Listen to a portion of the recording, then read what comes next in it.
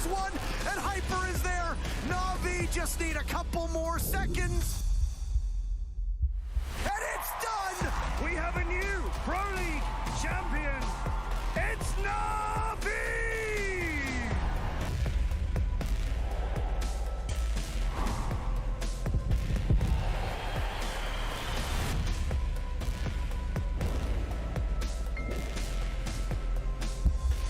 Has the diffuser in hand. He finds the shots, but Palu cannot find the kill. Out comes the knife. Oh, shot out by Peter. Your winners. It is the Ninjas in pajamas. Rock, paper, scissors, shoot. Rock, paper, scissors, shoot. Oh, I got one. So team one's up one. Rock, paper, scissors, shoot. Team one wins! Yes!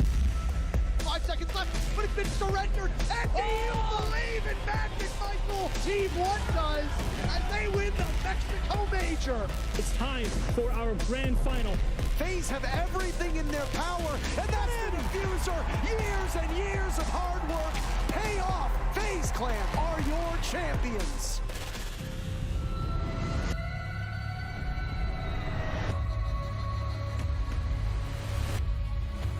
All he has to do is stop joystick.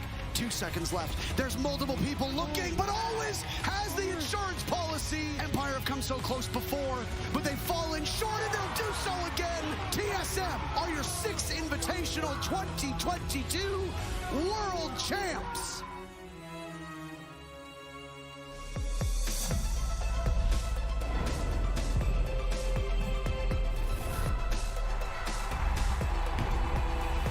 J90 to save Astralis. DZ can double up and secure their first international major win.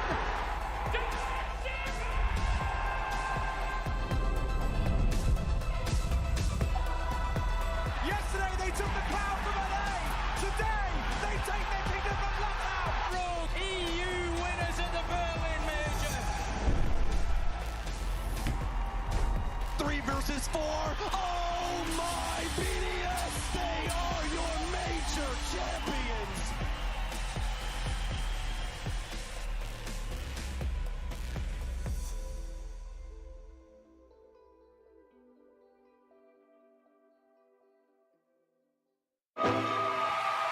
Last man alive is Necrox as MVK is on the floor. It's looking. Oh my God! They did it! They've done it! A double APAC semis. I remember I looked like this to Cancel and Brook. I'm like, what is going on? And it's just one of those like, this should not be happening, especially not against such a strong team as EG, and it did. Fnatic demolish EG with a 2-0. Dizzle takes it. There's rare coaches that have been able to achieve what he has. That's immensely unusual.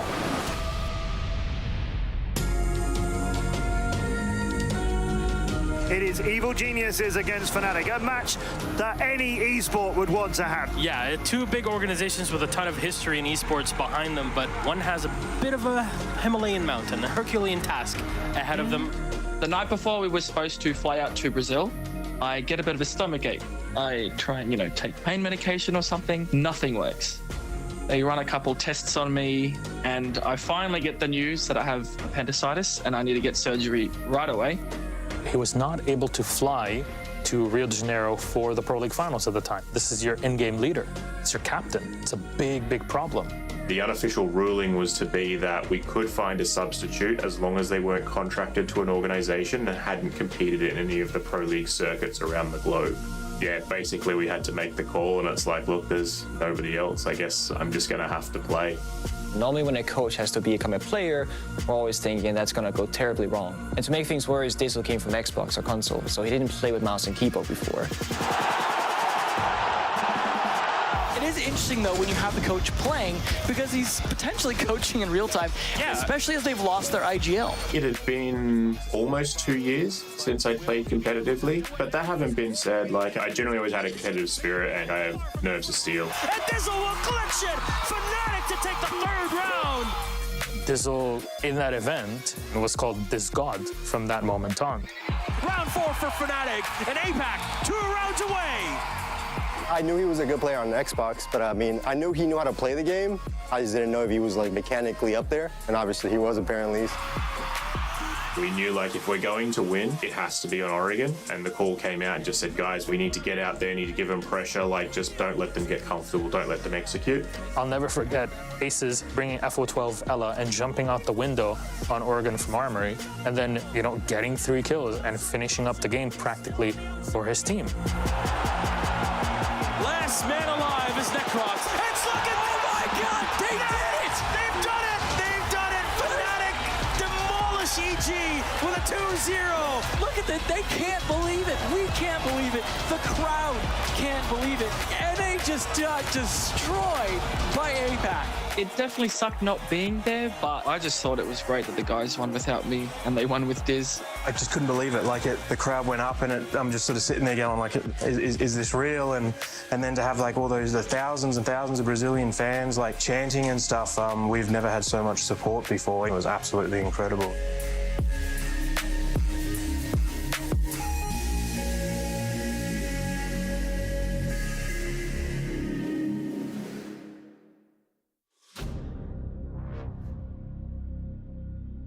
When you have 2 teams from the same region going up against one another, you're best friends. But in the server, you want that win. You want it so bad. Our 2 Brazilian teams in the grand final for the first time ever.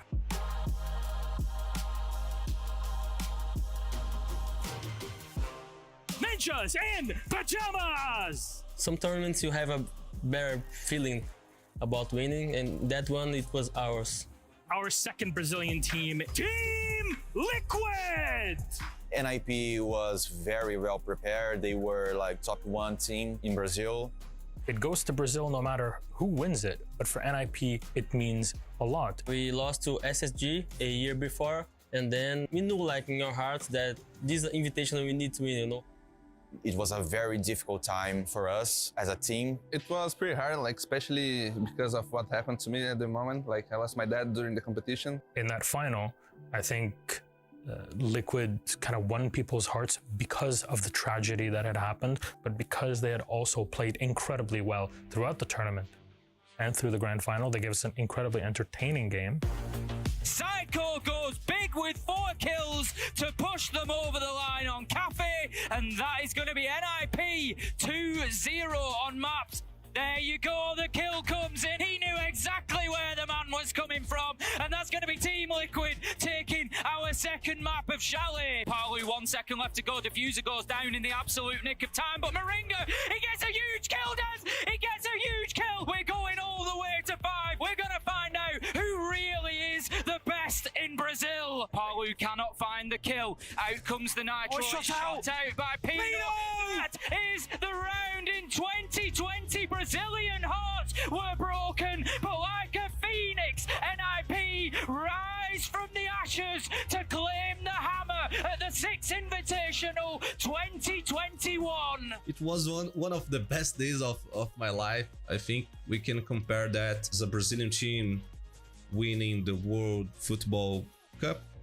I think winning the 6th Invitational was the best feeling ever I had. Was the best moment of my life in the sports scene for sure. I was crying a lot. I was out of control.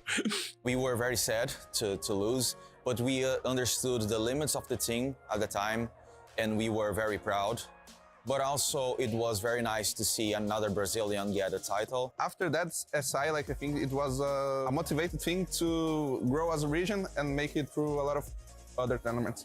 At the end of the day, everyone is just friendly. So yeah, we have a very nice relationship. The friendships run deep, and it goes beyond shouting and cheering on stage. You know, all of that is part and parcel of this. It's a respect that is given and earned between these players. It's an awesome feeling for everyone, you know, not just us. We win for everyone. I remember things 7 years ago. Naquela época, tudo era menor. Mais en chacun d'entre nous, la flamme brûlait déjà. Über die Jahre sind wir zusammengewachsen. Y hoy son millones los que nos apoyan. 皆さんの応援は我々の原動力です。Ve sevdiğimiz işi yapmamıza olanak sağlıyorsunuz.และสิ่งเหล่านี้จะเป็นไปไม่ได้ถ้าหากเราไม่มีพวกคุณ Devemos tudo isso a vocês. Därför vill vi säga gracias. Obrigado. ขอบคุณครับ Danke. ありがとう。 Kiitos. Merci. From the bottom of our hearts, thank you.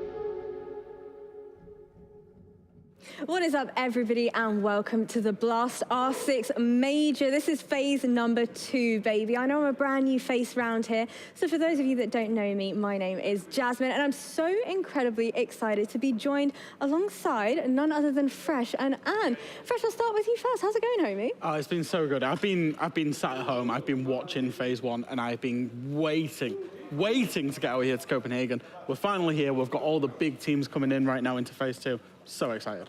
How about yourself, Anne? Yeah, I mean, exactly. We've had some teams that battled through phase 1, some teams that haven't played a single game yet and are supposed to play their first game today. It's going to be a set of good matchups, I believe. Well, for the folks that are only just joining us, where on earth have you been? You missed out on phase 1, but don't worry, we're going to give you a little bit of a TLDR as to what exactly it was that the folks at home might have missed.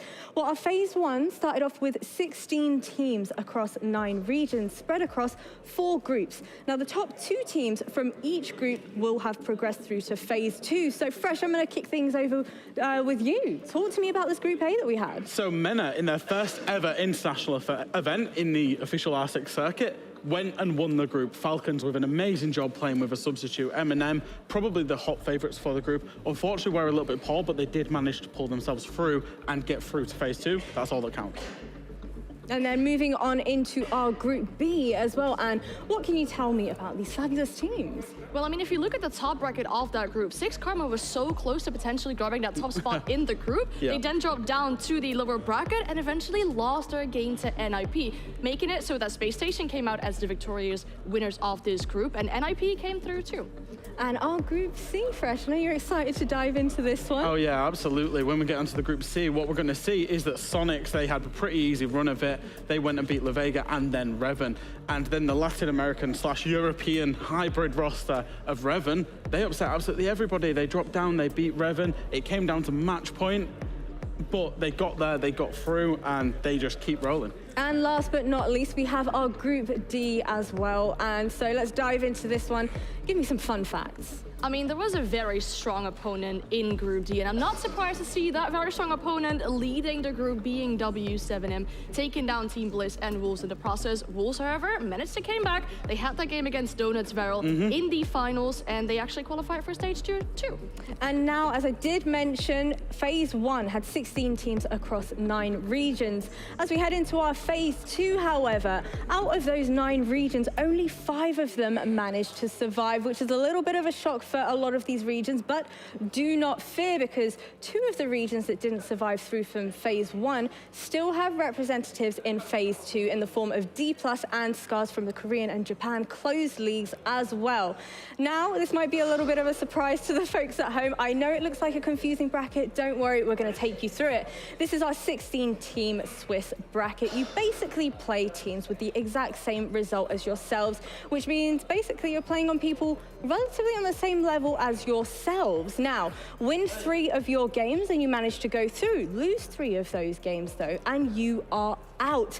Talk to me about these matchups that we have today, though. Oh, there's some absolute mega matchups coming in. I think, you know, you're seeing straight away Falcons, you know, first international event. They've got a previous major champion in DarkZero coming in. We've got M80, you know, Europe exported our best player in Spoit over to M80, and he's back up against a European opponent. There's some fantastic matches today. Yeah, and there's some teams that have very little or no international experience at all, now taking up against these big dogs that have been performing on international events for years.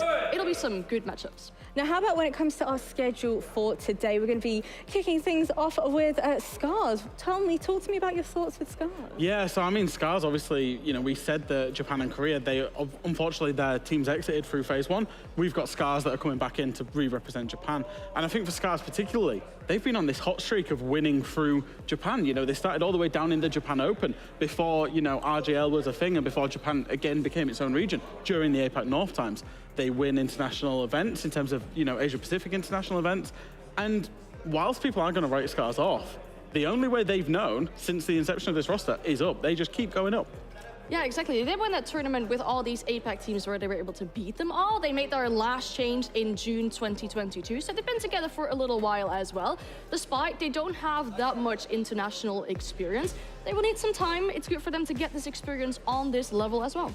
Now, for the side of W7M, They've had a recent roster change, despite coming second at SI. How do we think that's going to impact their performance here today? Well, if you look back over the whole of 2022, we came into tournaments and everybody was saying, W7M, they're going to win the whole thing. Everybody was saying it. And that happened, you know, in Charlotte, it happened in Berlin, happened in Jönköping, it happened at SI. And then they didn't. Obviously, they got to the SI final. They lost their IGL, they lost a support player. They've picked up some pretty good players, you know, especially the Felipox pickup I do like, but nobody coming into this tournament was talking about W7M winning it, I think, probably until they put on a display in groups. Yeah, I mean, they had a pretty easy route through their group, so this is not to discredit the teams that they were playing against. It's just their own performance being that good. They took down Bliss 7-1, they took down Wolf 7-4, and their player performances were super good. If we highlight one player, we joked about it before, JV92, well, we like to call him JV95. His cost is literally 95% over those games that they've played, meaning that in 95% of the rounds, he did something to contribute to his team winning that round. Now, Anne, from your perspective, despite the fact that Scarz were able to kind of dominate the scene in the Japan leagues and also in Asia Pacific as well back in October, from your perspective, do you think they have what it takes to take down another region to add to the belt? It's going to be really difficult. As you mentioned, Scarz is a team that don't have that much international experience. They do have a lot of domestic experience, but not international experience. They do have some group players that we will have to keep an eye on. For example, Reg is named as one of the better fraggers on the team. They have a good IGL and Pyeon, but still, taking down SI finalists from last year, that's a really, really big hurdle. Yeah, Rek is known as the bulldozer in Japan. In direct translation, the bulldozer. Should be a direct translation to Wrecking Ball, I think, based on his name. Yeah. But I think, you know, their IGL, they base themselves off 2022 Rogue. That's what we've been told. So 2022 Rogue that won in Berlin is how they like to base themselves off, and then they have their own Japanese flair. So they've got a lot of confidence. They watch a lot of international siege. So this is kind of, we're staging it as the perfect stage for the upset here. Now, I'll tell you what I'm really excited about is to dive into this veto, kicking things off with our best of ones. Fresh, I know how much you love best of ones. Talk to me. What are we hoping, expecting from this match? I love a best of one, and the thing is with the best of ones is I think generally W7M have got the bigger map pool. You know, I think they've got 6 maps that they are absolutely elite on. So in a best of one, you're never going to get them away from them 6 maps because you can only ban 4. Now, we're going to go to Oregon, but I still think that's pretty smart from Scarz because, you know, they banned away the chalet, they banned away the clubhouse, they banned away the maps that W7M are known to be absolutely prolific on, and they've got it back to a baseline map of Oregon. Even though W7M like it, I think it's a good map veto. Yeah, for W7M, they lost it in the deciders of the Brazil League against Faze. It was their decider back then. But then for Scarz, they've actually won it. They played it during the finals against Northampton, and they won it, so they have a pretty good track record on this map, you'd say. Well, I'm excited to see what our 2 fabulous casters, Dev and Mandy, have to say about this matchup. I'm also going to put them on the spot a little bit. What are your predictions? Well, I think most people would say this is a David and Goliath matchup. Most people would be backing the big dogs W7M, but we do have a little bit of APAC bias here, don't we, Mandy? Yeah, look, got a bit of APAC bias. I think Scarz are a pretty good team out of Japan. I think the most consistent, definitely the best out of 2022. But I think that, yeah, W7M have been on a bit of a tear. Yeah, they absolutely have, and they've already knocked out some Japanese teams and APAC teams in general from the bracket in the group stage. Now they're here onto Phase 2, onto the playoffs, and to be honest, I think that this is W7M's season. I think this is their chance. They just missed out at 6 Invitational, but a lot of people are looking to them now to deliver on the expectation that they have set throughout 2022. Globally, one of, if not the best team over the course of last season. They went to every single major, a finalist appearance at the 6 Invitational, but now they have to demonstrate that they can continue that form into 2023, despite having 2 massive roster changes. Yeah, I think that's exactly right. For W7M, they are, I think, by far and away the most consistent and dominant team out of the entire 2022 season, like you said. And every international event, now they have made roster changes. Like you said, they have lost their IGL of Volps, which means that Herds has moved into that leadership position. He's no longer just the captain, but also the captain in the IGL. And I wouldn't say it's set W7M back so much, but it's certainly push them off being the top of Brazil right now. We've got Faze and Liquid that have stolen their spots away in Phase 2, and W7M have had to fight to be here. certainly have, and they're going to have to continue to fight. It looks like they're keen to get rid of the Blitz, a very uncommon ban, and I bet Scarz are a bit taken aback at that one. But then again, if you know that a team, you've reviewed them, you've seen that they like to use those disruptive pocket strategies, like we know that Scarz do enjoy doing, I think it's a good move. And in fact, it's Blitz and Ying going out. So that's left a lot of your staple attackers in, just getting rid of your real disrupting operators.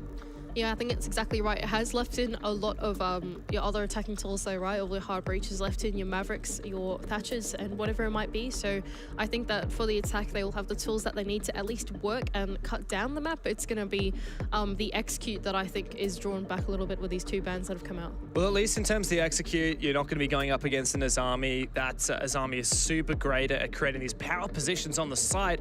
But with that banned out, and the Valkyrie as well, I expect to see a lot of Solus on the defense and maybe some aggressive roams. We've seen W7M, who are starting on that defensive side, flourish immensely so far in the tournament. They really haven't been challenged yet. Their first game was a 7-1 against Bliss, and their second game was a 7-4 against Wolves. These guys are in hot form. They've only lost 5 rounds in their 2 games, and they only need 3 more best-of-1s to qualify for our finals at the Forum. Yeah, that's exactly right. Now, that graphic of the format was quite big and scary, Dev. I don't know about you, but I saw that graphic cover and I was like, oh, lines and boxes and things like that. So yeah, to reiterate, for W7M to qualify into the next stage, all they need to do is win 3 BU1s in a row, which I think for the caliber of team that W7M are is actually quite possible. And so we're going to be looking forward to their run going through the bracket, but first they need to take down Scarz.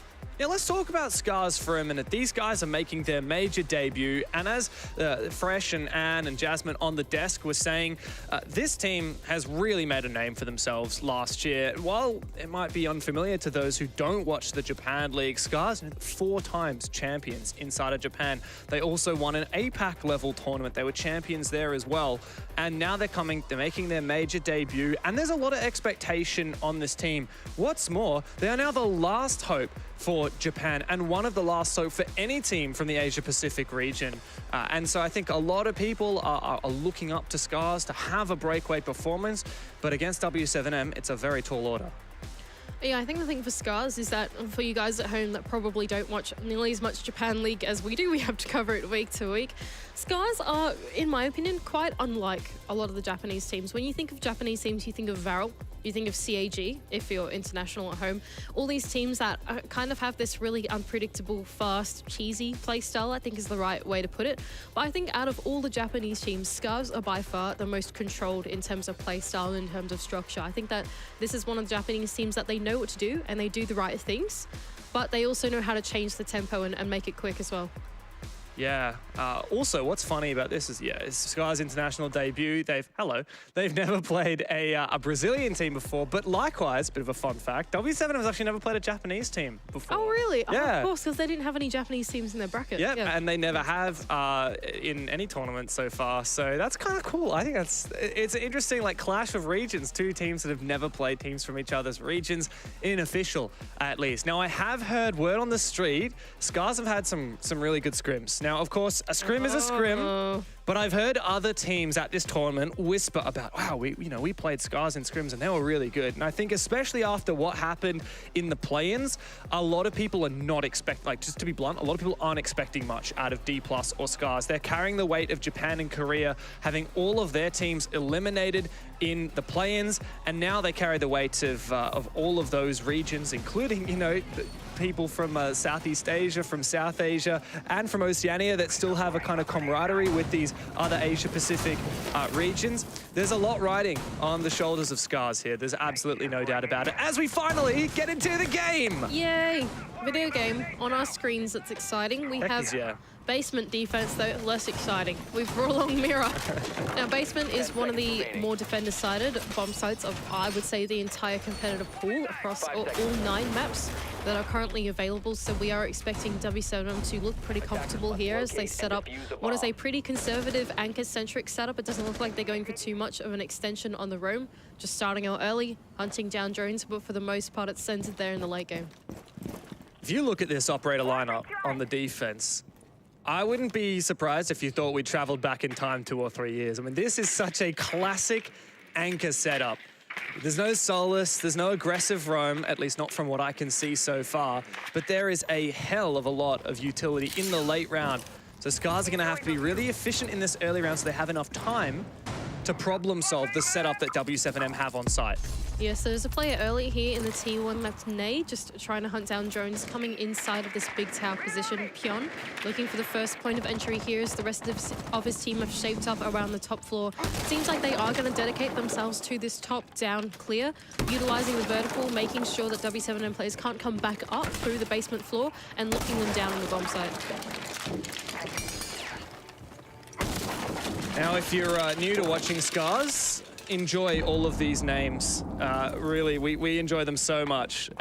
We're gonna bear with us if we make any mistakes, but you know, we hope that we get it all right. Tayo on screen now in the Capitao. The real challenging one is Sledge Washoy. Big fan of him. Honestly, I love this team so much. They have been phenomenal through the Japan League, and they've been pretty good throughout the start of this round. Now just working on opening up hatches. That meeting hatch has been made short work of. And the Banshee on the rear stairs as well. Yeah, so look, they've gotten through the easy part of the round. I think we'll just put it blunt like that, right? They got given a long map control, a lot of free real estate. The hard part now is making the execute work. The defense of W7M is pretty fortified here. The mirror windows are going to prevent this front push from happening from inside of Freezer and Laundry, and then the back is being held down by these Banshees and a setup an elbow. That's actually quite aggressive onto Pyeon here, who's just seen it jiggle peeking out double windows. So Scarz problem solving is going to be the telltale for if they're able to convert. It seems like they're going to go for a more back-sided execute as they shape up to drop that E-box hatch. And yet we still have players elsewhere as well. One at the bottom of the Laundry stairs, one in Freezer. Very separated, but here comes the Capitao, and this could be the key ingredient. We can see the drop is about to happen in the electrical hatch as the Hibana goes down and Washoy goes in. The opener is for Nade, but it is even now as Scarz have managed to recompose. Nade finding another makes this pretty awkward now for Scarz as the Japanese once again respond. It's up to Rek and Tayo now with a plant position available and time to work with. Tayo starts forcing that down. And it's all on Rek here to cover. As the push comes through from Felipox, he loses his life. And it's up to the Lion himself, KZ, to clutch up in the 1v2. He's made it a 1v1. And he's opening up a rotation. It's a game of cat and mouse with Rek in the advantage, but KZ can't get it done. The first round is for Scarz. That was a really impressive execute there. I actually called that one completely wrong. I thought they were going to go for a back-sided push, but they actually brought the Capitao and the diffuser down to the front, and what they'd done was they used the firebolts to flush out the two power positions where those mirrors could be and made sure that there were no defenders on the bomb site, and it completely vacated Tayo to be able to go in deep and look for a plant off the back of the entry kills that his teammates were able to get. So really well played there from Scarz. It's not every day that you see a team able to take a basement defense, look so nice and clean like that, but they play that to perfection. I gotta say, like, Oregon basement, this is one of the hardest bomb sites to attack. And, well, if we look so far in the Copenhagen Major, right? 3/4 of the rounds played on that basement have been won by the defense. 75% win rate. And yet here in a David and Goliath match with Japan going up against one of the best teams in Brazil, Scarz have come out ahead in the first round. Now, no reason to get overexcited, but I just gotta say, that's exactly the momentum that a team like Scarz needs on their debut to set the tone for this match. I think it's a real telltale of the character of this Scarz team as well. You know, if you haven't watched a lot of APAC, for all of you at home, you probably think of these chaotic big teams that sort of don't really know what's going on. They try and cheese, they don't really do rounds step by step. You watch Scarz, and it almost looks like they're not from APAC, honestly. Like, watching them in Japan League, they've really been set apart. They know how to do things properly. They do things methodically, but they know when to change the tempo. They still do have some of that Japanese identity in them, and I think against W7M, they need that mix of both to be able to set themselves apart as one of the best in APAC. Oh no, there's a roam here from Felipox. So now changing up the site, going up to dorms. W7M have this pressure downstairs, very common setup here, and it's the mute to do it. But very aggressive. Rek was in the building 15 seconds into the round. He also got a 4K last round, by the way, on top of clutching out at the end of it. W7M also taking a bit of damage. That's Herds. Where is that player in Big Tower? Nades are coming through, and look at how close Rek is to the bomb site. Yeah, a nice entry and control here inside a small tower, aided by some pre-placed drones, I can imagine, as Rek and Tayo are going to double down to try and put that pressure onto Felipox down below. Meanwhile, we've got the diffuser of Fish-like just outside of Master, but there is a rotation hole going inside of Closet, so he's pretty cautious to be entering into the building itself, because otherwise the defense could run around circles on him. I love the patience that we're seeing from Scarz. In W7M's opening game, they only dropped a single round, and here we go. Another big pick for Rek. 5 kills in the 2 rounds. You've taken down the best player in the tournament so far in KZ. Once again, Rek is getting the last laugh, and W7M are starting to realize perhaps we may have underestimated this Japanese roster. They're doing a great job so far at setting themselves up for this master side take of the map. Being able to put the pressure down below will eventually force Felipox to make a move. Is he actually going to try and fight Rek and Tayo down there? I think the challenge here for Scarz is being able to get the diffuser inside of the site, right? Or inside of the map even in the first place, because there is still some pressure from inside of Attic, and that closet wall is still open. JV taking down Pion is not going to help their cause. Yeah, okay. You blink and you miss it. Massive turn of events, and the C4 from Felipox shuts out Rek Herds to find his second on the round. As a quick exit from W7M as they recompose. Nice attempt there from Scarz, but it just fell apart. Yeah, it was a good try. I think that they identified that they couldn't get the diffuser inside of that master bedroom area because the closet was open, so there was pressure from a defender rotating through. Not only that, but there was also the angles in the pit wall of Attic that would crossfire onto the diffuser being inside the building. So what they tried to do instead was actually clear this Attic position. Didn't realize is that JV92 is sitting there to stop them in their tracks. So Scarz trying really hard to piece together that attack were taken down as W7M retain their composure and win out that round. Yeah, big round from JV holding on to Attic there. Now W7M are going to go back downstairs, and we have had some operator changes. The Warden is new, perhaps wary of the Capitao pick. Despite that Ying being banned, you've still got a lot of smokes available, and Herds doesn't want to let Scarz in. I think that's exactly right. Last time we saw Scarz attack onto the basement bomb site, they did a really great job at fully utilizing that Capitao with the smokes and firebolts to enable the push into the bomb site. And like you said, bringing along Warden means that going for a smoke execute is no longer as reliable as you think it is a few of the attacks. So I think good switch off for W7M, and perhaps just a good gun to be able to run around and inject yourself into that attack. I can't remember whether the Kaid was brought last time. Because I know they had a Malusi, but I'm not sure if that was instead of the Warden or if they've also brought the Coyote this time. I'm going to just say that that's a change, because the effect it's going to have, right, is we've got no EMPs here on the attacking side, no Maverick. Here comes a C4. Beautiful play onto Washoy, an early kill for W7M. Not sure whether that was just a sound cue, but nonetheless, very well played and a massive early advantage. Yeah, great read. Last time, Scarz did the exact same thing. They cleared through the top floor and made their way in through all 3 floors of the building. This time, Herds was ready for it as he had the C4 already prepped for that master entry. Yeah, patience now from W7M as they're just holding onto their positions. I love this double stack in freezer like as well. it too. Nade and KZ.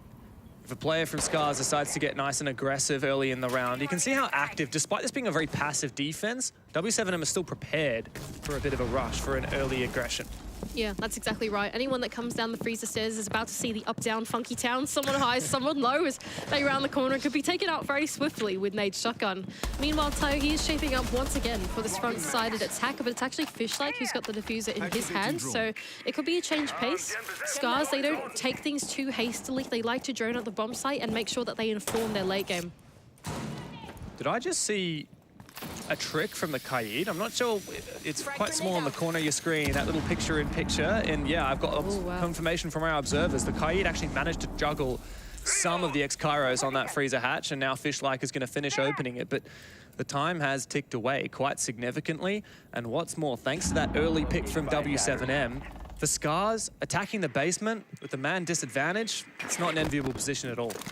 Exactly. Keep in mind the last round ended up coming down to a 1v1, although it was in the post plan. So Scarz having the man advantage really came to play as the execute's going down. Another pick for Herds doesn't make the mission of Scarz any easier now in 3-on-5, but thankfully Tayo is able to claim one back. Yeah, KZ's having a rough game so far. He committed to the fight and Tayo peaked it perfectly. Now in comes the Capitao, the incendiaries. And the Hibana's Scarz to try and counter these mirrors. For Pyon, he wants to drop down this hatch, but he'll be very vulnerable. He has to time it with his teammates. And he does go down, but guess what? It's Herds there. A quad kill for himself and a quick cleanup. It's all that she wrote for Scarz that round. Great domination from W7M. That round really fell on the shoulders of Herds there. He made a massive impact through the early to mid to late round. First, he found the entry. The second pick was also to his name. And then even as the execute came through, he claimed 2 for himself. I think it was a 4K in the end for Herds to really put that round on his shoulders and claim it back for W7M. Now, 1-2 scoreline on the defense is not something that not something that unexpected out of W7M going into Oregon basement defense, but doing a good job so far. Yeah, wow, we just saw in the replay is there. Nerves of steel for Herds. He actually stood through the flames of the Capitao and got 2 kills. Very impressive. He went down to 1 HP, but he knew he had to hold his line, and he made the difference in that round. Now, Manny, we talk about this a lot, right? It's hard to attack the basement. And when you do finally get an attack round win onto the laundry supply bomb site, what is your prize for successfully attacking basement? You have to do it again. It's like the Groundhog Day, the night that never ends. And so for Scarz, unfortunately, yeah, they had a great first round, but the result 3 rounds in is kind of the same as what you'd expect anyway. At least for them now, W7M have both dorms and laundry locked. So Scarz have the opportunity to attack a tertiary bomb site. Yeah, here we go as well for W7M. They've actually chosen to go over to this dining and kitchen bomb site rather than going over to meeting, which has become a little bit more fashionable these days. Instead, Scarz are going to respond by doing a pretty linear take through the small tower, aided by the Osa on Pyon and the thermite of Fishlike to try and create these big gaping holes into the bomb site, utilize the smokes and try and get the plant down. And the worry for me for Scarz is that Herds has once again picked this Warden, and he's playing a very proactive position here inside of the shower hallway. Yeah, 1 bullet onto Fishlike from this MPX, and Fishlike will go down. That's your hard breach. Now, it's a nice idea here from Scarz, as you said, the Osa, the Glaz, the thermite. Now Herds has been spotted as that Rotero drone sailed on by. Hasn't been able to clear any utility. Critically, there's that deployable shield in the hallway. Scarz have finally made their way into small tower. Not only that, but Fishlike as well has made his way in through that top floor. So the challenge here, oh, there we go, Herds going down is actually very big for Scarz in their mission to get the bomb down off the back of the smokes. That's your Warden and the critical operator that is going to counter the push that Scarz are trying to do. KZ is going to try and replace that position, but it's enabled Fishlike to go up all the way onto the wall and place an exothermic charge down there. This is excellent progress. And for everything they lost at the start of the round, Scarz have managed to crawl on back. Some aggressive gases to try and flush out Tayo. Perfectly played. And it pushes him straight into KZ's line of sight. Really now an awkward situation. They're going to have to reclaim that diffuser. Yeah, I was going to say that. That diffuser is in a really bad spot now for Scarz. It's going to be Pyon to try and use the Osa shield to get it back, and actually he does it quite swiftly. He can get the shield down and will be able to turn around and get the plant down, but an impact and the smoke canister to prevent them from getting in leaves them with only 50 seconds to make the execute work. Now there's no Talon shield for Pyon in pocket. Washoi's going for a backstab here from Z. And he's made that logic bomb call. He does get a kill, but he trades immediately with JV92. The smoke's gone out, and now Rek is going to try and pre-fire. He's taken down the player on the mirror. That's a huge pick, but Scarz don't know about it, and KZ is not done having his fun. In fact, he finds yet another kill with the P90 and holds on to showers for W7M. That's 3 rounds in a row. Really good composure once again there for W7M as the plant went down. Although Rek was able to cover one of the defenders trying to take down the planter, he wasn't able to take down KZ, who had a crossfire from inside of that shower position. I think at Scarz, even though they had the Osa shields going down, were lulled into a false sense of security as they didn't realize just how powerful KZ's position was and be able to stop them in their tracks. He can claim 2 or 3 to his name, and now W7M have forced Scarz to take their tactical timeout.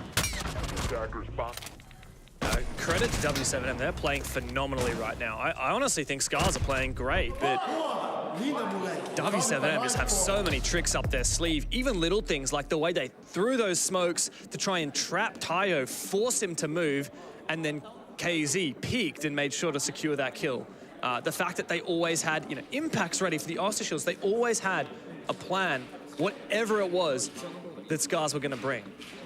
They've done a great job so far, W7M, at having a good read, I think, on exactly what Scarz are going for. It's the little things in the round. I really love watching Oregon games like this go down because it really is the small details of every round that tell the tale of who's going to go what way, who's going to pick it up. That round, if W7M didn't have the right amount of impact grenades, that bomb could have gone down really easily from the offset, for example. For Scarz, if they hadn't taken down Herds really early on, that round would have been shut out because their entire plan was going to be taken down by the Warden's presence. So all these tiny little details through the rounds eventually compound to someone winning it out. And I think that's just, I think it's a telltale of just how advanced these two teams are and how mature they are on playing Oregon. Scarz now, though, they're starting to fall behind quite a lot, Mandy. And while I do think a 2-4 half would be salvageable going onto their defense, I really think the target here needs to be tying this up, especially now that Scarz have used their tactical timeout. This right here is the critical round. Have they taken a moment, taken a breath to recompose and figure out their plan of attack for this next round? W7M, though, they've thrown a curveball in the mix. You would have expected it would be going back down to basement as Laundry is now unlocked. Oh, sorry, Dorms, rather, as Dorms is now unlocked. But instead, they've gone to kitchen and meeting. I like this from W7M. Keep Scarz thinking, keep them problem solving. Not only that, but off the back of the tactical timeout, like you said, it's likely that Scarz were probably talking about how to attack kids and dorms. It's probably what they expected to see. But now that the bomb site has changed to yet another tertiary one, it's forcing Scarz to once again be problem solving throughout the round, and it's a completely different tale. Wow, Faze is so aggressive and so confident in this position. He gets flashed. He's trapped now in the corner. And he does take a fight, but he goes down. Once again, Scarz getting the better of KZ in this early round after such a massive impact he had in the last one. He goes down early, and even Felipox is pushed back. Seems like Scarz are going to look to try and take as much of this top floor control as they possibly can. A drone being sent out into that meeting split does identify that Herds is looking for the lurk down on the ground floor, so Washoy is going to have to be very careful on the other side. Meanwhile, the rest of Scarz need to make a decision here. How far into the top floor are they willing to clear, and how much time are they going to dedicate to doing so? You don't want to waste all of your time trying to get Felipox down on the ground, but Herds taking down Washoy can at least even up the man advantage for W7M. That must have been aggressive because Washoy was inside classroom. Perhaps an aggro peek from Split. Yeah, it looks like it. Oh, through an impact hole as well. W7M just plays such an active defense. It's the small things. Like I said earlier, it really is the small, tiny individual plays. It doesn't have to be a big thing. It's just bringing the right secondary gadget and having it in the right place at the right time that really makes a difference. Oh, JP92 is going to look for a peek out onto this satellite balcony, but isn't able to connect the shots. Pion on the other side will look for him as Felipox still hunkering down on this top floor. Time's ticking down now for Scarz. What are you going to do? You've struggled so much dealing with this aggression from W7M. I think it's about time to meet some of it yourself. Tayo has sent it straight on in to tower, and he's going for this push. He does get the pre-fire and takes down JV. Now the numbers advantage. Well, it's brought back once again as Felipox is keen for a trade. Pion pushing into his position, but time is ticking away, and Scarz show absolutely no intent of going for an execute. They need to find some kills, and W7M are exuding patience right now. Yeah, nice idea from Tayo to try and claim it back and pinch with his teammates, but with no time left to do it, it's simply too late for Scarz. W7M now with 7 seconds left on the clock can probably close this one out. Oh, Pion, you gotta run, mate, and Felipox is there, ready for it. Even he could find this kill. Nade is still up to survive. Beautifully played by W7M in the late round, not giving Scarz anything to run away with. And Mandy, 4 rounds in a row now for the Brazilians, really put Scarz on the ropes. Scarz, honestly, I think are having some pretty valiant efforts through this round, through these rounds, especially through the mid-round. I think they're doing a great job at looking for these mid-round adaptations. We saw that Tayo get really proactive in his position, right? He realized that his teammates actually had players trapped inside of Big Tower and then rotated all the way around, sent himself up the stairs to actually make that pinch work. But W7M, like you're saying, are also playing this super proactive playstyle. Even though Scarz are making these small mid-round adaptations, rotating their players here and there, looking for pinches, whatever it might be, they are then met with another W7M player getting themselves in on the action. And I think as a result, W7M have really been running away with these rounds. W7M just individually have really been in peak form right now. You know, the 3 OGs on this roster, the 3 that played in that SI Grand Final just, what, 2-3 months ago, Herds, KZ, and JV are all in the top 10 best players in the tournament so far. And Nade and Philippox have also had their moments, and they have quite a vast array of experience throughout their own careers as well. They are by no means rookies joining this roster. On the contrast, right, 2 players on Scarz are still yet to find a kill for Pyon and Fishlike. Really struggling at the moment. Have Scarz been the last 4 rounds in a row. Gosh, yeah, I hadn't even noticed that those guys are still sitting on the doughy, unfortunately, as we like to say in Australia. I think it's honestly coming back to bite them a lot. W7M, they're all on the board at the moment, and Scarz just don't seem to have enough of a front line to be able to actually make a dent into these late rounds against W7M. I think they really need to be able to have more players on the board here and finding engagements successful to their name to close it out. Here comes a gas. How are W7 going to try and deal with this? Oh, it's just so well played. They know exactly when to ramp up that aggression, don't they? And even though it was a great idea from Tayo to counter that mirror with the X-Kairos, W7M just had the perfect play to get the last laugh. Once again, double trouble from W7M. The smoke grenade into the swing takes down another player of Scarz. Thankfully, Rek there on the Nook is able to take down Hertz, who was looking for a retake back through the ground floor. On the Warden, this time Warden not as important here in the late round. There's only the smokes on Pyon and a couple of flashbangs as well for Washoi, so it's not a super mission critical operator anymore for the defense. Pyon with the diffuser in hand is going to try and make his way in through the back of blue bunker, but it's going to be tough. It's going to come down to this Pillar's mini execute. And Pyon is going to have to lead the charge with that shield. Fishlike marching his way down the stairs with his Gemini to get a bit of information, but swiftly shot out. Here comes Rek. He's had a fantastic game so far. 8 kills, but he's met with the shield. And he knows it's not an easy feat to try and move on forward and take ground here. Scarz really need to clear out some of these key positions, but W7M don't want to give it up. That's exactly right. This position here inside of Shaiko, as we like to call it, Fishlike can claim his first kill onto KZ, but the next point of contest will be Philippox in a very, very tough position, now stuck between quite literally a rock and a hard place as Pyon is coming in through the back with the multi-shield. And Pyon's also the one with the diffuser as well. Keep that in the back of your mind. Now, there's going to be no hatch pressure at all from Scarz, but the flash might make it possible to move in on Philippox. Fishlike finds his second. Now, Rek has gone down. That's the big fragger for Scarz, and the rest of these players will have to step up. Pyon is so close to taking down that smoke player, but Nade, he's always on the watch, and Washoi won't get the better of him. He also finds Fishlike. It's a 1v1, but JV doesn't lose those. 5 rounds straight for W7M. To dominate the first half. And once again, very close round there for Scarz. They made a valiant effort to attack the bomb site and break it apart 1 versus 1, trying to isolate those gunfights, but the composure of the remaining players of W7M close it out time and time again. And like you said, 5 rounds to the name is a very dominant scoreline here in Oregon. Scarz, they got themselves in there. They played it so well, and yet W7M, in the heat of the moment, they always have a response. That round, it was Nade. He just had a massive impact there. He got the first kill as well when the Monty started getting aggressive in blue, when that Hibana was trying to counter that mirror, and he takes Hibana's head clean off. And then he finds 2 more kills in the late round to bring it back for W7M. I'm going to be honest, a lot of people were critical of W7M after they lost arguably 2 legendary players in Volps and Julio after their 6th Invitational run. People were saying, well, there's no way W7M can continue the form that they did in 2022. But Philippox and Nade fit this roster like a glove, and I think we have a championship contender team right here. I think we do as well. These guys are still experienced in their own name, Philippox and Nade. These guys are really chill as well. For those of you that probably haven't met these guys in real life, the entire team are pretty relaxed, honestly, W7M.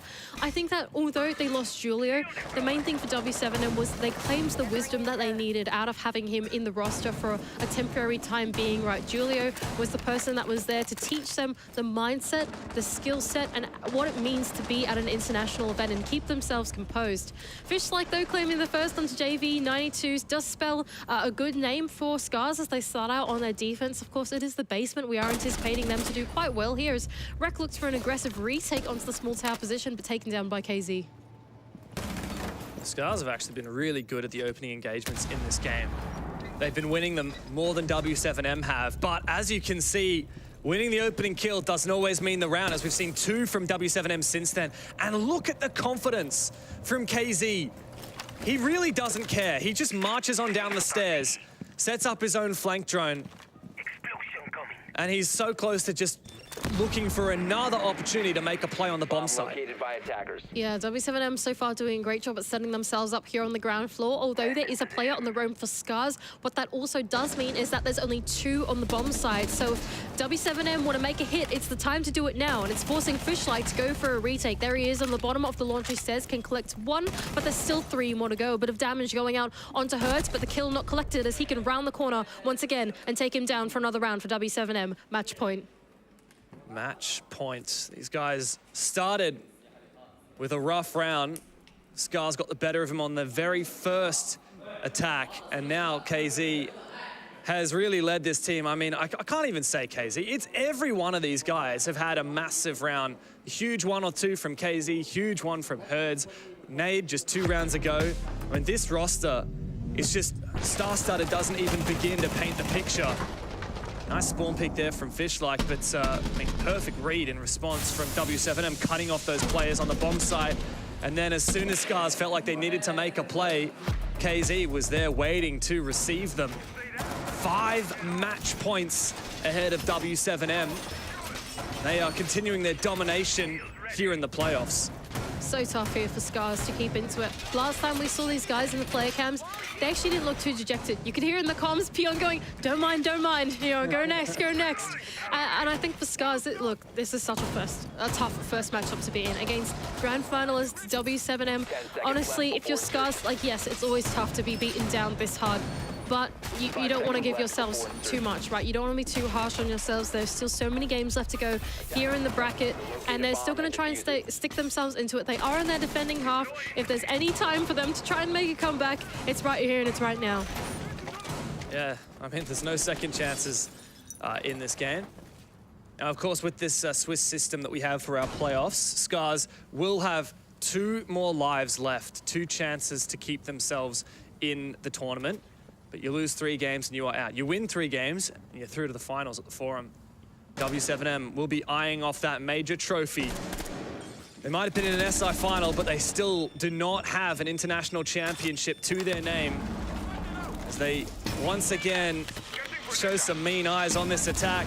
Herd's looking to clear that shield, and actually it hasn't been cleared as of yet, so those were my magnets coming in handy there for Rek.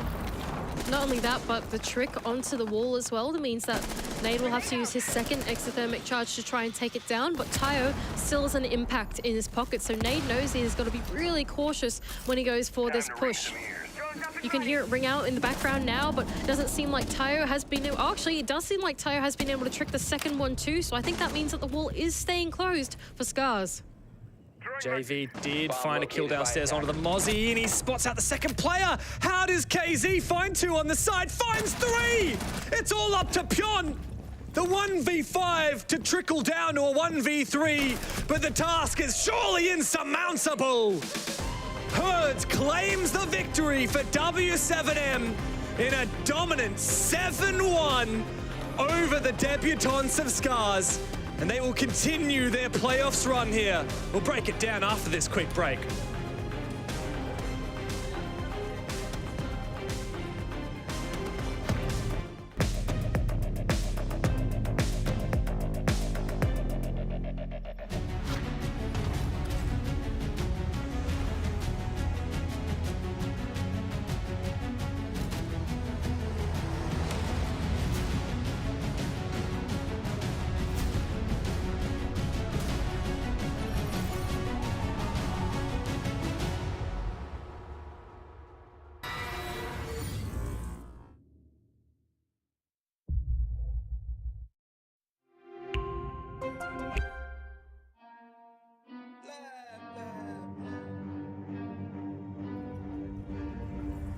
I got problems on problems on problems on problems on problems on problems I solve them. I run through the money, the pressure be calling. Left on my blessings, I feel like I'm falling. The birdie is back. Tell me I'm garbage, I'm going through something, that's why I ain't calling. Phone and progression is all that I wanted. The phone and affection, I summon and dub it. Cause I got problems on problems on problems on problems on problems on problems, I solve them. I run through the money, the pressure be calling. Left on my blessings, I feel like I'm falling. The birdie is back, tell me I'm garbage, I'm going through something, that's why I ain't calling. Phone and progression is all that I wanted. The phone and affection, I summon and dub it. Why you be all on my line about nothing? Why won't you go get you $1 or something? Don't hang with a who line for nothing. I see that we different, you riding, I double. I don't do discussions on bragging about hundreds. Don't go to your places, I know that they sunken. Don't call me your brother, I barely could trust you. I talked to a shorty, she bagging the bucket. And I'ma need all of my dollars on corporate, so hand me the money, I divvy the pie. I'ma give all of my people a portion to build them a fortune. I'm flipping the ride. I can't be mixy when iffy the vibe. And 40 on 50 is really the time. Why are you all on my phone like you want me? Like you wasn't pushing the kid to the side. I run through the money, the pressure be calling. Left on my blessings, I feel like I'm falling. The birdie is back, tell me I'm garbage, I'm going through something, that's why I ain't calling.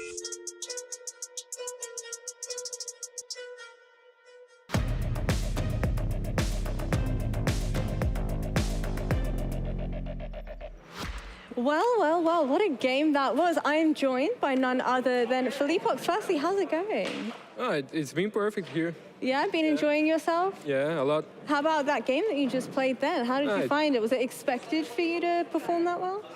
Yeah, we didn't know much about the Scarz team because they didn't play major or invitational. But yeah, it was easy playing against them. And for yourself, despite coming second in SI 2023, obviously you managed to, unfortunately, lose 2 of your team members, resulting in yourself stepping into the IGL role for the very first time. How have you been finding that?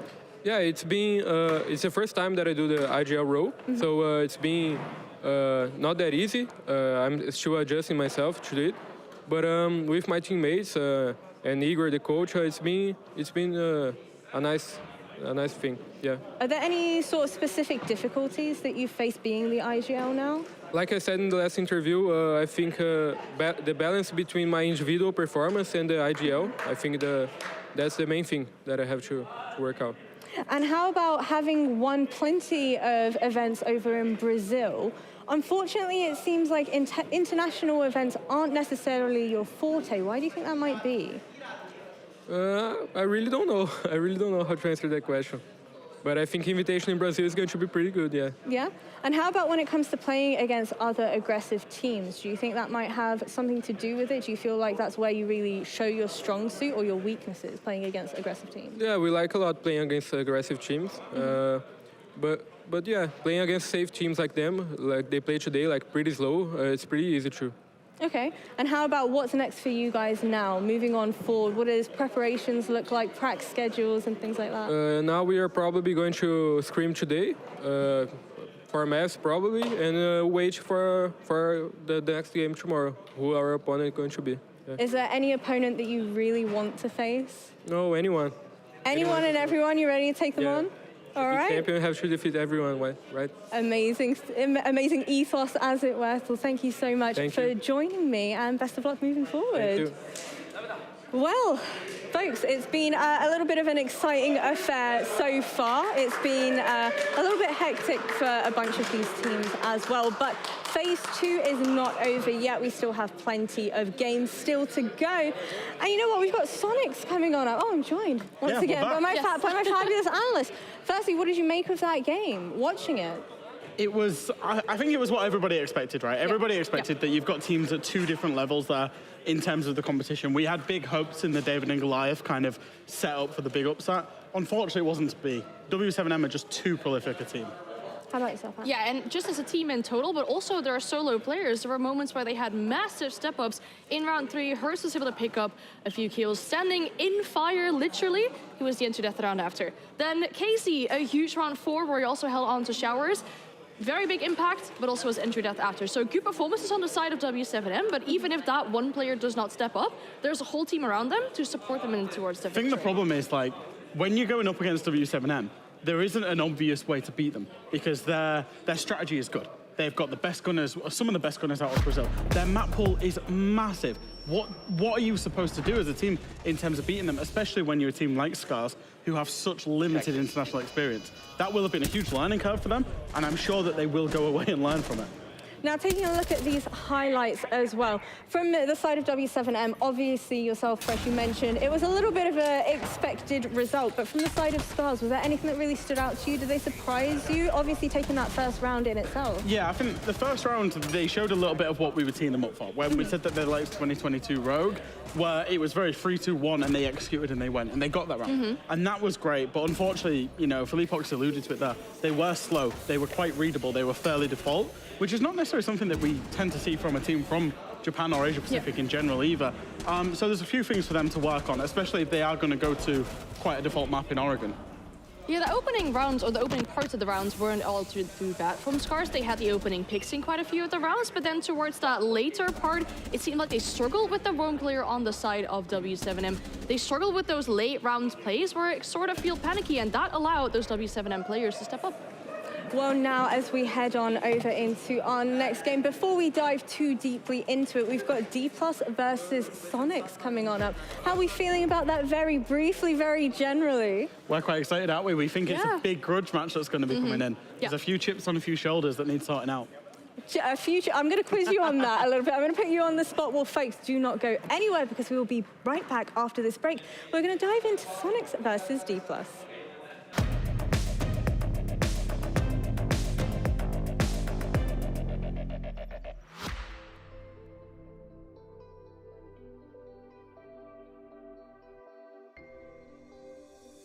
Here today, the top two teams from Europe and from America. Diffuser down with 30 seconds. Bouncy's going to find 4, but Pengu says no. Penta are your first PC Pro League champions.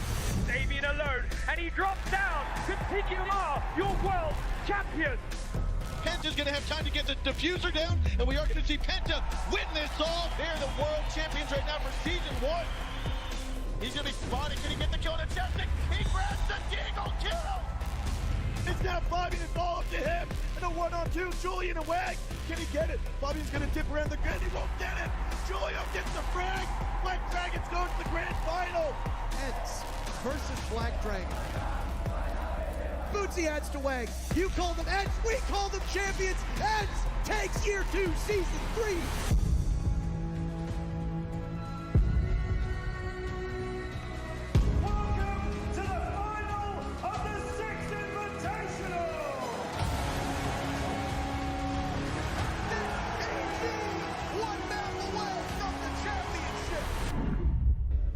Let's go back on stage, boys. We have this. Let's go. Diffuser in a position where they'll have to see when the Hibana goes through. One will cover the doorway as they start to defuse. Pengu goes for one on the Young. Can he go the second? They're often known as the best team in the world. We are in Atlantic City. Tentando caçar com tudo. E o consegue levar um round. A Team Liquid vai sendo campeã da Pro League.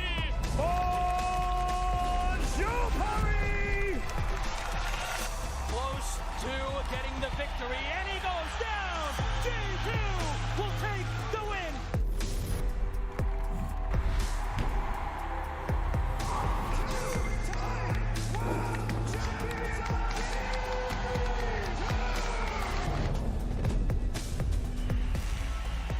Sound cue to give Dim the information. Oh, he takes one down. Oh! New Empire will rise as you crown a new champion here in Milan.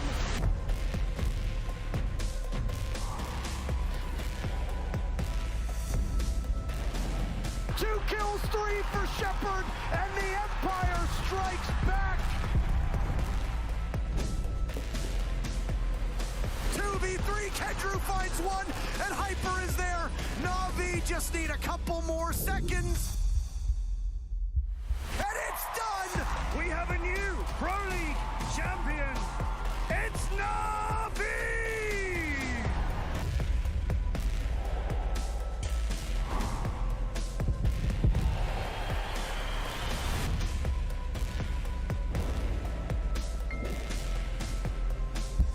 Julio has diffuser in hand. He finds the shots, but Palu cannot find the kill. Out comes the knife. Shot out by Pino.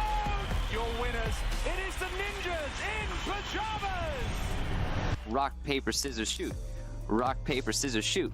Oh, I got one, so team one's up one. Rock, paper, scissors, shoot. Team one wins! Yes! seconds left, but it's been surrendered. And do you believe in magic, Michael? Team 1 does, as they win the Mexico Major. It's time for our grand final. FaZe have everything in their power, and that's the diffuser. Years and years of hard work pay off. FaZe Clan are your champions.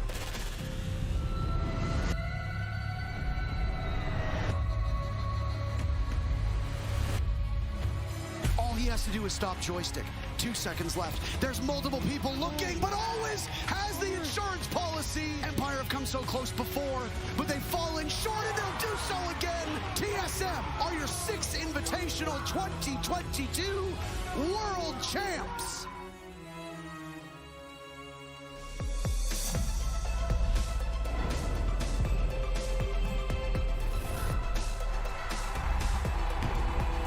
It's J9O to save Astralis. DZ can double up and secure their first international major win.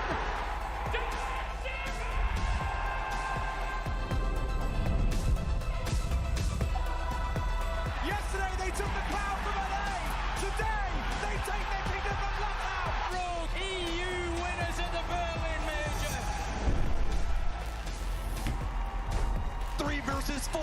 Oh my BDS, they are your major champions.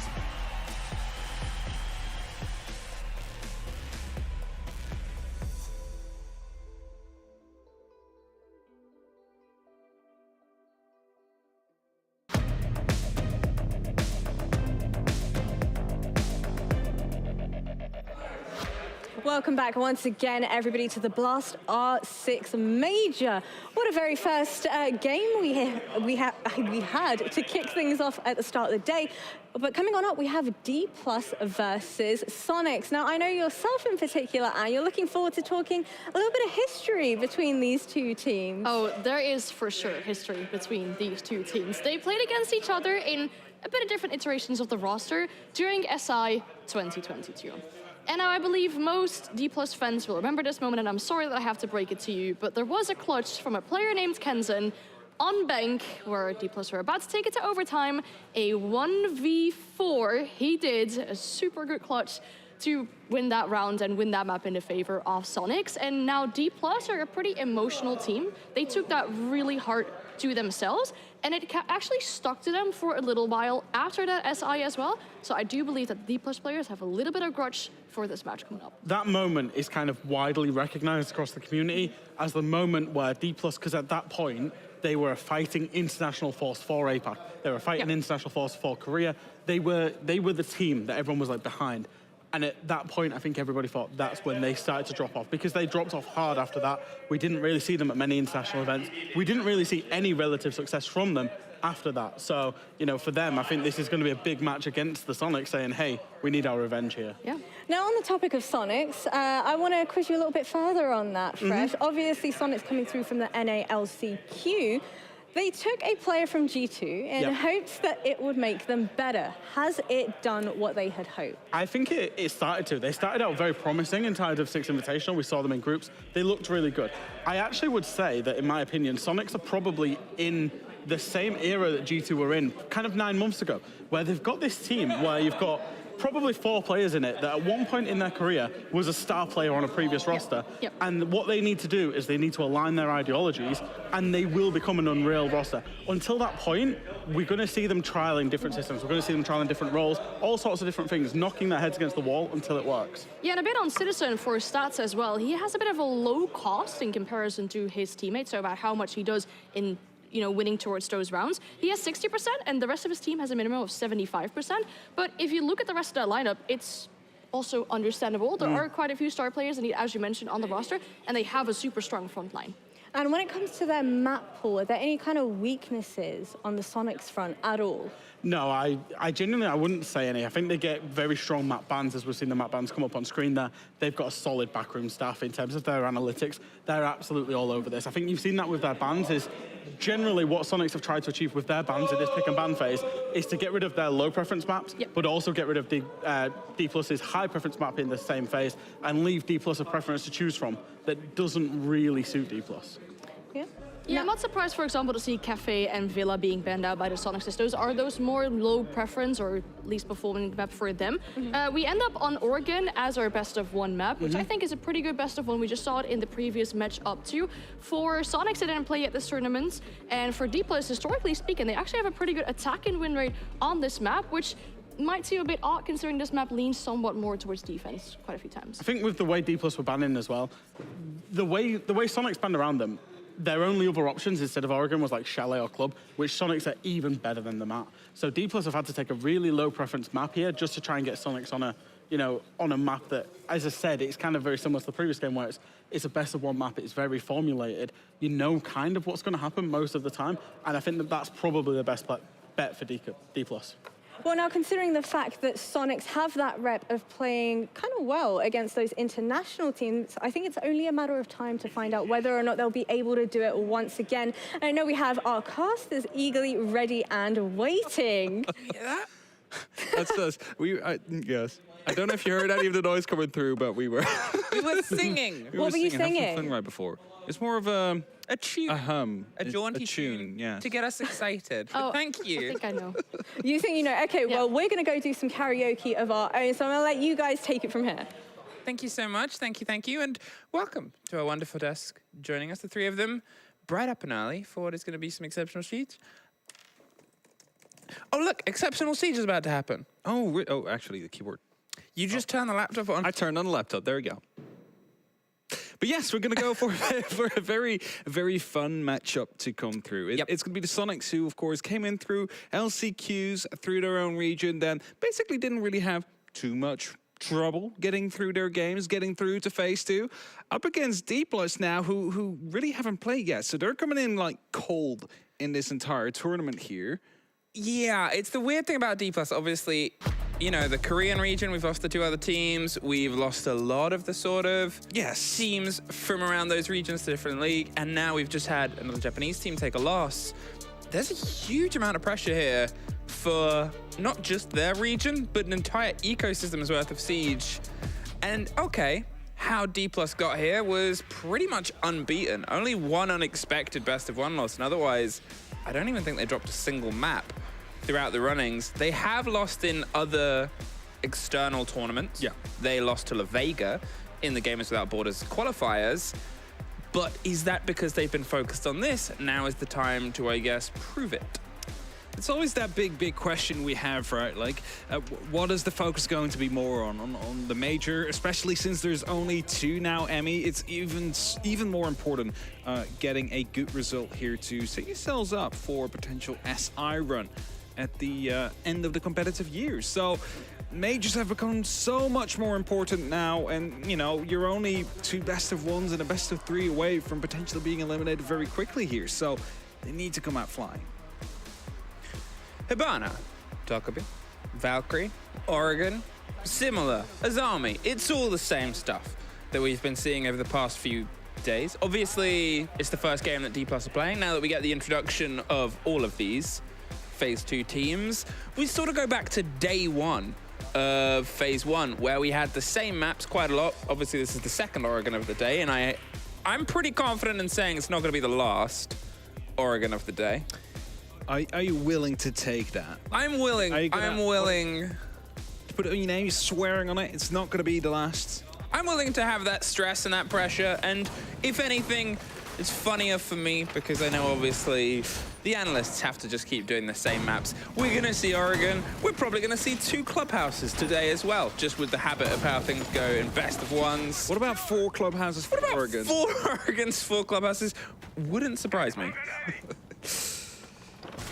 All right, we're starting off in what can only be described as probably the most default site across all the regions we have in Siege on this map. We're starting off in the basement, Laundry, and it has changed a bit over the years when we had the Oregon rework to come through, which has changed the execute, but that's a long while back. What we often do see here is an E-box drop to come through with some pressure from the main stairs, some pressure from blue, and making sure there is no shield in the elbow area. And that's what Yas is going to be doing here, using the RC Rotero early on to remove some utility out there. Instantly we'll be able to get the shield. There's going to be no challenge whatsoever whatsoever from the side of Grixer. He's going to be able to put down a new ADS, though, just to protect his position. Oh, another one just rolls in. That might actually get both those utility pieces out there. I mean, you love Flores, specifically for this site as well, but in general, just being able to get in, get blue destroyed, and cause some problems early on. You're looking at a hold that now is a lot weaker, and there's still 2.5 minutes. Yeah, you can still sort of play the position, you can rebuff them, look through the smokes if you're going to have Citizen in that position, or the shotgun of Geometrics ready to sort of rock and roll there. But then you're looking at the Candelas, you're looking at grenades, you're looking at now a lot more of a cost on a swing, and at what point do the defenders potentially go, look, we probably can't hold this as solidly as we can. There is obviously, if you see all the way in dorms on the far side, somebody is playing a bit loosey-goosey. How long until they get found? The thing as well, though, with the entire elbow area, it doesn't always get pushed by attackers, so sometimes you have the opportunity to play it a bit more. Gunner. Yeah, I see having a hide. Right next to the foosball table. It's just gonna wait there. Might get to play a game or two. Boogeyman setting up for the flank watch here, shows you what they want to be focusing on. First, those backstairs, Harper sent some shots down. Boogeyman now taking control of the meeting as well, probably to make sure that the hatch would be opened up by Soldier carrying those Heartbreach gadgets. And it basically tells you, this is the exact push I said they were gonna go for as we started this round. From blue, from the backstairs, and from the hatch all at the same time. But Gunner, he dropped out. He's looking for some trouble. Oh, they're gonna roll the drone around, and Vigil isn't the most common sort of play. The gadget is very selfish. However, if you're using it around this mark to waste time, you hit a punch, which they may be heard, depending on the distance. They're now having to recheck Kitchen. You're playing around the mute jammers. You do have the escape on Freezer, and you can see now Dplus are trying to run the maths. Do we just go for the push? Do we trust that we have this covered? Can we sort of take the fight and not get struck from behind? They're pulling out and pocketing and pulling out gadgets. They don't quite have that clarity on what they want to do here. Citizen is more than ready. Rexon's ripped and torn and just going to loose it a bit early, but Coded and Soldier are able to find one apiece, including Gunner, who is on the roam. Rexon and Grixer bite back either side of blue. They pop themselves a second and get some escape as Coated has to very quickly go for the rebuild towards the E-Box hatch itself. There's another drop with Soldier having some support, but how do you get the kit into a position where you can try and actually get the plant? They have Freezer door. You can't go for the default plant because they'll just swing on you instantly. They have the back of it as well. Coated has to try and take the fight and see if he can lead it in. Gio's going to go on the rotate round on the side, the C4 over the top, and that is all she wrote. The double kills come in to end it there for this side of Snoiqs. They're going to be able to get that very first under control. And I mean, if you looked at the D+ round there, they did what they needed to do. They got control of blue slightly. I mean, there was no one there swinging the E-Box drop. The first initial 2 kills did actually come through from D+, but afterwards they were able to quickly fight back Snoiqs, and that's what held them on to that round. Of course, with a Nitro still in pocket. Always nice to have in a situation like that where you don't really want to be taking a fight, but you know you have to do something. It was a great time bait as well. Obviously, you look at around, you know, the minute 30 was when the Vigil got spotted, and then they sort of danced around a little, went back, and they lost the eventual gunfight. But if that is what drew the Ash out of the push onto the back end, that is what stopped the momentum. And, you know, as we could see from the juggling of utility, there were questions that they were still asking there. You just put a little bit of doubt into the pockets of the approach. You find a little bit of a round at the end of it. Up to dorms. Snoiqs go. The Solace is now on the board. No more Vigil. But as Fresh very aptly pointed out, there is a lot of different operators that have been played across this tournament so far. And it was actually La Vega who played 52 different unique operators so far, and of course there was it La Vega or Varel? It could be either. We could ask him. La Vega, Varel? Varel, sorry, my bad. It was Varel that played the most different kind of just on a set. But it doesn't matter, they're gone either way. So there's an opportunity to play more. So's Gunner. Gone instantly. Coated sprays through, whether that was revenge on a peak or just lucky timing. Unlucky for Gunner, who we complimented wasting so much time on the previous round. This time the only thing he can do is watch from the rafters and the cameras and see if he can try and guide the remaining 4 players into a round here. The roof being taken under control now just to make sure you can go on this little games window. put some pressure out there. Make sure it's opened up. And, you know, some of you back at home, you might be new to Siege, you might be wondering, like, why do you open up a window if you're not playing from it? Why do you? Oh, that's just to put pressure down. Oh. It makes sure that the defenders will not feel as safe rotating around there anymore because they know there's a line of sight the attackers can use and shut you down. The same happens for blue down below. You open up the door so defenders can play it. Sometimes you just need to open a door. You can leave it, but use it later on if you really need to. The walking wall gets breached. Geo has a bit of a swing and some control here, and as long as Attic isn't under pressure, which it might be soon, as Yas is getting some attention towards it and Harper hits the other side, they try and potentially pinch the pit position. A couple of grenades, the burn comes around, the smoke pops close, the shield is still standing. He swings into the fight, but too much is going on. Yas is able to clean that up. Citizen gets a C4 back onto Soldier. It's Woogieman just watching the double window, an easy pick up onto Rex in there, and now Citizen fighting his way back up towards the top of White. Grix is able to win one out onto Pit, get some control, and then instantly watched and dropped in the eyes of Citizen. Coated for one more, a minute. And we're not going to see any of it. Coated drives us back in to an even half. An evil half, yeah. An evil half. Very evil. Good round coming down there from Dplus. Basically, it wasn't like an attack from one side like we saw in round number 1 where they really wanted to come in from one direction only. What we saw here was shepherding.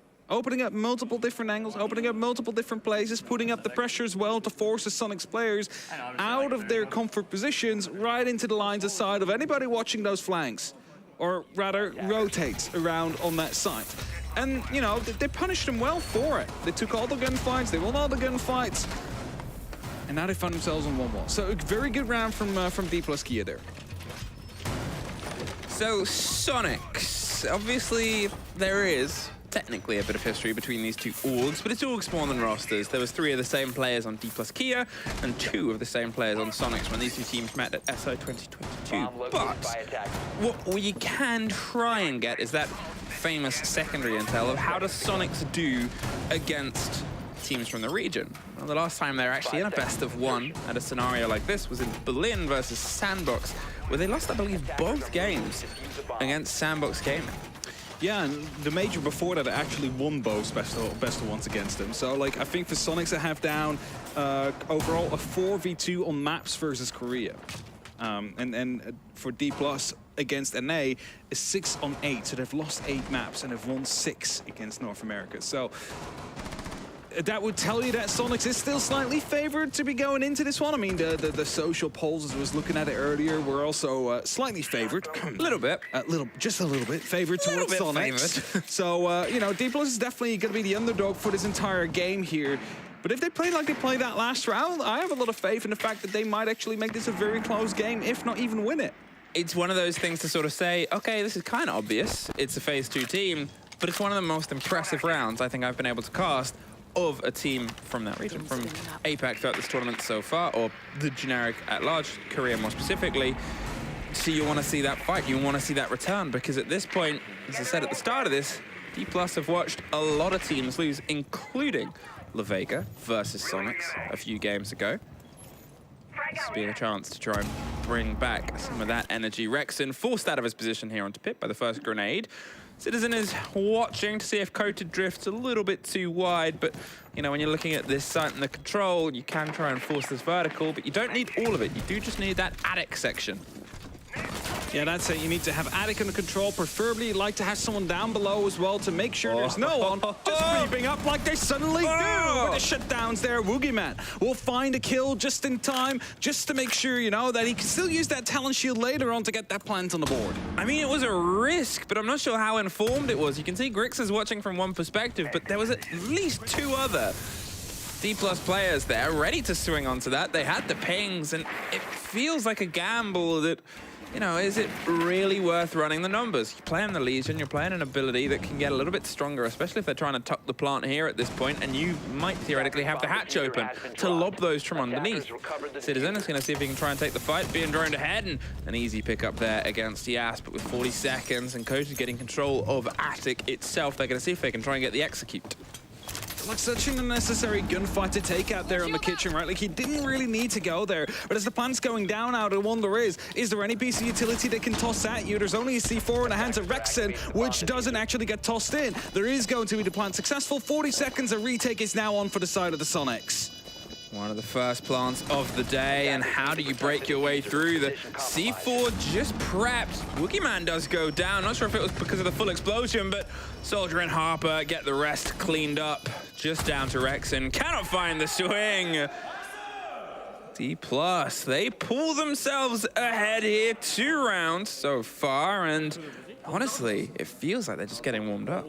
They are getting warmed up, and, you know, first of all, we have to go back towards the initial bit of pressure being put upon them. Yep. The Legion moving up the stairs right below hand. You knew that something was going to happen. I actually said it at the moment. You need to be having someone down below as well, because the pressure could be coming down from there. That Woogieman takes that fight, swapping up the talent shield, still winning that. Should not have happened. That should have been the end of the Ossa at that point. But, you know, Woogieman lived and managed to get that plan down on the board. Also, it didn't seem like the C4 from below was prepped, because the Warden was actually below. At the moment that the plant was going down, we didn't see it flying out. It was still in hand and not tossed until just much later. Is that strange sort of thing where I said, how much does the Legion know to go for this swing, to go for that trust? There was 2 swing other players in that position. If you got the Ossa and traded out after then, they might have defined the round. Yeah, because that's no longer the talent shield. Plant's going to be so much more difficult now. You need to get behind the dinner table. Such a risk to take. I mean, you know, there's always more than one person there. Like, you cannot assume there's just the one person there. So they must have known that risk.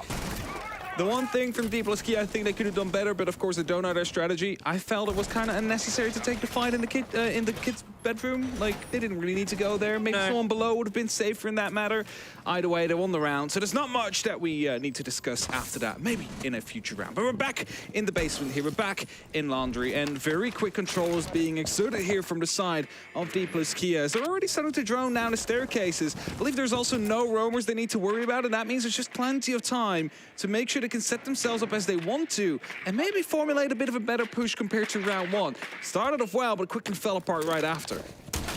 Now, obviously, if this is the first time you're watching some of the Korean Siege in a while, but you've watched a lot of majors, you're probably familiar with most of this Dplus roster. However, Soldier and Harper coming in from 2 other Korean teams to round out a squad that obviously lost a couple of the more familiar names from this roster. It's great to see them off to such a good start here. They're playing very aggressive roles. They're bringing, obviously, the drive of the sledge alongside the pocket utility that Soldier's got in the Ying.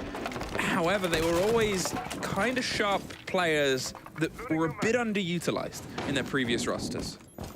No, for sure, and I think they really have the opportunity to shine here on Dplus Kia. But of course, we're going to get to see that more so as we progress throughout this game, as we progress through the tournament. As this is only the first best of 1. Quick opening here with the can opener or the heart-reaching gadget. It's going to be making sure they at least have a way right into the E-box. Now it's going to be a matter of getting that main stairs under control, or the back stairs rather. Code has some awareness, but he's just going to replace the drone to make sure nobody swings directly onto him. He kind of looked like he wanted to fight for a second there, but Gio's pulled himself back. The smoke's just going to stop the push behind it. A minute on.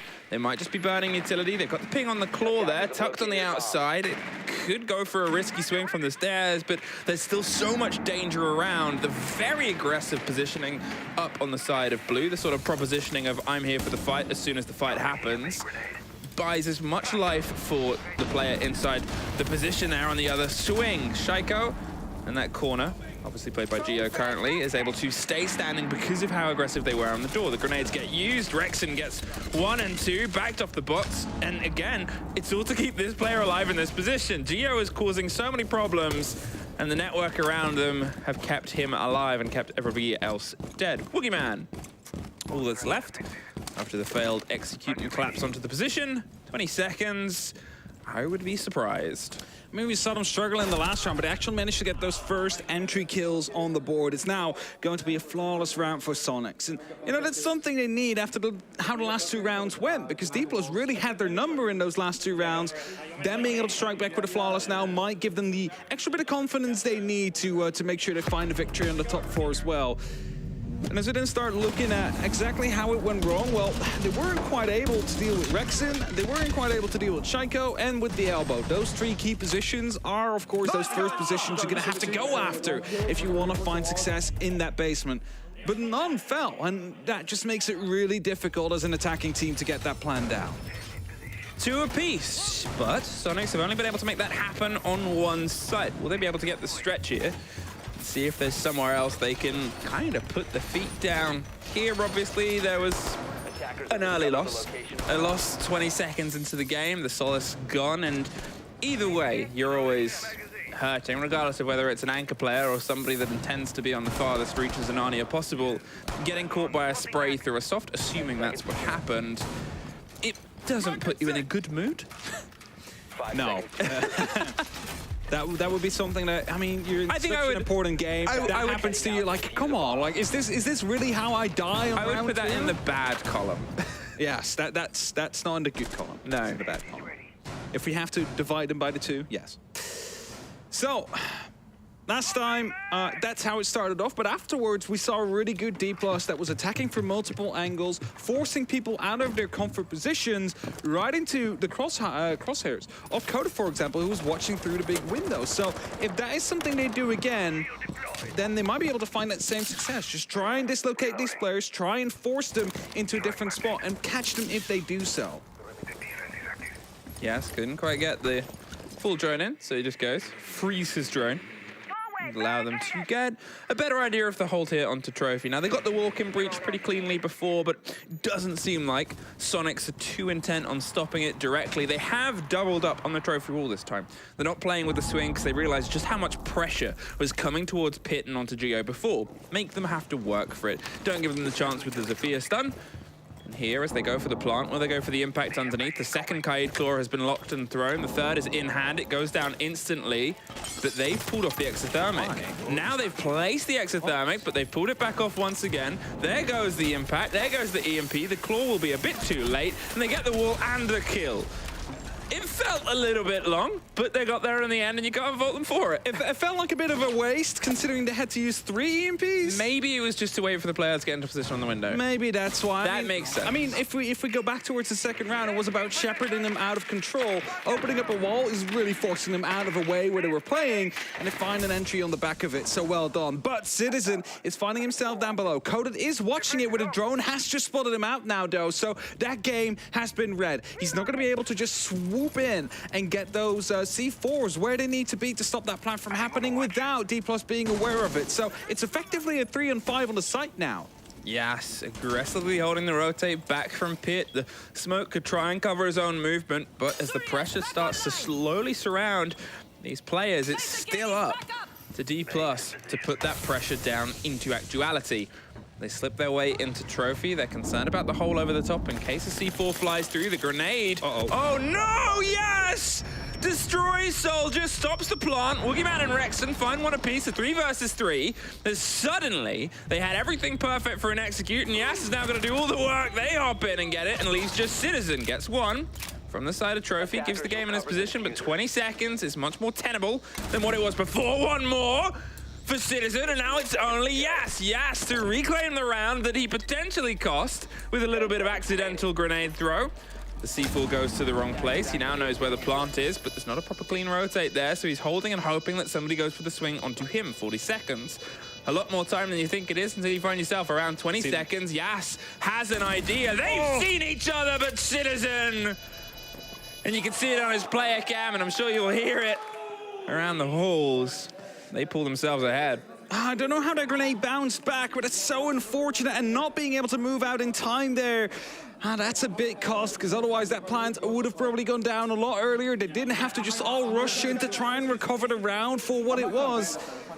And everything, you know, was going Dplus's way until the grenade landed right on. Soldier blocked it. It bounced off the player. It bounced the Soldier himself. Who do we blame in this scenario? It's a bit of 50-50. Like, who do we point the finger at? Yas released the grenade. Soldier walked right in front of it. He found himself killed by it. Unfortunate. That's just siege timing. Is that what we're going to blame here? Just. It's unfortunate, that's for sure. And with that, it's going to be Snoiqs that find themselves in the lead in a round that if we're completely honest, should have been Dplus Kia. They played it perfectly again. They had everything in place. And then Soldier Body blocks a grenade from Yas. The Siege Gods giveth. And they taketh. And they taketh. Okay, well, they've been able to do it on a second site. They can suddenly find it on the third, maybe with a bit of a windfall here. Again, you know, you have a couple of questions on how things go. And even then, even with things going wrong, it's a 1 versus 3 clutch. It was a wonderful clutch, and we cannot disregard him for it. But that's the sort of statement right now, is Snoiqs know that cards on the table, that shouldn't have been their round, even with a big mistake, which obviously they don't know the ins and outs as well as we and Dplus do. Even with a big mistake, Dplus should have and could have won that round. Here's the pressure onto the tertiary side, and even half on Oregon, swinging onto your second side here. Well, we've had a sort of weird amalgamation of games from Dplus recently. Some of their attack games have been pretty flawless. Some of their defense games have been the same. And then sometimes they entirely drop the ball on both. Especially if we're looking at Oregon. 2-2 was their attack that they played last time. And 5 out of 6 rounds on their defensive half. So yeah, the defensive half is definitely something they'll be looking forward to, but still, you want to get the extra round in. Some good spots coming down now. Gunnar doesn't have any impacts to stop that wall from opening up wider than it already might be, and that is going to be putting him into a bit of a risky position, as he could be swung from multiple angles out here. They're just trying to fish the loose thread here and pull somebody into a swing rush. We've seen them have a really good angle on the rotates Snoiqs like to do. It seems like it's a game that Dplus have practiced quite intently, and as Citizen slips his way towards the hatch itself, covered by the motion of Gunnar, Snoiqs just aren't going to sit around. They're sick of losing those players in that exact scenario, where Dplus have a player on every single window and door that it seemed like Snoiqs wanted to take. I mean, that's how the Dplus game has been successful so far, right? Like, they start opening up, people can no longer play in a position, then they move right into the lines' side. And, you know, this time Snoiqs decided, not today, or at least not this round, as our final defense. We would like to be ending this with a 2-4. And as they pull back safely. Now the drone's starting to come through, and if you look at the current way that Dplus has distributed themselves across the map, it seems to be a kitchen plant that they want to be going for here. Harper's opening up above. It's going to be making sure there's loads of verticals they need to worry about. However, security is not under control yet, and that's kind of the big deal that they need to have control of if they want to go for a plant here. They need to have security on the lock and key. Citizen opens up the freezer door. He didn't want to sort of charge through it or give it anything closer. It just allows him to keep an angle in case someone's watching it from Zulu. Gunnar creeps his way up. Citizen strikes underneath in the same second. With 30 seconds left, suddenly it puts a little bit of warning into the angles and IDs that maybe Dplus wanted to put together. Gunnar deep dives, goes further and further through the hold, moves in the wake of what was opened by Dplus, and it's being watched a bit by the sledge here. They're over the hatch. They're holding a close angle. There's the motion. There's one. Doesn't know about the second. Soldier planted for a split second. Goes with the double down as Grixer and Citizen get kills of their own. Yas is doing their best to cover as it just tucks on the far end. They've been able to get one. They look into the second and find it. Yas with a huge swing, and suddenly this game's gone back into a 2 versus 2. Grixer has the verticality. They do not have the pick on the players. As the Alder swings, Citizen swings back. Takes care of Yas, leaving just Soldier. As I said, a recent addition to the roster, played on the highest tier before. They're on the plant, holding the kit. Citizen holding the angle. Soldier needed to move sooner than that. And Snoiqs, they hold on to their body advantage and get the round. Huge play coming out from Yasto, just opening up the side as the plant's going through and really bringing it back to somewhat equal numbers. I mean, the 2-2, of course, they still had the high ground. They still had people around. Oh, also, what a beautiful shot from Gunnar, by the way. And after that, the double top retake, like they take care of Gunnar, they think it's safe. Suddenly the Maestro and Grixer pop up there to basically tell him, no, we still have that top floor in our hands. Yeah! Good job, man. So no one hit. Early day energy. That Citizen twice in a row now with a 3K. Eat it up. He's making sure that Snoiqs is leading this one right now. I mean, obviously, with the way the Swiss sort of sorting system works, they have momentum that's carried over to them from Phase 1. This is their best possible chance to not take a team by surprise, but we've always talked about how first games, first teams, it's sometimes a little bit cautious, a little bit slow. You need to sort of cut your teeth on the grand stage, setting yourself up, and they've already had that. They've had a bag so far. Snoiqs, they've had it against this very region already. They definitely have, and they're willing to continue that trend for so far. Now, as we're down in Laundry, we will see a bit of a split push coming out from Snoiqs, which I like. Citizen is already trying to open up and deal with some utility in the side of the elbow, whereas Gunnar trying to push down the Laundry stairs quickly here, but there is a barricade that stops him from moving through, and after that, there's a mirror window that'll be having some eyes on him, so he's not going to be able to just freely walk through. What does he want to do? Even though he is eyeing up something, I'm not quite sure what it actually is. I think he's maybe got the call that somebody else is paying attention, because Dplus knew. You saw instantly they went and held that mirror window and just sat and watched and waited. With how quick that camera went down, a bit of that spray through, they were keeping an eye quite aggressively on towards the top of the freezer stairs instead of letting more territory fall. And look at this. They read that attack. They were ready for it. And they were ready for it and made the right decision pulling off. They got close, sensed something was in the water, and Gunnar was like, no, no, no. This isn't right. There's another mirror window he's about to run into. Oh, Harper should have been aware of that, but Harper gets himself taken down by the side of Gunnar, who's instantly rotating out again. There was yellow pings there, though. They had awareness. I'm not sure if it was just a miscommunication. An easy catch. As you said, he rotates once again. Snoiqs have had a minute 30. He rotates once again. Gunnar, with all the energy of a ping pong ball with a gun, is bouncing back and forth between either side. As the hatch gets opened, it's going to make that mirror window a little bit trickier to play, especially if they start trying to bounce some utility. Fire, maybe. Yeah. They do have a Capita on the board, so it could be a good use to at least stop that one mirror window, or maybe even put a smoke right next to it so they cannot really see through. By the way, Gunnar again has to rotate around. He's not going to be sticking around. Rixer and Rexen pushing out for the freezer site now. So it seems like a laundry of freezer pushes going through. They need to isolate these mirror windows because there's two of them. Gunnar cannot really do anything without having taken care of the small box. And at the same time, the freezer site cannot do anything as well unless they take care of the freezer mirror window. So they really need to make a move happen here. Flashes come through, 40 seconds, and in terms of structural architecture, most of it still stands here for Dplus. Sure, they've lost a player and a couple of hatches, but it's the push that comes to the shove. Coated, he survived for a second, but it just spread in the range. Gio's holding onto the swing angle. There's Rexen getting one more. Soldier does stop it. Grixer leaves just Soldier alone. There's two, there's three. Here's a player that's about to swing his elbow if he's not aware of that. He almost sees the side of the honor, and Rexen finds the kill. Snoiqs, after a little bit of back and forth, they've now threaded 4 rounds in a row here.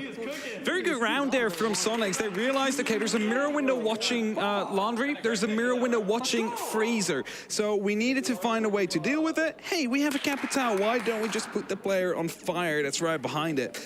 And then you suddenly have neutralized one mirror window, which allows the others to push up. You get yourself some extra space, and you find yourself a success of the round. So as we have the timeout right now happening, it's mostly because, you know, Dplus have not really thrown away, but they've thrown away a lead that allowed Citizen to clutch in one of the rounds when they were attacking.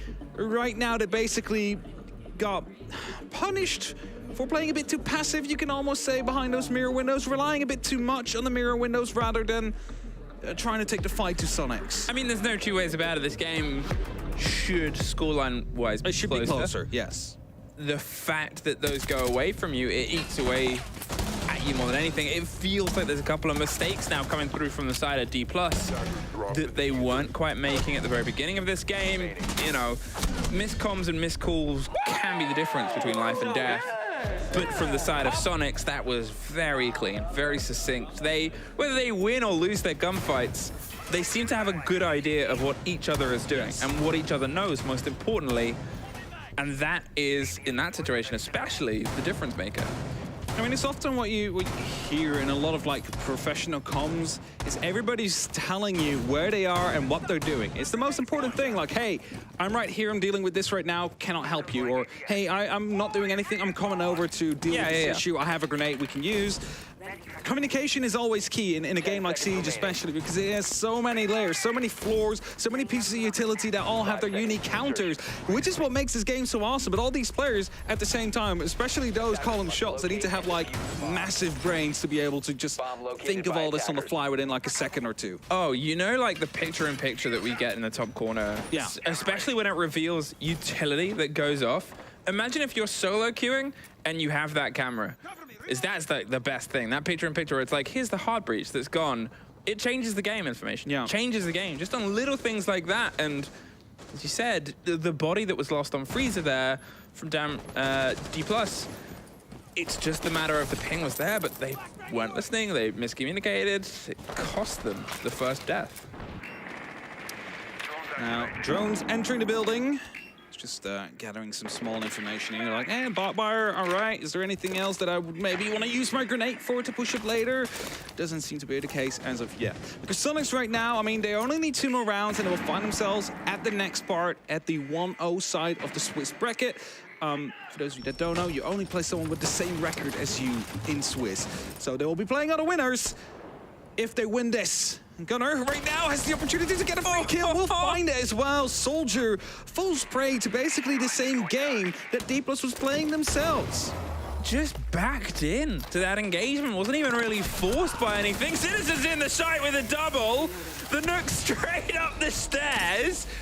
Harper, lost in the source, is going to see if he can try and swim his way to some kills. They've tucked inside. There's one. Doesn't get the second. They're holding on around the top of the table as the plant's going down. Geo on the far end is making sure it sticks. Woogieman's going to go for the retake here onto Pit, but now it's a post-plant, 40 seconds left. They're right behind the double. They can get out the double window. There's one more for Woogieman.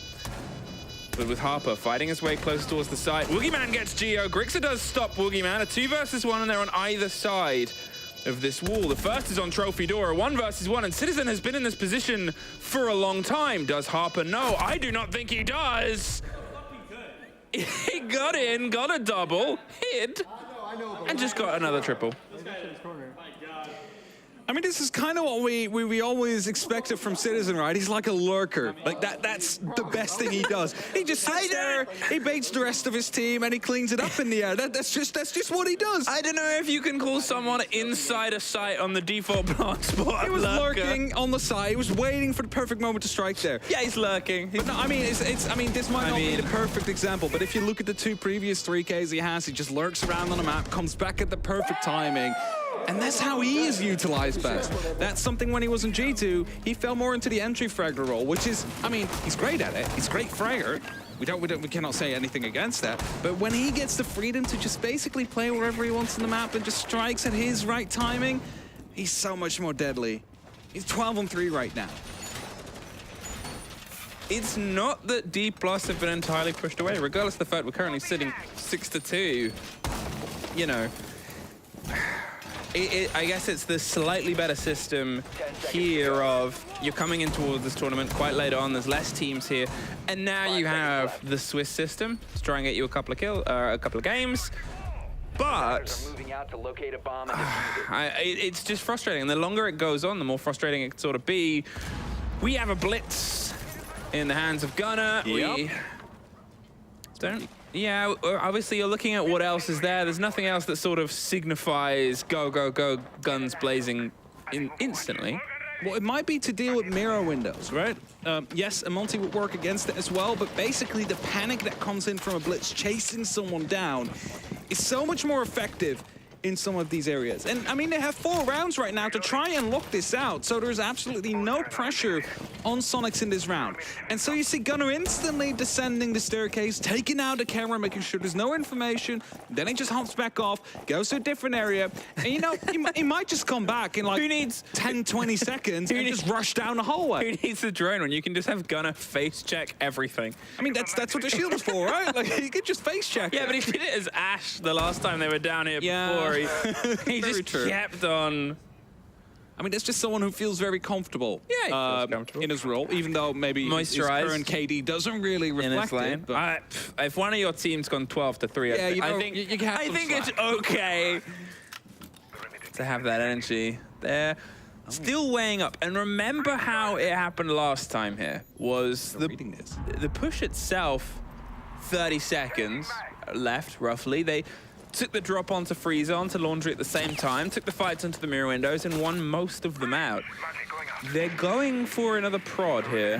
Woogieman just went off. He was prone underneath the small opening in E-Box with a C4. So as soon as that window or door would have opened up and Gunnar would have started walking through with the blitz, that C4 could have been the end of him. But they've just rotated around. And now the player, Soldier, inside of the elbow here, so much more vulnerable to that blitz just rushing through. They've kind of given away a free opportunity here to decide at Snoiqs to utilize it. Soldier might be under a lot more pressure than he thinks, but again, as we fall under the minute mark, and they were late last time, they really, truly try and weigh up all their options before they go for this close down. They're going to see if they can maybe force the player out so they cannot swing onto E-Books. There is a bit of fire there that they know is likely going to get popped as soon as they make the motion. That's caught out. Still pops off. The smoke gets some cover. 3, 2, 1, go. And well, they're able to go for the pistol. Wins it out onto blue. Looks forwards the second, but they don't need to fully dive because there it is. The pressure comes from the back end. This Snoiqs execute once again. Perfectly formulated, perfectly played. It's a song and it's a dance. Oh, and it's a blitz tonight as the last kill. And it is truly a bit of a nightmare here to Dplus. So one song continued to be sung by NA, and well, that'll give us some fun rounds for our desk and analysts to break it down. We'll throw it to a quick break before we're back with them.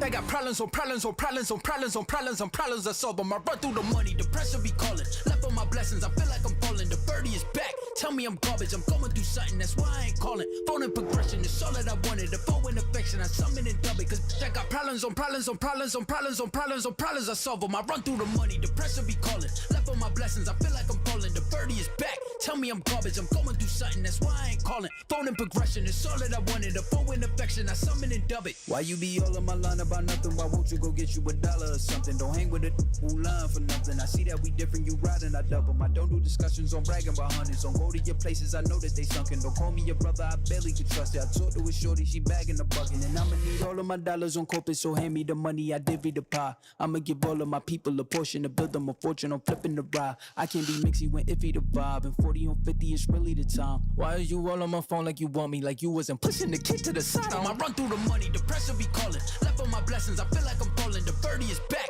tell me I'm garbage. I'm going through something, that's why I ain't calling.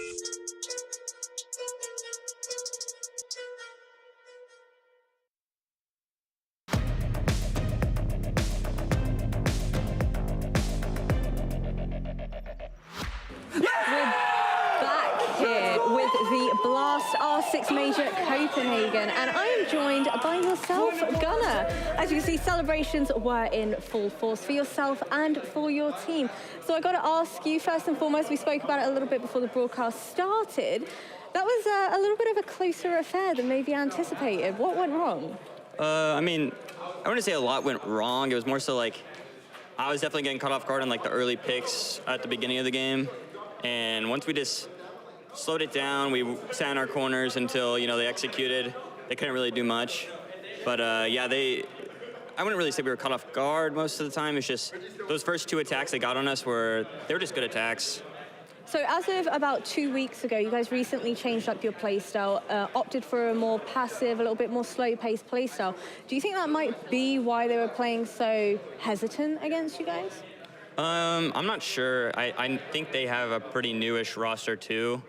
I think of all like the APAC teams that have played, they're definitely more of the more structured ones, and they were doing a really good job just working the early round picks and then setting up for execute. But like I said, once we adapted better than I think they did. And when it comes to scrimming in particular, I know we were talking about it a little bit yesterday with the amount of scrims you guys are playing. How does that factor into it? Are you guys trying to keep some of your secrets still, not reveal too much about this new age of Snoiqs? I wouldn't really say we're hiding anything. It was more so, I guess, more picky about who we want to scrim. If we were, we're going to play an aggro team, we weren't trying to find more aggro teams to scrim, and vice versa. But I mean, things have been going good for us, and I'm excited. I'm proud of everyone because we started down, I guess, 1-2 on defense, and we brought it all the way back, and the mental was high. And is there a team that you find that you prefer to scrim against? Any teams here that you really want to face off against? No team in particular. We're just taking it one game at a time. I don't even know who we play next, but I mean, I'm excited to play everyone. I think it'll be a good tournament. All right, well, thank you so much for joining me, and congrats once again. I think it's about time I bring in my analysts again.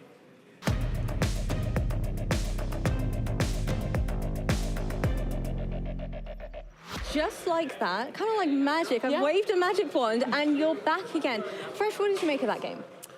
I thought Snoiqs were clinical. I thought, well, actually, did I think they were clinical? Probably not. I thought their defenses, they were letting Dplus get set up. They were letting Dplus, like Gunnar just said, work the opening picks, set up, and then get executed. But I do think that the post plans from Snoiqs really brought that back around on the defense. And then from there, once they got on the attack, they looked really good on the attack. Yeah, there were these huge rounds from players. I mean, Citizen in particular had that 1v3 at one point, did assist in that later round where the plant cover or the counter defuse was going down. So that was really good from him on that side. Gotta mention before as well, like on attack or on their own defenses, he was suffering a bit from the opening deaths, but on their own attacks, he was all over the map. He was controlling then down laundry stairs, then down freezer stairs, then back down laundry stairs, putting a lot of phantom pressure and picking up all those opening kills for Snoiqs really helped them win these rounds. Now, from both of your perspectives, this new age of Snoiqs with the slightly more passive playstyle, do you think that's the direction in which they should have been going towards? Do you think it's going to pan out well for them this major? I think the big thing for Snoiqs is genuinely just unifying under one vision, however that is, whether it's passive, whether it's aggressive, whether you're playing split fury, whether you're doing, full executes or you're cheesing it, whatever you're doing, as long as all 5 players believe in that vision and do it together, then they will be fine. And I think that's what we're starting to see out of them. Obviously there's going to be some hiccups. I think today they definitely showed Dplus way too much respect on the server, but there's going to be some hiccups, but they keep winning. I mean, yeah, they showed quite some respect when they had some deep roams from Snoiqs coming out with all those reinforcements above when they were defending kitchen and dining, and then they dropped before they even had those gunfights, for example, showing that respect and letting Dplus take the map control and letting them progress with their own attacks. Well, I'm certainly excited to see the rest of their journey here at the Blast R6 Major Copenhagen. But we're going to throw to a quick break. But coming on up, we're going to have Reven Esports taking on Team Liquid. That's going to be a spicy matchup. We'll catch you soon.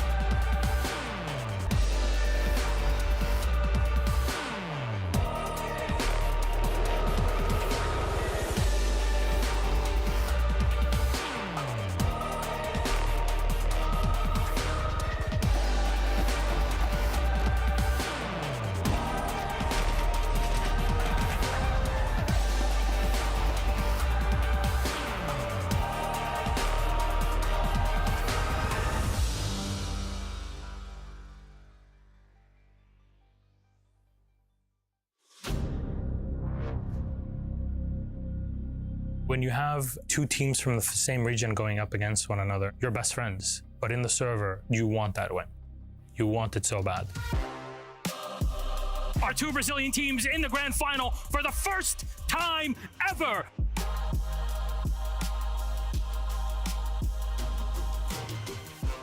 Ninjas in pajamas! Some tournaments you have a better feeling about winning, and that one, it was ours. Our second Brazilian team, Team Liquid! NIP was very well prepared. They were like top 1 team in Brazil. It goes to Brazil no matter who wins it, but for NIP, it means a lot. We lost to SSG a year before, and then we knew like in our hearts that this is an invitation we need to win, you know. It was a very difficult time for us as a team. It was pretty hard, like especially because of what happened to me at the moment. Like I lost my dad during the competition. In that final, I think Liquid kind of won people's hearts because of the tragedy that had happened, but because they had also played incredibly well throughout the tournament and through the grand final. They gave us an incredibly entertaining game. Psycho goes big with 4 kills to push them over the line on Cafe, and that is going to be NIP 2-0 on maps. There you go, the kill comes in. He knew exactly where the man was coming from, and that's going to be Team Liquid taking our second map of Chalet. Palu, 1 second left to go. Diffuser goes down in the absolute nick of time, but Moringa, he gets a huge kill, Des! He gets a huge kill! We're going all the way to 5. We're going to find out who really is the best in Brazil. Palu cannot find the kill. Out comes the Nitro. Shot out by Pino. That is the round in 2020. Brazilian hearts were broken, but like a phoenix, NIP rise from the ashes to claim the hammer at the 6th Invitational 2021. It was one of the best days of my life. I think we can compare that as a Brazilian team winning the World Football Cup. I think winning the 6th Invitational was the best feeling ever I had. Was the best moment of my life in the sports scene for sure. I was crying a lot. I was out of control. We were very sad to lose, but we understood the limits of the team at the time, and we were very proud. But also, it was very nice to see another Brazilian get a title. After that SI, like I think it was a motivated thing to grow as a region and make it through a lot of other tournaments. At the end of the day, everyone is just friendly. So yeah, we have a very nice relationship. The friendships run deep and it goes beyond shouting and cheering on stage. You know, all of that is part and parcel of this. It's a respect that is given and earned between these players. It's an awesome feeling for everyone, you know, not just us. We win for everyone. I remember things 7 years ago. Naquela época, tudo era menor. Mais en chacun d'entre nous, la flamme brûlait déjà. Über die Jahre sind wir zusammengewachsen. Y hoy son millones los que nos apoyan. 皆さんの応援は我々の原動力です。Ve sevdiğimiz işi yapmamıza olanak sağlıyorsunuz.และสิ่งเหล่านี้จะเป็นไปไม่ได้ถ้าหากเราไม่มีพวกคุณ Devemos tudo isso a vocês. Därför vill vi säga Gracias. Obrigado. ขอบคุณครับ Danke. Arigato. Kiitos. Merci. From the bottom of our hearts, thank you.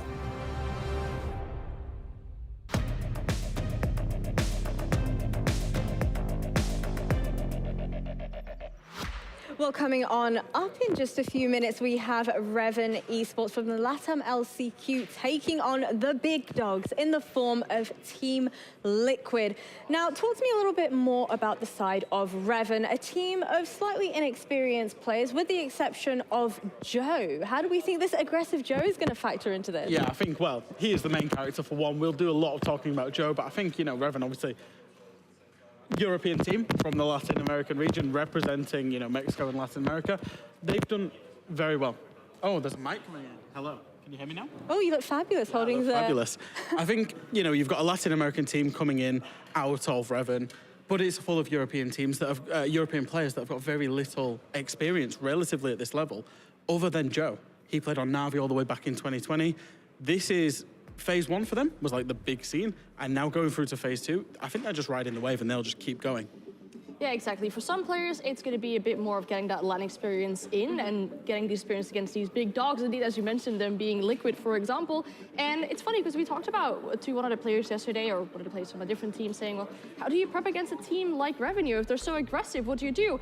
And the player said it was going to, he said, well, you just don't get spawn peeked. And then you get in the server and you get spawn peeked. And we've seen that for some teams, it can be really difficult to adapt to that kind of playstyle coming out from Reven, where they will peek you, they will jump out on you, they will spawn peek you, and they will take every single gunfight that they can possibly find. Teams say it's like playing two separate rounds inside of a round. You play a round where Joe's alive, and you know he has this main character arc where he will win them rounds or he will lose them rounds, and there's kind of no in between. You play the first 30 seconds of a round against Joe, and then you play against the 4 players of Reven once you've dealt with Joe. And it's a very different play style for teams to play against. Now, whilst Joe gives us that main character energy, on the side of Team Liquid, you have award-winning players, namely in the form of Palu, but then also we've got Lagonis as well. So what are we expecting to see from the side of Team Liquid here going up against Reven? Because surely this is going to be putting, shaking in their boots a little bit. Well, I mean, there's so much experience on the side of Liquid, right? They played the most recent final, they played they played the most recent major, and they played the final of that major. There are players in it, like you mentioned, Palu, there's Nesk as well, Lagonis, who has a lot of plans coming from the Brazil region. Palu is currently the 4th best player in this whole Brazil region, where we know there are super strong players in there. They have this international experience. They'll be expecting a very easy game. You think it's going to be easy for Team Liquid? I think it's a slippy game. I think it could very quickly descend into absolute chaos, or they will steamroll them. All right, well, as we get our map vetoes up as well, how are we feeling about how this veto is panned out? I think when we spoke to teams that have banned against Reven, they've said what we want to do is we want to get them to maps where Joe can't be slippy, where he can't get spawn peaks. There's not a lot of windows, there's not a lot of lurking points. Chalet is one of those maps. So I'd say for Liquid, whilst they love it, whilst it's a good map for them, it is a potential risk in terms of going up against that main character. Yeah, I mean, Liquid played this map against BDS, a super strong opponent during SI, and they were actually victorious too. But for Reven, it isn't all too bad of a map either. They played it against Northception and won it. I mean, we saw that final round where, again, main character energy from Joe came out, and it was really important for him there. They also played it during the finals of the LCQ that eventually led to them playing in this tournament. Well, I'm curious to see what Dev and Mandy think of how this veto has panned out. How are we doing over there, guys? Hey, I'm doing great. I don't know about you. I'm having a good time. I'm keen to get back into some casting, and Chalet is great. You know why Chalet is great, Mandy? Why is Chalet great? Because it's not Oregon, and we already did Oregon today, and so I want to see some Chalet. Fun fact for you, according to the old No Torinos, 2-game win streak on Chalet for both of these teams, so this should be pretty good, comfy ground, I reckon. All right. All right, bye. It's our time on the mic now. Mandy, this is, in a way, another David and Goliath. We overuse that term, right? But this is another matchup where Team Liquid should be heavily favored, right? Yeah, I think so. I think Team Liquid have come into it with a lot of experience. I think they're undisputed the best in Brazil in 2023 at the moment. They, I think, have come into form as a very mature roster, even off the back of their change, picking up Volps. And I think for Reven, who historically have come from the sort of tier 3, tier 4 UK scene to then dominate LATAM, it's a pretty tall order for them to beat Team Liquid. Yeah, there's no doubt about it. Reven have their work cut out for them, but they've also had a nice little warm-up through the Phase 1, through the play-ins. Whereas for Liquid, this is their first match here in the Copenhagen Major. We finally get to see this team. I haven't had a lot of time to watch a lot of the Brazilian league, so this is my first time seeing this new fresh-faced Liquid with Volps leading them, and I'm super keen for it. Well, I love watching Brazil League. I'm the opposite to you. Every time it appears, I get a little notification of BR6 is live. I'm like, oh yeah, here we go. A night to be entertained. I think Team Liquid are a fantastic team to watch at the moment. They are, I think, they look so mature. The way that they play Siege is so much fun to watch, and I think that I think you'll be pleasantly impressed by this one. I think you will be. It should be a fun one. Well, I have high expectations, that is for sure, and I am also expecting to be entertained. Ash banned out by Liquid. That is a very uncommon ban. The Azami and the Ying, I would say, I don't have the numbers in front of me, but they're probably our two most banned operators on attack and defense in the tournament so far, just by what we've seen. But that Ash is a bit of a misnomer. Yeah, Ash being banned out, interesting one. Maybe Team Liquid just don't want anyone to have the Ash license on Reven. Maybe it's a comfort pick that we know absolutely nothing about. It's possible. Anyway, I think with the bans that have gone through, important to note that all your hard breach has gone through. It's not like you need a whole lot on Chalet, but it's nice to have things to open walls with generally. It's also nice to have a lot of your roam clear operators on the board, like you've got all your jackals in, all your lions and your Dokkaees and whatever, so you know it's easier to cut down the map that way. But on the flip side, for the defense, Solus is in too. It's not that big of a map, Chalet, so picking Solus and being able to run around and shoot your pre-placed is not the hardest of tasks to do, so I think, yeah, it should be a pretty even playing field with the bans that have come through. Yeah, in the absence of the Azami, it is a lot harder to play around really solid positions, but that's when we've got the mirror coming in from Lagonis. Yeah, and the castle as well, right? You kind of Azami substitutes, you can create those really well-fortified positions to play in. Also, fun fact for you, Lagonis, major champion with Team 1 in Mexico 2 years ago, and now joining the team that has never won a major or a 6 invitation, despite being in the scene for 6 or 7 years. Team Liquid, I mean, you just look at the names on this roster, and it's super stacked. You know, Nesk, Palu, Volp's now joining, Lagonis, even Reset's a bit of an OG these days. This is a very dangerous team, and I'm really keen to see what they can cook up at this tournament. Yeah, I think we say it every major. These guys are the kings without crowns. They almost did pick up their crown inside their Yunchping major, where they made it to the grand final, but fell short there. And I think coming back into 2023, being at the top of Brazil, I imagine that they're pretty hungry for that trophy at some point in their careers. Starting out in this attack for Reven as they look to get their way in on this bar and games bump site, immediately putting the pressure out onto Library directly above. It doesn't look like they're going to sweep the map, as there was quite an extended setup from Team Liquid horizontally. The direct attack to come through off the back of the Lion scan, but it doesn't seem like any utility to follow just yet. This extended roam is really nice here from Nesk. There's actually no one playing Mezzanine whatsoever. We've seen this set up by a few teams, mostly when defending that Master Bomb site. I haven't seen it for Bar before, however. The thing is, the entire wall is open, so it's not like it's safe for the defense to play within Mezzanine, but it's pretty hard for the attack to get in as well. The only safe space inside of Library, you can see two attackers stacked on top of there, is around this little box, this little desk right in the corner. Flashbangs to come through to try and take out the position in the back of storage. As Sam takes a chunk of damage, but Resets with the Warden in hand will be unaffected by those flashes running now in a 1 versus 4. You want to know why Warden is in the meta? That is why. Reven played that really well. The triple flash to then go for the fight on that player in stock. But Resets holds the line simply thanks to those smart glasses dodging those flashes. And now it's all up to Runner in a 1v4, and he's being trolled at the moment by Volps, who has gone outside the building and started impacting him from outside on the balcony. They have him absolutely trapped. The BM from the Brazilians in the opening round, you gotta respect it. That's cool. I like that from them. I mean, look at it. Resets like, look at him go. Reven, yeah, honestly, I think that first round, they kind of played into the defense that Team Liquid had set up. Library was really a kill box there. The one-way angles with the holes opened up from inside of Mezzanine meant that entering into Library and actually sitting inside of Library was super dangerous. You had Nesk, who was up above, who was using those lines of sight to make sure that Library was a really uncomfortable place to be in. The only spot that they could comfortably sit in was around the corner on the desk, which is where they tried to go for the execute, but they played it straight into a Warden. So every step of the way, it felt like Reven were actually playing into the defense that Team Liquid had set up, and they got shut down for it. It's funny, because when I was listing off all the Team Liquid names and kind of just before it started last round, you know, saying, oh yeah, Neski's a legend, Palu, of course. The one that I feel like I gave the least credit to was Resets. And then he goes and gets a 4K. Well, I feel like this guy needs no introduction after a statement like that in the opening round.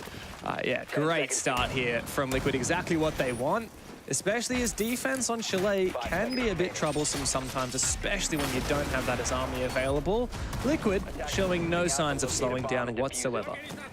Like the mirror extension over onto Library of the map, it means that it's a little uncomfortable for them to walk in, make that entry work, because that Mezzanine shield mirror does face straight into the usual hop-in position. Not only that, but they've got the second one as well, facing the cellar side of the map. So no matter which way that Reven try to approach the map, they've got to be quite cautious. I think the most viable thing that they could do here is to try and go in from below or go in from trophy, which seems like what they are trying to do. But Volp's going for a run out, unfortunately impacts himself on the re-attempt to take down Sam, and will collect the first kill for Reven. Yeah, is that a kill for Reven? I really couldn't tell you, or is that just Volp's? Interesting, says Sam.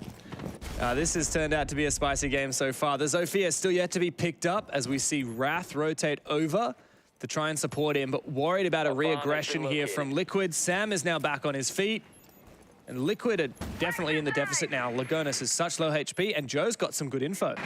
Well, nice stuff here from Reven as they try to make their way in towards this office side of the building, and a grenade to try and assist Runner from getting in. It does mask the sound. Sam able to repel in through the double windows, stabs, resets in the back, and Runner will try and double down.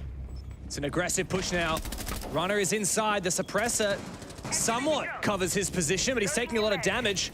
Caught between two Brazilian players. Nesk round in that corner does finish off what was left of Runner. Two players now for Reven to try and pick up the pieces, and both of them boots outside the building.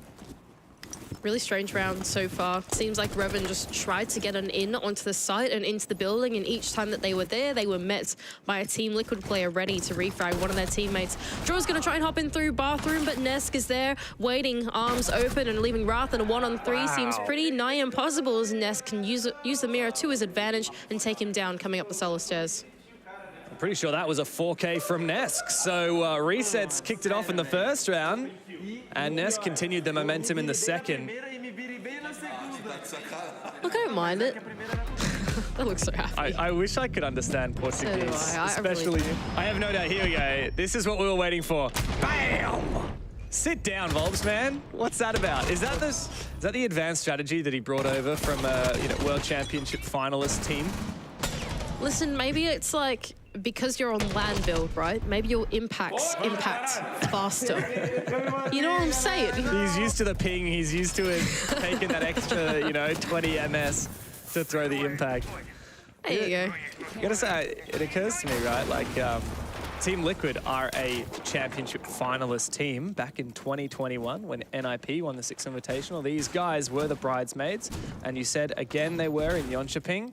Volps has had his own bridesmaid moment, losing out to G2 on W7M at this just past Six Invitational. So going from one bridesmaid team to another, I guess. Oh gosh, look, at some point they're going to claim one of these trophies. One of these days, at one of these majors. Hopefully it's this one. That could be quite exciting. But so close to victory, so close to greatness for all of these players, and I really hope that this time they can make a great run through Phase 2 to kick it all off. 2 rounds on the trot, looking pretty good for their missions so far, as Reven in the previous round tried to find an opportunistic moment to get into the building. Mid to early rounds, unfortunately, Team Liquid were there and they were ready for them. I don't imagine that they're going to be caught off guard anytime soon. Bomb located by attackers. These mirror windows have been devilish every round. So frustrating, challenging for Reven to get some control, but what they have got is the twitch, and Sam's managed to find a couple of those Vulcan canisters with it, so that will assist in the late round. Might be able to look for some mirror windows as well. Draw has just spotted out all of the setup here on Mezzanine, but remember, this is a basement defense, so there's a lot of roam game, a lot of map control being contested here by Liquid. I like the strat here from Team Liquid. Keep in mind that the floor is soft above the bomb site inside of lobby, and so being able to hold on to this mezzanine positions means that Reven has to fight the roam clear if they want to get that vertical control. Now, Draw has made a successful entry going into that top floor onto Nesk, and now with the sledgehammer in hand can start to put the pressure on the bomb site. There's a lot of time still to work with, but it seems like Reven are once again changing their minds. We see this rotation from Joe, and still some activity on the top floor. It looks like finally Liquid have seceded control, and Reven can get to work on the vertical game should they wish to bring out that sledgehammer. It's actually going to be Wrath opening up this construction. Oh, connector hatch. Looking good so far for Reven. They've really forced all of Team Liquid to vacate the bomb site as it is vulnerable to these vertical control that Draw has been able to bring off the back of the sledge. All of Liquid, though, look pretty comfortable sitting within the adjacent hallways of the bomb site as Volps is looking for a retake through dining. No flank drone is going to enable him to collect 2 onto Reven. With only 50 seconds left to go, they're going to look to chase the kill, but it's looking quite dire. Yeah, Nesk really worth his weight in gold there. You can see he was on those Valkyrie cameras calling out for his teammate. And now numbers advantage is in favor of the defense. Runner trying to make his way through blue, but he's got players to meet him. Palu's already found Sam, and now he's looking for another one. Reset's holding the hallway. Raft finds the trade eventually, but it's not nearly enough for Reven to sink their teeth in. And as Wrath has finally been traded on back by Lagonis, it's all up to Runner left, and he's just being toyed with here. What's Reset's gonna do? Barely needs to peek, just keeps showing off his elbow, eventually does. Lagonis looks for the re-peek. Runner low HP eventually will fall. Liquid looking phenomenal here on their defense. A lot of composure there from Team Liquid to be able to find the right timing on the flank from Volps.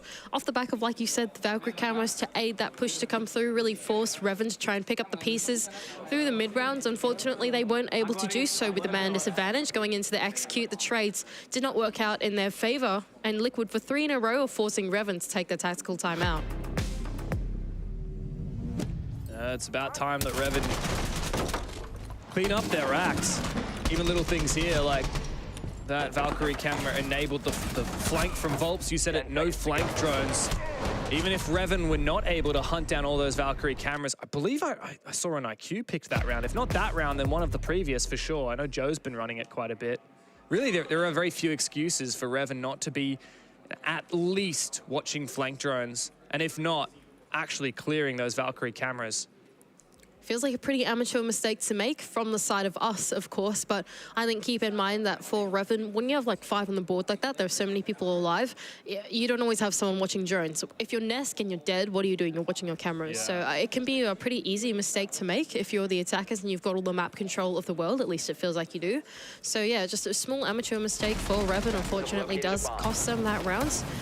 But here we go. The tactical timeout does allow them to have a moment to recompose and try and put themselves back into this lobby. Down 3 up on your attack on Chalet is not exactly the greatest sign to be going into your phase 2 run. So I hope that they're able to conjure up something better this round. I think it is a good time to take the tactical timeout as well. Not only do you know that 2 sites are locked, right? It's not going to be master, it's not going to be basement. It'll either have to be kitchen or bar, and bar you've already attacked once. So they have a good amount of time to not only reset the momentum, but really discuss how they want to go for this attack. That's exactly right. It doesn't seem like Team Liquid have changed their strategy all too much either. A caster set up to aid the extension over on the top floor, as well as once again opening up library, really making it a kill box. And while it means that they cannot play in mezzanine as a defender, it also is very unsafe for the attack to entry as well. And so here we go, Volps looking for an aggressive jump out onto Reven, but crossfired in fact on the attack as Wrath is able to take him down. That's a good read there. 2 players from Reven were hard watching that jump out. Not sure whether they actually had information. I didn't see a yellow ping, but it could well just have been game sense, being very aware of how aggressive Liquid want to be. Joe down below has found some control inside of the basement, but met by no Team Liquid players as they've made their entire setup known on the top floor and on the ground floor. I like this approach better from Reven. They're taking the path of least resistance rather than playing into the strategy of Team Liquid, which they did the previous attempt that they tried to attack this, and instead are just taking the free real estate that's been given to them by the defense. Palu, though, on the top of West Main is able to take down Joe and even up the man count. We talked a lot about Joe on the desk. He's yet to find a kill as of yet. He's got very high entry rating throughout this tournament, but he also often falls to the wayside. These unaided lurks, they can be as devastating to your own team as they can to the opposition. Seems like Reven have identified that Liquid have actually given away a lot of this top floor control. There's only 1 player left of the defense within the vicinity, and that's one in the top of the library stairs, but there's no control going over inside of mezzanine. There's no one inside of office playing those lines of sight, the angles there anymore, so they've decided to try and take that control. Meanwhile, it seems like some info has gone out, though, on the player inside of the kitchen area, knowing that he's isolated. Draw has decided to go and chase him. Wrath has managed to lurk up the stairs here. He has a great position if anyone from Liquid is to cross his line of sight. And they might just be about to. It's Palu. Just in that jungle hallway. He moves on out. How does he win the fight? Tell me how he wins that. Oh, it's a rough position now for Reven, isn't it? As they continue to fall. Draw desperately moving in from inside kitchen, but it's a pre-fire through the wall. That's going to reveal his position. He might see someone, but they're just toying with him. Palu to finish him off with the shotty. It's all on Sam. Yet to find a kill this game. He can finally pad his stats a little bit, but I just don't think this 1v4 is possible. Not looking too good for Sam as the rest of Team Liquid recollect themselves onto the bomb site. Really great game sense from Palu there to hold out in his position. He was being crossfired. He's about to be pinched from where he was. But if you're at that point in the round, it's been so quiet. Palu has the game sense to think they could be in from below. They could be in from dining. You just don't know whether they are because it's been so quiet throughout the rounds. And being able to make the swing out onto the stairs, turn around and make sure he's safe on the cross and won't die to draw looking for a backstab is just an excellent show of game sense from such an experienced player. I mean, that's rough now for Reven because they've already taken their tactical timeout and immediately lose the following round. I got to say as well, Mandy, like that was probably one of the worst rounds we've seen from Reven. They lose the opening pick. Every bit of ground they do get, it just comes back to haunt them. And, you know, that was on the back of already killing a spawn peeker as well. 5v4 in the first 15 seconds of the round. Immediately, Dro gives that numbers advantage away, and it just does not get much better from then henceforth. This is so good from Palu. He just knows what's going on. It's a bit of a Noah, honestly. Like, at that point, the round is so quiet and like nothing's gone on. You kind of know that they have to have come in from the basement. They have to have come in somewhere that no one's seen them yet, right? And so I think for Palu to be able to hold out in his position inside a jungle, good stuff from him. Go over onto this top floor bomb site for Team Liquid. I don't think we've seen this one. Oh, we have seen this one, haven't we? Yeah, I think it was the second round. They went bar, master, basement. Oh, this was the really messy round. Oh, yeah, this was a super messy round, yeah. This is the one that Reven tried to hop in through windows and like look for the timing and the opportunity, but like Nesk was there and he collected 4 or something like that because they just hopped in on him. So yeah, I think a lot of composure there from Liquid. I think Reven needs to be a little bit more methodical to try and take down this team. It's interesting though because what Fresh was talking about on the desk is a lot of teams try and take Reven to maps where they can't just rat a little bit, you know, get into the building, go for these lurks, look for picks, play on windows. And he identified, you know, Fresh was like, well, that's what Chalet is, right? So Liquid better know something we don't, and we're really clearly seeing it right now. They are so prepared for Reven to go for these aggressive plays, to go for these lurks. I quite like that nade, though. If there was someone playing close to the window, they would have lost their life. Also, it takes down the castle barricade. Draw can now continue to do so using his sledgehammer, but I'm a bit worried for him on this balcony. We know how aggressive Liquid like to be.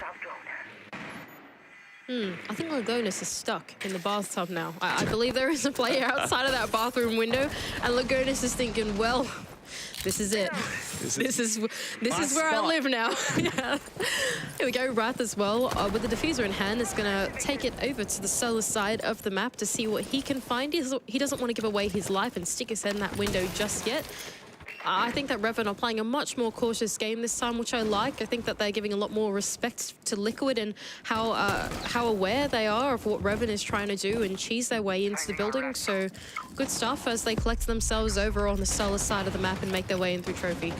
Oh, but there was a red ping there, and maybe a vertical nade to follow. It is from Draw, but Volks brings it back. The pre-fire through the wall from Draw to try and trade this kill back. He eventually gets it, but on the site, meanwhile, Nesk has found Joe once again.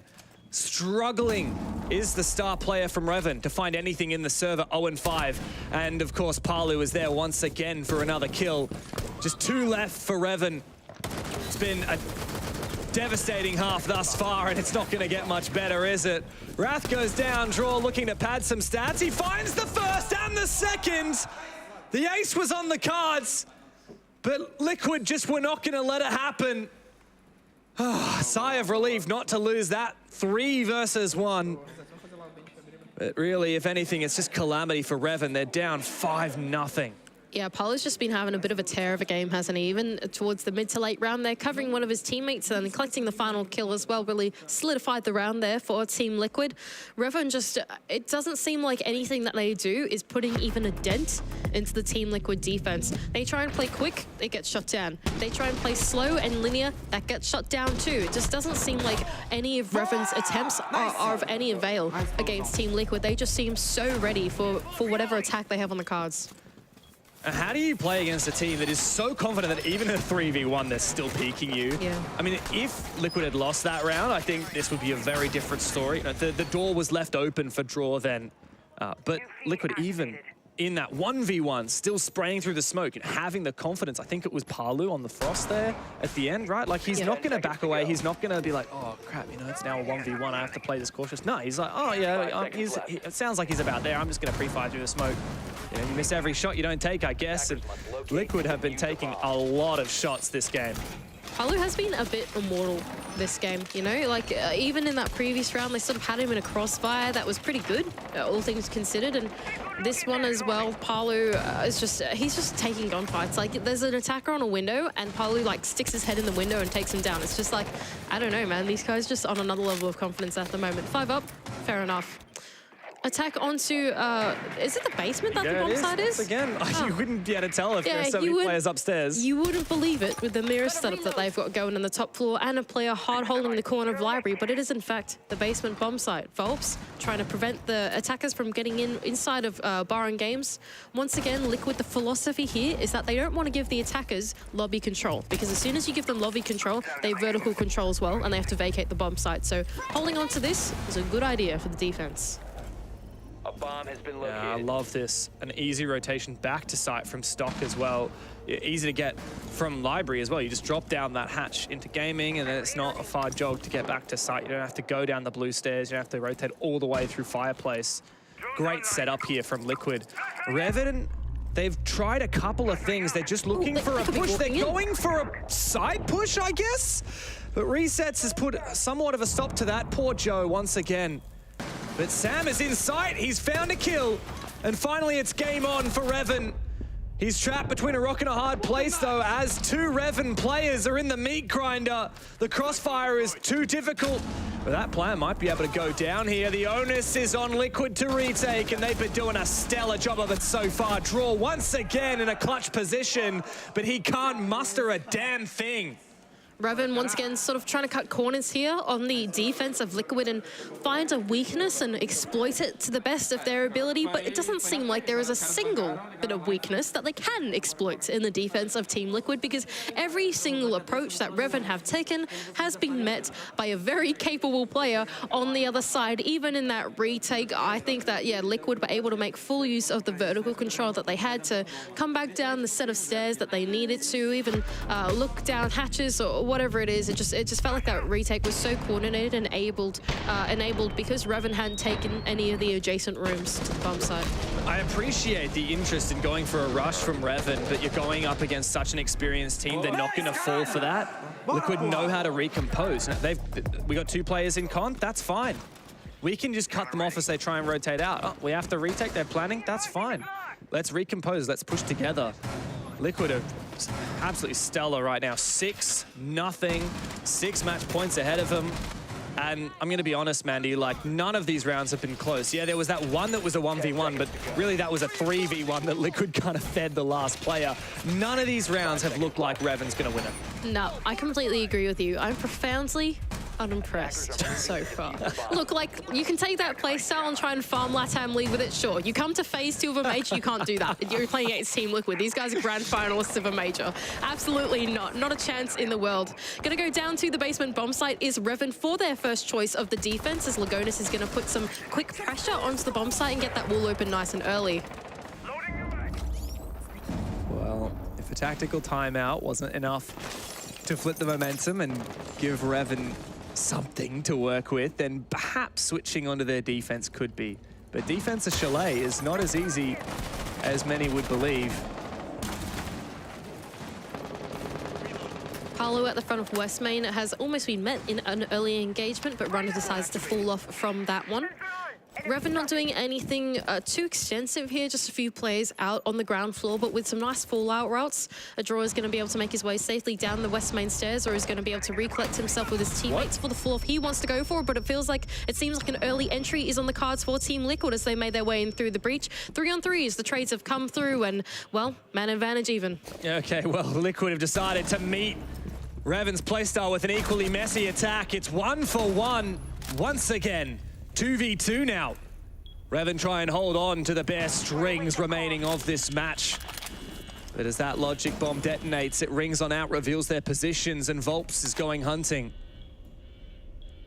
The logic bomb does ring out, giving Logonis the info that he needs on the remaining two players. Volps to collect the final kill and the final round for Team Liquid, taking down 7-0.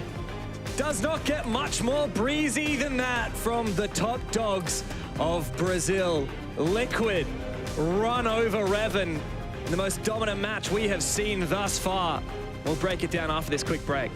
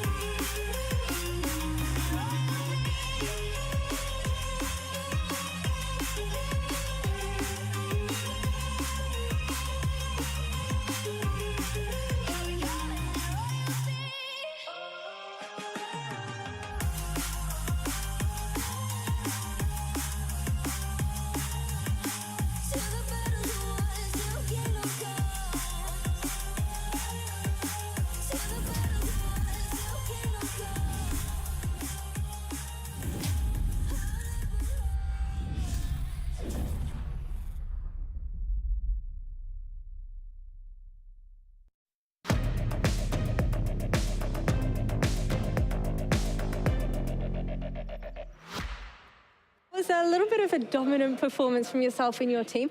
7-0, expected or unexpected? Yeah, like we are preparing ourselves really well. We had some time to bootcamp in the Alienware facility in Netherlands, so we're really used to like playing different styles because we could practice with a lot of different teams. Help us a lot to improve as a team, especially after Volps joined us. So I think we are really ready for anyone.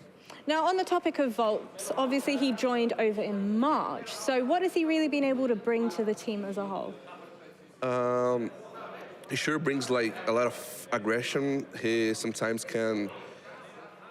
He doesn't care about like if you are playing a final or doesn't matter. He's always trying to find a gunfight, maybe to find space for us. He's like always trying to do his stuff, let's say. Like he was a really amazing addition, and he brought some stuff from W7M as well that we kind of mixed it with our stuff, and I think we are really, really in a great shape right now.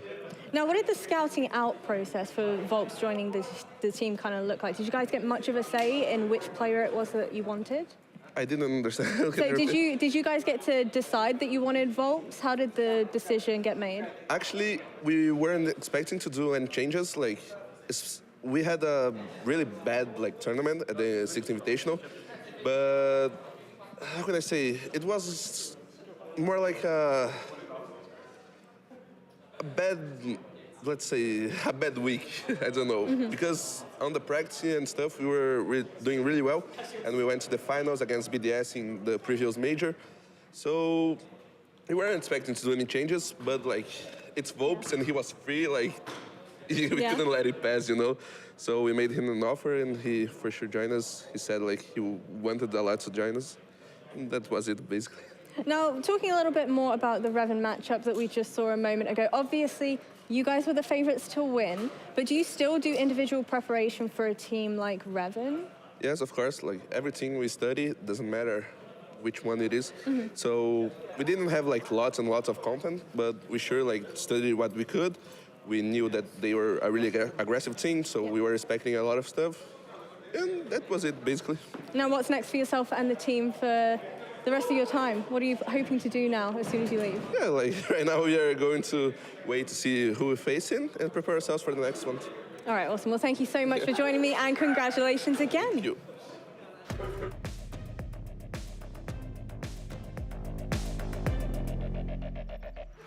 Well, first things first, someone's going to say it. So you know what? I'll be the first one to say it. I didn't realize Joe was James Bond. 007, bro. What happened? Do you know what? He came up to me just while that interview was going on. So we were obviously just stood there, and he said, we scrimmed Liquid 3 days ago, and we played them on Theme Park, and we was 11-0'd in scrims. Like, he said that was coming. I don't know. For me, at least, this Joe that we keep hearing about, this aggressive Joe, at times I was hoping, you know what, we'd maybe get a little bit more out of him, out of his team. Where do you think it was that they ultimately ended up going wrong? I mean, if you look at their attacks, because we've seen 6 of their attacks, it looked sometimes a little bit too much of a solo play coming out from Reven. They were trying to take map control one by one. They weren't even putting themselves up for the opportunity to be able to refrag one another. I saw one, and that was actually where Draw had to move quite a few meters to be able to refrag his teammate that had just died. They were walking into the angles that the Liquid players were holding onto them. And even if you looked at their drone economy or their utility usage, to, you know, get some info on where these defenders were, it just wasn't there today. I think the reality is that, you know, we're obviously talking about this as how Reven lost. Liquid were excellent today, and we're gunning today and punished everything. But I think when you're a team like Reven, where your strategy and your whole win condition relies on taking gunfights, winning those gunfights, and building that momentum, when you're going up against Liquid, who is just full of beasts, you know, Palu, Nesk, Volps, you're not going to be able to do that consistently.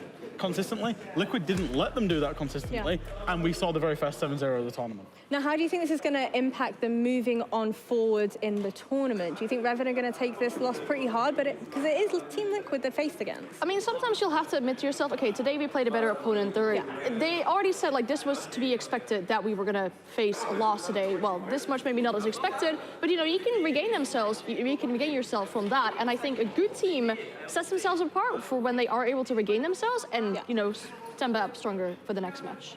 All right, well, I'm super excited for our next matchup. It's going to be DarkZero Esports taking on Team Falcons. Can't wait to dive into this one, but we'll be back very shortly.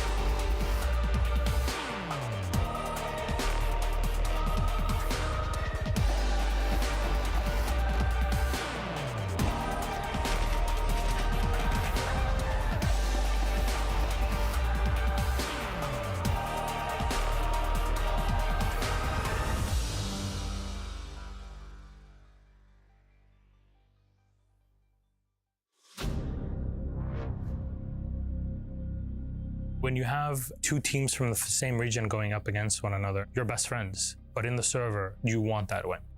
You want it so bad. Our two Brazilian teams in the grand final for the first time ever.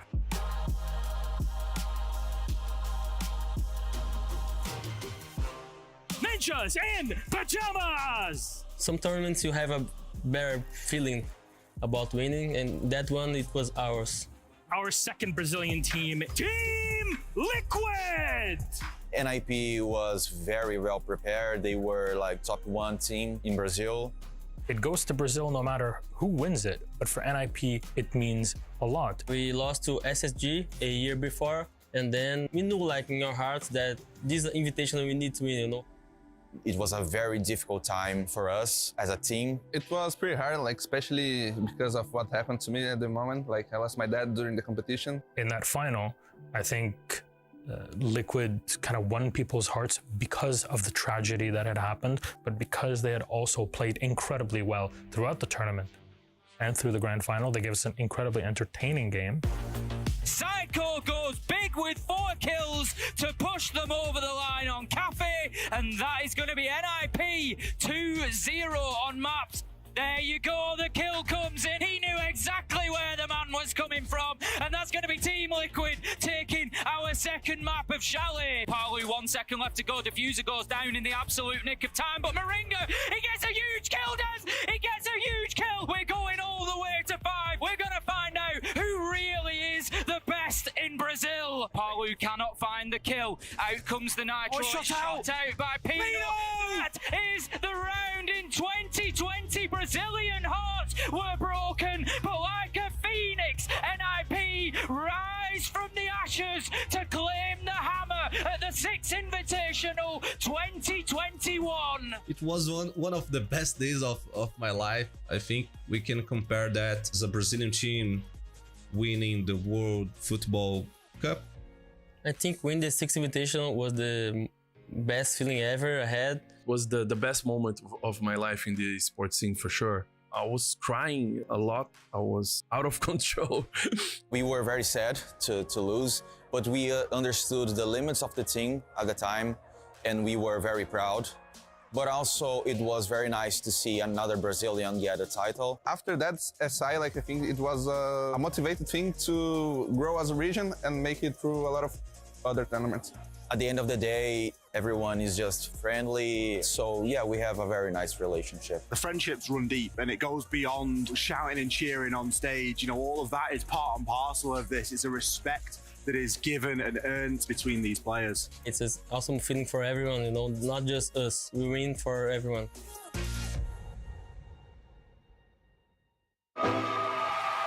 Last man alive is Necrox as MVK is on the floor. It's looking. Oh my God! They did it! They've done it! A double Apex semis! I remember I looked like this to Kento and Brooke. I'm like, what is going on? And it's just one of those like, this should not be happening, especially not against such a strong team as EG, and it did. Fnatic demolish EG with a 2-0. Dizzle takes it. There's rare coaches that have been able to achieve what he has. That's immensely unusual.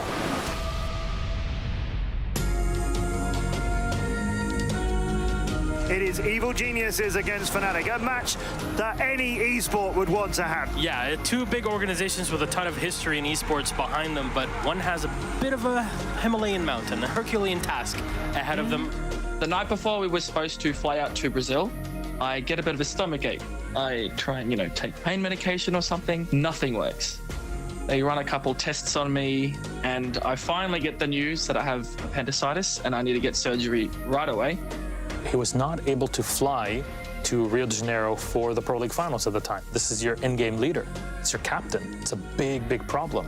The unofficial ruling was to be that we could find a substitute as long as they weren't contracted to an organization and hadn't competed in any of the Pro League circuits around the globe. Yeah, basically we had to make the call, and it's like, look, there's nobody else. I guess I'm just going to have to play.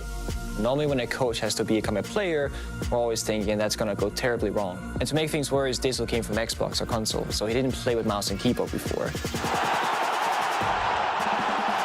It is interesting, though, when you have the coach playing, because he's potentially coaching in real time, especially as they've lost their IGL. It had been almost 2 years since I played competitively, but that having been said, like, I generally always had a competitive spirit and I have nerves of steel. And Dizzle will clinch it! Fnatic to take the third round! Dizzle in that event was called This God from that moment on. Round 4 for Fnatic, and APAC 2 rounds away! I knew he was a good player on Xbox, but I mean, I knew he knew how to play the game. I just didn't know if he was like mechanically up there, and obviously he was apparently. We knew, like, if we're going to win, it has to be on Oregon. And the call came out and just said, guys, we need to get out there, need to give them pressure. Like, just don't let them get comfortable, don't let them execute.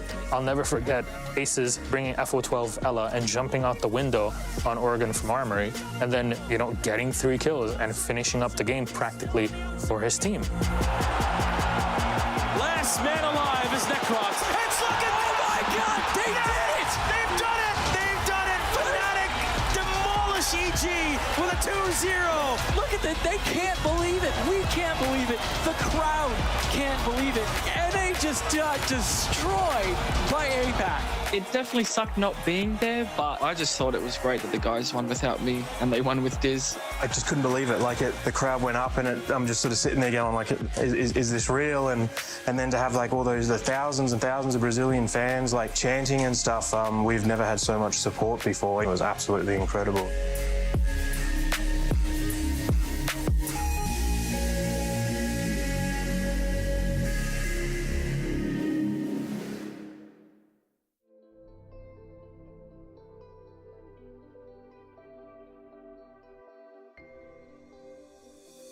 Today, the top 2 teams from Europe and from America. Diffuser down with 30 seconds. Bounce, he's going to find 4, but Pengu says no. Penta are your first PC Pro League champions.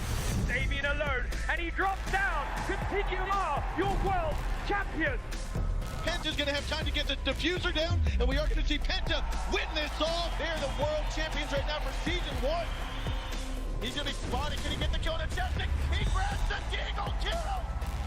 It's now Fabian, it's all up to him. And a 1-on-2, Julian and Wag. Can he get it? Fabian's gonna dip around the grid, he won't get it. Julio gets the frag. Black Dragons go to the grand final. Eds versus Black Dragon. Bootsy adds to Wag. You call them Eds, we call them champions. Eds takes year 2, season 3.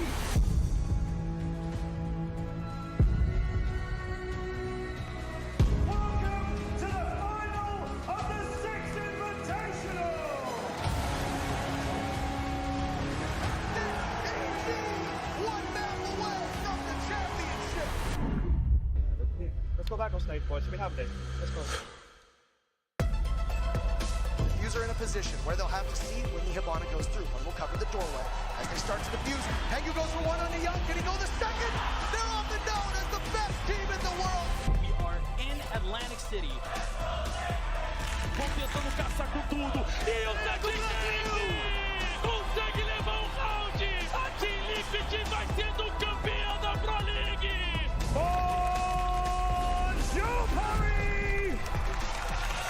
Close to getting the victory, and he goes down. G2 will take the win.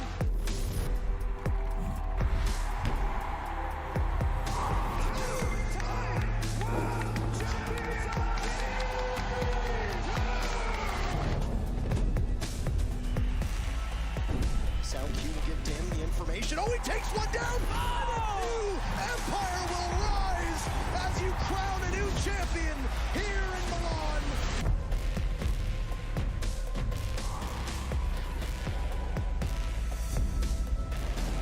Two kills, 3 for Shepard, and the Empire strikes back. 2v3, Kedru finds one, and Hyper is there.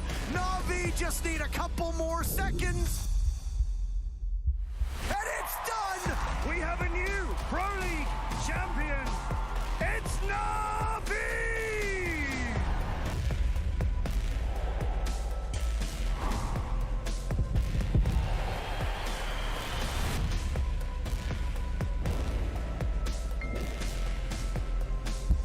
Julio has diffuser diffuser in hand. He finds the shots, but Palu cannot find the kill. Out comes the knife. Shot out by Pino.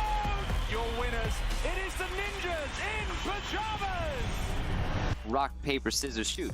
Rock, paper, scissors, shoot. Oh, I got one, so team one's up one. Rock, paper, scissors, shoot. Team one wins! Yes!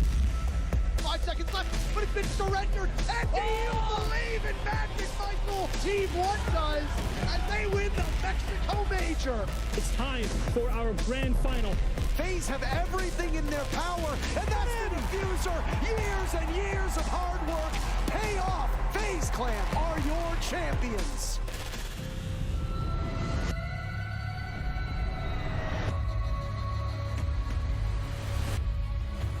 All he has to do is stop joystick.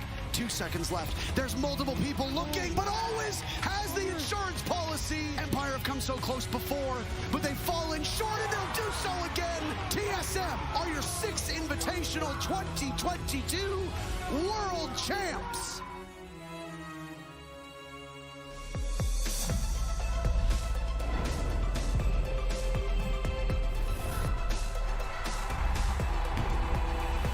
J90 to save Astralis. DZ can double up and secure their first international major win.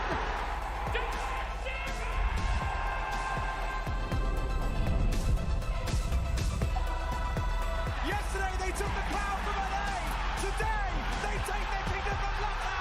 Rogue EU winners at the Berlin Major. 3 versus 4. Oh my BDS, they are your major champions.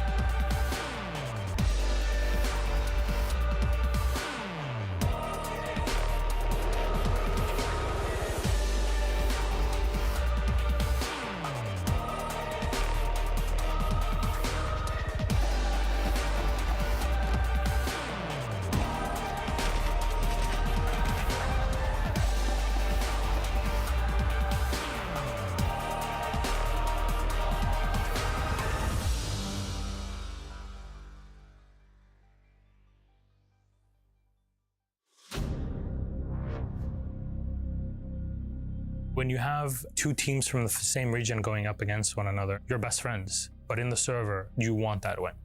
You want it so bad. Our two Brazilian teams in the grand final for the first time ever.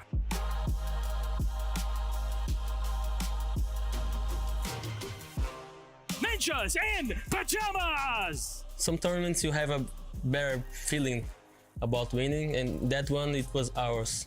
Our second Brazilian team, Team Liquid. NIP was very well prepared. They were like top 1 team in Brazil. It goes to Brazil no matter who wins it, but for NIP, it means a lot. We lost to SSG a year before, and then we knew like in our hearts that this is an invitation we need to win, you know.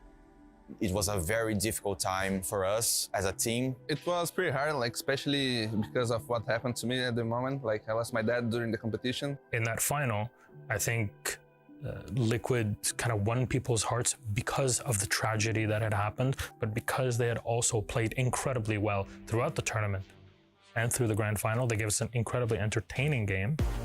Sidecore goes big with 4 kills to push them over the line on Cafe, and that is going to be NIP 2-0 on maps. There you go, the kill comes in. He knew exactly where the man was coming from, and that's going to be Team Liquid taking our second map of Chalet. Palu, 1 second left to go. Diffuser goes down in the absolute nick of time, but Moringa, he gets a huge kill, Daz! He gets a huge kill! We're going all the way to 5. We're going to find out who really is the best in Brazil. Palu cannot find the kill. Out comes the Nitro. Shot out by Pino. That is the round in 2020. Brazilian hearts were broken, but like a phoenix, NIP rise from the ashes to claim the hammer at the 6th Invitational 2021. It was one of the best days of my life. I think we can compare that as a Brazilian team winning the World Football Cup. I think winning the 6th Invitational was the best feeling ever I had. Was the best moment of my life in the sports scene for sure. I was crying a lot. I was out of control. We were very sad to lose, but we understood the limits of the team at the time, and we were very proud. But also, it was very nice to see another Brazilian get a title. After that SI, like I think it was a motivated thing to grow as a region and make it through a lot of other tournaments. At the end of the day, everyone is just friendly. So yeah, we have a very nice relationship. The friendships run deep, and it goes beyond shouting and cheering on stage. You know, all of that is part and parcel of this. It's a respect that is given and earned between these players. It's an awesome feeling for everyone, you know, not just us. We win for everyone.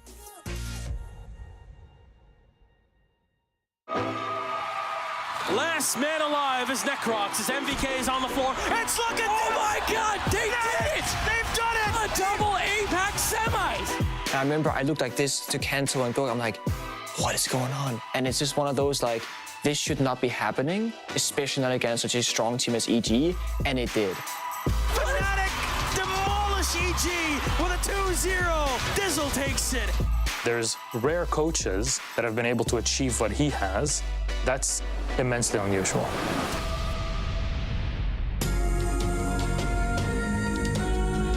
It is Evil Geniuses against Fnatic, a match that any esport would want to have. Yeah, 2 big organizations with a ton of history in esports behind them, but one has a bit of a Himalayan mountain, a Herculean task ahead of them. The night before we were supposed to fly out to Brazil, I get a bit of a stomachache. I try and, take pain medication or something. Nothing works. They run a couple tests on me, and I finally get the news that I have appendicitis and I need to get surgery right away. He was not able to fly to Rio de Janeiro for the Pro League Finals at the time. This is your in-game leader. It's your captain. It's a big, big problem. The unofficial ruling was to be that we could find a substitute as long as they weren't contracted to an organization and hadn't competed in any of the Pro League circuits around the globe. Yeah, basically we had to make the call, and it's like, look, there's nobody else. I guess I'm just going to have to play. Normally when a coach has to become a player, we're always thinking that's going to go terribly wrong. And to make things worse, Dizzle came from Xbox or console, so he didn't play with mouse and keyboard before. It is interesting, though, when you have the coach playing, because he's potentially coaching in real time, especially as they've lost their IGL. It had been almost 2 years since I played competitively, but that having been said, I generally always had a competitive spirit and I have nerves of steel. And Dizzle will clutch it! Fnatic to take the 3rd round! Dizzle, in that event, was called This God from that moment on. Round 4 for Fnatic, and APAC 2 rounds away. I knew he was a good player on Xbox, but I mean, I knew he knew how to play the game. I just didn't know if he was like mechanically up there, and obviously he was apparently. We knew, like, if we're going to win, it has to be on Oregon. And the call came out and just said, guys, we need to get out there, need to give them pressure. Like, just don't let them get comfortable. Don't let them execute.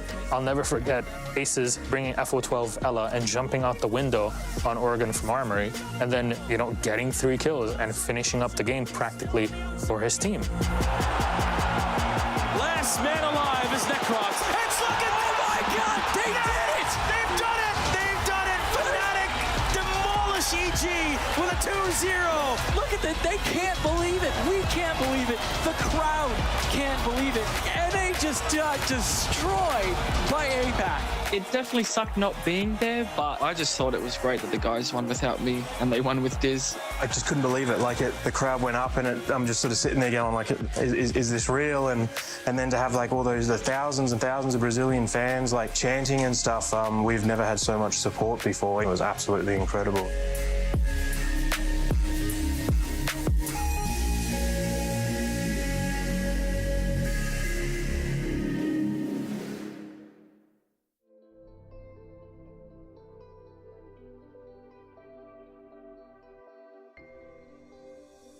Here today, the top 2 teams from Europe and from America. Diffuser down with 30 seconds. Bounce is going to find 4, but Pengu says no. Penta are your first PC Pro League champions. Davian alone, and he drops down. Continue are your world champions. Penta's going to have time to get the diffuser down, and we are going to see Penta win this all. They're the world champions right now for Season 1.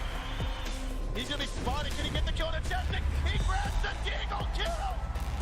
It's now Fabian and ball up to him. And a 1-on-2, Julian and Wag. Can he get it? Fabian's going to dip around the grid. He won't get it. Julio gets the frag. Black Dragons go to the grand final. Eds versus Black Dragon. Bootsy adds to Wag. You call them Eds, we call them champions. Eds takes year 2, season 3.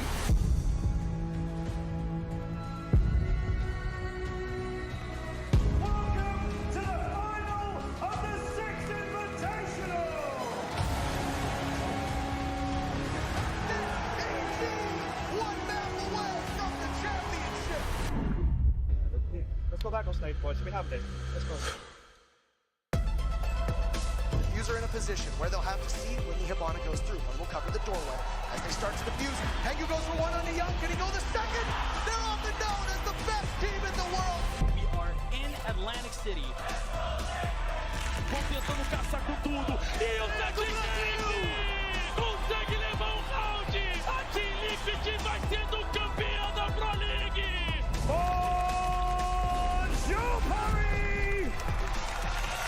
Close to getting the victory, and he goes down. G2 will take the win.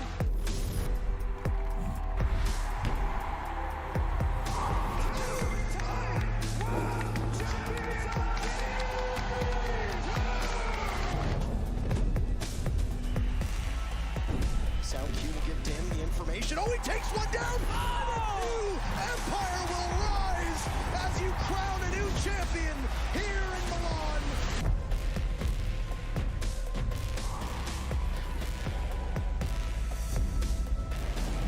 Two kills, 3 for Shepard, and the Empire strikes back. 2v3, Kendrew finds one, and Hyper is there. Na'Vi just need a couple more seconds. And it's done! We have a new Pro League champion. It's Na'Vi!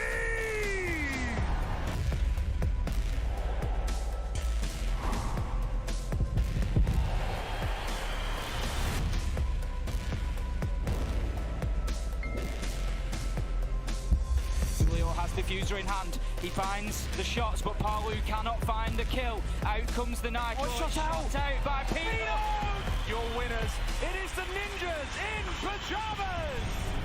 Rock, paper, scissors, shoot. Rock, paper, scissors, shoot. Oh, I got 1, so team 1's up 1. Rock, paper, scissors, shoot. Team 1 wins! Yes! 5 seconds left, but it's been surrendered. And do you believe in Magic, Michael? Team 1 does, and they win the Mexico Major. It's time for our grand final. Faze have everything in their power, and that's the diffuser. Years and years of hard work pay off. Faze Clan are your champions.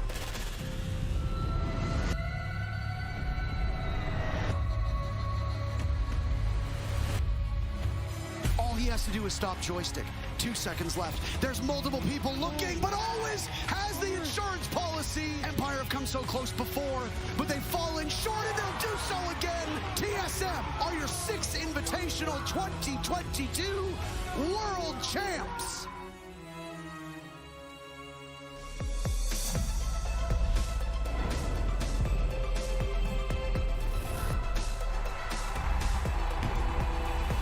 J90 to save Astralis. DZ can double up and secure their first international major win.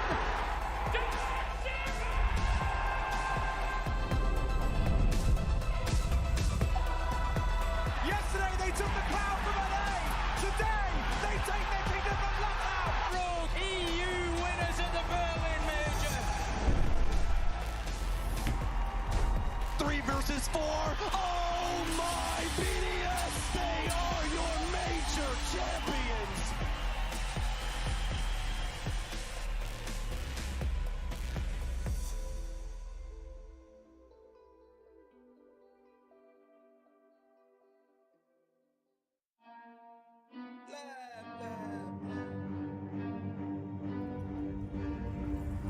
I got problems on problems on problems on problems on problems on problems I solve them. I run through the money, the pressure be calling. Left on my blessings, I feel like I'm falling. The birdie is back, tell me I'm garbage. I'm going through something, that's why I ain't calling. Phone in progression, it's all that I wanted. The phone in affection, I summon and dub it. Cause I got problems on problems on problems on problems on problems on problems I solve them. I run through the money, the pressure be calling. Left on my blessings, I feel like I'm falling. The birdie is back, tell me I'm garbage. I'm going through something, that's why I ain't calling. Phone in progression, it's all that I wanted. The phone in affection, I summon and dub it. Why you be all on my line about nothing? Why won't you go get you $1 or something? Don't hang with it who line for nothing. I see that we different, you riding, I double. I don't do discussions on bragging about hundreds. Don't go to your places, I know that they sunken. Don't call me your brother, I barely could trust it. I talked to a shorty, she bagging the bucket. And I'ma need all of my dollars on corporate, so hand me the money, I divvy the pie. I'ma give all of my people a portion to build them a fortune. I'm flipping the ride. I can't be mixy when iffy the vibe. And 40 on 50 is really the time. Why are you all on my phone like you want me? Like you wasn't pushing the kid to the side. I run through the money, the pressure be calling. Left on my blessings, I feel like I'm falling. The birdie is back, tell me I'm garbage. I'm going through something, that's why I ain't calling.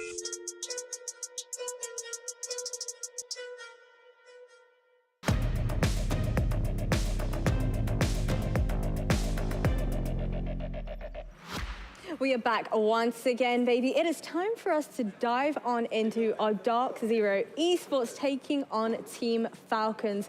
Now, obviously, Anne, myself, and you were chit-chatting about this a little bit earlier.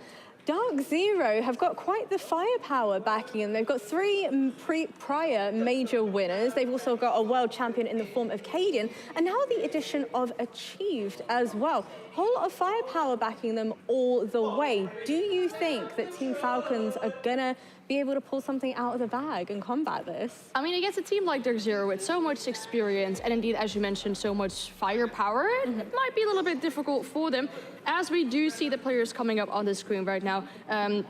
If I can mention an interview, for example, that's been had with Canadian, is that he said he learned from SI. They learned how to play more towards this more recent meta that's been going on. They did some role swaps as of recently, but even during NAL, it kind of seemed that not all of their strats coming out of SI have changed all that much, which might make them an easy team to predict. Yeah, I think people know them as like quite a structured team because they come out of North America. That's the kind of gist that people have around that region. But I think they've been piecemeal adding they've been adding layers, adding substance to the team that makes them a better team. You know, we're seeing them now here in the phase 2 of the major. And I think that's because of, you know, those roster changes, because they're well thought out. They're not just done for a reason or on a whim.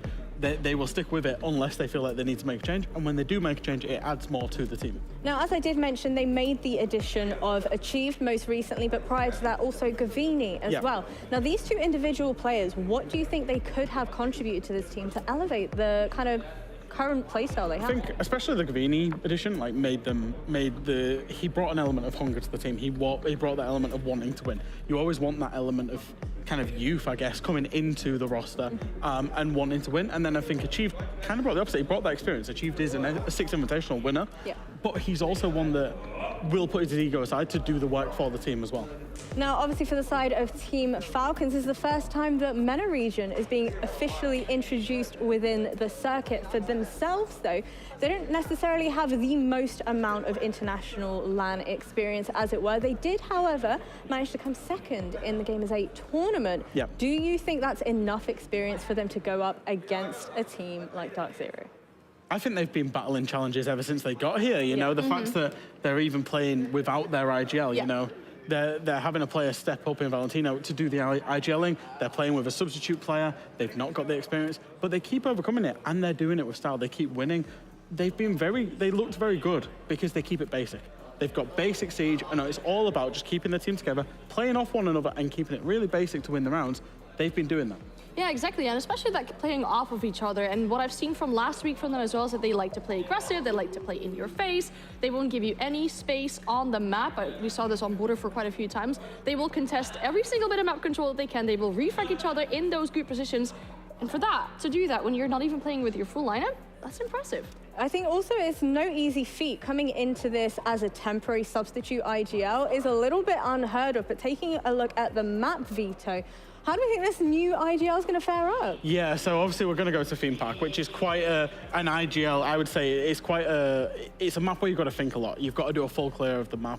You've got to work out a lot of scenarios and a lot of power positions. Now, that was a position that I had for Falcons, was because they've got a temporary IGL, they struggled with the power positions. They struggled just with, you know, when teams really didn't want them to clear a position with utility. That's what Falcons struggled with. And I think that's influenced the map bans to DZ wanting to go to somewhere like that, because when they get on the defense, they will back themselves for it.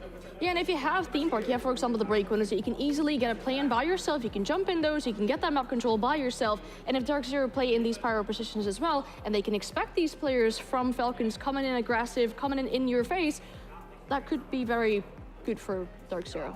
Now, I feel like the side of Team Falcons certainly have a lot to prove, not only for themselves as a team, but also as a region as well with their brand new addition. But the real question is, what happened Fluke make of that? Do we think that they're going to be able to throw some fists of their own? See, my head would say that, you know, DarkZero, established team, they will be taking it, but my heart, I really want Falcons to go through and show everybody what they have, and then I'll be rooting just slightly for MENA to show a big here. Continue the mania. I don't think we've seen the end of MENA Mania. We definitely have. I think we're still in MENA Mania. They've dispatched 2 mainstay major teams. Maybe this is the third. All right, well, I'm intrigued to see whether or not they can actually pull it off, but I'm going to leave you with that thought, and I want your predictions as well. What do you think? I'm glad you asked. A 7-4 Falcons. Wow. Okay. Well, I mean, we're already yes. We're going for a bit of a longer game, hopefully, now, because they... I really want a longer game. They've been quite short today. 7-0, 7-1, 7-2. Yeah. A 7-3, maybe a 7-4. Treat us to a 7-5, why don't you? Maybe a max OT, even to just go at it. What a spoil that would be. That would be a spoil. No, I mean, I think this is going to be the toughest challenge Falcons has had in this tournament. But remember, the one other time that this roster, or the parts of it that played last year, went up against an NA team, it was against TSM, and they won 2-1 in the map veto. The Chief was in that game. It's a bit of a revenge story for him in that case, just wanting to make sure that it was the team, not the player, as a reason why they lost.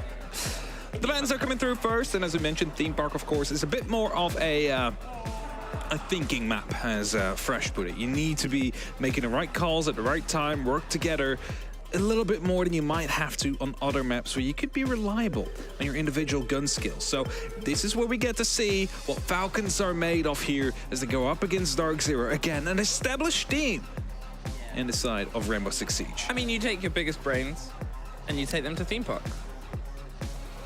Yes, that's what you do, yeah. You take the big brains. see how it works I think the exciting thing was, the interesting thing was, the other map that could have been based on the sort of final end was Border. And which is the complete opposite. Which is the complete opposite. Like, of the sort of, you know, grayscale blend of black to white in terms of how quick and how aggressive a map can be versus how hefty a solid map can be. Border or theme is like, what do we want? Do we want summer or do we want winter? It is indeed the quite opposite. Cade to be the last one to be removed gives us the total of Cade, Dokkaebi, Ace, and Azami. Now, it might be a bit of a team you see in there. 3 of those, of course, have to do with breaching and architecture, and then Dokkaebi just overall annoying with the calls that she's able to make. Basically kick dead players off the cameras as well, allowing people to sneak through. They're having none of that here today on this map, Theme Park. And as we get going, it is Armory Throne first for the side of Falcons to defend on. An Ace removal isn't the most common. Yeah, no. That's a very interesting sort of removal. Ace. Luckily, there's plenty more hard breachers to use. There is. But you have to look at what Ace does. And you have to look at how many teams, I'm not going to say have a dependence on Ace, but an expectation that he's going to be in the sort of matchup. It's not a big map for hatches. There's not, you know, the ones that you generally want to try and get control of. Well, that one's just been opened as a perfect example if you don't need it for the biggest read-through. 10 seconds It's not the sort of cost there. It's the range, it's the ability to burn things. It's a heck of a gun. It's like Ace in you can play entry in some regards. Some do. Attackers are moving out. Yeah, some definitely do play Ace with an entry. I mean, it's a good gun to play with here, so there's always the opportunity to bring that bit more aggressive. Now, as we get underway, doesn't seem like there's any immediate spawn peaks to come through, so we're starting this off nice and quiet. Oh, you say that. Mad Skills, he's hoping a fight drifts to his way down in the drug lab, but Canadian with a fuse shield is actually going to be sort of trying to make the distance elsewhere. Has the drone intel on the player. Now, you got to be cautious because they have the C4. If you enter, you'll get caught. They have the read and the calls on the player. You're a fuse with a shield. You're a chunky, noisy boy. They have some awareness. They did just drop at the same time as the rappel coming up, so they might have tried to cover the audio there of a player into Cafe. They've slipped their way through. They're sort of getting the drone out, or it's just a fake Gemini, in fact, I assume. You always see the outlines. Yeah, you always see the outlines. You always see the outlines. Come through, indeed. And as this drone right here will be giving away quite some information. It's going to be the fuse that has the opportunity to start using. It's going to be the kill to come through. It's not actually going to be the fuse that is going to be able to use the cluster charges. I was going to say, you got aggressively up there. I don't know if they just didn't check that Valentino was holding that position. They hope they could put the pressure onto yellow stairs. They take the drop. The Candelas force a bit of motion. The kit is a bit isolated now. And here, Falcons, they played a couple of players up top. They had a lot of caution from underneath. And with that, there was a bit of a cost and a bit of a risk. The drop, instantly the blind through. Joker goes down. Pamba's able to get the lock-in onto barrels. There's somebody holed up on split, one on drug door as well. Mad Skills catches the drone, goes to try and follow through onto the player. Valentino gets Pamba and one more on the back end. Gaveni gets P9. And finally finds an end to it, but Valentino wants his fourth for the round. It's a 2 versus 1, 1 versus 1. And what a way to open it up. A minute left, and Gav up against O'Kills. Now it is going to be the Solace up against the Yana, which means that as soon as the Gemini gets used, it's going to be able to see that with the gadget. So it's going to be a game of information here. Maybe a bit of bluff to come down from either of these two. As the drone gets tossed in, will be watched, and that means they're going to be aware of at least one of the openings to be used. Just seen it come in. Now they know they're inside this site. Grenade's going to be tossed through the drone hole. He's not going to be finding anything. Even the default came up there. They're fully aware where he's coming from. And now it's just a moment of peeking at the right time, which he does. And the first round will go to Falcons. First round, Falcons, they keep a flying, and let's be honest, a bit of a strange round, especially for Throne, which is obviously the most sort of defensively constructed site of maybe any single site of any of our map pool. And to have most of the violence happen just outside the site, obviously above the hatch and down below it, as we see from the drop of the top row to the bottom. But all of it around this barrel side, no walls have been opened, no destruction on towards the structure of the site itself. A very peculiar Throne round. Yeah, so we haven't really seen like the actual hold come into play, right? Because the aggression all took place elsewhere, which means that they still have that in pocket. They can still play it another way, knowing fully well they haven't really seen the insides of the side.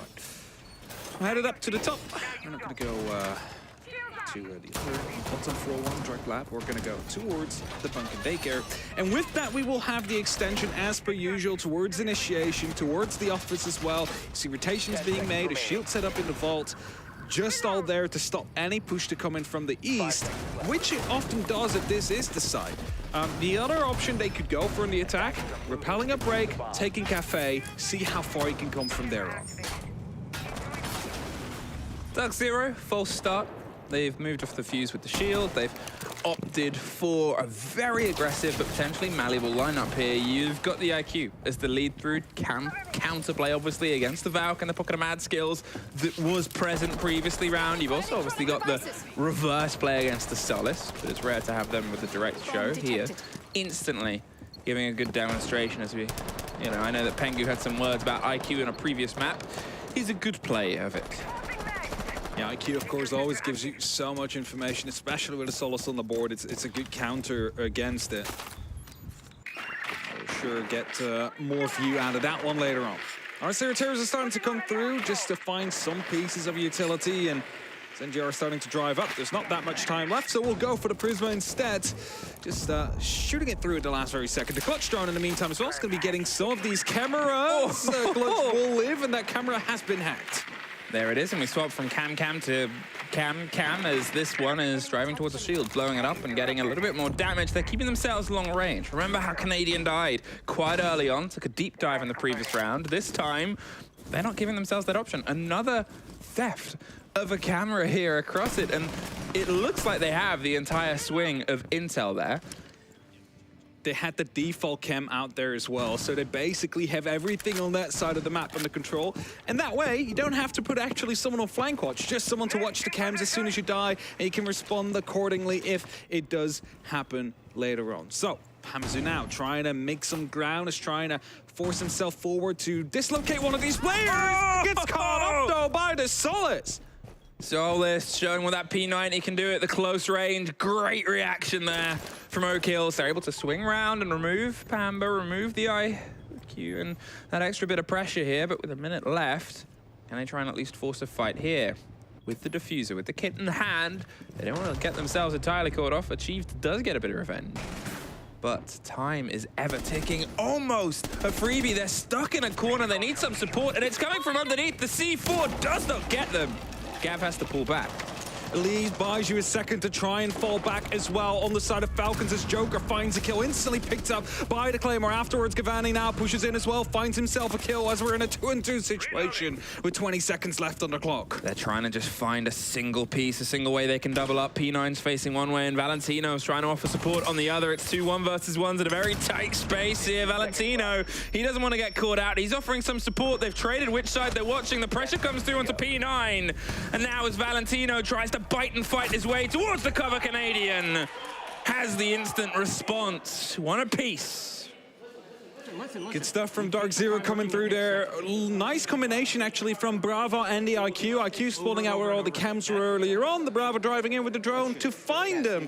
That way you don't actually have to go looking because you have the IQ from above making these call outs. And afterwards, that was flank secured. They find some more kills. They start pushing through. Just managed to make it work. That's actually the way, somehow, able to still get the very opening kill there. 0 kills. Now, obviously, they talked about it on the desk. They alluded to the fact that where Falcons have suffered, you know, maybe it's the stress of coming to this event, maybe it's a team thing, or most likely, it's because they've obviously had to have an unprompted roster swap around just before the tournament to compete. It's the team play and the synergy of attack that struggled. It always would be. When you have to have an IGL swap out, when you have to change how you're sort of marching your way forward, that's going to be the tricky thing here. So Falcons obviously want the 4 on their defense, probably angling towards a 5, because as soon as they get onto their attack, those stresses are going to get worse and worse, especially when you're up against some of the most storied IGLs, multiple, in the history of the game. Yeah, for sure. Bit of a spawn pick attempt will be made here. A little bit of damage done towards Canadian, but nothing too much to worry about. Instantly put on the diffuser duty though. He's gonna be like, you took damage, that means you're gonna be taking it. Doesn't matter how little it is.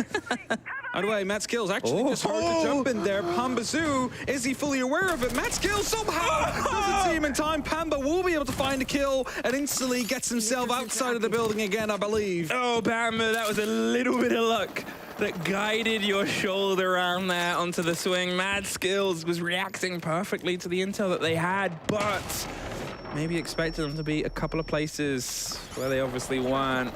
O'Kills is under some pressure here, got the read on the cover on the hop out underneath. It's nothing that's too impossible to clear, especially when you have the impacts in the pocket, or at least one left, but still, there's also a lot of claymores. Just making sure that these jump outs are not going to be successful if Falcons would like to go for one, and especially if you see 2 or 3 people on the repel. Going to be quite, you know, an opportunity you might want to explore if you want to go for a double, triple. The Candelas start to cascade across the eyes of P9. He pulls himself to the other side of the shield. Valentino does go down as they hop themselves in and out. They're in the bathroom as well. Pamba gets P9, gets the end, gets dropped by a great shot from Joker. Cannot find the second. Achieved has it on lock, and suddenly O'Kills has 4 that he has to try and get to keep this round into Falcons' favor. A minute 20. DZ have all the time in the world to get their drones in position, as you can see them doing. Another reveal of the player. They're slowly moving in across the top of Arcade, filtering their way towards the site, just getting some cover on the door, and will just stick the kit. They have the solid chassis to give themselves some protection, even though he's got himself here all the way up towards the initiation room. Swing. DarkZero haven't overextended. They know where they want to have these fights. They know that it's a 4 versus 1. They still have a couple of bits of utility in pocket too. Yeah, the diffuser will be ticking down now. There's not much he can do here, because if DarkZero played this right, there's no way he's going to be able to get back into this. And you see them playing on contact here. 0 kills go off. First will find a kill, actually. Flashbang pops behind him. He's still fully able to vision everything, but he gets taken down by Canadian Prone right next to the diffuser. And with that, they find themselves their second round. DarkZero able to really put in some good work out here onto their attack. Because as you just mentioned, the defense is more organic. If you lack the IGL, or if you had to make a change in IGLing, the defense is still where you should be able to get these rounds to go your way. Pamba just perfectly aware there of what's happening. Giovanni as well, just pre-firing, knowing where he could be swung from at that moment in time. So DarkZero on a good path right now. If they keep this up, well, they might be able to go very comfortable into that second round, second half on the defense. It's the rough thing there for Mad Skills against a lot of other players. They might have been able to take care of it, but you see the pace on reactions. Flick to the door where he thought he heard the first audio, and then follow through into the fight in the map itself. Talking of pace options, Pamba toying with the idea of getting a quick zip. It's funny to see an Amaru and a Montaigne on the same kind of side. It's like an argument. It's like, you want to do that? Fine. I'm going to do this. I've got to balance us out, bring us back to even.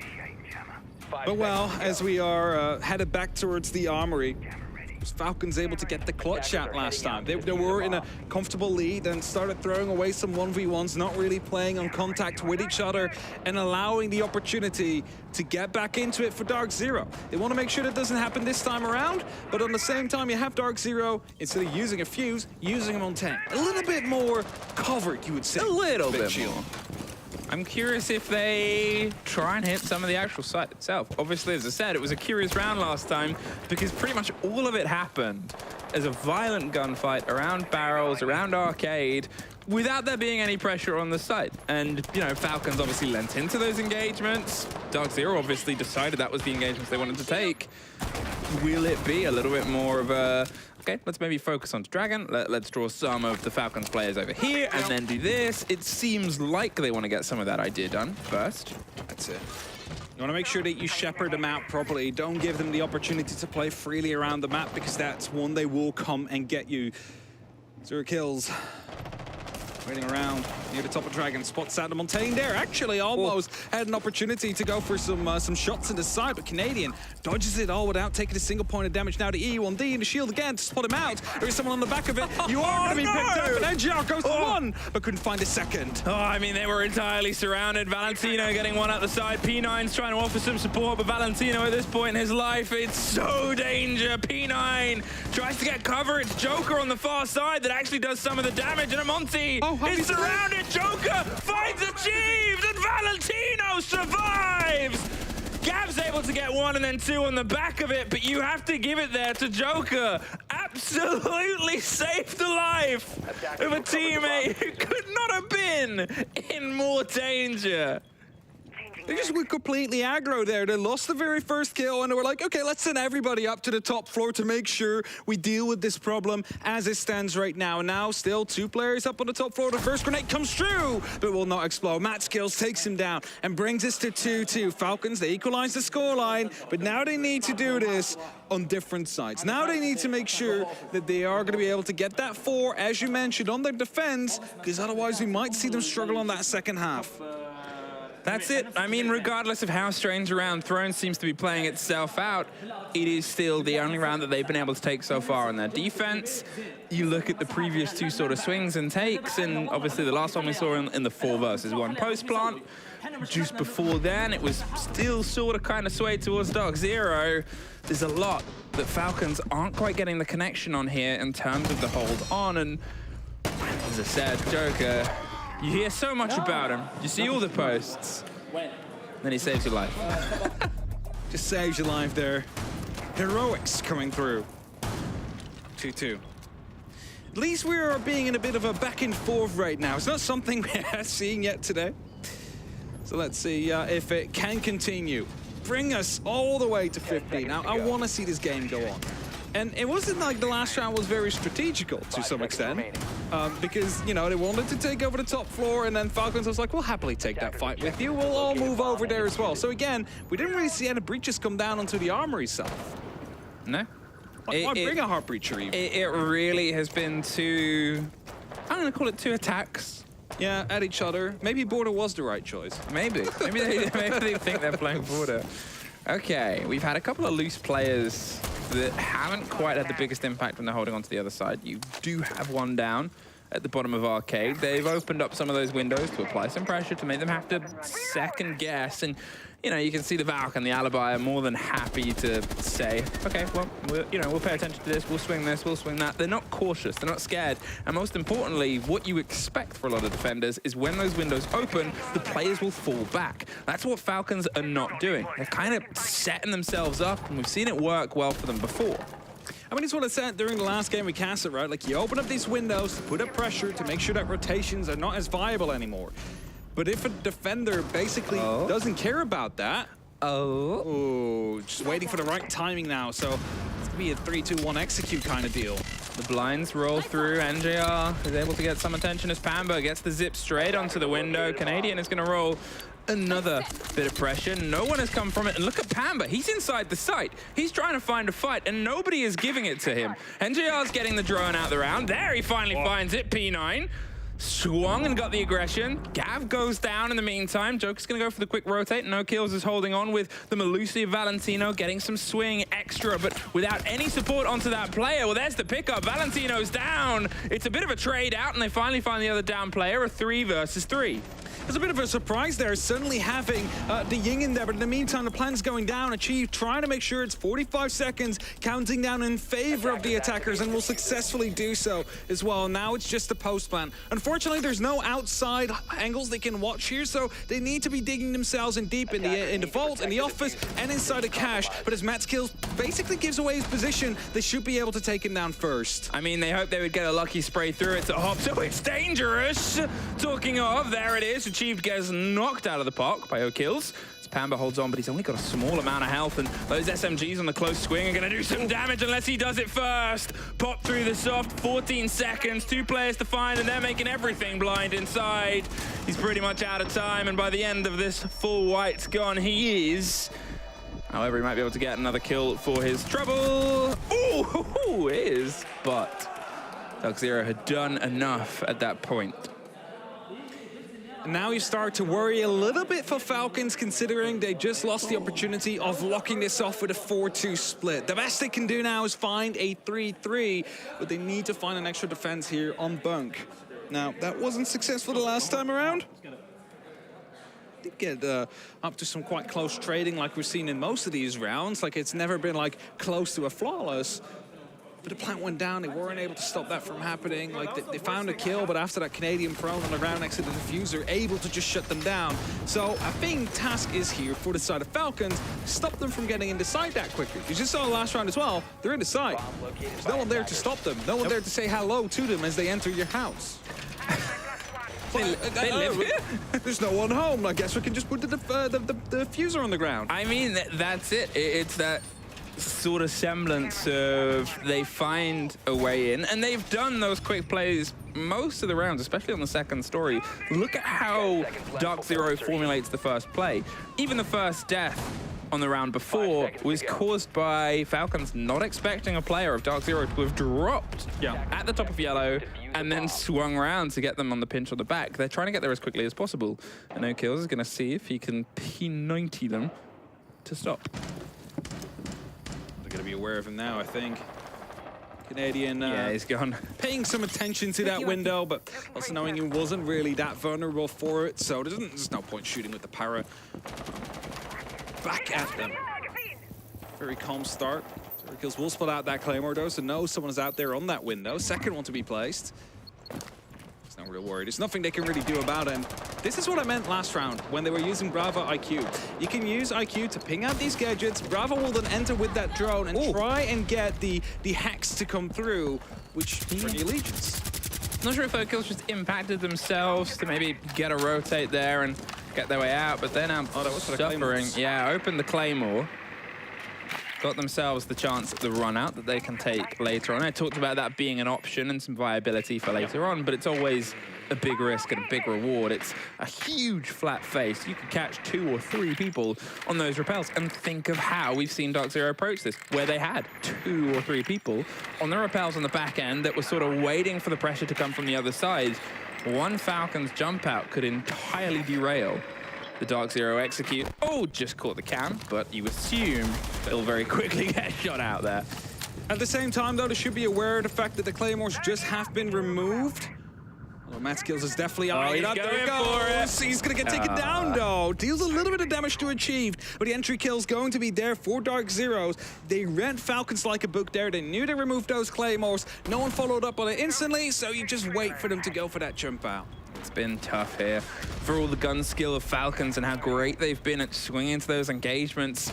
It's hard to beat the unity of a team like DarkZero that's had more time to get itself together, that's had more prep of the roster that's here on what is maybe the trickiest map, as they sort of alluded to on the desk, for team play, for coordination, where it's all built around that.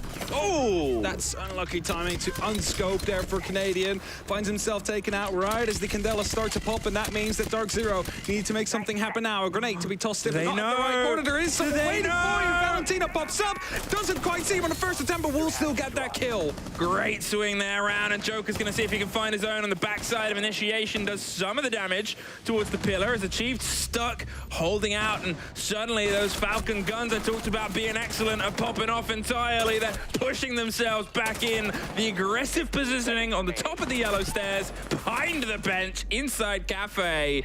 They wanted to punish DarkZero's approach game I talked about earlier. They have done excellently at utilizing the strengths of their team, and I mean, okay, you've handed a couple of kills there to NJR, but hey, at that point, fair enough. I suddenly became a 1v1 out there in the last 3 seconds. A little bit hungry to make sure they find those kills there. Didn't go wrong this time around, but yeah. Okay, I'm just going to say it, Amy. Sometimes in Siege, the best thing to do is to just sit still and do nothing. It is, however, they probably wouldn't have lost that round, but you never know. There it was. And this is the thing, though, is in that situation where DarkZero had all the space, but this is what I mean by the aggressive positioning. Valentino there tucked behind the sort of holding above on the hop over onto the top of yellow stairs. That is exactly where Falcons have been at their strongest. When they're able to just go, this is a gunfight and we're going to take it.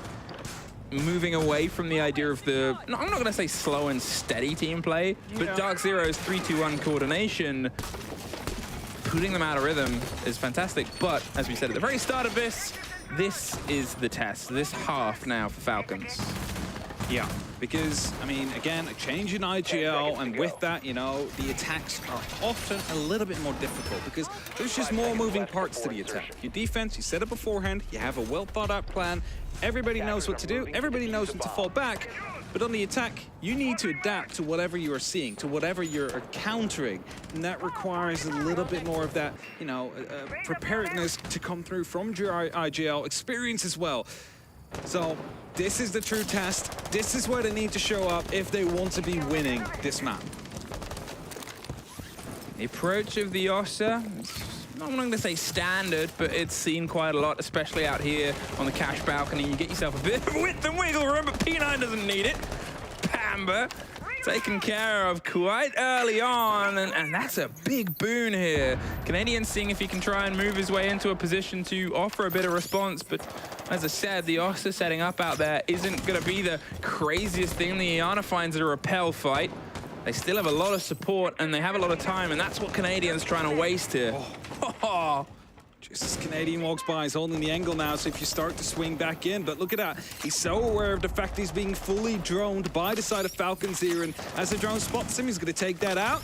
Going to see if there's a second one to come around, and then quickly goes back onto the angle. But you need to be careful here, Canadian, because you're about to be swung by 2 or 3 Falcon players. I mean, look, all 5 of them have got themselves now up towards computer. They're pushing themselves steadily across. They're making sure they stay as a unit, and they're ready for the trade game. They have the man advantage, and the worst thing is being caught out and offering them a 1 versus 1. They're playing themselves cautious, clearing the space that they want, clearing the space that they need. They're likely now going to try and push down towards that sort of corner thrown prep wall and see what they can do from that end. They're not real Canadian, chasing ghosts at that point. They're seeing if, well, are they going to try and deep dive? But look at the rotation. Falcons, they've gone underneath now. They've started the pressure onto the wall. They're getting that open. The impact will not catch it. And now Falcons have an eye towards the site. And that's something they can start leveraging. 3 people out there. I believe there is a talent shield to be set up as well. Canadian, you need to make a move if you want to be striking them in the backs. And Gerardo will take down the Ossa. I believe the shield might still be out there. They might still be able to use that for the post-ball afterwards, but Canadian drops, finds one. It's then Gerardo to go aggressive, but he will not be able to find a kill with the Supernova. They're watching the rotate here, but that's the kit, and there it is. Repick back up by P9, who's having a meteoric round here. Achieved is on the back line, 40 seconds, and he is the only line left. Gav is down. Do they know? They might find out sooner rather than later. The pings are coming around on the corner. Oh, what a shot! P9, purely a filthy round. And they managed to find success on Armory right away. According to many, the most difficult side to attack on this map, considering the fact that it is so boxed in. There's only 2 real entrances. Usually, they do manage to keep those walls shut. This time, though, not the case. Falcons, they open it up, they try and leverage it, and find themselves a success. I mean, the team play was together. They knew what they needed to do. They approached it. We talked about how on DarkZero's attacks, especially on this side, it was a bit off-piste. It was trying to go for these sort of different motions. Fantastic. And then there, one more P9's round purely, let's be honest. But again, the Unity, they got just the control that they needed. They just put the air jabs on the side of the sort of computer initiation swing door, and then they went, okay, now we can go underneath and we can do this. The impact didn't catch the exothermic because it was placed low and central enough. And then they just did what they needed to do, even when things started to play against them, because they had done that pressure onto the wall, because they had done that clarity they needed. It was able to help them get into those gunfights in more preferable positions. I actually was surprised that the Echo didn't win the gunfight there with the shotgun, but you saw from the opposite side of the POV, they basically had like the Supernova with a suppressor on top of it coming around the corner already. They knew exactly when to start the pre-fire. It's a very long gun. It's a very long gun, so if you just swing that out the way they did, the pre-fire, very successful there to find that kill. Either way, Falcons, onto your next attack. You already have P9 in, well, at least on the edge of being in, right below. Between the gong room is going to see if he can find a small opening somewhere, maybe just a bit of a roamer around. Maybe the target for his grenades to go on with. Now, there is a default cam on there on Dragon, as you just saw. It was active for a second, but P9, of course, can use the help presence to make his presence unknown. Or shoots it. That works as well. Thought he was just going to sneak past, but he just takes it out instead. Take it out. Why not? Get rid of it. Kills holding on to the cash bulk, waiting to see if anybody's going to offer themselves up. At this point, there was already at least a body and a following engagement that had gone through. This time, obviously a different site, but they've played themselves a little bit more cautious. They're not going to full send and hang on here to the top of Dragon Stairs as Gong is steadily cleared alongside Cash as well. They're not going to play that extended fight you sometimes see teams do around here. There's going to be a Yoko drone in the waiting area that is going to be giving away some information to the side of DarkZero. At least they haven't been able to take it out yet, and that means that it's just a threat that's out there, and it's in such an awkward position as well as they do start to make at least a bit of an approach towards the site. Canadian inside the vault knows it could be swung at any given moment. As will be able to take the first kill to P9. Player of the previous round, P9 is popped off first here. Another smoke goes through. It doesn't quite get the full pushback onto the breach, and Valentino gets a great swing with the DMR against the SMG. Gav is in a very dangerous position, and O'Kills gets rid of him. They had players in front of him, behind, and the EU1D, a great pinch. And now, the man advantage was theirs. They're hoping they don't get caught from the swing round. There doesn't seem to be anyone in a direct position to punish this. They could try and long arm the C4. The Echo drone gets dropped, going for that intel. They're still going to keep it, but you're looking at 30 seconds now, and they're still going to try and make the drive towards where the plant has to go down itself. It's the most dangerous part. Still a man advantage, still some utility out there as well. 2 grenades to use and 3 flashbangs. Sadly, no more E1Ds. That is maybe going to make it a little bit more difficult. NGR strikes will find one. Knows about the second position though, but it's going to be missing the opportunity to take down Matt's kills as well. 10 seconds, Pamba gets Joker. They're trying to get this kid over this final hurdle, and what was a very clean start to this has unfortunately petered out. Valentino with a double at the end, but he has no diffuser. He's just got to try and drive himself towards the final fight. And he was closer than he should have been, but that was unfortunately just a little bit too little time left by a difference of maybe 10 seconds, if that. And that's something that obviously DarkZero need to be well aware of. Falcons are knocking on that door. They're definitely knocking on that door. And, you know, if we have to look at the way that currently Falcons is attacking, what we usually see in a lot of maps is we have 2 players on one side of the map with 2 players on the opposite, one that's sort of floating in between. But if we're looking at how Falcons is attacking, you're all entering from the same doorway to some extent. I mean, we did just have the Roma down below, but the rest all entering from, let's say, Dragon Window. And then they start spreading around, but making sure that top floor is taken under control. It's a very unilateral push that they're having. They're not attacking from all kinds of different angles. They're not trying to shepherd out these defenders. Of course, doesn't really work as well on this map. They're attacking as a unit to make sure there's always a refrag available for them. And if you see how they walk in, they're so quick on the trigger. They come around the corner, you're already dead. It's fundamentals. It's fundamentals. Fundamentals. It puts the fun into Siege. Fundamentals. And Dementals. Because this is mental. We find ourselves moving on to Drug Lab, or Lab in the corner of the room. And, well, it's not the most common seen defensive side. Obviously, Falcons opted not to play it across any of theirs, though it was obviously always an option. Here, DZ getting in as their 3rd rotate, and it's a very short, sharp journey from outside to putting pressure inside the site itself. It's an even shorter one sometimes to getting that kit down behind the bomb chassis inside the lab site itself. So, how do you hold it? Well, you do this. Waste time as wide out as possible. I talked about the wasting time around the top of Dragon, around Gong, before. He's not there to entirely find a fight. Yep, but he is there to sort of say, well, slow down. P9, as the Jackal, is going to try and speed things back up. Remember, in the previous round, 10 seconds might have been the distance. The Jackal might be the difference. Yeah, that's it. You might be able to just catch that one person in a bit of an off angle a little bit earlier, like Canadian right now, down below, in throne. you know, if you manage to get his footsteps down, it's going to be so much easier to just catch him if he walks back in, especially if you have that full top floor under control. Joker around on the barrels as well. He's going to be stopping that rotation back towards the site from him if he spots the opportunity to do so. Now, you see breaches over the top as well. They're just going to be trying to make sure that the players of DarkZero start to fall back towards this site. They do not want to deal with them up on the top floor. Gav takes a little bit of damage through a spray through the soft there, and as I said, they're still trying to waste as much time as possible. A minute 30 left. Every player still standing. They have some control over thrones. They can watch down towards barrel. They've just been droned out, though. It's a Solace that should have some awareness. However, there's a second player down there, though. Pamba. I'm not sure if Pamba has been droned out. There's 3 on the side. There's 2 in Armory Throne. Those 2 players could be a bit of a, you know, a fun breaker for the side. If it's not for the C4 that takes down Valentino. Well, that's also a lot of fun that's just been broken for the side of Falcons. Yeah, kicked off the board early here, and obviously was a big drive and has been a consistent big part for the team throughout the run so far. 40 seconds, you lose your buck. There's a lot of soft still standing. Sounds like another C4 might have just potentially popped off, or another explosion of some variety. No, NJR still got his in pocket.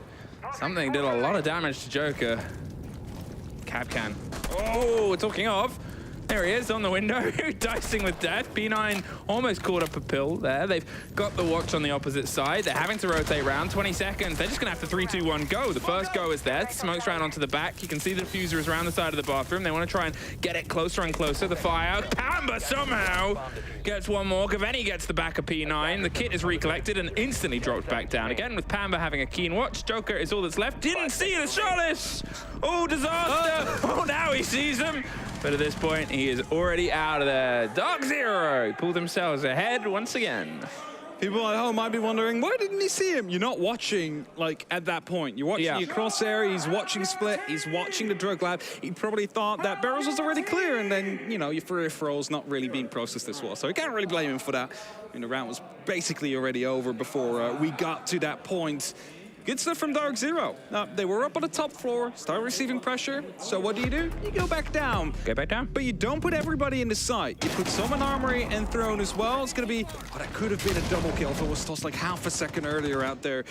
Oh, this is the cap round, but oh no, it was a gunfight. Okay, there was an explosion that happened around the same time. It was an impact that hit around, just around the same time. All right. Canadian shouting, "You're still there." Oh, you're still there. That, I mean, that's the most welcoming. That's like Canadian. You haven't played LAN unless Canadian has shouted. Unless Canadian has yelled at you. This is LAN now. So it's a badge of honor, I think. 5 seconds can wear that with pride.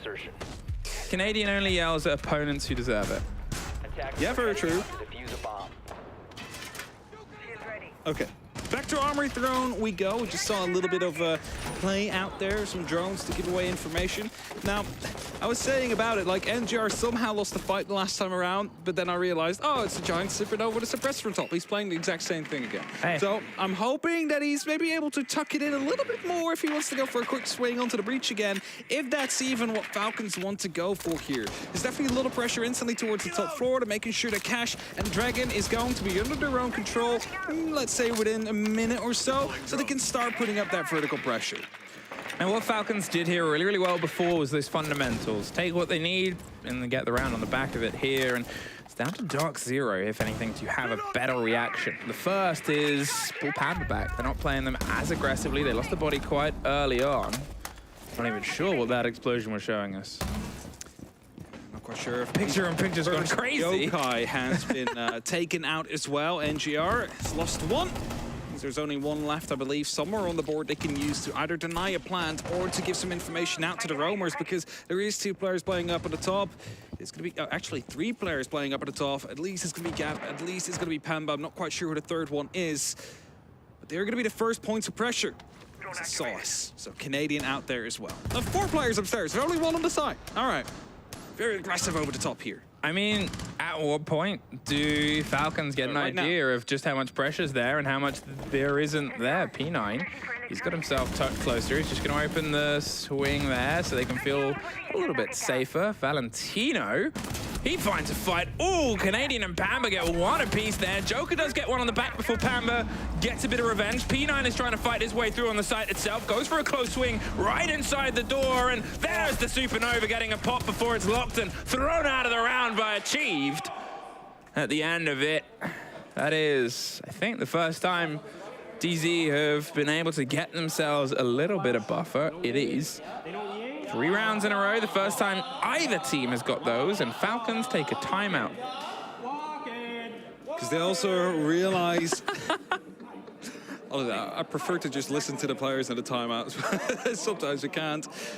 45 seconds for Falcons to try and get this back on the road. 6-4. And if they lose now, that doesn't mean they're out of the tournament. And it does not. We're playing Swiss.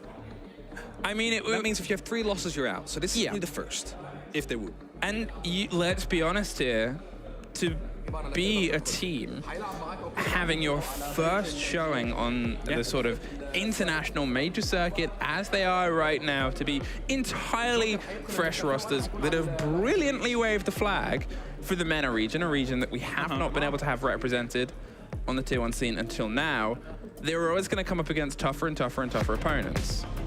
They could not have come up maybe against more experienced opponents than the ones they're up against. And okay, this Falcons roster were able to hand it to Achieved last time round. Perfect cut to him. But then they've got this fella.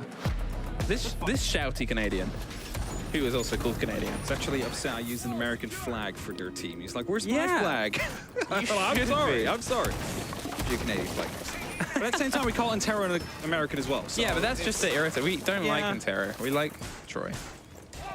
I'm sorry. Either way, Falcons were always going to find themselves tested more and more. The more you win, the more dangerous opponents you're going to come up against. And this is, as we said, a very tricky map for them. It takes, you know, a good sort of gutsy feeling to go, let's go there when you're not playing with a full strength thing. Especially, maybe they assumed Border would be the pick. But do you know what the good news for them is, Emmy? What's the good news? They are already top 60. There's only 2 majors this year. There is. That means they already have really good odds at making it to the 6th Invitational. They do. Even if they will be going out right now and they don't get a single win anymore, if they get an extra win, that ups their chances even more. If they get another one after that, well, I mean, you can basically already start etching them in for a 6th Invitational candidacy. Get yourself ready for Brazil. Get yourself ready for Brazil. I mean, it's a far way out, but a lot of teams and some teams will actually be able to already start booking their tickets after the end of this major. Okay, timeout from Falcons. They are only 2 rounds away, and they've been able to thread 2 rounds together before, so this is still far from over here. You predicted a 7-4. I did predict a 7-4. Or was it a 7-3? 7-4. 7-4. Kills. We'll try and be the lead in here. Quick bits of pressure. Hot droned ahead. There are some pings on some players. And remember, they sort of had the 1-2 stretch here. But look at this. Unseen pace that we're getting here from Falcons. They've otherwise been quite slow, quite cautious, and quite stuck together. Canadians tricking the breach. The Bandit is able to catch one, punished. Don't know if he can get in position to get the other. It's a little bit of a tricky hop. Pamba takes some damage, though.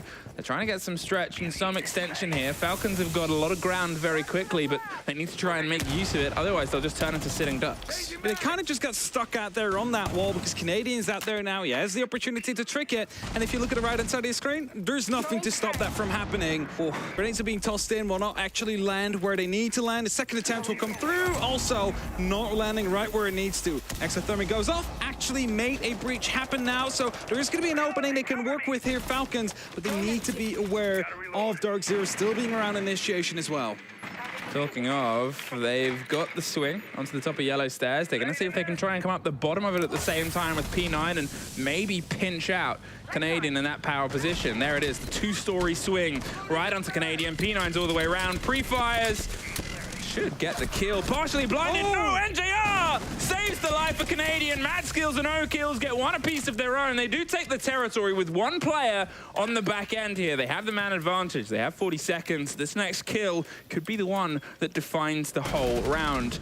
NJR gets Valentino. Will these words come together? O-Kills is close. Pre-fires. Can't get the full connection. Swaps to the pistol. Goes up and down and finally gets the tag. 30 seconds, Pamba, he's looking to try and buy the support here. Achieved is held off from the site itself. Pamba gets the take onto Joker, a 2 versus 2, trading bodies back and forth, but the pressure is now on Mad Skills. He's got to get in, get that diffuser down, and get his head locked with O'Kills keeping all the cover in the world.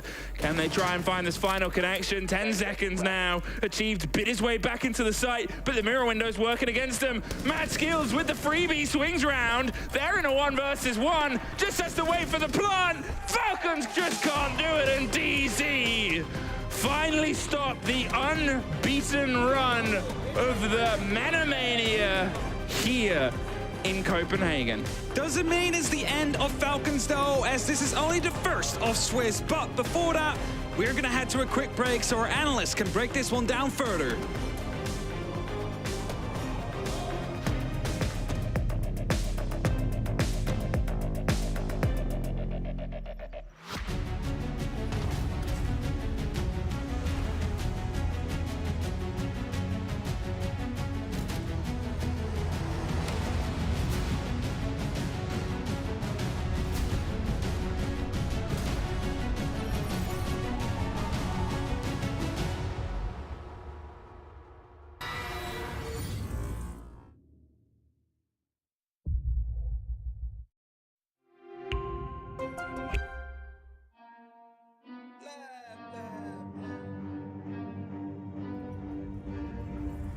I got problems on problems on problems on problems on problems on problems. I solve them. I run through the money. The pressure be calling. Left on my blessings. I feel like I'm falling. The birdie is back. Tell me I'm garbage. I'm going through something. That's why I ain't calling. Phone and progression is all that I wanted. The phone and affection. I summon and dub it. Cause I got problems on problems on problems on problems on problems on problems. I solve them. I run through the money. The pressure be calling. Left on my blessings. I feel like I'm falling. The birdie is back. Tell me I'm garbage. I'm going through something. That's why I ain't calling. Phone and progression is all that I wanted. The phone and affection. I summon and dub it. Why you be all on my line about nothing? Why won't you go get you $1 or something? Don't hang with it who line for nothing. I see that we different, you riding, I double. I don't do discussions on bragging about hundreds. Don't go to your places, I know that they sunken. Don't call me your brother, I barely could trust it. I talked to a shorty, she bagging the bucket. And I'ma need all of my dollars on corporate, so hand me the money, I divvy the pie. I'ma give all of my people a portion to build them a fortune. I'm flipping the ride. I can't be mixy when iffy the vibe. And 40 on 50 is really the time. Why are you all on my phone like you want me? Like you wasn't pushing the kid to the side. I run through the money, the pressure be calling. Left on my blessings, I feel like I'm falling. The birdie is back. Tell me I'm garbage. I'm going through something. That's why I ain't calling.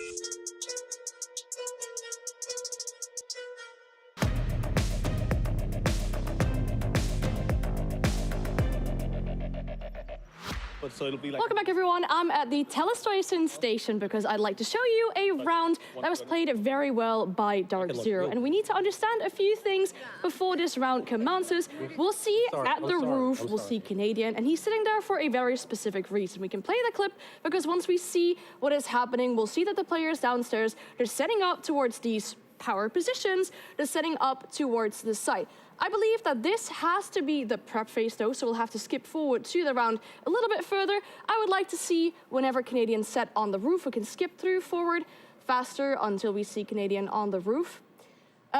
Eventually what we'll see in this round, Canadian is sitting on the roof with a Candela in his hand. His team is set up on the other side of the map. There's a player around Cafe as well. And they're looking to take the side really, really fast. Now, we saw the in-screen pop-up from Pambazoo sitting over at the bathroom jump in, and we saw Canadians sitting on the hatch. Players are getting ready around the side of Cafe, players are getting ready on the side of Cash, but we just need to skip forward a little bit further until we will eventually see Canadian getting ready for that position. They're waiting very patiently, they're waiting for the call from the player to come in, and this is where we can pause it here. We see Canadian on the roof. If we go back down towards the floor underneath it, this is where we can pause it, because why is he putting out those Candelas? He's putting out those Candelas to get those players out of those power positions, which we see right here. O'Kills was standing in that hallway. We saw a player being on the yellow stairs earlier as well. They need to get those power positions out for Canadian to drop, for them to take Cafe. Unfortunately, a player dies in Cafe. Unfortunately, Canadian dies in the hallway as well, but the good idea is that they now know where these players are, and we can in fact go for a side execute. We can play from this clip on because we'll see Achieved is going for a plant. There is cover being set up on the other side of the map. The players are on site. And eventually this round will play out not ideally as how DarkZero had it planned, because they wanted that control over on this side of the map. They had those players set up there. They lost a few players, unfortunately, but the round still came down to a plan from the side of DarkZero. They were able to hold onto it successfully. And this is, in my opinion, what differs a team from having a good IGL and a great IGL. Canadian was able to turn this round around, and I do believe that he's now standing with Veracity for an interview as well.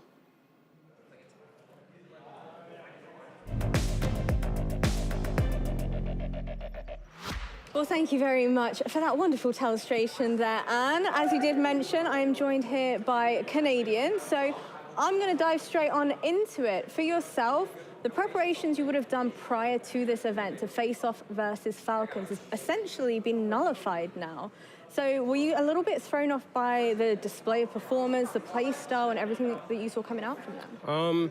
I had watched them previously at the Gamers 8 event that they played before, and watched them in Phase 1. So I kind of understood play style-wise, how they played, but there definitely wasn't a ton of footage to watch from them. That was a big thing, is when we were prepping for them, they only showed a certain amount of maps, and a lot of them we didn't really want to go to anyways, so it was kind of hard to actually prep a map for them. But play style-wise, I think we got a good understanding of how they play. They just play, honestly, very confident. Slow, but confident.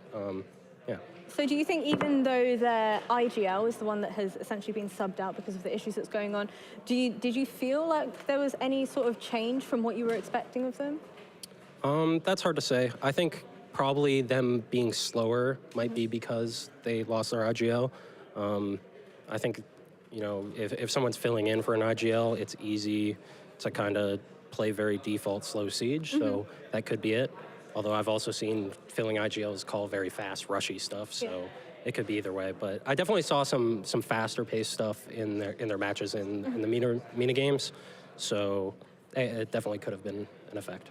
Now, talking a little bit more about the MENA region as a whole, do you guys typically scrim versus them? How does it all work? Has any scrimming been done versus teams outside of the region? I'm sure some European teams have scrimmed them. I've actually heard that a few European teams have. I think it might not have been until more recently, but I've heard that they have. We have scrimmed against Brazilian teams sometimes, but honestly not that often, but we've done it a little bit in the past European teams, but not anytime recently. And then the time where you really get to scrim international teams is at events like this. Yeah. Or if you go to a boot camp in another region, then you get to play against other teams. Now, talking a little bit more about the operator ban phase, we saw yourself and your team pull out an ace ban. Can you talk me through the thought process, why that was made? Because it's typically not a ban that we often see. They're a team that likes good guns and comfortable ops. Valentino also, he's filling in as the IGL and filling in to the support role. And he's typically playing fragging comfort entry ops. So just kind of noticing that, and that, maybe he might lean more into an ace rather than a Thermite or Habana. So just trying to make him uncomfortable. All right, amazing stuff. Well, thank you for letting me pick your brains just a little bit. I'll let you go and join the rest of your team. Thanks for having me.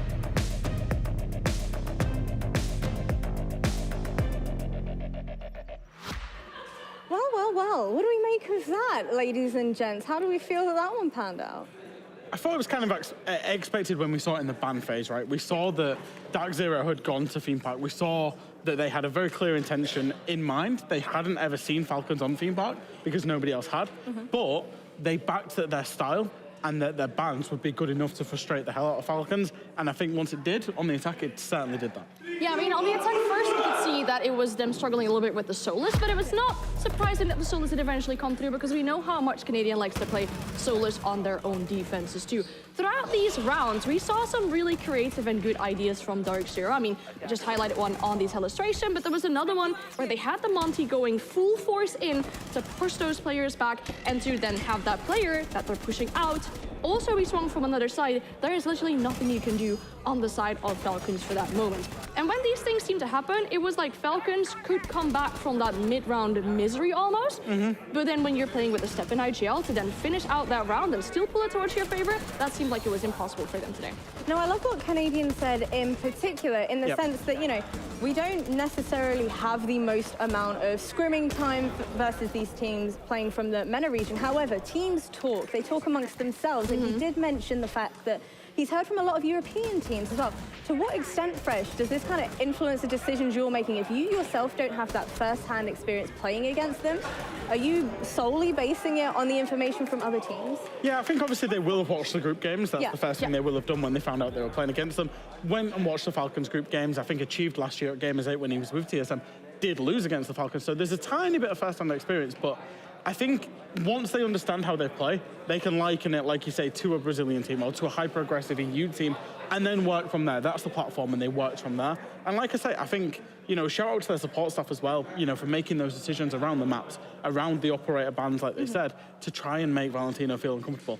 It certainly is the first time anybody's done that this tournament to Falcons, and I think it worked really well. Yeah, I think it worked certainly, most definitely well for them. We saw the boys celebrating. We saw Canadian kind of ecstatic, as it were, with their performance. But coming on up, we have Faze taking on M&M, the Marshmallows themselves. So we'll be back very, very soon.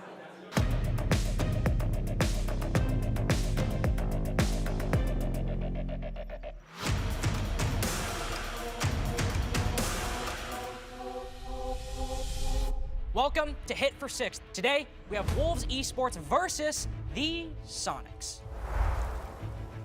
Well, the Snoiqs have won the coin toss. They get the privilege, the honor of picking the first number. Gunnar. I want 6. You want 6?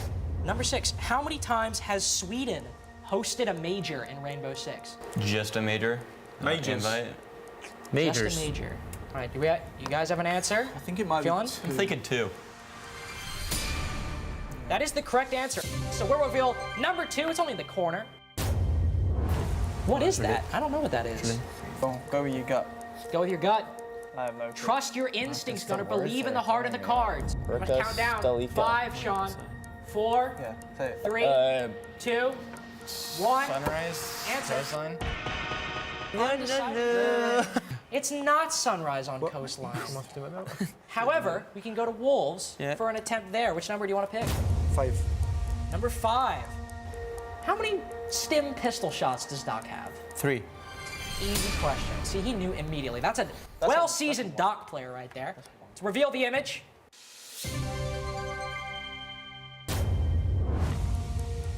Ooh, a little bit of grass.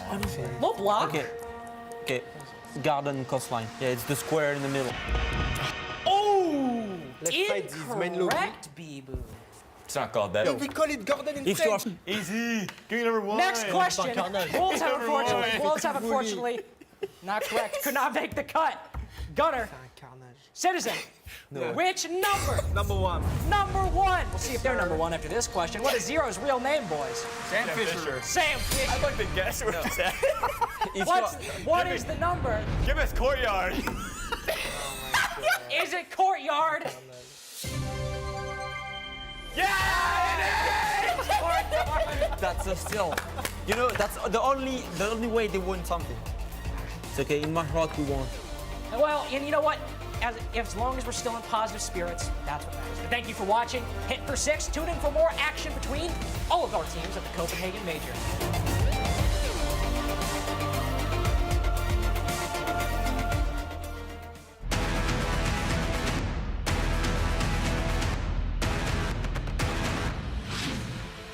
Welcome to Hit for Six. We've got the Snoiqs, a kind of NA team on one side, and the Wolves, a full EU team, on the other.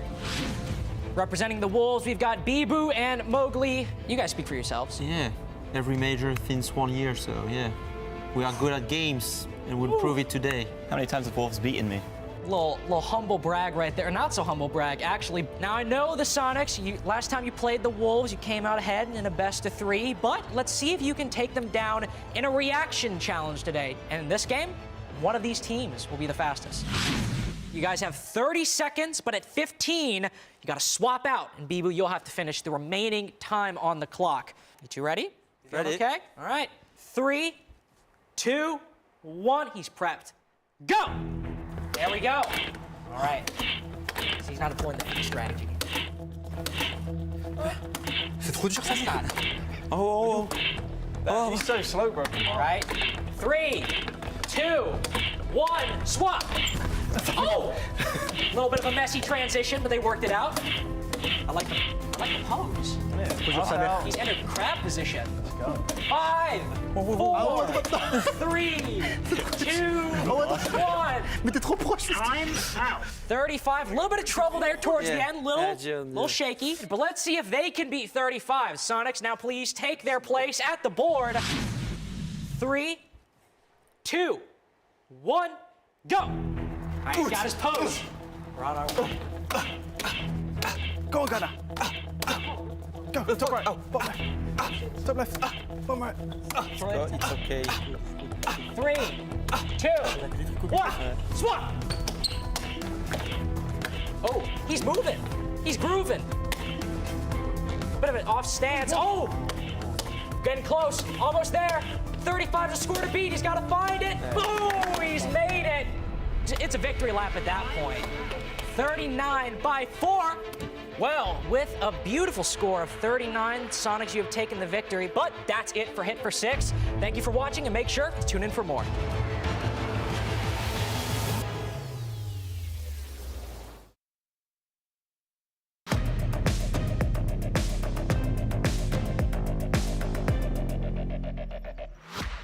Welcome back once again, everybody. This is the Blast R6 Major in Copenhagen. I am super excited to dive into our next game. It's going to be Faze Clan taking on the Marshmallows in the form of M&M.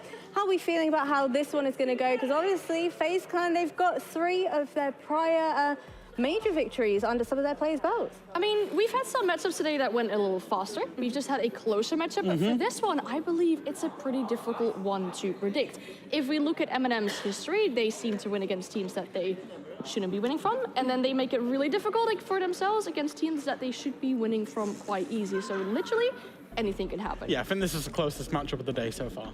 Okay, were you hinting by any chance at the almost Fury loss from Phase 1 at all? Did you think that that was a game that M&M shouldn't have been really struggling in?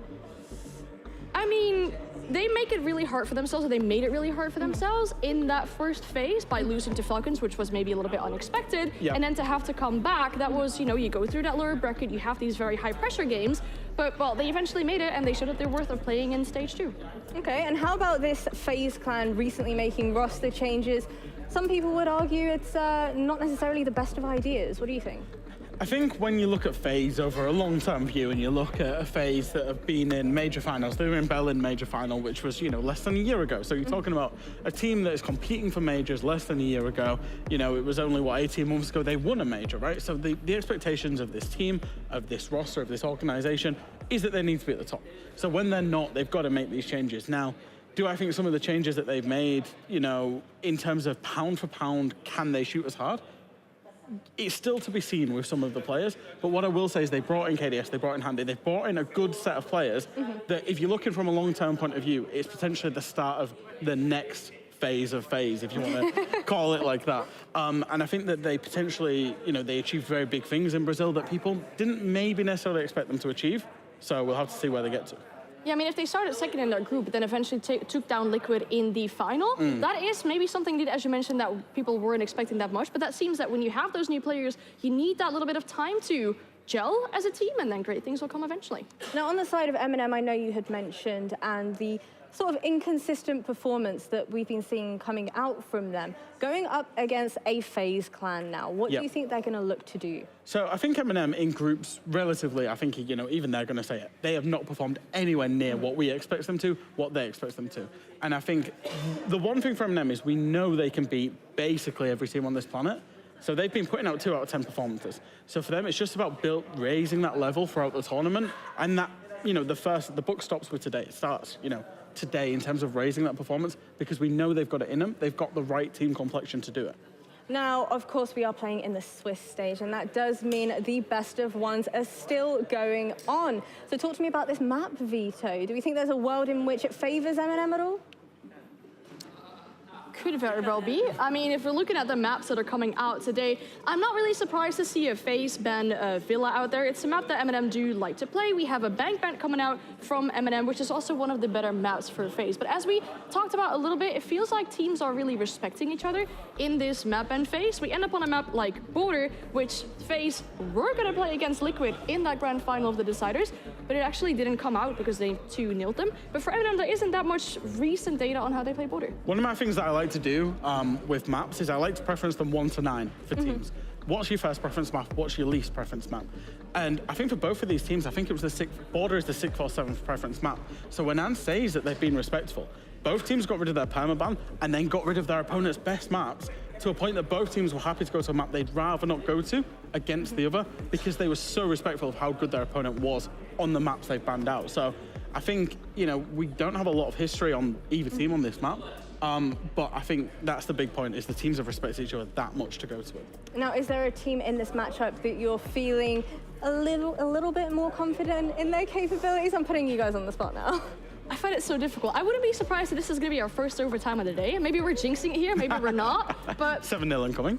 Yeah, I wouldn't be surprised if it is their first overtime. I mean, both teams have these players that can really step up. It's something that we do see M&M do too, right? They have these players in that late round that can really step up, really can pull that round towards their favor. I mean, if you look at, for example, Tyrant, he's had a negative rating during UL and a very positive rating here on LAN. And on the other side, Cyber, he's been rocking up numbers in Brazil, and he's ready to do it here too. Well, I think without further ado, it is time for me to throw it over to Devin Mandy to take us through all the action. Thanks very much, guys. Another cracking desk from you all, and we're getting into it here. It is Faze versus M&M, and surely this one is our closest game yet. Who are you picking for this game, Mandy? I'm actually on Team M&M for this one. I think that Faze, off the back of 2 roster changes, are still going through their rebuild period. Although they are very strong, they are a Brazilian roster and the entire league is quite competitive.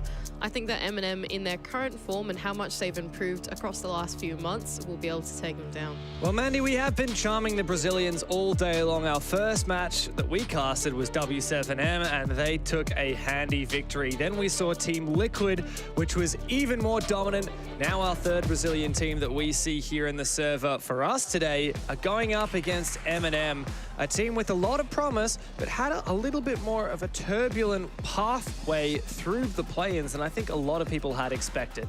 Yeah, I think M&M definitely took a while to warm up to the environment here at the Copenhagen Major, but as the days have gone on, I think they've looked a little bit more comfortable.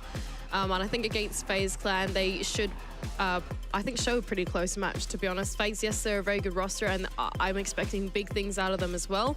But yeah, like you said, M&M, they have fought their way in through Phase 1. I think they're looking warmed up now. And as we go to Border, we see the operator bans come through. The Ossa taken off the board, so you're not going to be going for those quick plants, at least not with that shield to cover you. Now, of course, you can always try something like that with the Montaigne, with your Sands or your Glaz. We've seen teams do it before, but the Ossa will not be in the equation. The Hibana is a strange one to me. Very, I don't know, rare, a ban, especially on Border. Like maybe if we were a Clubhouse, but I don't know. What's your take on that Hibana ban? Well, my take on it is that Border is a bit of a dangerous map to pick things like Thermite on, right? You don't really want to have your exothermic charge in your hands and actually walk up to a wall, because a lot of the walls are in a pretty tough spot to put your hard breach down on. So you're not going to see Thermite all too often, maybe a little bit. But you don't usually see like things like your tin can openers, like the secondary hard breach charge or whatever. So you're more relying on your extended hard breach or your ranged hard breach to actually get things open and cut the map in half once you get into the building. So I imagine that taking Hibana off the board means that you have to be forced to play Ace instead. It means that you don't have a set of flashbangs on Hibana once you go for the execute. I feel like it's actually a pretty good ban because she seems like a very versatile attacker on this map. Yeah, well, we'll see. I expect maybe we'll get a lot of Ace played then for some ranged hard breach. Yeah, funnily enough, Ace. We say Ace, and then the Faze Clan Ace bundle comes up on screen. That's so cool. There you go. Perfect timing production. Whether it was intentional or not, M&M start on the defense here. And with the Mirror left in, Mandy, that's something we didn't touch on. The Mirror and the Valkyrie. Once upon a time, the defensive bans. But now you've got Azami and Solus, and they have shaken up the meta like crazy. Those two have been banned out. So it's like we've turned back the clock a little bit here. It is really cool. I do like seeing Mirror come back into play.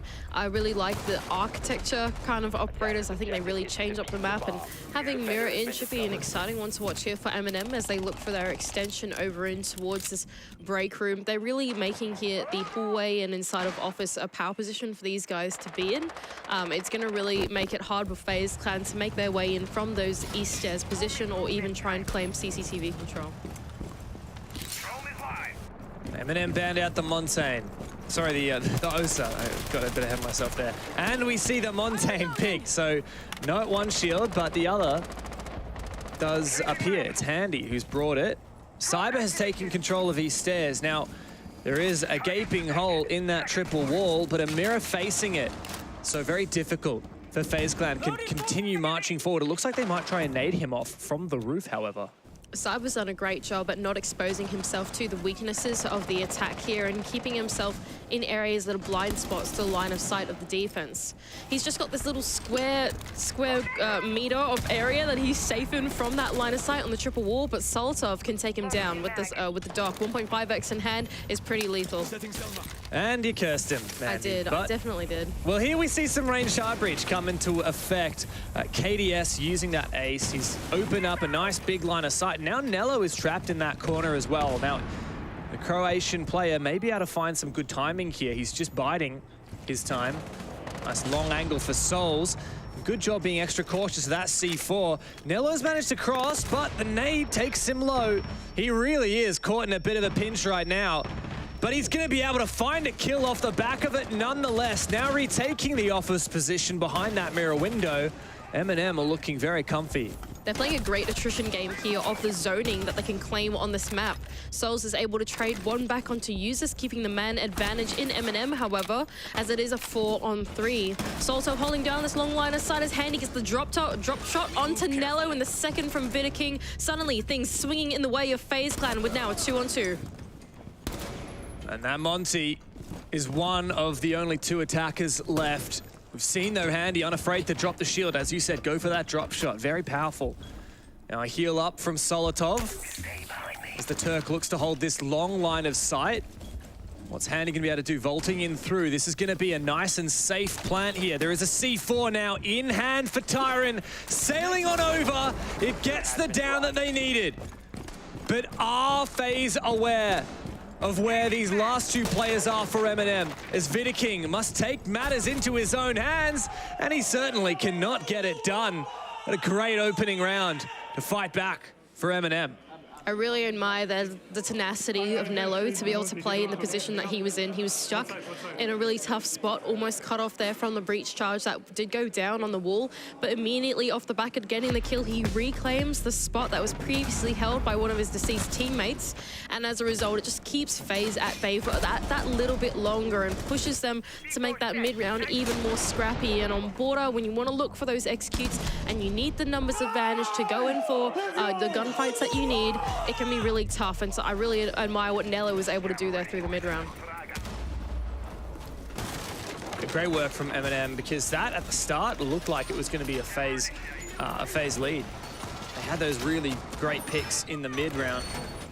Good job from M&M to bring it back. And now M&M, of course, have to continue changing bomb sites here. So Armory is locked up. They're going to go to Vent's Workshop. We've seen a lot of Tellers play, but Vent's Workshop instead will be taken this time around. The thing is, Border's just such a small map. You really need to be contesting as much of it as possible. And as all you can see in the prep phase, not a single player on the site. Is there perhaps not even a single player on the ground floor? Bit of roaming going on. It looks like users over near detention, but most of these players from M&M upstairs around Armory and Archives. It seems so. Looking at this really vertical extension, like you said, I really like what M&M have done to the Straplock Border, to be honest. It feels like the way that they've set themselves up is to take these early to mid-round engagements. They're not willing to set themselves up on the site and let Faze Clan come to them. They want to be within their faces really early on in the rounds. Great impact trick there from Usus. I think that's completely denied the detention wall. KDS does have one Selma left in pocket to go for a breach, but really it's far fewer than he would desire. He's not going to have a lot of options for breaching Armory Wall, for example, and other areas on the site late round. This roam is still well and truly alive up for M&M, and Faze struggling to get boots inside the building. Here we go, Sol's on board now with the sledge, is going to try and make his way in from inside that break room area. Handy from below, will grenade through the vertical, but doesn't sink onto any of the half-wall players since there's no one there. KDS taking a bit of a tussle with Solsov on the other side of CCTV there, but not able to take him down. This is where FaZe Clan need to start actually securing some picks. Cyber's made his way inside. There's a good position. Nello's also been injured now at half wall by that nade. Cyber makes his way towards the bottom of main stairs, but Tyrant is on this roam as well and just hiding. Finally, there is the first proper exchange, and FaZe do lose a player. Cyber's in such a critical position here. Naif has done a great job at holding on to the front. The Handy going down. Cyber does get the trade, but immediately Tyrant springs up from his roam and makes his presence known. Just 2 players left for FaZe. M&M have done a fantastic job at keeping pace with FaZe Clan, even though FaZe looks for tentative solutions across the entire map. M&M didn't seem phased by it as they were able to take the individual engagements that they needed. They were there being active for the trades, and as a result has left KDS at a 1-4. This has been beautiful from M&M, isn't it? They're so restrained, even in the numbers advantage here. They played their roams to perfection. They withstood even... Oh, well, okay, Nello, I thought he missed the motion just there, but he does go back and check. And have a look at that. Behind the players, Julio's very happy about that one. The new coach, the world champion himself, and of course, a player who is very, very familiar with his current opponents in FaZe Clan. I was going to say that. So FaZe here have taken their tactical timeout, which I think is fair enough. I really think that M&M have got a super good read onto the play style that FaZe are bringing into this game.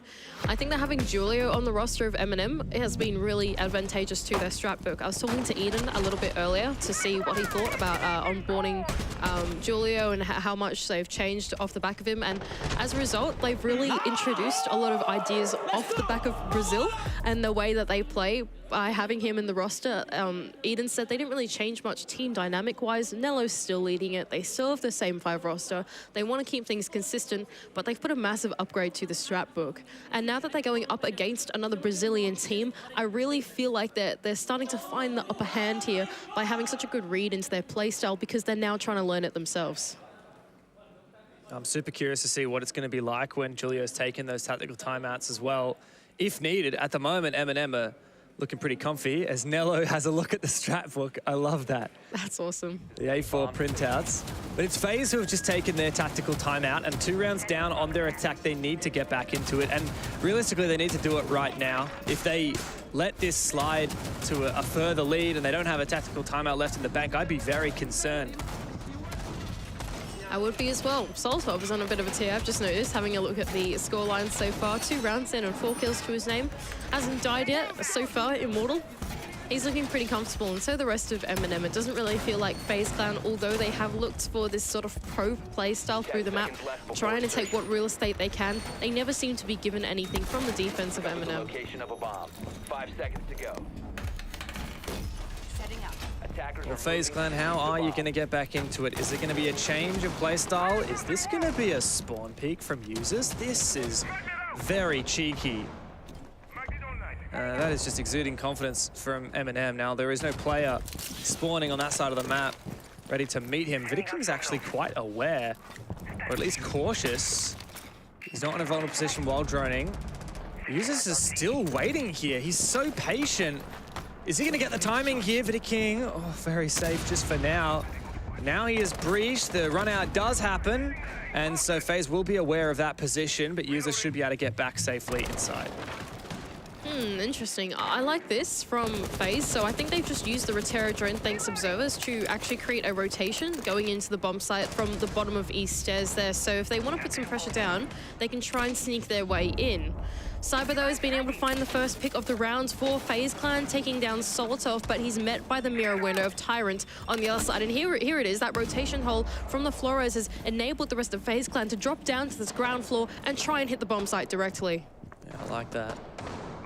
Looks like the Brazilians are going for a very direct attack. They don't want to have to deal too much with Tyrant upstairs on this mirror window, and they're going for the plan already. This is where Users has to spring into action. He's the guy that's meant to deny this, but he has allowed Faze Clan to cross into the site. And on the attempt at retreating, he's taken down Vida for a double. And Faze Clan on the back of their tactical look to convert 5v1 now, and it's gonna be a flawless bounce back. The Brazilians are alive and kicking. That was a really excellent exploitation of the one weakness in the strategy of MNM. They were able to find a hole in the wall, quite literally, to sneak the way for the bombs to get into the bomb site. Vidaking played that post plant to perfection as he pops up behind the desk and takes down 2 of them on the retake. Great read from FaZe Clan on the strategy of MNM. The perfect moment as well for FaZe to bounce back. If they lost the round on the back of that tactical timeout, I'd be very concerned. But it really doesn't get much better than taking a tactical timeout and then getting a flawless round to follow. I gotta say, I really do rate Vidaking. I don't know what you think of it, but I think that when they took out Cameraman, I was really worried for FaZe because I thought Cameraman is like the most solid support I think I've watched in a very long time, right? The stuff he does on Maverick is like magical. The things he was able to do on Hibana was like, wow, how's the wall open, you know? But Vidaking has really come into his own with a completely different support style to what Cameraman had. I think Vidaking is a super versatile support player. He can play all the hard breach. He has lots of new ideas, different ways of sneaking himself into the bomb site. But I think FaZe hasn't really seen before. I think he's really found his place, and I think that was a really great showing of just what he can do. He showed up, 2 kills and the bomb down. Doesn't get much better than that. Now let's see if FaZe can continue that momentum. MNM are allowed to go back to their primary bomb site here of Armory. And FaZe last time tried to go for an office take, but it fell to the wayside. They really stalled out. I like this though. We've got quite a few changes. We've got Handy on the Twitch here. Going to be looking for some utility on site. Also a very early nade from Cyber. I'm not sure exactly whether that was trying to clear Tyrant or some utility. That was a shield there, I think. Ah. So I think there's a shield atop the main stairs that actually faces out into the triple wall if they want an entry in. So I think they tried to sink some nades in there, but I don't think it actually... Yeah, there we go. That's the shield there, just facing off the back of the triple wall, but hasn't been taken down just yet. So utility sink, not successful. FaZe also had a drone really deep inside of CCTV, so they might be able to use that. Look at that. To try and get some vertical nades. Solotov stays alive. Only takes a small amount of damage, but better safe than sorry. He stims up the second nade. Doesn't actually do a single lick of damage to Solotov. He somehow has managed to stay alive here on the dock. This is a chaotic round, Mandy. There's a lot happening in just about every corner of border right now. This is pretty unfortunate for FaZe Clan. They've just used both sets of grenades and they haven't been able to sink anything, whether it's a kill, even taking down utility. Nothing has quite gone in the way of FaZe so far in this round, and to make matters worse, Solotov is going to take down Souls as the first pick of the round. And Tyrant is still up and kicking as well. As he goes for that reload, he's got cover as well. Cyber! He steps up and he brings it back for FaZe. If KDS can get picked up, which he will, this is a 3v3 and a very winnable position now for FaZe Clan. Low HP though for KDS and Cyber, who's been taken down to half on the other side. Solotov, although was taken very low, was able to stim himself back up and is now alive and kicking.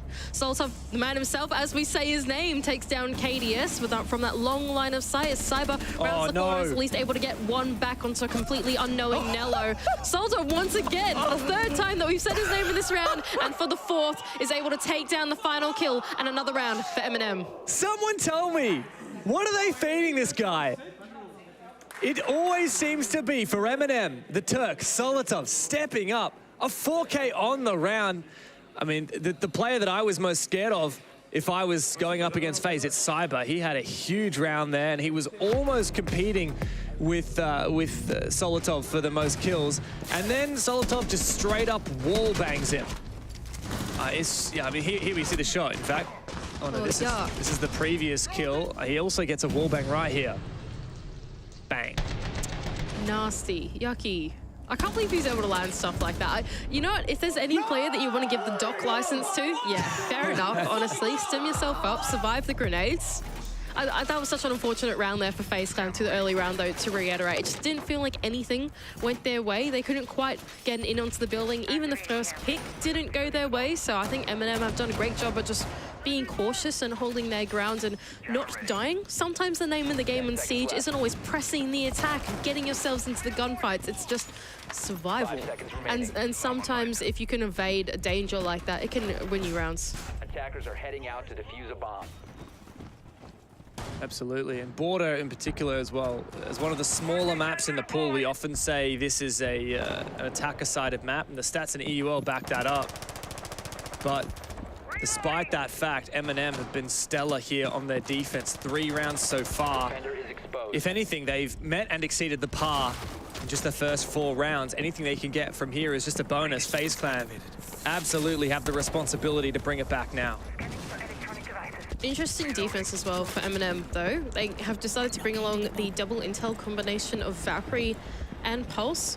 Now, to try and counter this, we do have FaZe switching onto the IQ as well as the Brava to try and take these things down remotely. The IQ is going to inform the Brava where to go, and then the Brava is going to send in the drones and actually take down what's necessary, right? So the first point of contest that they want to put some pressure on is going to be this detention wall. With that Retilia Claw gone, it can allow KDS to get this open, and then Nello is going to be under a little bit of pressure in his power position inside of Customs. I wonder how long until Nello decides to try and fall back. Cyber once again, he's just in the building and he's footsteps away from the bomb site, finds a player on site, immediately pivots to take down Nello and does.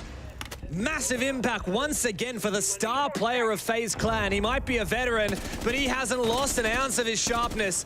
Now he's going up against Solotov as KDS tries to help him out, but Solotov once again, he's continuing his reign of terror. And he's brought this back for M&M. And here we go, Solotov reclaiming the position that Nello was once in. Now taken down, is going to try and keep Vidicking at bay as he makes his way in from the detention wall. Droned in by his teammate of Handy on the other side. Oh, no. He's about to... he doesn't see Solotov. Miss drone is going to cost the life of Vidicking as he's taken down by Solotov. Now man advantage swung back in the way of M&M. I don't think anything can stop this man. 11 kills and just a single death in the 5 rounds we've played so far. KDS, man, I don't envy you. I'd be shy on that peak as well. Handy gets time. Solotov gets out with his life. And this is cruel. Users has the vertical angle as well, and these 2 last FaZe players need to find a way to regroup. Danger now for FaZe as they have to push into the belly of the beast. 3 M&M players surround them, leaving KDS in a 1-on-3. Yeah, it's not going to happen. You can feel it. And of course, it's going to be Solotov. 12 kills to his name and only a single death so far. M&M are farming FaZe. They're doing so well here on Border and on defense as well. It's not every day that you see a defending side of Border look so dominant as M&M have been able to make it. But just the way that they're setting themselves up around the map is just to so much success. It feels like the way that they've done it perfectly counters the way that FaZe Clan play, right? FaZe, they don't ever seem to dedicate themselves to one linear push right at the start of the round. They spend the entire early round trying to find a way into the building, trying to probe the defense until they find a point of weakness. But M&M have set themselves out for holistic map control so well that FaZe never find a comfortable way in. It's only Cyber who's been able to find like a few little blind spots to run through hallways and whatever, but it gets shut down really quickly by M&M because it just, they're sort of just adjacent to him once he gets into the building, right? Yeah, and everything's going right for M&M, like the micro, like FaZe are starting to make little mistakes. The miss drone here, Solotov punishing that play. And I mean, honestly, just Solotov running amok, that's got to be a tilter for FaZe Clan. They're sitting there, they know that a lot of these deaths are their own mistakes. They're struggling to find anything. And now they're staring down a pretty grim scoreline at the end of the half. If they're not able to salvage it this round, Mandy, then I think it's GG. Yeah, I mean, just the scoreboard is ridiculous on the side of M&M. There's 2 kills on every player, but Solotov, who is 12. That is 10 more than all of his teams. That is crazy from him. He's just been able to run absolutely rampant here on the defending half. Faze Clan once again starting out to probe the map here on the ground floor. Most of them actually shaping off around this southern side of the map. Good grief, getting a bit tongue-tied here. As they start to make their way into the building, it does seem like they're once again going to try and probe out this ground floor around the customs area, around this big open area, as they did previous time they attacked the bomb site. M&M are so patient. Even though they've been doing so well, they're happy to just sit on their mirror windows, hold their positions. They don't feel the need to run around and give an opportunity up to Faze. Cyber has been the playmaker for the Brazilians, but he has also been the risk taker. And if he dies early, then I'd be very scared. He's actually right next to that default camera, but there's no one on it right now. He might be able to take advantage of the opportunity. Is that Nello upstairs? Oh, walks straight into a Capcan trap, and immediately Nello is aware. Good passive intel off the back of that Capcan trap has revealed Cyber and has forced him to fall back into the safety of mezzanine. But it isn't really safe when Solotov is on the top of his stairs to take you down, is it? At least there's some control here for Faze as they've been able to make their way into customs, but that doesn't lead you to too many places. There's Workshop on the other side as Handy makes his way in off the back of KDS here to support him, but two M&M players within the bomb site seem pretty aware. KDS finally gets a kill and finds an opening. Handy's in the site and he's forcing down this diffuser. Where is Solotov? Uses going for the retake, but he loses his fight. Tyrant's gone down. It's Solotov with it all to do. His second on the round now. Nello needs to come and assist him. Solotov can't get it all done himself. 14 kills to his name and hungry for more, but he is finally put to rest.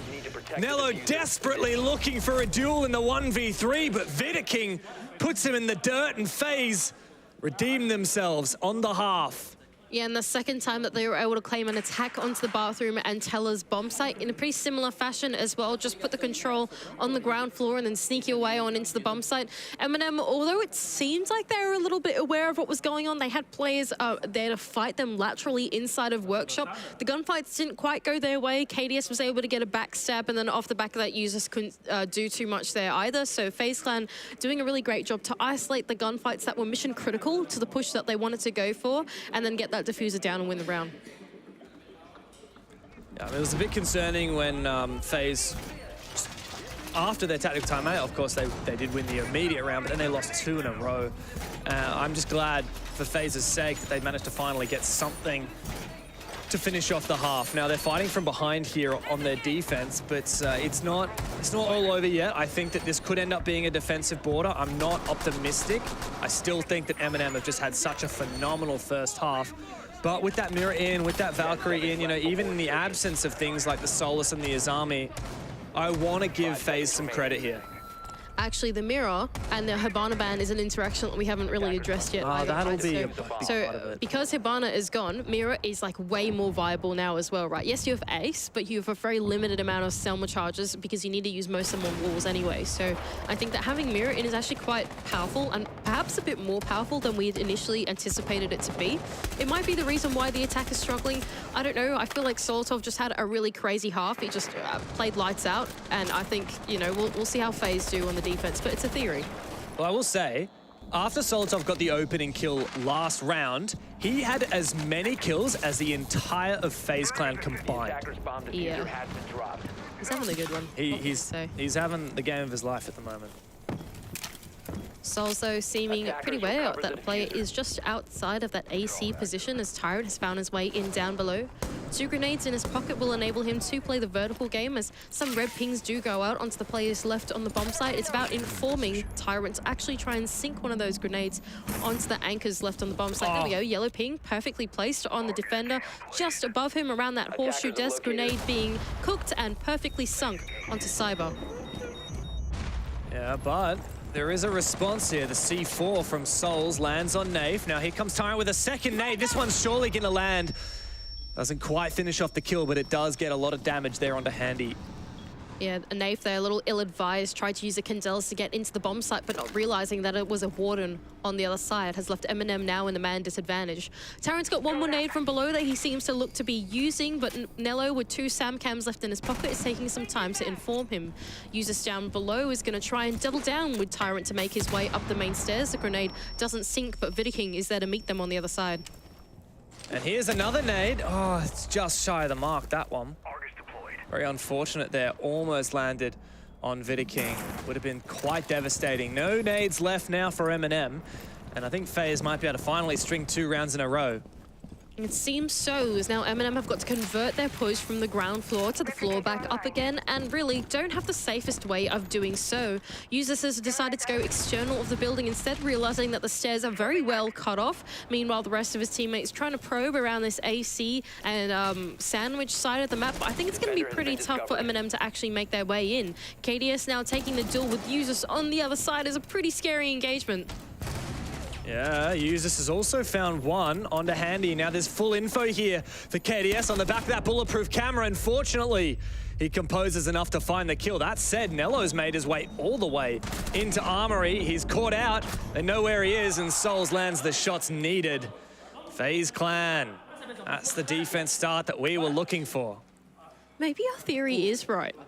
Maybe our whole mirror Hibana theory. Look, it's possible that we've just like colossally overthought it, but maybe it is right. I reckon you're on the money. Because, right, the path of least resistance with the mirror windows up is to go in from below, which is what Eminem did, right? But then playing the vertical grenades is kind of an unreliable way to actually try and open up the early round. Yes, like you can collect some of those kills, especially off the back of having the right amount of info, like Nello tried to use the SAM cams to inform those grenades. But if those don't work, it's kind of your early game done, because it's really hard to then convert up into the next floor because the mirror window's there and you kind of can't deal with them. Maybe we're overthinking it, but I feel like it's really hard to get internal of the building. Yeah, no, I agree. I don't reckon you're overthinking it, Mandy. I reckon the Hibana mirror interaction is spot on. I think that's what FaZe were doing with that ban. Funnily enough, they really struggled against the mirror when Eminem were playing it. They tried to get Cyber to sneak his way in somewhere, and it is, like you said, a stark contrast to the way that Eminem are attacking this, where they're looking to take as much control down below while also having people posted up on nearby windows or balconies of the site. And then that pressure in tandem with the vertical nades is the way Eminem are looking to find an opening into the round. But I don't know, what are they going to do this time? Because it's Teller's Archives, very different bomb site. It is. It is a very different bomb site because it's sort of like, right, tucked in the corner of the map. You can't really like open up as much external stuff, right? So there's no mirror as well being in played for FaZe Clan. They're actually going to bring along the K8 of Handy to try and keep the bomb site really closed off inside that corner of the map. Don't mind that from Cyber, already denying one Twitch drone, and now looking to deny entry into supply. KDS has realized that Flores has opened up a rotation outside. My God. Filthy. How does he see that? I have no idea. He must be millimeters away from his monitor to see the pixel of Tyrant there, but that's a big opening kill for Cyber.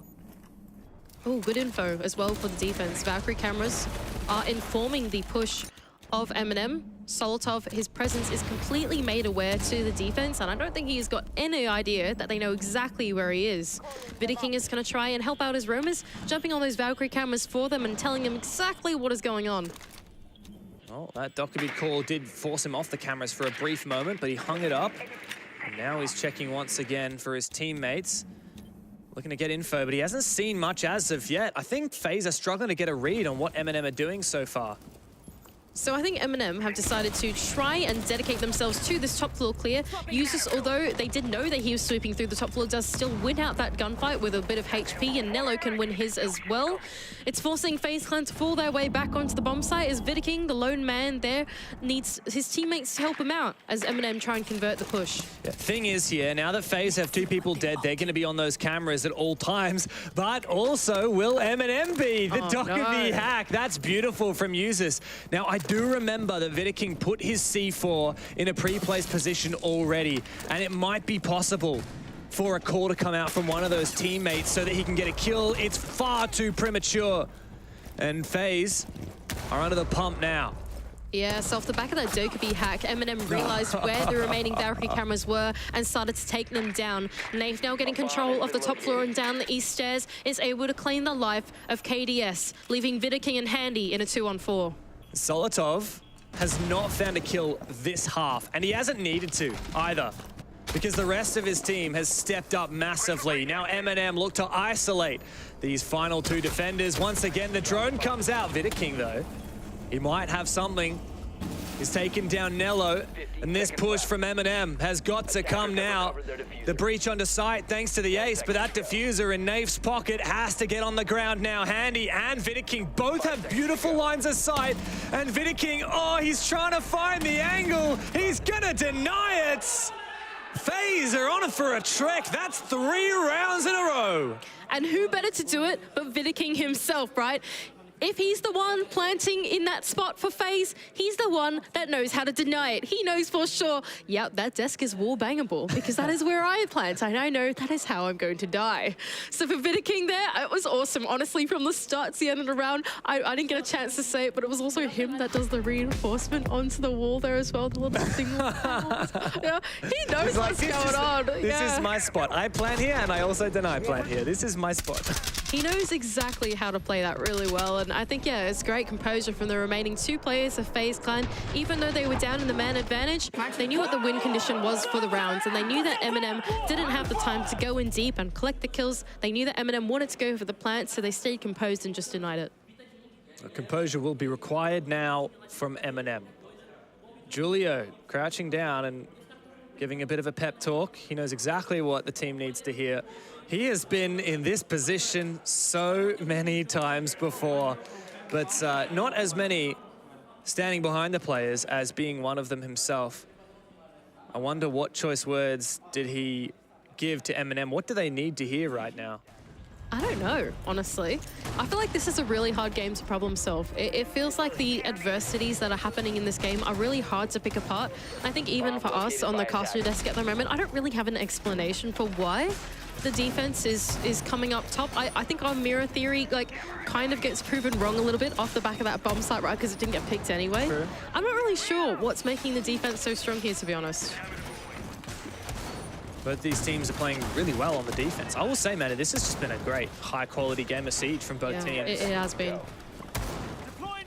And it's been really exciting. It has, and you know, it's funny. All day we've been kind of making this running gag about, you know, when is this one going to be the close game? And then we went up like, what, 4-1 for Eminem, and I was like, maybe not. And now FaZe kind of brought it back 3 in a row. So always have faith, you know, always believe. We always do believe in the Rainbow Six team to deliver. Look, we had an absolute shocker that we casted it earlier today, so I'm really happy that we're being treated to this one. Oh, I like this from Solotov, a little bit of drone parkour with a twitch. Oh, yes. Oh, he's going to be able to assassinate one of these mirrors. Bang! And it's a double with the suck drone! Solotov is that guy. He does it all. 14 kills in the first 5 rounds, and he hasn't found one since, but it doesn't matter. Man's making an impact. Who needs a Habana when you can twitch those mirrors? That was awesome.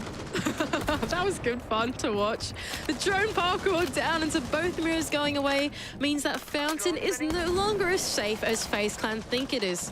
Tyrant, meanwhile, is making his way in from jail instead and immediately putting the pressure down. They've actually droned out some of the Valkyrie cameras here as well, so Tyrant's going to feel a lot safer here on his entry.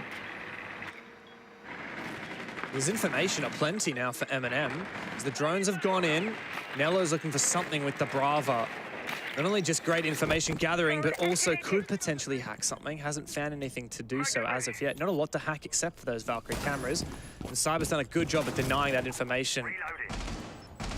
Yeah, once again, Tyrant down below has 2 nades in pocket to try and sink onto the defenders on the floor above him. Solotov with the DMR in hand can once again claim another kill to his name, the first pick in the way of the rounds. But Handy on the other side can see through the smoke, but not before being taken down by users. Man advantage now to Eminem. They can't fumble it from here, surely not. Another smoke goes out, as does the logic bomb. In comes the player, and Solotov finds his 16th kill. A retreat back to the site now for Souls as he scrapes away 1 kill, but still 4 more to find, and Eminem have an abundance of time available. There's Tyrant just waiting for the rotation. On the back of their tactical timeout, Julio will be very satisfied with his players. Yeah, nice one there from Eminem. I think it was really the replay of the Twitch drone. Bam! That's big value. I like this there from Selsoft. He played pretty calm and collected position here on the breach, and I think this was really what opened up the rounds here for Eminem. Just him being able to walk his way on into Armory off the back of his 2 picks. Just unfortunately for FaZe Clan, they sort of couldn't keep the top floor at bay. The mirrors going down was a bit like, uh-oh. And then the breach going down was like, oh no, for Eminem, for FaZe Clan. And I just, unfortunately, the engage was not going their way. Meant they had to forfeit the top floor, and Eminem won off the back of that. Yeah, it escalated real quick. Well, now we're at an even position in terms of neither team having that tactical timeout available. Eminem 1 round in advance and just 2 rounds away from giving FaZe Clan the L. Eminem had to fight through those play-ins, and let's be honest, Mandy, it was not easy. These guys had some really tough games. I mean, their final match against Sandbox was pretty cut and dried affair, but Eminem were almost knocked out of the tournament by Fury. Don't remind me. Don't remind me. And Eminem's first game was a pretty convincing loss to Falcons, so it's not been an easy road for the Europeans. Yeah, no, that was a scary time, okay? I did not think I was ever going to see the day that Fury would take down Eminem, but we almost did. Yeah. And I was like, good God, what timeline are we living in? Well, anyway, apparently the timeline where Eminem is looking to take down Major Champs FaZe Clan. That's pretty big. That is a timeline that I didn't think would be in the same one as them almost losing to Fury. Anyway, I digress. We're in a different matchup now. Here we go. FaZe Clan on their defense are looking to hold on to this top floor, while a lot of players have actually put themselves down on the ground floor. It feels like they're getting a read into the way that Eminem are trying to enter into the building and sink these vertical grenades and try and contest them early on. Yeah, but there's 2 players right around the corner from each other. One of the Eminem players didn't manage to catch which one. Okay, here we go. So, Nafe, Amaru inside of Vents. Very unusual. What is his idea with the Amaru? Is he really planning on going up one of these hatches? I've seen it work very rarely. And, I mean, what's more, there are quite a few roamers to deal with. What is this play? Oh, they could do it. So Nello has a diffuser in hand with the Snoiqs and the Monty, and he could make his way inside of Archives and try and get the plant down, which I think is exactly what's going down. Now, Nello, unfortunately, has just been taken down to a C4, but with Nafe in his position, he could definitely go up the hatch with Amaru and try and help his teammates out. And he's also just heard that KDS has rotated up the main stairs, and he's taken him out to follow, traded back by Vidaking, playing on his mirror window. But meanwhile, Nello has been picked back up again. Vidaking tries to make a play, but it is fruitless after all. A second C4.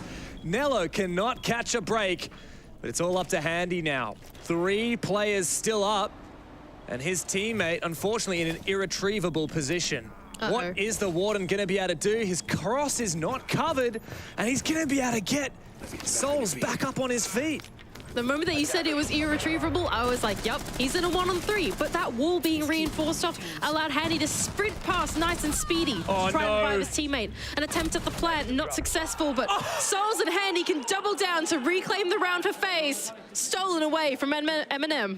That was theft. There was no way that FaZe were meant to win that. That was a 1v3 with a player on the ground.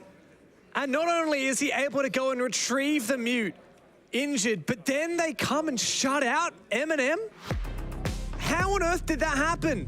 Ridiculous. So I think that single wall being reinforced off from when Handy crossed over, like you know, the one that goes into Africa, right? Yeah. Usually that's open on this bomb site because you want to actually play in Africa and like bob your head up and down and like fight them as they come in the door or whatever. They actually decide to close that off, and the reason why is because they play the mirror inside the actual bomb site. They don't play it inside of Fountain. And as the late round came through, I actually think that enabled Handy to go sprint his way across because he couldn't get wall banged, right? So, wow, that was such a fortunate situation for Handy to beat and to end up picking up Souls and then 2v3ing the round. That was crazy. It's moments like that that really fire you up as well. 10 seconds remaining. Eminem had such a dominant round just 2 rounds prior, and now we're at breakpoint. Mandy, my favorite spot. One of these teams is about to claim match point, but I honestly couldn't tell you which one. FaZe Clan, after stealing a round like that, it could easily be them. Eminem have got to be really careful here. So they've brought up a lineup of 5 operators set up to do a smoke execute, and they're playing it into VidKing, who's been super successful on the Warden so far on the defense. So they need to make sure that when they go for the execute, that they've isolated out exactly where that Warden player is. Otherwise, it could be very ill-advised. Oh, this is so risky. I mean, I love the idea, but it is such a big risk. In come the Candelas through the bathroom drone hole. But as you said, it is VidKing, and he can look through smoke and through stuns unaffected. The rest of FaZe Clan spring into action as this Eminem push is being completely shut down. Users jumps in the window to his demise. Warden will defeat Glaz every day of the week. And unfortunately for Eminem, completely fruitless, completely ineffectual was that rush. Yeah, look, not a bad idea, but not super wise into the lineup that FaZe Clan are bringing. Cyber can collect the 4th for his team by taking down Tyrant, and Nello is in a 1-on-5. Oh gosh, Handy. Oh, he's being trolled, isn't he? He is. Honestly, Handy, he is well within his right to play like this after what happened last round. Handy winning the unwinnable round for his team. And now he's just gonna dance on the graves of Eminem. This looks ridiculous. I've never seen anything like this. Oh, Nello. Oh god, poor Nello. I know exactly where he is too. Yeah, it's so funny. Look, they have a minute of tactical timeout, assuming Nello doesn't die here, which is possible. They're really hunting for him. They don't want to give Eminem anything. No time to talk, no morale, no nothing. They're thinking, yeah, you guys have just done a massive misplay. You don't deserve to be respected. And they're battling him outside. Yeah, that's so well played from FaZe. I cannot imagine being Nello, being Eminem here, and not being at least a little bit tilted. Like this is some serious BM for the Brazilians, and it's the perfect way to get into Eminem's head. The sledging is a real strategy. And as you said, Nello's trying here to just take a bit of a tactical timeout. Of course, he can't talk to Julio, the coach, but he can talk to the rest of the team.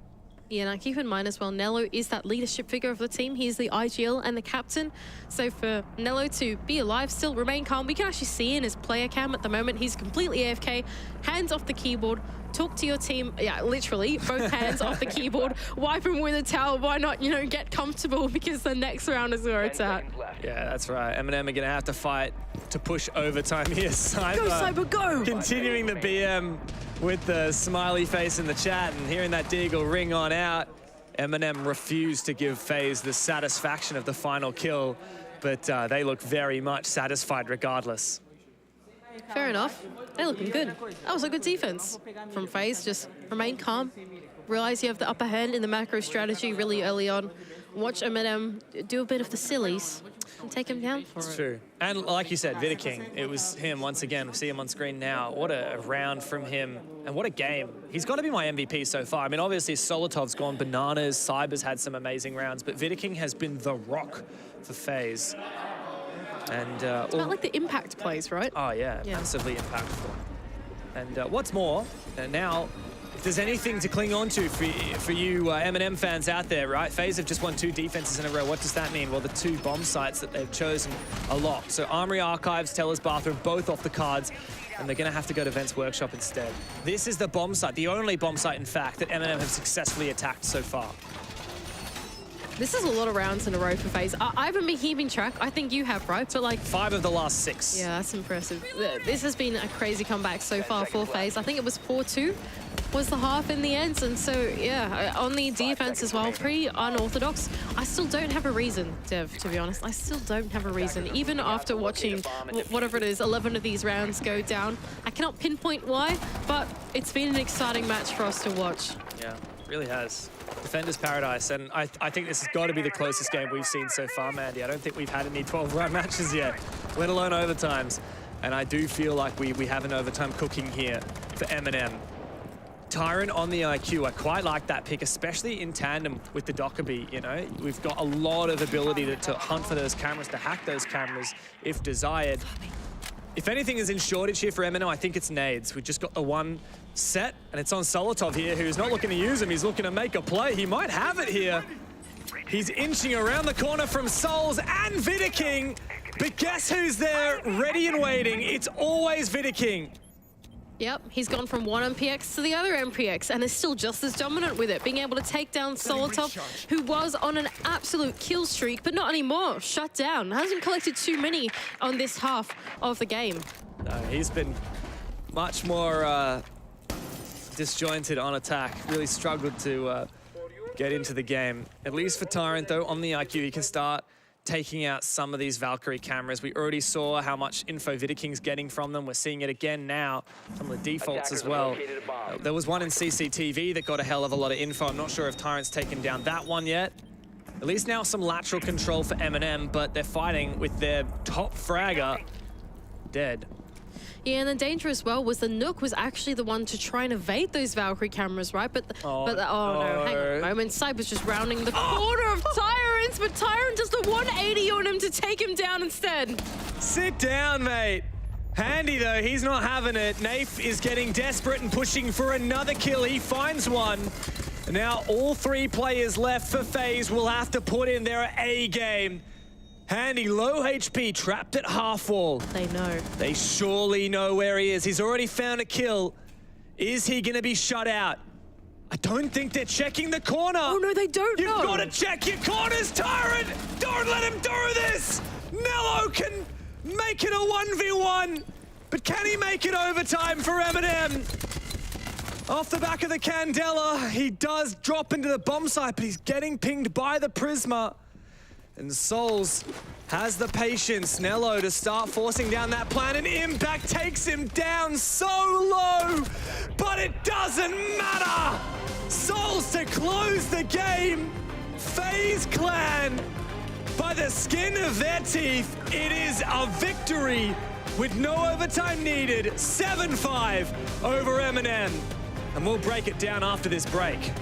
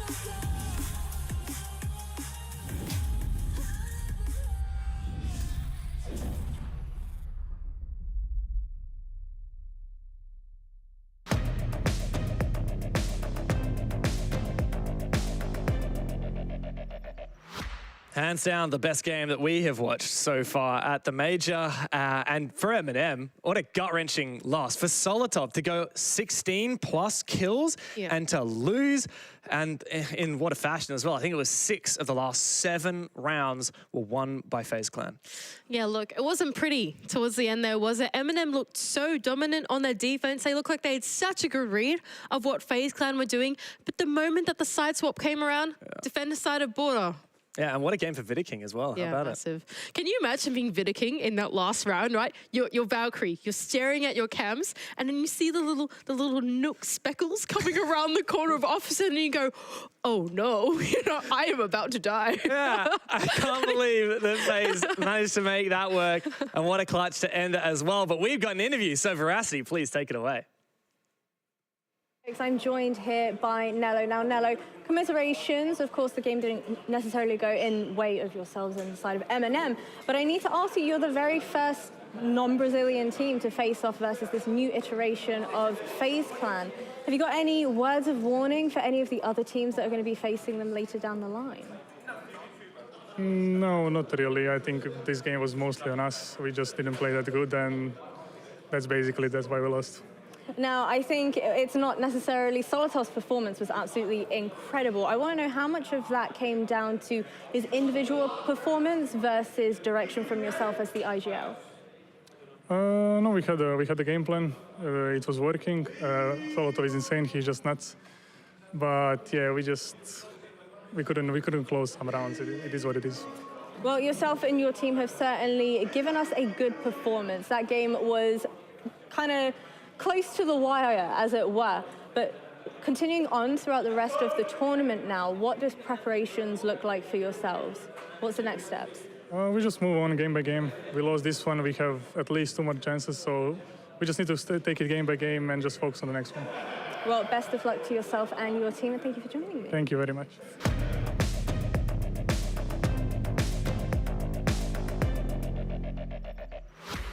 How do you do the phase up? Is it like that? Oh, I'm offline. Don't even get me started. I don't know how we do it, but yeah, Faze Clan. I love how you're still trying to. No, it's backwards for me. I'm not even trying. No, this is right for me because it says an F for me. Okay, well, you know what? I think think that should be right for broadcast. Well, anyway, Faze Clan managed to successfully win out that series. We did speak a little bit earlier on about how M&M are this team that, you know, they play really well against teams they're not expected to beat, but then they lose versus teams that they should be beating. Where do you think they kind of fall on this spectrum versus Faze Clan?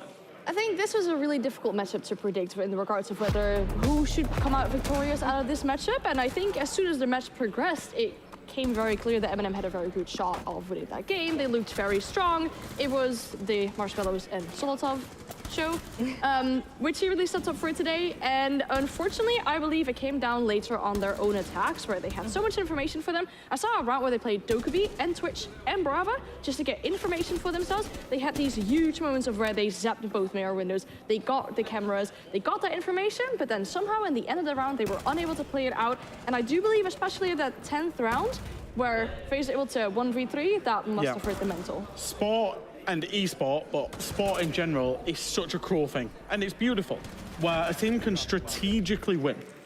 Like, let's make no mistakes about this. M&M strategically won this game, but they did not just execute in a couple of rounds, and it's cost them a 5-7 loss. And looking at them, you know, in the Nello, obviously in the interview, but the players and the body language afterwards, they are pissed. They are really upset. They should not have lost that game. And they know that, you know, there was many arguments, you know, there was a little bit of tension, to be honest.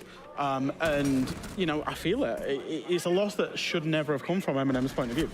Now, was there a kind of like a moment in time where you had kind of taken note of their lack of performance and what you were hoping to see from them, especially when comparing their attacking side versus their defense? Yeah, I think, you know, we've known this for a while, and they've played into that a little bit. You know, we've said about M&M before that they're a little bit defense matchup. So 4-2 on border, you know, the split was kind of what we was expecting to see. It was their attacks that was, you know, always going to come into question. Obviously, they didn't get over the line today, and it is something they're aware of. It's something everybody's aware of at this point, is that M&M have struggled on their attacks and continue struggling on their attacks. And they did set themselves up well. I mean, we talked about how much information they had for themselves, those huge clutch plays where they did have the information and they did have the chems hacked, but then they still are unable to perform that out in the last part of the round. For example, we saw a player crouch through that breach that they made, and then obviously on the other side, you have the player of Faze that experienced a similar situation. They know exactly how to deal with it, and that just pulls around in the favor of Faze. Now, I know I touched upon it very briefly with Nello, but Solotov's performance, Fresh. Yeah, he's crazy. He is absolutely crazy. Like, genuinely, potentially one of the best players in EUL, you know, in the conversation for one of the best players in the world. But the one thing that I think, as the next game is about to start, the one thing that I do think is that that performance, that game, and I want to give credit to Faze here, it shows the difference between having one nuts guy that pops off and having a complete team performance, because that's what Faze had today. I thought, you know, they were coming up against the force with Solotov, and once they got a grip on that, they put in a really good team performance and managed to, perform that comeback. You could see that Solotov was going up to 14-2, and then it stopped for a few rounds where he got one death and he was more passive on the plays. On the side of Faze, it was Cyber really stepping up on those first few rounds, but eventually it evened out, and it was a similar performance from all players really on the side of Faze. Well, I'm sincerely hoping that the folks at home were able to hear the teams that are getting prep, primed and ready. We have M80 taking on the Wolves after this.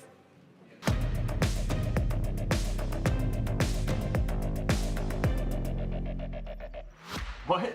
Dude, Benjamin Master at the Major? Do you really think he's gonna play with this? You need something way more powerful, man. It's obvious when you see his moves. Do you want to see his moves again? Or... Bro, I was watching the SI before you even knew about R6. Pengu can win with this setup. Real legend, he wins with this. Sorry guys. I know a thing or two about Rainbow Six, so follow me.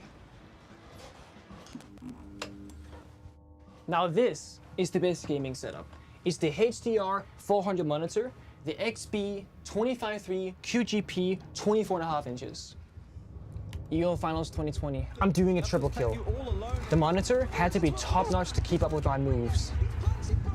Frostblade fans, they can cool the best graphics card, the best processor, and even the biggest hard drive with the most memory.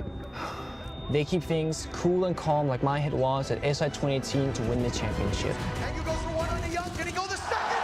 Penta Arnold, world champion. It takes the best to be the best.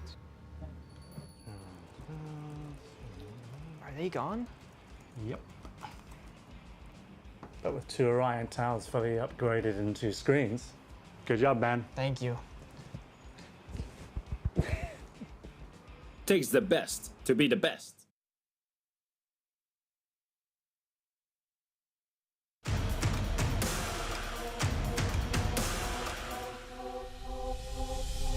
Welcome to Hit for Six. Today, we have Wolves Esports versus the Snoiqs.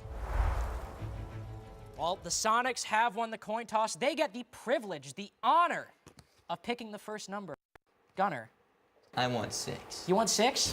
Number 6. How many times has Sweden hosted a major in Rainbow Six? Just a major? Majors. Invite? Just a major.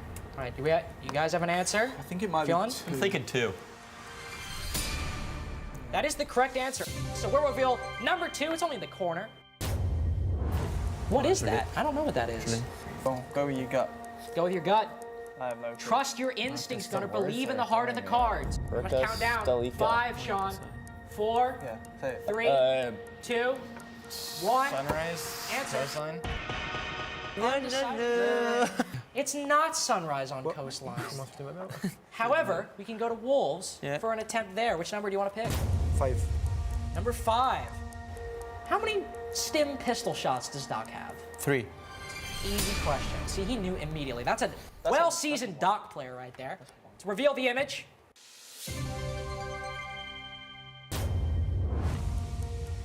Ooh, a little bit of grass. Low block. Okay. Garden coastline. Yeah, it's the square in the middle. Oh! Left side is main lobby. Incorrect, Bibu. It's not called that. We call it garden in French. Easy. Give me number 1. Next question. Wolves have unfortunately not correct. Could not make the cut. Gunnar. Citizen. No. Which number? Number 1. Number 1. We'll see if they're number 1 after this question. What is Zero's real name, boys? Sam Fisher. Sam Fisher. I'd like to guess what it's at. What is the number? Give us Courtyard. Is it Courtyard?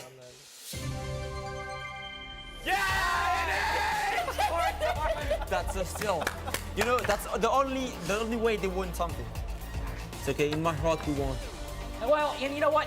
As long as we're still in positive spirits, that's what matters. But thank you for watching Hit for Six. Tune in for more action between all of our teams at the Copenhagen Major.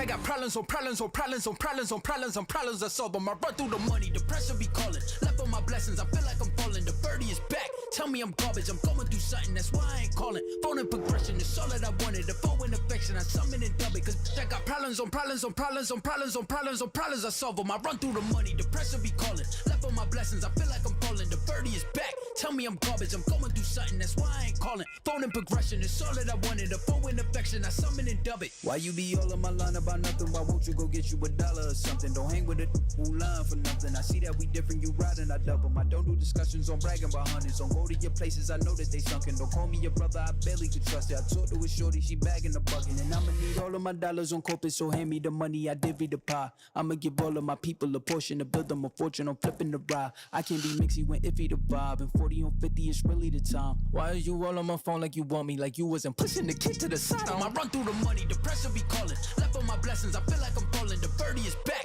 Tell me I'm garbage, I'm going through something, that's why I ain't calling.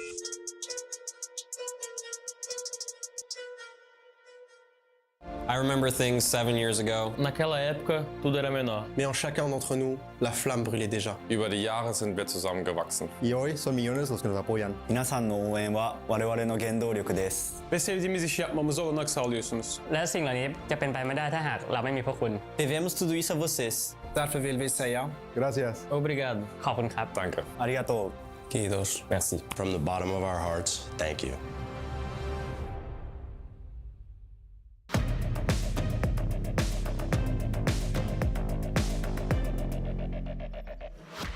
Welcome back once again, everybody, to the Blast R6 Major Copenhagen.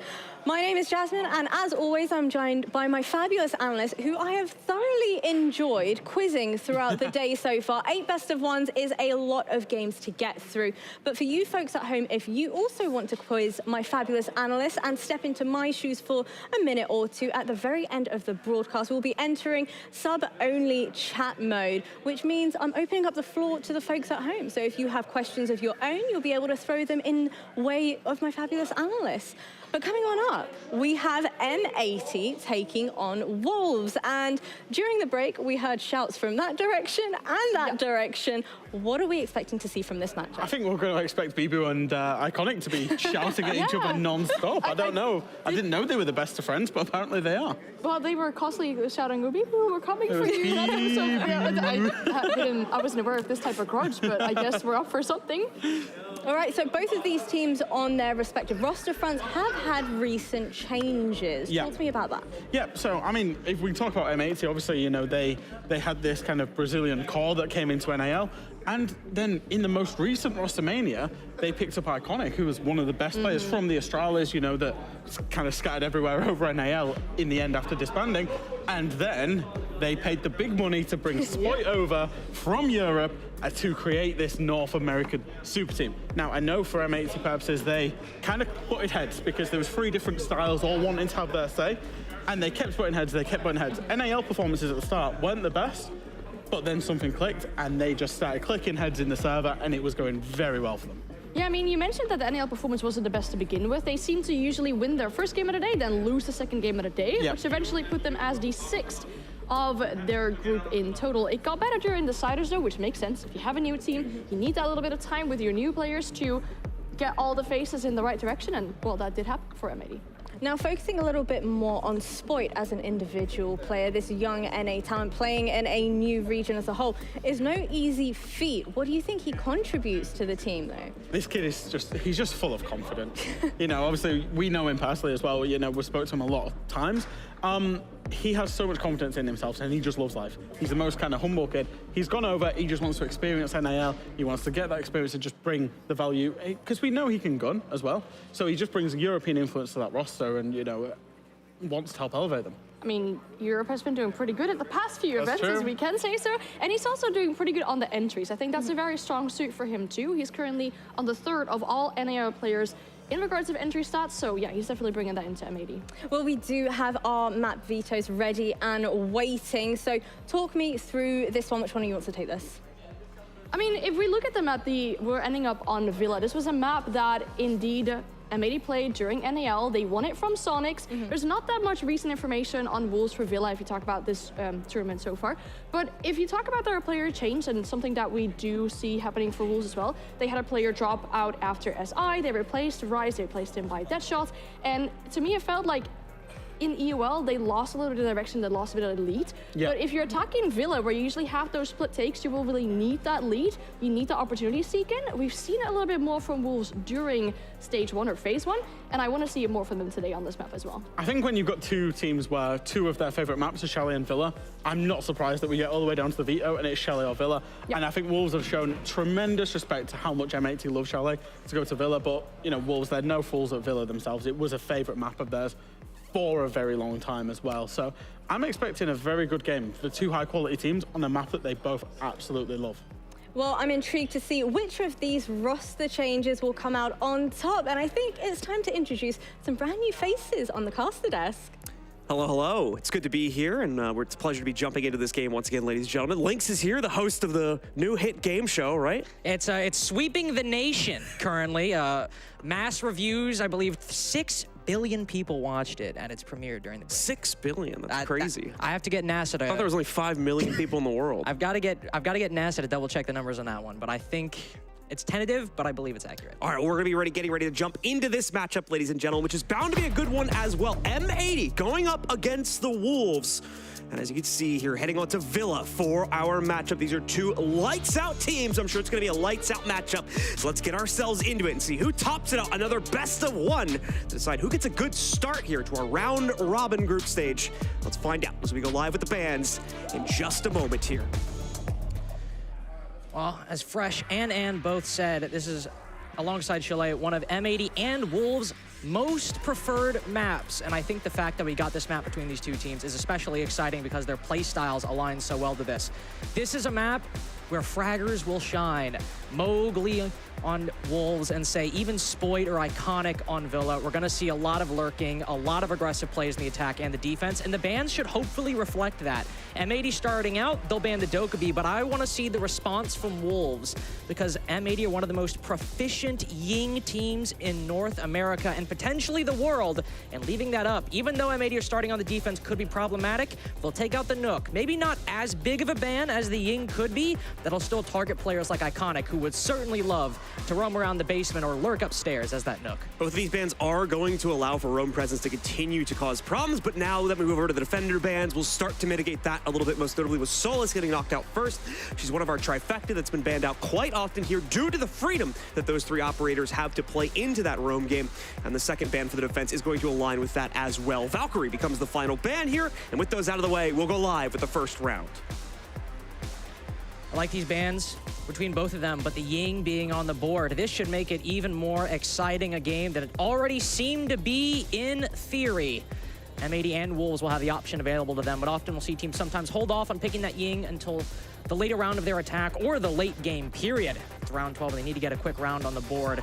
We won't see it from Wolves just yet, but they have that 45-second attacker repick, so plenty of time to change their plan. Not so for the defense, of course. We have a pretty good idea of what their strategy is, especially Spoit on that Azami. We can expect him to maybe play around trophy stats rate for the first 45 seconds, but for the majority of that round, he'll probably find himself on the maps table trying to hold down some power positions, at least inside the bomb side or even a little bit further. By the way, as far as the defensive setup is concerned, nothing too surprising for our first round here. Izami obviously immediately coming out there for Spoit to allow for that play potential to be ignited both inside of the site and a little bit out from that, more than likely too, to start out the round and delay some of this clearing time from Wolves.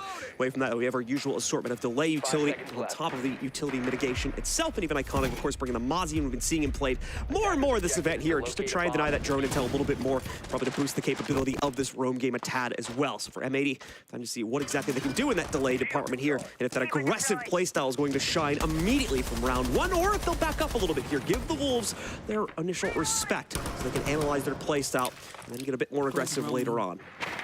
I'll see Gomez get aggressive those first 45 seconds, but again, likely only for about a minute. One Clutch drone immediately shot by M80. Don't even need those Mozzie pests to start out. Very big piece of utility taken down off the board early, as there are a plethora of electronics that Wolves would like to take down. Not only those pests, of course, but some magnets would be huge to deal with Gomez playing inside of Master Bedroom. If they're able to take down the 1 or 2 that he has, though of course one has already been burnt, clearing out that Brick's door would be a lot easier. Unfortunately, a frag grenade not aptly cooked will tell Gomez he should probably start heading back towards the site, and that's exactly what he'll do. First minute now wasted by M80, but not wasted in terms of they've done something bad. That Wolves have now been delayed on the entry.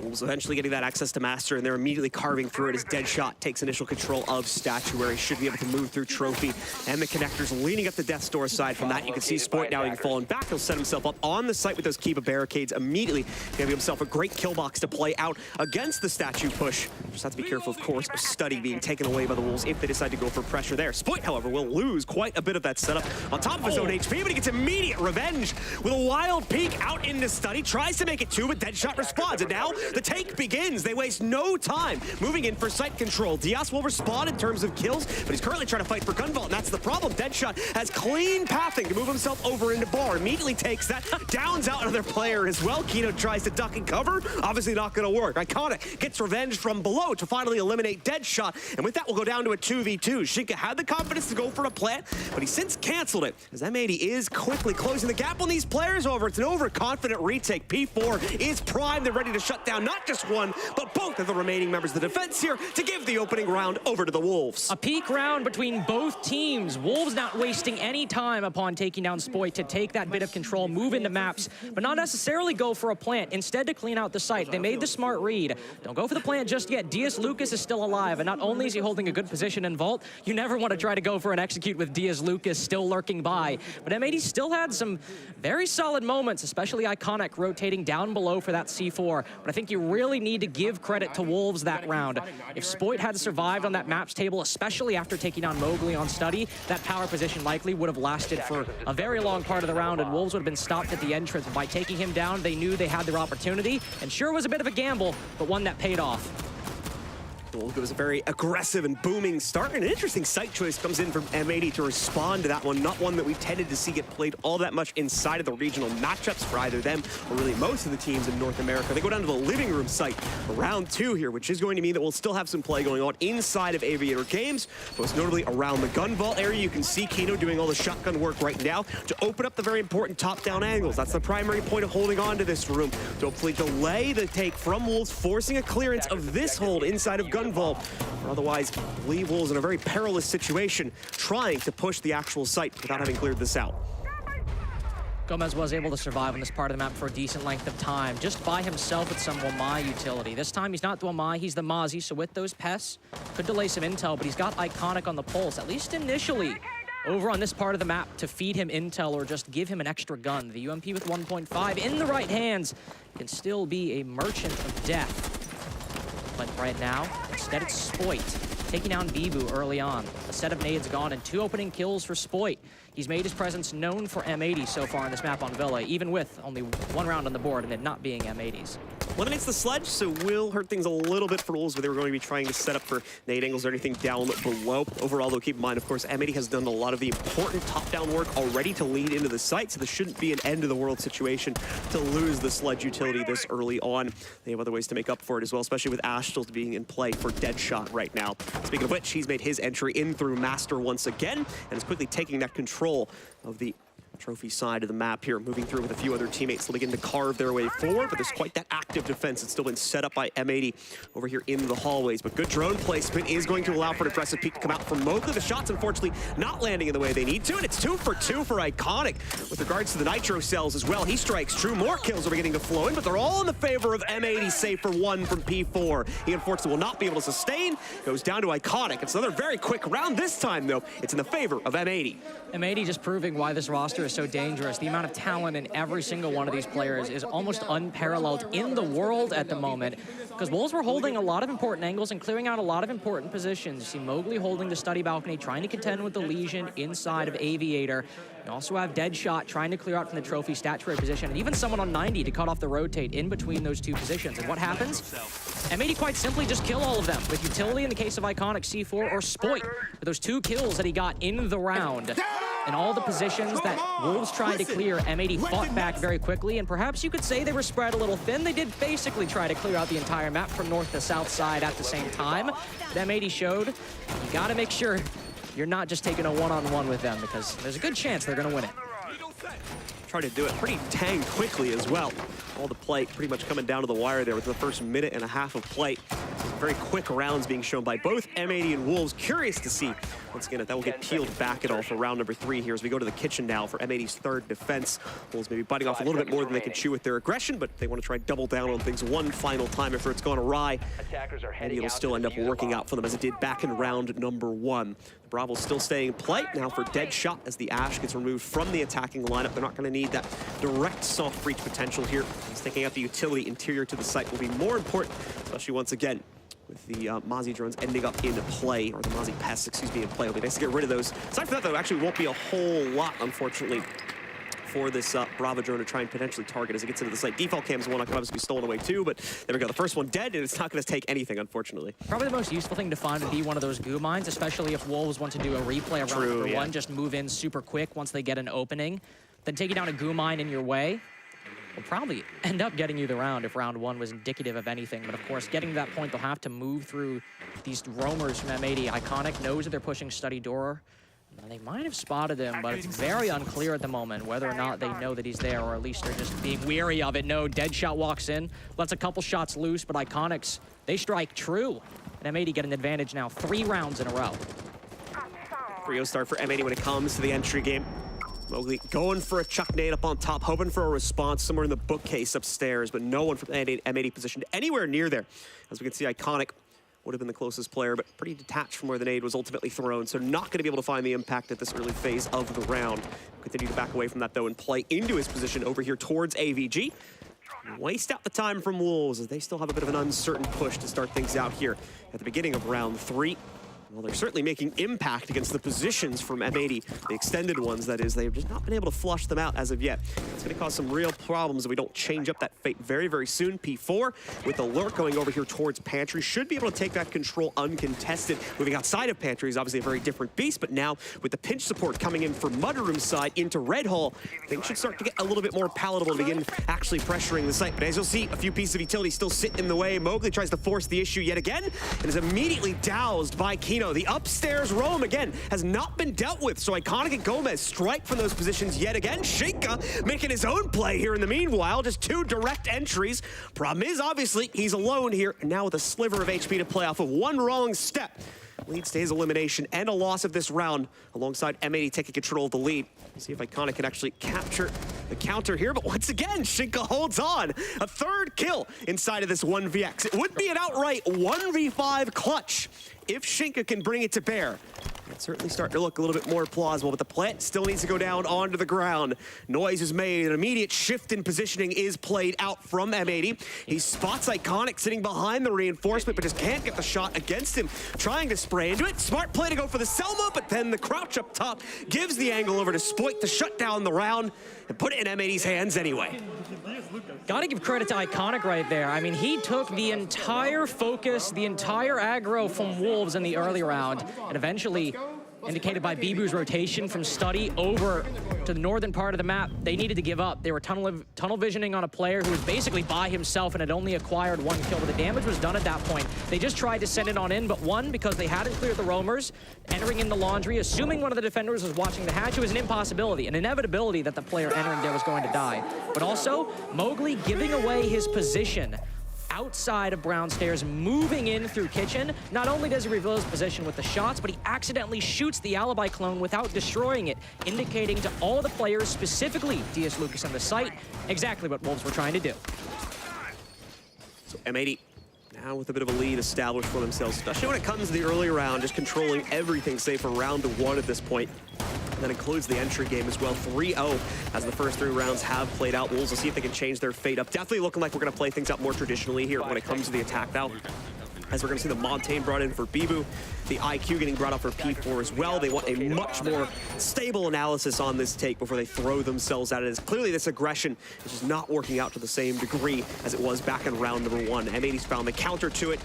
And they are crushing Wolves as of the past 2 rounds here. So it is time for a change. We're immediately going to see that echo out here as Wolves move in for the slow take downstairs to begin working their way up through that main stairs area and eventually through study more than likely as well. Going for that main stairs take, they got to be careful to make sure they keep those nade operators alive.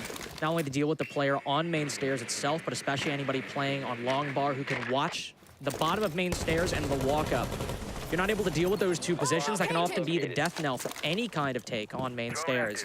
IQ down below will try to find some of that utility, maybe defenders sitting on cams inside of the site. 1 nade already cooked, but falls a little short. Mowgli will pick up the second. Very much trying to deal with Iconic, but he'll back off for the time being. C4 goes wide and does not find anything. Here's this Monty, oddly enough. That'll be their answer for Kino. Kino obviously not able to immediately do anything about the Monty in terms of outright eliminating him, but he can slow it down with the Toxic Babes. There's at least a little bit of delay from that one, but once more, this is still very early on in the round. If he is just going to chain the 3 of these together, Bibu will be clear to eventually push his way up the stairs in just about 15 seconds or so. This time, finally, Wolves break the curse of that opening kill loss that they've been taking in the previous 3 rounds, and Mowgli is going to be able to strike first, knocking out Iconic himself. Kino not wanting to waste out this final Toxic Babe. He uses it to kind of bait in Bibu a little bit. He's crossed the threshold, so he is going to be able to directly challenge him. P4 as well here, looking to counter that potential flank. Not sure if he's aware of the positioning that's already here downstairs, but it seems like Wolves have somewhat of an idea of it. Regardless, though, it's a tough situation for the Wolves to fight their way out of, but P4 finds the first strike from that. Takes down Gomez. Spoit will respond, knocking out P4. Just like that, M80 are back into the round. Still down a player here, though, and Mowgli pushes it 1 step further as he gets another entry into the site itself against Diaz. Kino goes wild, peeking all the way into study, pays the price for it as he goes down to Mowgli. Spoit once again responds, but now he is alone in the 1v3, forces his way back into the site, gets the down against Mowgli, and kills him in the process. Bibu should still have a pretty clean plant. Spoit's going to need to rotate through Gunvault. He's got a way to work himself outside of that. And as you just saw there, red ping on Deadshot. So has full player intel. Deadshot realized that because it was a red ping, so he backed away from it. Got himself out of the hot zone here. And now Spoit playing purely on instinct. And oh, very nearly gets that headshot against Deadshot here. Now trying to get the better of the Fontaine. But this is an impossible situation, it seems, to win out. As we can see, Deadshot's going all the way down below. Spoit's just going to hop onto the counter to fuse, see if he can force the issue. Nade goes in. It actually banks off of one of those wood barriers, though, so it's not going to get the full kill. The shield is dropped, and Deadshot, actually, with a shot from below, will finish things off as Wolves go 2-0 on the AVG attacks. Just such a well-thought-out take from Wolves that M80, to be quite frank, just didn't have, well, I was about to say they didn't have an answer to, but they did, but I'll get to that in a second. The plan with that Monty, as many of you saw, was to walk up main stairs, burn out Kino smokes, and then what's he gonna do? Shotgun you through the extended shield? No, that's not gonna happen. So you're just gonna push him back a little bit, or at a bare minimum, make him uncomfortable. And then you have Deadshot watching the main door, Mowgli watching study, to make sure that nobody can either A, provide support to Kino, or B, take down your Monty. M80's attempt was the Gomez and Spoit flank, but Wolves had accounted for that as well. They had P4 flanking the flankers from red stairs, and they already had Deadshot watching bottom main in case this exact thing happened. Wolves had redundancies on top of redundancies to count for everything M80 could potentially throw at them, and just the Monty to start everything off and to end everything off with getting that bomb down. It was just a really well thought out plan from Wolves. Basically just creating a much more defendable push for themselves to be able to play off of there, especially with the Monty watching things on the front end. And as you noted, countering out the flank attempt, which was a good counter in my opinion as well from M80. Just Wolves reading far too much into it as they played more heavily into intel, I think, than anything else on that previous round versus the previous rounds, of course, where they were just playing on raw aggression over all else here. So may actually be seeing a little bit more of that aggression come alive yet again, as we've seen a return on the Ash for P4. On top of this, Deadshot is finally going to bring the Ying into play for the Wolves here as well. We can expect something a little bit more flashy potential this time for the Wolves now that they have tied things up again. Only site they've won so far is Aviator Games. It's also the first time M80 have now gone to Trophy Statuary, so Wolves win this. It'll be a new trend for them, but a new trend for M80 just by going here. Liking to put 2 roamers around the map, but at least on the second floor, pull them back decently quick. Doesn't even seem to be the case here. 4 players concentrated in the site currently. Just trying to deal with these attackers sitting on bedroom balcony, maybe pop some shots over at them, but try to get things too crazy too early on. So it'll likely be a pretty stagnant opening minute and a half, maybe even 2 minutes between Wolves and M80. As Wolves are going for a very direct take, and M80 are just holding on to the site, with the only one breaking the pattern is Iconic, and well, he's pretty much alone in 90. Keep continuing to weigh things out from that position as well. Wolves taking the initial early round a bit more slowly as they do want to try and take that initial control. An impact, interesting enough, goes out there from Gomez. It's not going to really change the overall result of the explosion of that Rotero drone. It still gets rid of the deployable shield ultimately at the end of the day.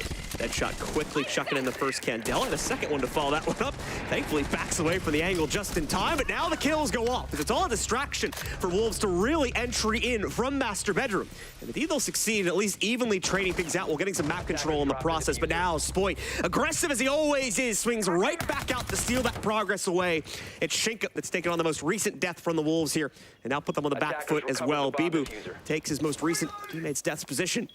He's going to try to push forward here over towards the connector 4 statuary. Has the ping, but even with it, still cannot win out the fight against Spoit, and Deadshot gets caught trying to throw another Candela into the face of Diaz. The Candela hit, but unfortunately after he went down, and the round along with it. So M80 once again retake control of the lead by winning out round 5 there with their first trophy statuary defense. Just a clean smile after a 3K from Spoit. Very happy with his performance in that round, just as the rest of M80 should be happy. Not falling for the bait, not getting too worried about Deadshot throwing in his Candelas. You still had Gomez watching the jump in, making sure that, well, the exact thing that Wolves attempted to do didn't end up happening, or at least didn't end up succeeding. They just watch Bedroom, they watch Astro, they watch all the entrances that Wolves could jump through, and then they killed them once they did. To be perfectly frank, John, it's pretty much the beginning and the end of it. Yeah, very simple round ultimately at the end of the day, especially when we see the impact that was made from Spoit there, just constantly disrupting any attempt at an entry from Wolves. So Wolves, I doubt, going to consider the results of that round too heavily. Just kind of wipe that one away, move on to the next one here. Unfortunately, it's one that they have lost in the past as well, as we return once again downstairs into the kitchen area, where I think he's going to try to set themselves up nicely for the second half with a potential 4-2 scoreline. How will Wolves change up their own fate here? Are they going to continue once again to play things out a bit more slowly, a bit more default-natured? Because they kind of tried to skip a few steps last time. May very well be doing the same thing here. You'll note there's not a sledge, which you would normally want in this situation to try and establish top-down control above the site, but obviously we do not have that right now for the attackers. And we are going to see Bibu, of course, bring in the kind of backup for that in terms of the breaching charges there, so could still see the same kind of style being played out, but myself looking at it right now, it does indicate a more direct play like we saw on the last attempt. That's maybe just to counter the tunnel visioning they felt last time, concentrating so heavily on Iconic, losing Deadshot in the opening pick as well. Focus on clearing the utility, so that way, if you want to end round 6 like you began this half, by getting a kill on the site and immediately moving on in, you'll need to clear a lot of this utility before you make it there, especially those goo mines, maybe those Mozzie Pets as well, but hell, just killing Diaz, Lucas, or Spoit, whether it be above or below, it might be enough to get you an opening that you're looking for, not only in the round, but into an execute. No Brava this time, which we saw in the previous kitchen defense, so if you want to deal with those goo mines, it'll have to be with either the Thatcher or just by straight up shooting them. Already some EMPs used, and the Selma's wasted. Kino lurking downstairs will make his position known, but not before destroying some important utility and denying an angle that Wolves would have very much liked to have an option. So direct spot is made on Kino, hiding out directly underneath of Pantry still, so he'll just go for a quick shift away. Could very easily return to it, because once again, Wolves do not have positioning down there to actually threaten his life at this point. He still is very much in his right to play that out, but I think he still got scared enough by the drone. He's forced away from it, just looking at the silhouettes right now. Anyway, it looks like he made the rotation over through Astro Stairs to get himself into a more playable position. Spoit is continuing to maintain that top-down advantage, and Mowgli nicely spotted out as he catches Kino rotating back up. He will take him down, but had to overextend into Laundry to get that opener, so gets immediately traded back out, and now M80 take the advantage from the defensive side, again with DS's most recent pickup against the Ash played by Deadshot. I'm worried in some of these rounds, Wolves think they're facing a worse team than they actually are. Yeah. I keep thinking that M80 aren't watching these angles, that they'll catch them off guard, but every single time, M80 are ever vigilant, never ceasing in watching these doorways, these windows. They're denying everything from Wolves. Now Shinka will try to do the same, make his way in through Pantry, but P4 still hasn't cleared out upstairs. Shinka drops down on the site, but Bibu can play his trade. That still means they're in a disadvantage. P4 will have to join them if they want any chance at ending this half 3-3. I agree exactly with what you're saying there with regards to Wolves trying to play their entry game here a bit more aggressively than they should. Trying to go directly for that site control time after time again, and M80 is just lambs to the slaughter for them. They're more than happy to accept this big flight coming up here for P4 at least. Has the free kill against Gomez. It is going to rattle the defenses a bit as well here. You see M80 shuffled around a bit, as all they have left now is the upstairs positioning. So Wolves will finally get the room they need to go for to plant. Immediately, though, M80 is jumping back into the site. As you can see, some damage being found on a P4. It does not interrupt the plant ultimately. That will finally go down onto the ground. And maybe a round to be claimed for the Wolves along with it. Oh, do they check this hard corner? No, they do not. P4 swings out from it and takes down Iconic. It's the man, the myth, the legend, though, looking to clutch it out. Already 10-3 inside of this game. Can he give us another 1v2 clutch scenario here? Has a good amount of time, about 20 seconds to make this happen. And immediately knocks out one of his two targets. Got the intel on the second one now, but did he read the right rotation direction? No, he does not. P4 wins it out again for the Wolves, and they tie this one up at halftime. The patience on P4 and Wolves, so impressive. That round seemed done and dusted. You still had someone on the side and two players up above to watch and make sure that Wolves weren't just gonna sneak on in and take them down. But they did sneak in, but not in the way M80 thought. Just after you and I gave Wolves some flack for thinking that M80 weren't watching their angles, P4 says, okay, they think we're gonna push the site. They think, just like I said, that they were gonna team up and push on in, but no, P4 instead flanks up Brownstairs. And the decision-making on him to go for that play despite the low time, and it pays off so well because that round really is lost if he does not go that way. They were trying to play trades, and it just did not work out until P4 made a huge solo venture, and now they do tie the half. Nicely done once again here by the Wolves, kind of abusing the fact that they had more players to throw at the site there versus M80, who was obviously still extending 2 to 3 players. Oh. We'll fix that real quick, folks. Give us a moment. Yep, we just obviously will rehost that really quickly at halftime. But yeah, just kind of abusing the fact that once again they had the extensions going on upstairs, alongside of the fact that Wolves have been playing an incredibly aggressive and on top of that a very fast attacking side here, and was basically just able to subvert those upstairs angles, work their way directly past them. Still lost a few players in the process, but the fact that they were basically playing a 5v3 on site was enough to get them in and force the plant, and then they just gambled it on the 2v2 for the post plant. Past that point, and ended up coming out on top. It's a bit of a risky strategy at the end of the day, but it works out for the Wolves as they do tie it up for halftime here. 2-2, or rather 3-3, with the 2 wins being found, of course, inside of the AVG sites, and then finally there on the second play downstairs in kitchen. Now at the side swap, we'll have to see how M80 decide to take things. Both these teams have the ability to get aggressive and play structured if they want to. They might have their preferences, but their capabilities are undeniable. But I'd imagine we're likely maybe see more of the Ying and the Monty, at least consistently from M80. That's typically what we would see in the NAL. The Villa isn't often the map that you think about bringing at least that Monty, though the Ying might be a bit more preferable, especially sometimes we'll see some lineups on Twitter, you know, thrown through the trophy statuary, skylight, along with some smoke grenades. This map does sometimes cater to a very proficient Ying team. We'll just have to see if M80 decides to go that way. Of course, as John said, 3-3 half between these two teams. AVG, oddly enough, 100% attacker win rate at the moment. We'll have to see if that continues onto the side swap and if M80 face the same ease that Wolves did, or else things will change because it's pretty much all over the place when it comes to which side favors which side.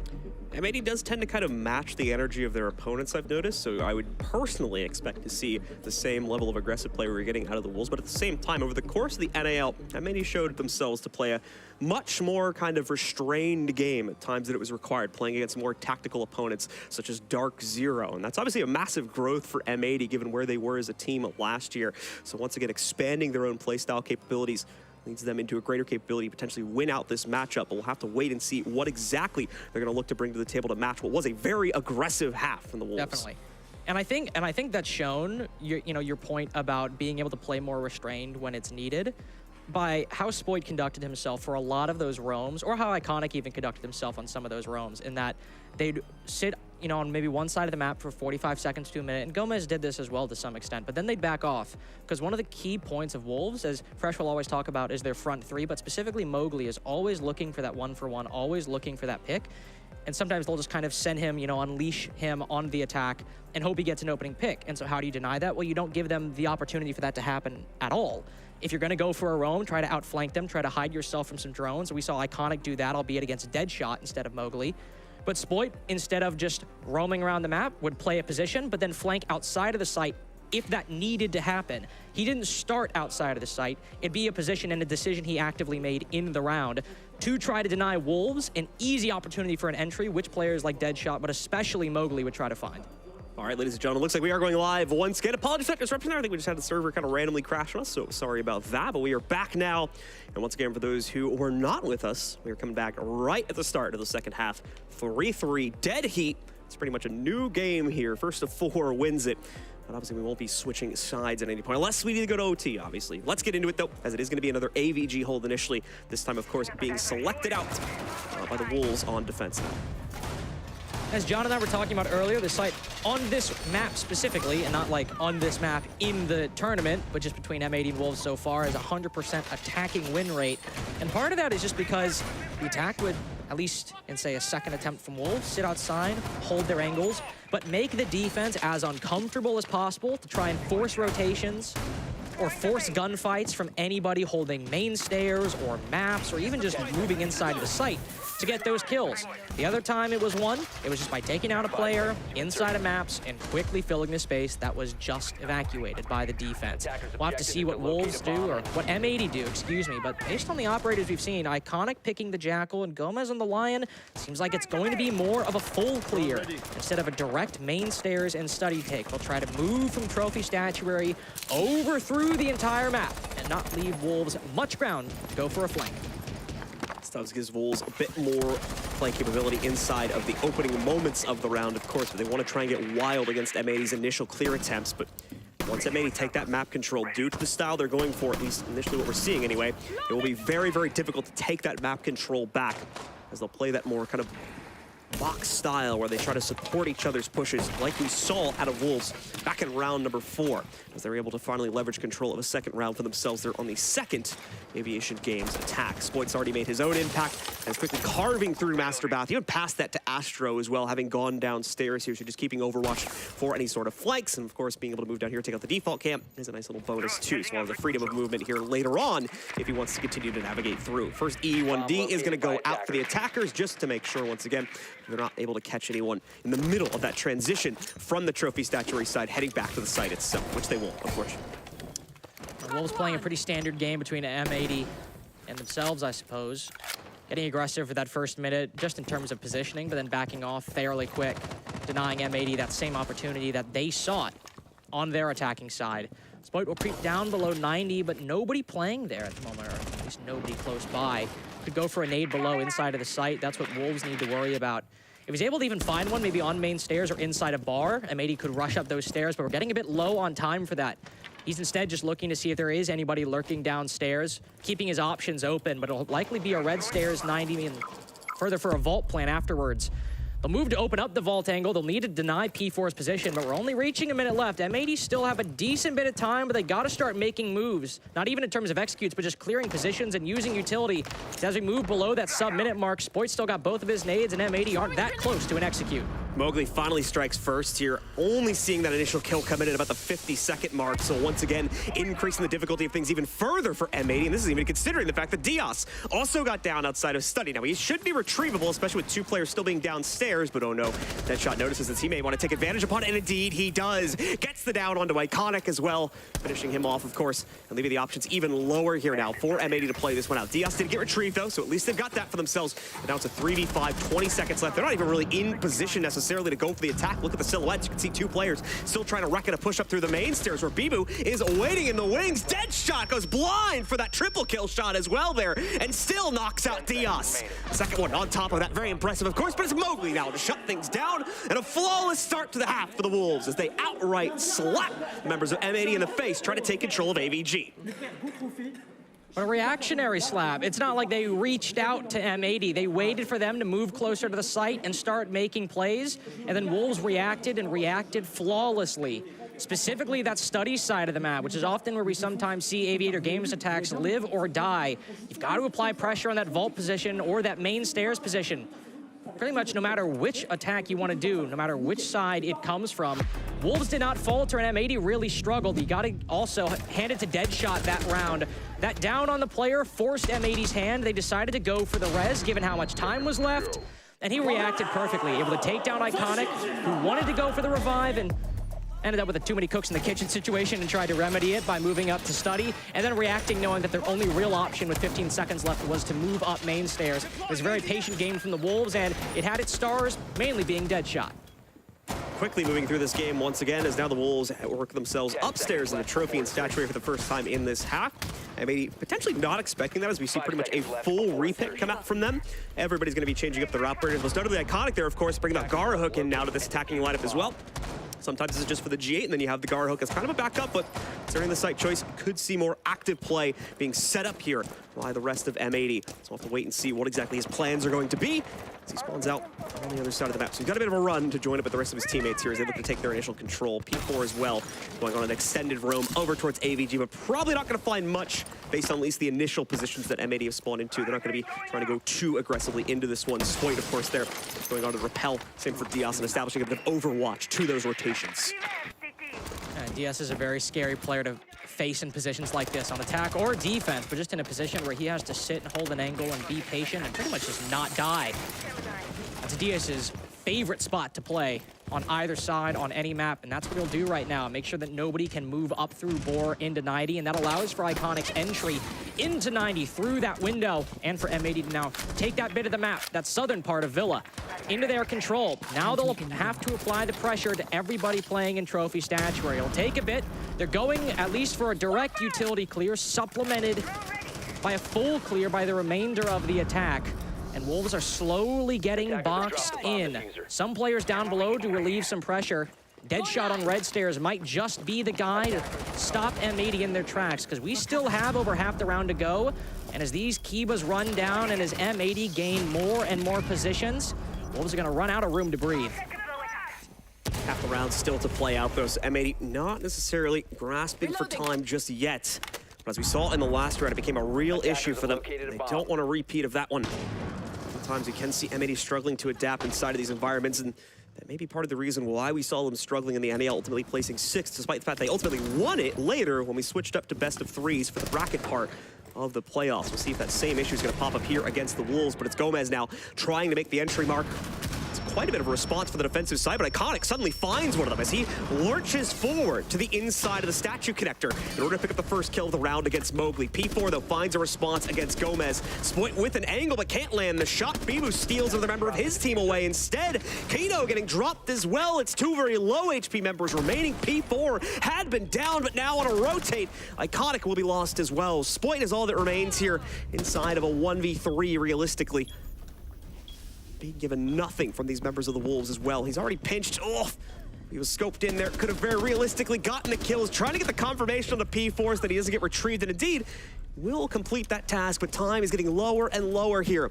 20 seconds to go before the clock runs out and the round goes over to the Wolves, setting them up for just 2 rounds left until this game is over. Snoiqs can't even make a clean entry. It'll be telegraphed due to that bulletproof sitting on the left side of the wall. The peek from the bedroom, as expected, due to the intel coming in from that bulletproof, ends the round quite quickly. And once again, it's the Wolves taking control so far with a 2-0 lead on this half. And that will lead us into a somewhat predictable at this point pause now from M80, as they do need to very quickly figure things out as they lose their grasp on the situation. Good timing. M80 on their attack are doing a very good job at, in that first minute, getting map control, moving on in, but there's notably not that much resistance for Wolves, which isn't atypical by any means. Playing off-site in that first minute, then falling back, it's Villa 101. But once they get to the site, even if they clear out some utility, they're getting locked. They are stalling out. They are not able to break apart the Wolves defense wide enough to move on in. Think back to round number 1 where Wolves were on the attack, where they were able to find Snoiqs in maps and then move in, and even though they didn't get the bomb down or took a long time to, they were still able to move in and acquire control on the site and force M80 to react. M80 cannot do that to Wolves on their defensive setups. 2 rounds in a row now, they've made it to surrounding the entire site and then are stuck and then are locked in place. And when you have situations with Mowgli and Deadshot playing around red stairs, holding a crossfire, M80 can't break it.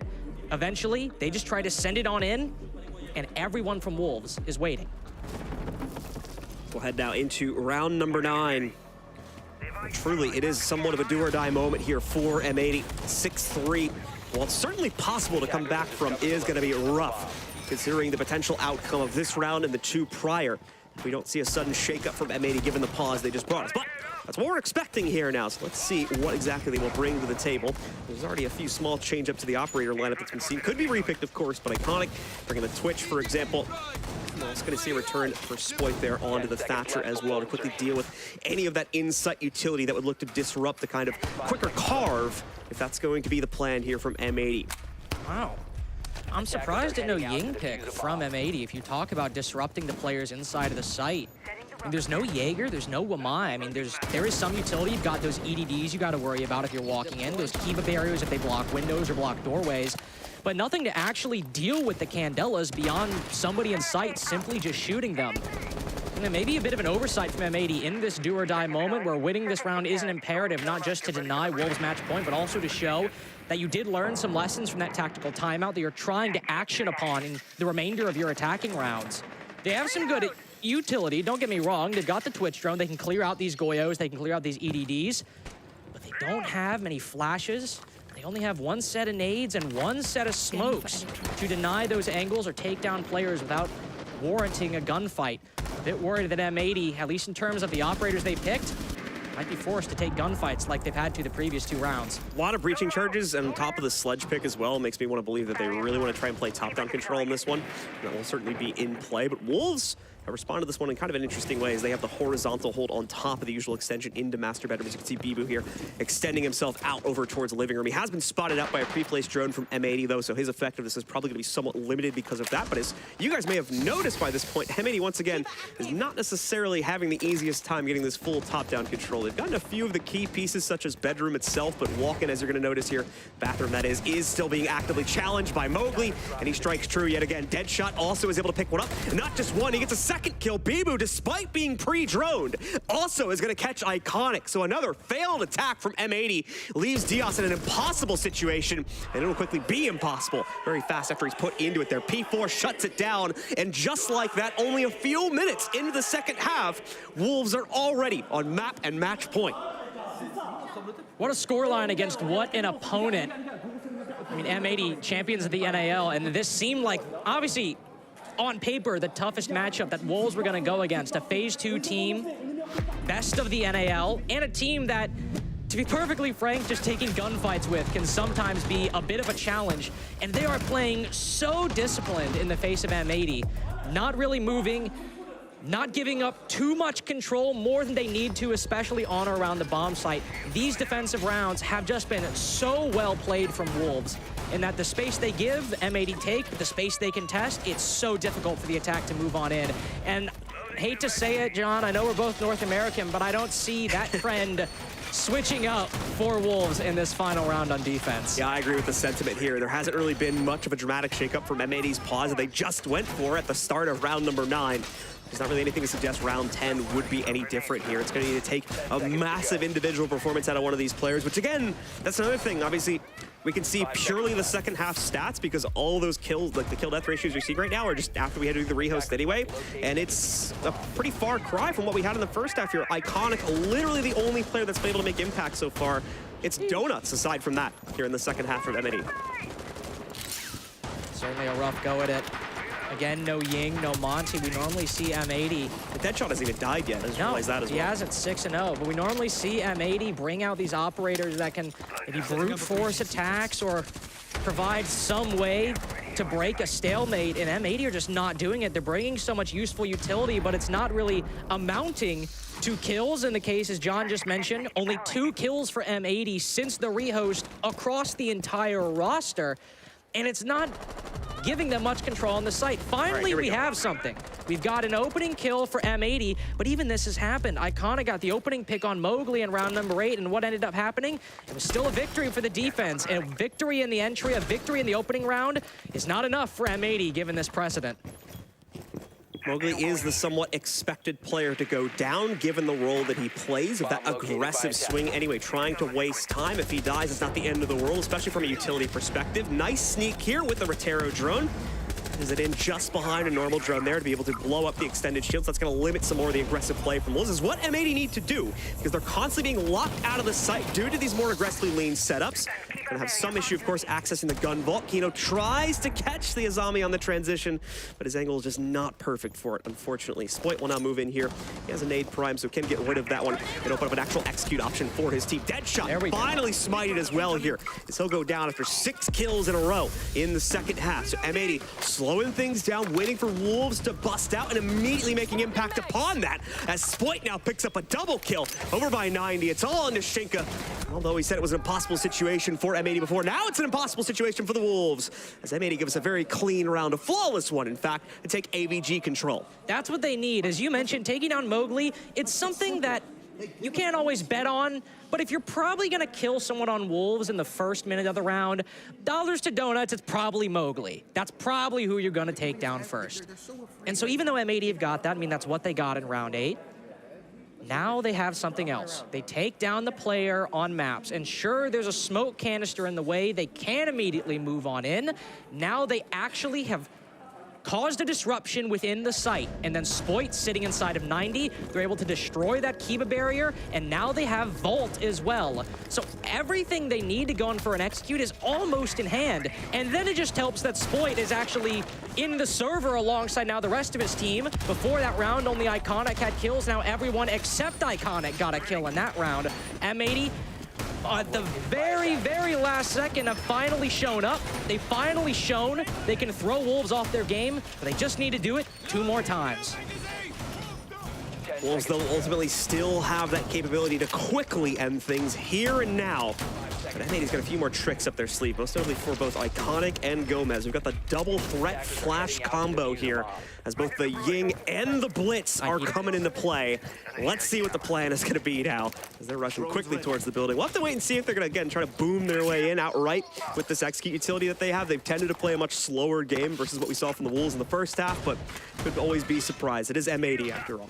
It is M80, but I think this is going to be used more for the roam clear instead of a direct assault onto the site with Living Room and Library. Sure, it's not played all that often, but pretty much everyone knows you got to take down the vertical a little bit. That's what Iconic will do, but he's slowed immediately. Falters due to the Banshee got uncleared. The roam clear stopped in its tracks by just one measly piece of utility. Iconic gets too close to the sun, unfortunately, tries to force the issue before the utility was cleared out. A single Melusi Banshee completely throws this strat into chaos now, as Mowgli thankfully will be traded back out. So M80 not losing complete control over this scenario. The Candela's starting to work their way out as well, so M80 certainly looking to take map control. That most recent kill happening a bit closer to Mudroom. So M80 is trying to take control of multiple facets of the map, but this area inside of AVG is the problem right now. They need to clear this out, or to an extent, respect the angles that will have been created by those players. Otherwise, more than likely, their actual assault into the site is not going to end up going too well. But at the same time, they can't waste the entirety of the round clearing this out, as has often been an issue in previous attacks inside of this half. Oh, snapshot there, and very well on follow-up there as well from Spoit to be able to catch Bibu just as he crouches back up from the bar to actually take a fight from the bar door itself. But obviously a new element had been added in there with the additional push coming forward for M80. So they can take the kill advantage off of that one, bringing it down to a 4v3. It's still with over a minute to play as well. All Wolves have now are these sight angles. The only utility have to deny this plan are the impact grenades from Deadshot and the smoke canister from Shinka. But M80, even though only 3 drones left alive, they have an entire minute, or about that, to use these vertical angles to try to find players onto the site. No frag grenades, unfortunately, but those 2 Candelas as well, the flashes and the smokes. M80 have the utility to deny these angles and force Wolves to reposition or force them to take gunfights. But all that matters is actually getting down to the bottom floor. It'll be a living room or a library plant to try and go down. At least that's where Kino's currently positioned. And P4, he's looking to be the one to stop it. Deadshot looking to potentially get himself involved in this one as well. Tries to go for the quick little impact damage up on top. Ends up blinding himself too, trying to move forward over towards the art vault. And Diaz potentially waiting in the wings, catches one of these, rotates perfectly. P4 immediately denied as well. Deadshot, all that remains, as his 2 other teammates quickly finish back off here. Deadshot will also get the finisher off on a Gomez, but they don't get the intel on his rotate if he goes for it. But the plant's still down on the ground, meaning the pressure is on Deadshot himself to make the play here. M80 with the ball in their court now. Just need to hold the line and prevent that retake. And this one will go their way. The top down already being established. Deadshot hears that. He knows that one of these players is rotated back up on top, but is it actionable for him? That's the question. And no, it's not, as Diaz goes for the peek from down below instead. M80 picking up this next one as they are looking to complete this task, complete this comeback to take us to OT. M80 read that round perfectly. They know, even though the roam clear was very, very hit or miss with Iconic losing, though he certainly has not faltered in terms of his energy by that early death and failed blitz clear on the top floor. M80 realized that if they let Bibu live inside of bar, their exact plant inside of library, it's not gonna happen. Bibu had the angle to deny that walk-in from Kino, so they have to take him down, and then they can move to the bottom floor, because where Wolves were playing, they were playing back over by living room. If somebody from M80 maybe got aggressive on bottom main stairs or got aggressive up the red hallway, Wolves would have had an opportunity for a gunfight, but M80 didn't need to push up that far, and they realized that. They played disciplined, they got in for the plant, and by fully committing to that roam clear on the top floor, they allowed that plant to happen in the first place. Wolves will take their tactical timeout, but all they need, as opposed to M80, is just one defense on a half they've looked so strong on a site that they won to start out this half. Once again, Wolves themselves have not necessarily made any critical mistakes here. They've just fallen victim more than anything, at least in my opinion, to the strategy of M80 in these past 2 rounds here. Cooling off the aggression just a little bit here and not falling victim to the trick plays like we saw, able to take out the last remaining player behind the bar on the last round. Will potentially lead into a very different outcome to this round, and one that could still end the game. As Carter just mentioned, it's 7-5, full time for the Wolves, and an absolute crusher of the morale for M80 if it ends up going that way, having completed 2/3 of this comeback, only to potentially drop it on the final round. But M80 certainly has momentum playing into their favor, especially now that they forced the pause out from Wolves. Obviously, M80 will have gotten a bit of pause time from that too. So, well, again, things have not been necessarily perfect for them. They've gotten the input from their coach and could potentially fix those smaller issues that, while they haven't caused them a loss of the round, have made things a little bit dangerous on the previous 2 plays. I really like this addition of the Echo from Wolves. With Valk banned, you can't get those black eye cameras off the site to allow the roamers to hold on to those positions for longer or take informed gunfights. But now you have those yokais, which of course have applications to deny the plant. That's been a facet of Echo's play since the moment he was released. But you can also use those yokais aggressively and proactively to give players like Mowgli maybe the option, if they want to stay inside of Statue a little longer. But he won't take that. He knows that he'll just need to back off, but with that door being barricaded, maybe he wants to play a little more aggressively on those red stairs. Again, he has the yokai to allow for that angle, but instead he'll pull back to the site. Wolves are not trying to change up the game plan too much. They're still relying on holding these power positions and taking fights with players on study, but the first fight, an important fight, does not go their way. Mowgli once again dropped initially here, as he has very often been that early victim for the Wolves. First strike has been made. P4 looking to potentially get some revenge from this if he can reckon a swing from 90 side, but it'll get killed before it even begins due to good drone presence coming out from M80. It's been the change-up from M80, playing things more slowly. Much like we saw to some extent, at least one round for the Wolves, playing things together as well here. Make sure they trap any of the aggressive moves from the Wolves or target it outright. Now M80 are looking to take down this player inside of Vault. They've already got that opening. They're looking to open up that wall with the Selmas, deal with P4 or Bibu, both players close to that position. If they can burn those Kibas or even take down a yokai and then the operator that corresponds to it, this is the win condition or the go button that M80 want and are looking for. As long as these Kibas are alive, they can not only block off a whole made in Vault, but also allow Deadshot to play aggressively on anybody playing outside of Trophy and Statuary.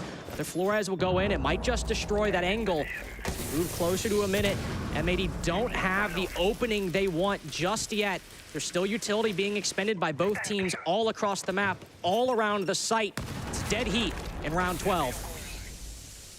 Neither team able to make forward progress ever since that opening kill against Mowgli was claimed. Even things like these attempts to get hard breach potential going have not really worked out too well, but finally we are going to see at least one opening made now on the inside of Gun Vault in this slow windup. Usually has been playing into the favor of M80 because while it may not look like they're accomplishing a whole lot in the immediate moments, they're playing heavily into their drone presence here, and that is building up a winning attack. Spoit given a second birth of opportunity here as he's allowed to back away from things, but on the actual execute, it'll go to M80 as They just crush the defense outright here. We were so focused on the main stairs play, we didn't even notice the Insight defense was falling to pieces. That'll complete the set, complete the comeback, and send us into overtime now to settle this game. How fitting a game of inches goes to overtime, our first of the day. We began with some blowouts, but now we've moved to 6-6.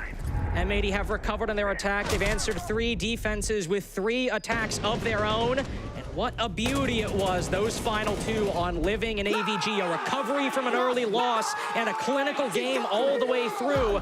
But Wolves get to start defense. If they can recover some of their own momentum, this could put them on an early match point, but the wind is currently in M80 sails. They've not had to play Trophy Statuary since that loss in round 8. But they have the knowledge of what they're doing wrong, and now it's time to apply it. Do or die time for both of our teams here as we're just going to continue on, starting off the same sides we ended the second half with. M80 still with the pressure in their court, of course, on this attacking side, but Wolves as well. No longer with the capability to evolve their own game. Similarly to M80, losing the initial round, they took the tactical timeout for it. We'll see if the strategy comes into fold a little bit more strongly here as we work ourselves into overtime. And the sights are all unlocked for play once again as well. Away from that, though, a crazy start from either team. M80 taking things just as slowly as we've seen in most of their previous attacking rounds, so it's a bit of an additional droning, it looks like, for the majority of them. Gomez just quickly clearing things out in the basement. As he'll be on a solo conquest to begin this round, as the rest of the team more than likely goes on rappel upstairs to clear out master side. Just how seriously M80 are taking this, though. Sometimes you'll see teams just pretend basement doesn't even exist and only really focus on the first and second floor of Villa. But Gomez is like, nope, I'm entering from that part of the map just to make sure that nobody can flank me up laundry stairs. There are some roamers to worry about, of course, one on the top floor and one on the middle floor in study and living room and library, respectively. Gomez, getting very close to that second one. He's not pushing in just yet, only going for some nades, but that roamer, or Bibu, excuse me, he thinks he might have an opportunity for himself. It's still quiet in the first minute as M80 are very intently focusing on opening up this triple panel, clearing out brick, then maybe even making their way into Boar later. And the attackers down below, all they have to do is use their utility and make sure that none of those defenders hit a flank. Minus just sight lines, Kino needs to open up, not really trying to get a full outright breach onto this wall. Gomez will pop the Banshee, a very obvious signal now given over to Bibu, but he doesn't feel it's the right time to get aggressive. Now Gomez has bypassed it entirely. Still a possibility for a flank, but it could very well lead to the death of this Astro player. Gomez is allowed to work himself in. Spoit finishes things off and gets a second kill to follow that up against P4. Bibu still on the flank, but he's quickly running out of time and options to make this work. Not to mention there's still a rappel in play behind him as well. Gets the down against one, but Spoit has taken down his only other teammate. So Iconic just has to simply wait this one out, and never mind, it's Spoit to get the final kill as well. He goes huge here with, I believe, 4 out of 5 of the frags on the first round of overtime. Wolves' patience finally bites them into the back. Bibu hears Spoit, or hears Gomez trigger the Banshee, and he doesn't move. He waits. He doesn't take his opportunity, and whether he knew it or not, it was perfect. Gomez had no idea he was there. He was so focused on the Astro flank, as he should be. That's what got M80 the round. But Bibu waits too long, and now M80 have their full plan underway, and there's nothing he can do to stop it. M80 have now won all of the sites, except for Kitchen, that Wolves won on their defenses, and now they get to go to the defensive side. Wolves are now down 4 rounds in a row, and if they want to win this 8-7, have got to win 2 on each side. Let's see if they can get the job done. Wolves no longer with that same level of confidence that we've been seeing, especially from the defensive side either there. The hesitation from Bibu, a glaring example of that one, as he just did not want to potentially risk being taken down outright. Had he struck earlier, could have been looking at a very different outcome to that execute, or at least a much slower take of things from M80, which would have given opportunities to those Insight players on the Wolves to potentially strike back. Doesn't end up transpiring though, and now they're up against the wall. Does that respond in their own game style now? Do they have to slow things down out of a caution, out of an abundancy of it, to not want to make those same mistakes that we had seen in some of their previous attacking rounds? Or they triple down once again, give us that bull rush style we've been getting out of their own attack inside of regulation? We're going to be finding out here over the next few seconds, but it does look much more tame, at least from the initial play. As we are going to see, of course, P4 trying to see if he can get anything with these Bravo drones. Quite a bit to be stolen away from them on this round specifically. Most notably in the form of utility mitigation and a few other things as well. So if he can find a way to get himself into the actual site with these, quite a bit to be taken out. Unfortunately, those Mozzie pests that will be getting in the way of it, but Iconic has brought out once again. Mowgli getting a little too excited with those grenades. Only 4 on the attack and 2 already gone, 1 caught by a magnet, but 1 does destroy that shield, so Gomez can't get as aggressive inside a bedroom as he was before. M80 might just be prepping, indeed they will. Frostmat gone, but the first initial fight goes M80's way. Maybe an advantage, but no, it's still 3-3 effectively with Spoit down. Now they've got a lead, but Shinka's on low HP. If M80 can fight back and take down the Ace, who's likely on their back line, it'll be a 2-2. Bibu only done a little bit of damage to that C4. M80's get out of jail free card not entirely working, and victory might just be a little bit of a ways away, as long as Wolves can recover. M80 here, looking to slow this one down. The chaos that Wolves bring out on their initial entry. Thankfully, they'll have the capability to do so. Playing this one out downstairs. Shinka and Bibu both somewhat injured. Shinka obviously much more heavily, so he will have to play things out carefully, but still. Still, they have that sledge and those nades. And that's the definition of careful in this case. We got Shinka and Deadshot down below, but Bibu can play up above, and with still a minute left, he can use those grenades to clear out positions held by Seikino, or just give some security inside of the site. But with Bibu now whittled down, Wolves might just have to get on the aggressive. Play out from Kino, it's not gonna work. Deadshot immediately captures it when he tries to go for the swing around from Laundry. Iconic now left alone, but at full HP. So could still play this one down, but oh no, the barricade in the way. There's no easy rotate to get himself back into the site either. He's been completely blocked out. He'll have to try and find a way to get rid of this, but again, that's gonna telegraph him so much. They'll be able to certainly get into post-plant positions by the time he reckons himself back into the site. Goes for it now, but he just cannot find anyone. It's ring around the rosy, and he cannot find an opponent. Wolves will win it out once again, and they give themselves that final 15th round to still try and win out this game. And it all comes down to a best of 1, just 1 round. Whoever wins, wins the series. They'll move to our upper part of the Swiss bracket. Of course, these teams, whether they win or lose, still have plenty of games ahead of them, plenty of maps to play. This has been a barn burner between M80 and Wolves, and both proving that they are top contenders within Phase 2 of the Copenhagen Major. M80 start on the attack. Wolves will move to the defense as well. M80's defense seeming solid in that round, but Wolves able to not really even play the patient game, but just set up for the first minute, blitz in through that bore window, and the trades just so happen to work their way. Something that hasn't happened consistently throughout the course of this match, especially when M80 are on fire. But now they brought a different strategy. They brought a different operator, one that M80 might not expect or they might find difficulty in clearing. P4's brought the clash, but on the opposite side, unless he changes it, Iconic will bring back the Ying. See if the Ying provides enough of an effect once again for M80 to work their way into this site for a 3rd successful attack inside of this game. Wolves are currently 1-3 on defending this site as they played out 3 times in regulation. They're now going to do so here for the 4th time to try and win out the game. Let's see if they can get the job done, or if M80 will just repeat the success of the previous 2 attacks. Now, like Carter mentioned, with the Ying in play, the EE1Ds coming back for Gomez as well to restrict any aggressive swings that Wolves have been big fans of to try and play out a less predictable defensive half here. Drone is going to be spotting the rotation, of course, from Mowgli, but they've had pretty good lock onto Mowgli for the early round for quite a few of these attacks already, so that's not too surprising to see that at the start of the round. Wolves are looking to keep Mowgli alive as long as possible, not just because of how skilled a player he is.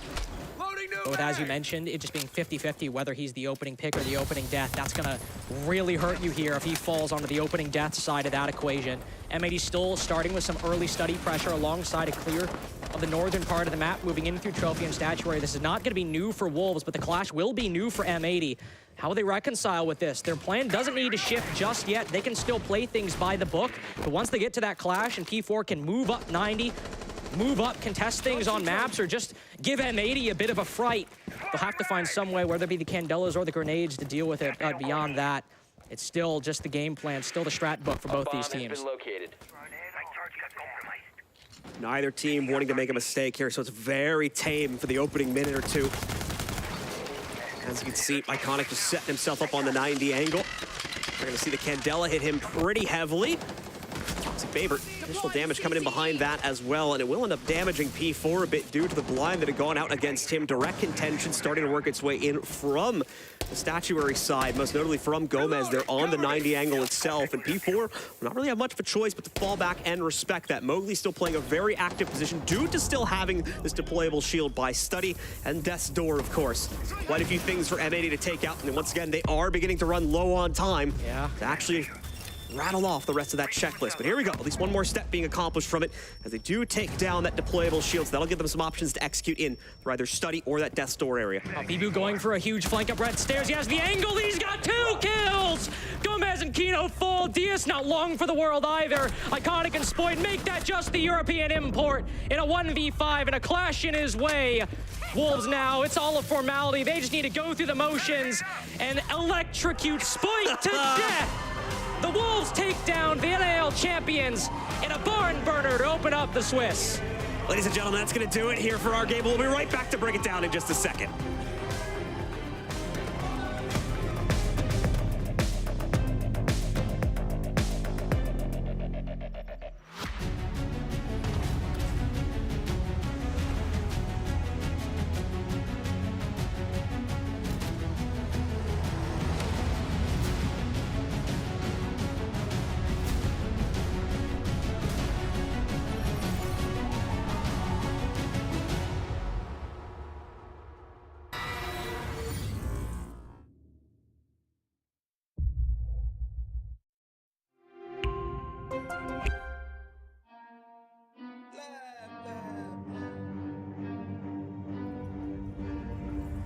I got problems on problems on problems on problems on problems on problems I solve them. I run through the money, the pressure be calling. Left on my blessings, I feel like I'm falling. The birdie is back, tell me I'm garbage. I'm going through something, that's why I ain't calling. Phone and progression is all that I wanted. The phone in affection, I summon and dub it. Cause I got problems on problems on problems on problems on problems on problems I solve them. I run through the money, the pressure be calling. Left on my blessings, I feel like I'm falling. The birdie is back, tell me I'm garbage. I'm going through something, that's why I ain't calling. Phone and progression is all that I wanted. The phone in affection, I summon and dub it. Why you be all on my line about nothing? Why won't you go get you $1 or something? Don't hang with a who line for nothing. I see that we different, you riding, I double. I don't do discussions on bragging about hundreds. Don't go to your places, I know that they sunken. Don't call me your brother, I barely could trust it. I talked to a shorty, she bagging the bugging. And I'ma need all of my dollars on corporate, so hand me the money, I divvy the pie. I'ma give all of my people a portion to build them a fortune. I'm flipping the ride. I can't be mixy when iffy the vibe. And 40 on 50 is really the time. Why are you all on my phone like you want me? Like you wasn't pushing the kid to the side. I run through the money, the pressure be calling. Left on my blessings, I feel like I'm falling. The birdie is back,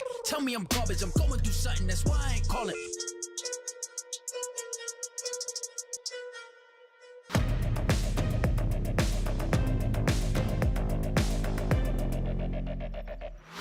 Well, Bibu, or should I say Bibu. How did you feel that game went? Obviously, yourself and Iconic had a little bit of a back and forth a little bit before the game.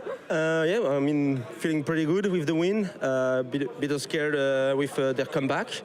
But yeah, feel really good to be on top against a great team of M80, sorry. And yeah, Iconic is a good friends of mine, and so yeah, it's like a bit of banter between us, but nothing bad, just fun things, and yeah, feeling great to beat him because last time he beat me, so take a revenge. So what kind of preparation went into regaining that kind of revenge that you've been looking for? We just prepared our game like every games, no differences between teams. We knew they were a good team. They won the NAL, so they are a strong team, but we just prepare our game with our staff, LB and Laurie, analyze how they play, what game style we can adapt to counter them. I think at the beginning it worked well. I think they adapted during the mid-game, and it worked well for them. So we needed to take a bit of time out, reconsider what is better for the game, and to have the win conditions. I think we worked well, and we took the win at the end. So. Now, focusing a little bit more about your role as an individual, how do you think that's kind of adapted with the addition and joining of younger talents? I feel like I need to be more pillar for them sometimes, try to bring my experience where I can. Trying to always be the example for them. And after that, like trying to put them in the best conditions to just enable all their talents because they have so much talents. And so yeah, that's the main role I'm doing in the team. And after that, so just playing the game too. I need to click head sometimes, so I do that. Now, obviously, you've had the opportunity of playing in Phase 1 already. Do you feel like that's kind of benefited yourself and your team? I think, yeah. I think every team who's played in Phase 1 have a bit of advantage on the side because, like, we are warm. We sometimes got some loss. For us, we lost against W7M, and it spots some, issues that we can fix for next games. They don't have that. They have practice, but practice is not the same that real games. And but at the same time, they also have an advantage because they rest. They could analyze a lot of teams. So it's like 50-50. But I think, yeah, for us, like a team who was working on, who is playing a lot of on momentum, energy, I think it's helping us a lot. Amazing. Well, thank you for joining me. I'm going to let you go ahead and celebrate with your team. Thanks. See you.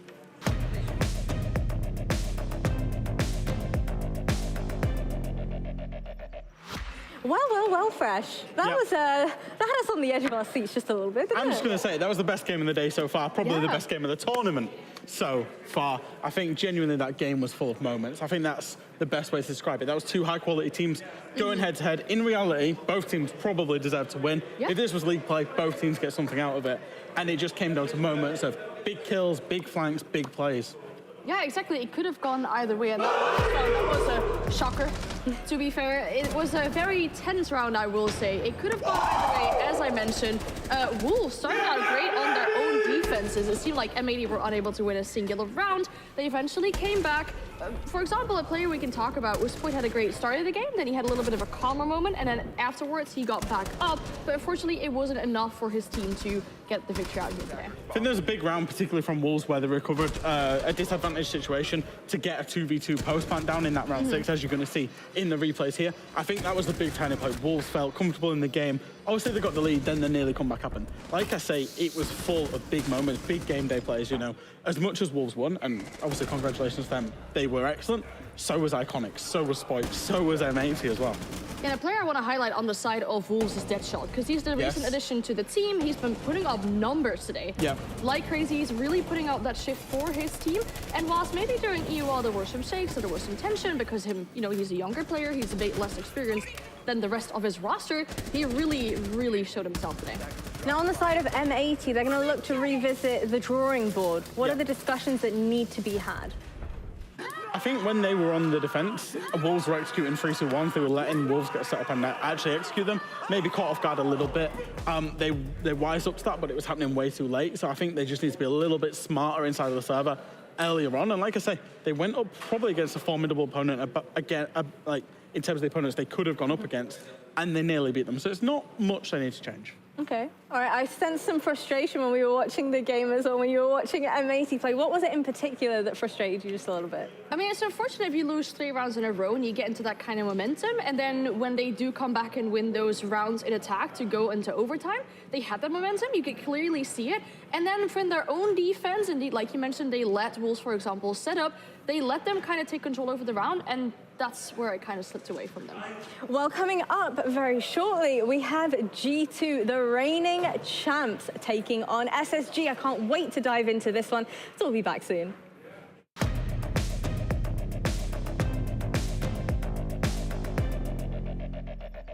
What? Dude, Benjamin Master at the Major? Do you really think he's gonna play with this? He needs something way more powerful, man. It's obvious when you see his moves. Do you want to see his moves again, or...? Bro, I was watching the SI before you even knew about R6. Pengu can win with this setup. Real legend, he wins with this. Sorry guys. I know a thing or two about Rainbow Six, so follow me. Now this is the best gaming setup. It's the HDR 400 monitor, the XB 25.3 QGP 24.5 inches. EO Finals 2020. I'm doing a triple kill. The monitor had to be top-notch to keep up with my moves. Frostblade fans, they can cool the best graphics card, the best processor, and even the biggest hardware with the most memory. They keep things cool and calm like my head was at SI 2018 to win the championship. Pengu goes for one on the young. Can he go the second? Penta are world champions. It takes the best to be the best. Are they gone? Yep. But with 2 Orion towers fully upgraded into screens. Good job, man. Thank you. Takes the best to be the best.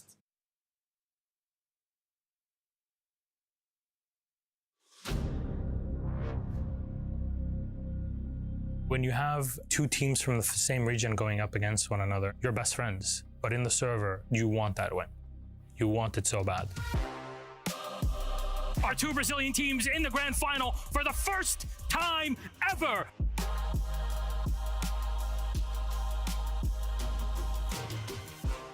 Ninjas in pajamas! Some tournaments you have a better feeling about winning, and that one, it was ours. Our second Brazilian team, Team Liquid! NIP was very well prepared. They were like top 1 team in Brazil. It goes to Brazil no matter who wins it, but for NIP, it means a lot. We lost to SSG a year before, and then we knew like in our hearts that this invitation we need to win, you know. It was a very difficult time for us as a team. It was pretty hard, like especially because of what happened to me at the moment. Like I lost my dad during the competition. In that final, I think Liquid kind of won people's hearts because of the tragedy that had happened, but because they had also played incredibly well throughout the tournament and through the grand final. They gave us an incredibly entertaining game. Sidecore goes big with 4 kills to push them over the line on Cafe, and that is going to be NIP 2-0 on maps. There you go, the kill comes in. He knew exactly where the man was coming from, and that's going to be Team Liquid taking our second map of Chalet. Palu, 1 second left to go. Diffuser goes down in the absolute nick of time, but Moringa, he gets a huge kill, Des! He gets a huge kill! We're going all the way to 5. We're going to find out who really is the best in Brazil. Palu cannot find the kill. Out comes the Nitro. Shot out by Pino. That is the round in 2020. Brazilian hearts were broken, but like a phoenix, NIP rise from the ashes to claim the hammer at the 6th Invitational 2021. It was one of the best days of my life. I think we can compare that as a Brazilian team winning the World Football Cup.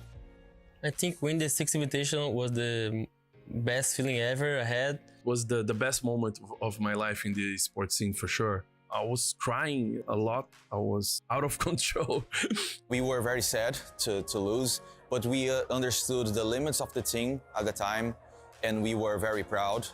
But also it was very nice to see another Brazilian get a title. After that SI, like I think it was a motivated thing to grow as a region and make it through a lot of other tournaments. At the end of the day, everyone is just friendly. So yeah, we have a very nice relationship. The friendships run deep and it goes beyond shouting and cheering on stage. You know, all of that is part and parcel of this. It's a respect that is given and earned between these players. It's an awesome feeling for everyone, you know, not just us. We win for everyone. I remember things 7 years ago. Naquela época, tudo era menor. Mais en chacun d'entre nous, la flamme brûlait déjà. Über die Jahre sind wir zusammengewachsen. Y hoy son millones los que nos apoyan. 皆さんの応援は我々の原動力です Ve sevdiğimiz işi yapmamıza olanak sağlıyorsunuz. และสิ่งเหล่านี้จะเป็นไปไม่ได้ถ้าหากเราไม่มีพวกคุณ Devemos tudo isso a vocês. Därför vill vi säga Gracias. Obrigado. ขอบคุณครับ Danke. ありがとう Queridos, Merci. from the bottom of our hearts, thank you.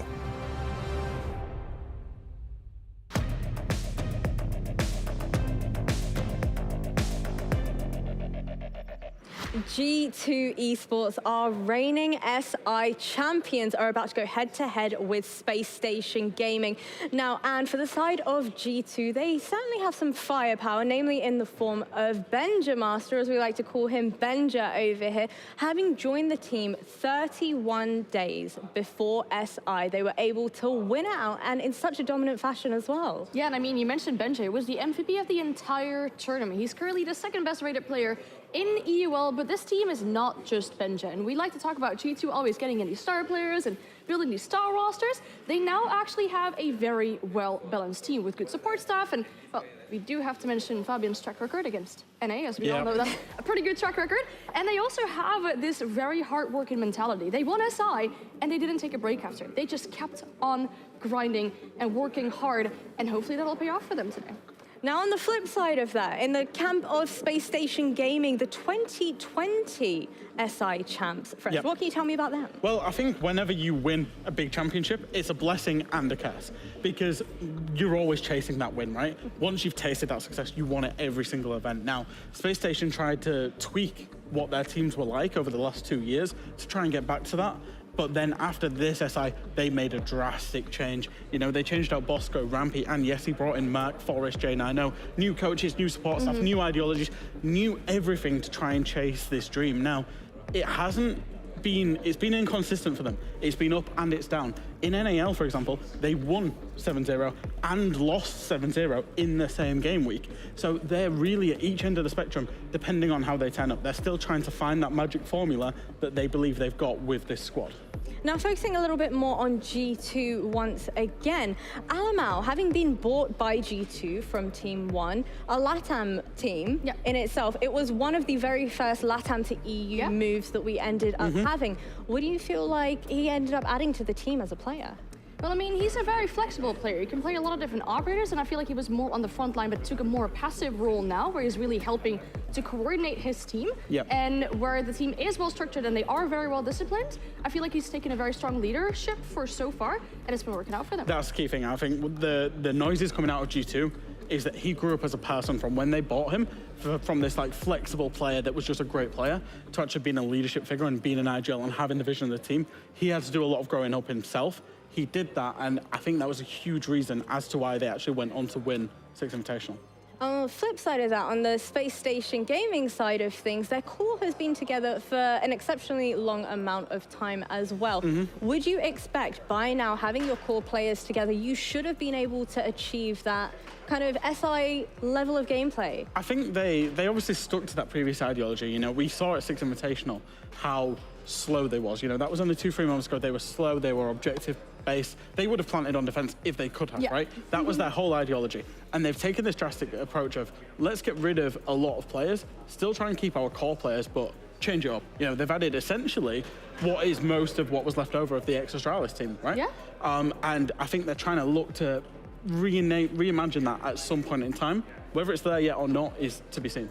Yeah, and obviously with the addition of a good spearhead as well, like they have Merc, he's in the top 5 of the rating, is a +11 KD, so a very, very good player. And we have the map and Faze up, and it's really coincidental that we end up on a map like Bank, because SSG have actually played that map already during this tournament. They played against 6 Karma, and it was a really enjoyable game to watch with good siege coming out from SSG. They had so much information on their own attack and their own defense, where they constantly use these yellow drones, they used these drones and the yellow pings to get information. They used Mozzie, they used pulls. They had this information all the time, and they had these coordinated and well-timed attacks. So I hope that we'll see them today as well. And just a quick thing on the map as well. Neither team in recent preference like Chalet or Club.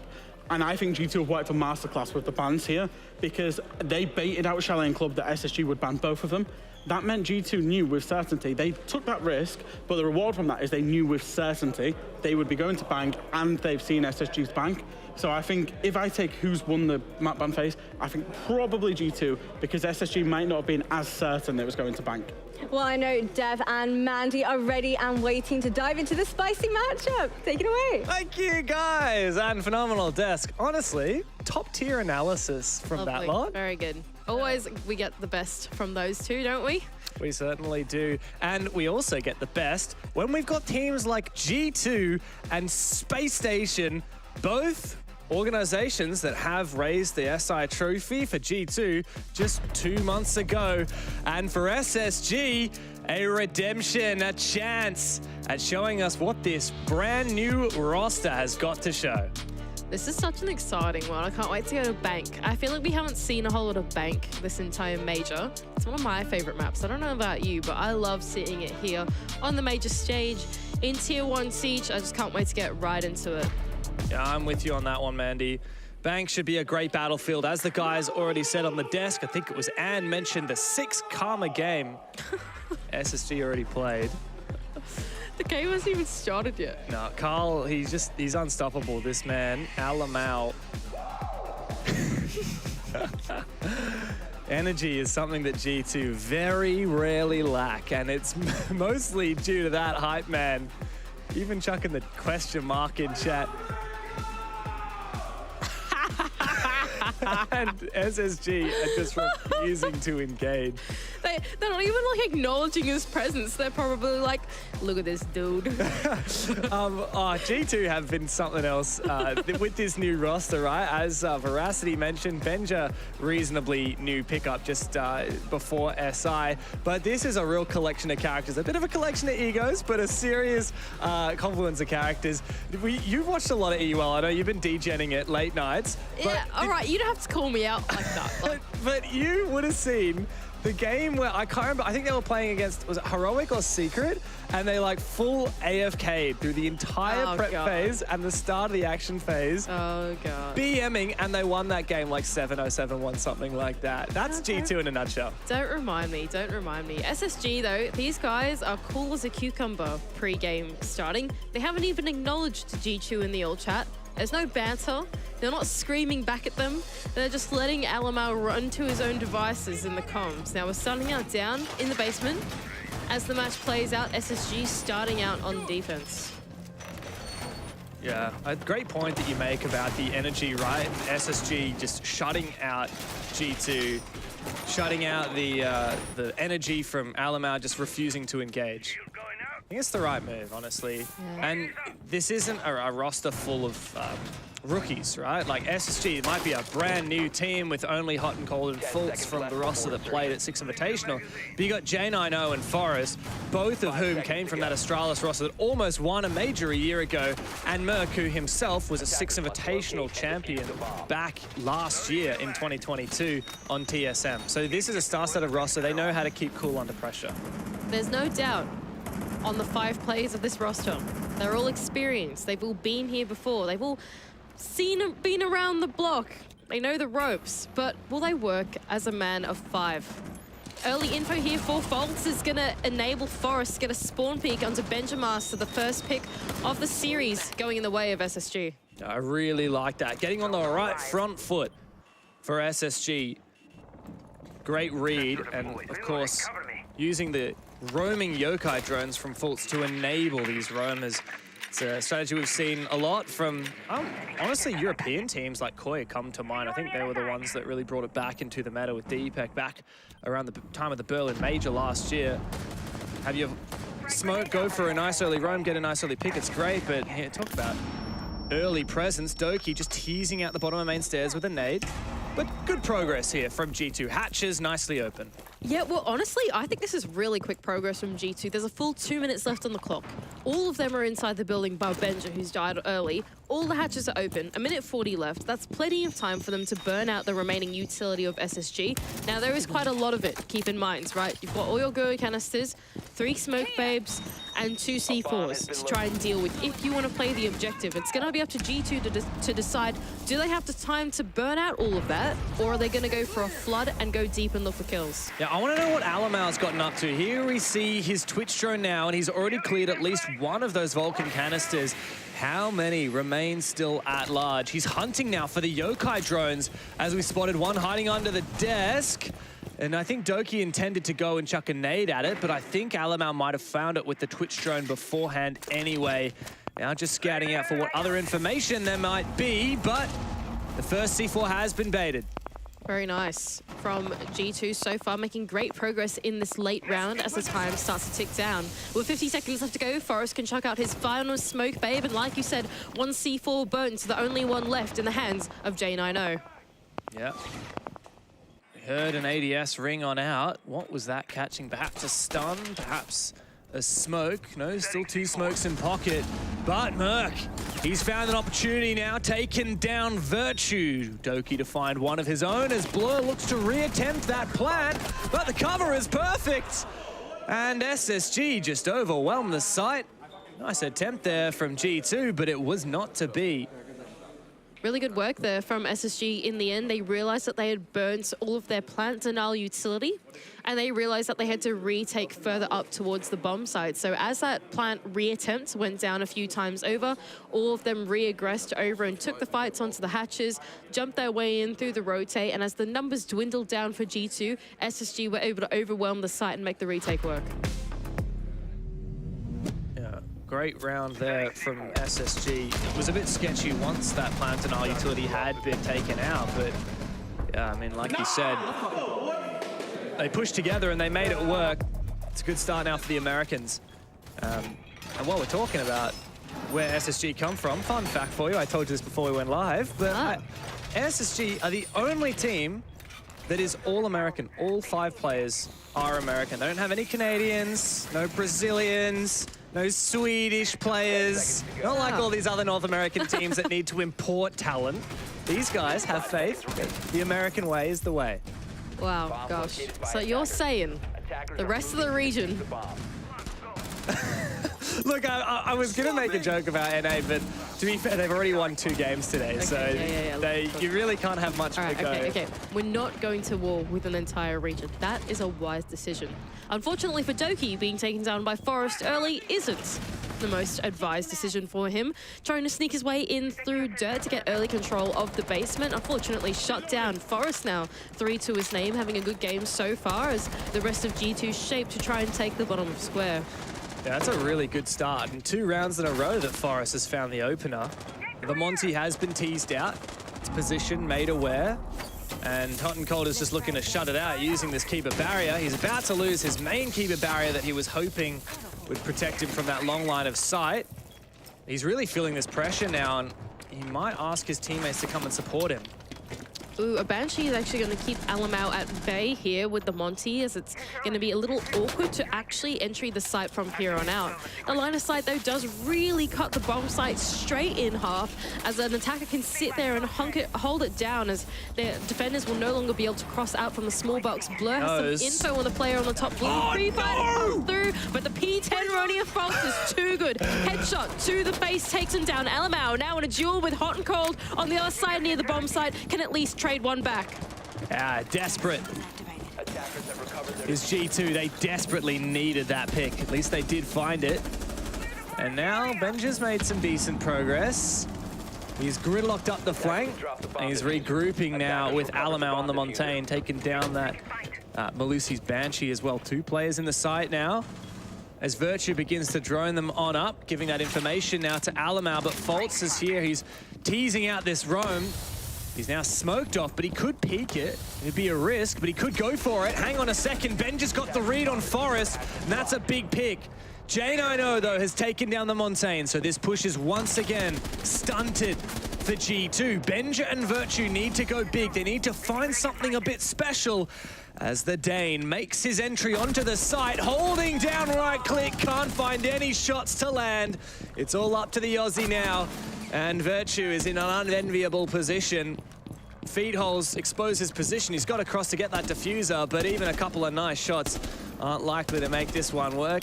And SSG just wait patiently. Good work and composure there from SSG. G2 tried to look for a minimalist take here onto the bottom square, but to no avail as the retake came through from SSG up blue. That gunfight successful. Virtue can actually try to get the plant down and attempt with the final 10 seconds left of the round to go. Merc looking to deny the plant to success. SMG 11 in hand will claim the second round for SSG. Yeah, very good start. I mean, honestly, I like the idea for G2 of that push, using that Montaigne, putting a lot of pressure directly on site, and then intending to use that gridlock to just cut off those flanks. Wow, what a shot there from Forest with an angle. I mean, it all started,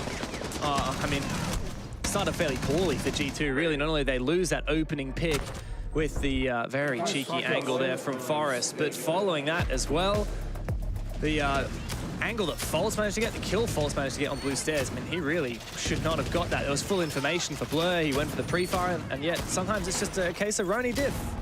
It's the small things, you know, in the round. Sometimes the early round doesn't go your way, right? You lose the early pick, and then off the back of that, even though there was a lot of pressure coming out on the walls, the duel doesn't quite work when you chase the flank. It's just the small things that unfortunately, with the downfall of G2, as the numbers advantage went away, it left Virtue in a 1-on-3. Sometimes those rounds happen. I don't think that they're going to be too phased by that one as we go up to the top floor. 5 seconds left before Yeah, you can see SSG are very, very ready for Bank. They've got some great strategies, some great little pocket ideas, some cheeky spawn peeks, and in tandem with just great setups. We got the castle. I even saw the Wamai Hot and Cold opening up some holes to impact trick that Kanto wall. Great, pretty typical, but still very nice setup here in the hallway of stock with that shield. And G2, well, yet to find a round. Really need to get on their bike soon. So I think the tough part about this setup is that there's both the Izami and a castle in play. So for G2 to be able to cut down on this bomb site, they need a lot of explosives, specifically ranged explosives. So we've got the Zofia in play for Virtue. We've also got 2 sets of nades on Doki and Benja, which can be a little bit finicky to try and take down the keeper barriers and castles and whatever, but it can be done. It just needs to go in the way of G2 as they play the utility game through the mid-round. Well, there's only been 3 kills so far for G2 in the 2 rounds that we've had so far. And there we see the impact trick teased out. Hot and Cold's got an impact in pocket as well, but it looks like that Selma will be able to detonate. Doesn't matter, because Forest has plenty of keeper barriers to patch up those holes. Yeah, and that's exactly right. It's going to force Blur to use yet another one of his Selma charges to try and get this wall open. And then there's another keeper gate on the wall. So Forest is still very comfortable in his position inside of Elbow here. Will G2 actually give up on doing this lobby take, or are they going to keep persisting to try and get this wall open? That's the question that I'm asking of them. Yeah, wow, it's so risky, isn't it? And finally, the final Selma goes out. But guess what? Azami's there once again. Forest even has another keeper barrier, which he rattles on out. 2 players on these windows, though, for G2. If Benja finds an opportunity, G2 might be in business. Yeah, but SSG look really safe in their current setup. Okay, I lied. In Capital, Fire is going to flush out the position of Fault, which will enable Elmal to get a kill, but not before being traded by J90. He swings in fact, able to use these lines of sight against the defense of G2 and can attempt to plant. Okay, we do have something here after all, as Virtue's managed to open up that line of sight, and Alamal's forcing down the plant. Merc's got to have a big impact, but the plant has been denied. SSG don't have to move now. As G2, the onus on them. That diffuser still cold in the ground on site. Merc doesn't need to over-aggress here.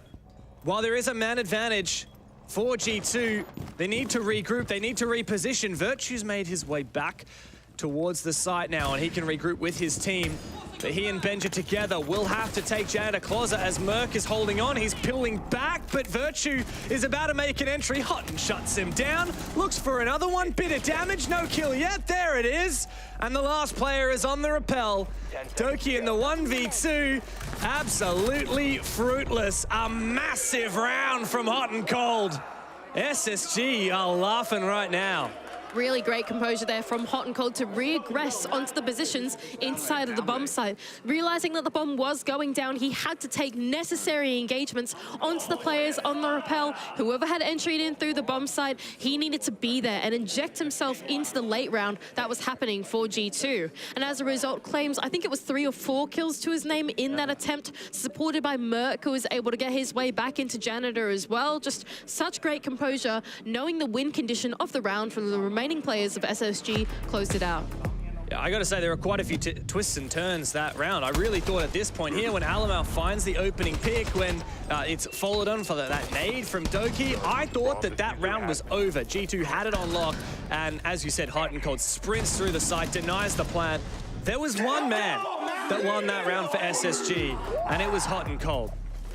Really great stuff there. He knew exactly where the blind spot of the rappels was, right? He just sprints straight through them, tucks himself into that little chamber part, and is able to deny the plant from there. Just such great game sense from Hot and Cold to be able to win out that round for SSG. We're going to go down for a reattempt here of the basement. Of course, previously won by SSG.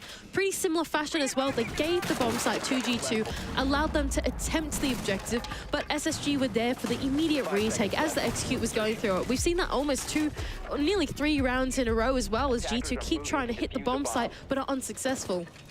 I gotta say, I was very impressed with G2's first attack onto this bomb site. They looked very well drilled in terms of playing that plant denial game. We had Alamal's Twitch drones in sight, clearing out Vulcan canisters, looking for Yokais. And I think that even though SSG won that round, they identified that they had to get a bit desperate. They had to make some plays, which was risky. And so this time they're leaning a little bit more into the roam than last time. We have the Solus and the Vigil, yet still the triple threat of the Echo Smoke and Goyo for that late round plant denial. So I think that this is a good move here from SSG.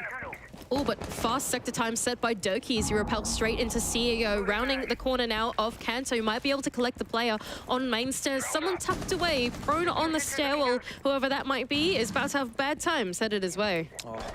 Drone doesn't go ahead and check the main stairs. Surely not. Merc, the little rat, he finds his man. And he retreats back to side as well. That is a huge dub there for SSG.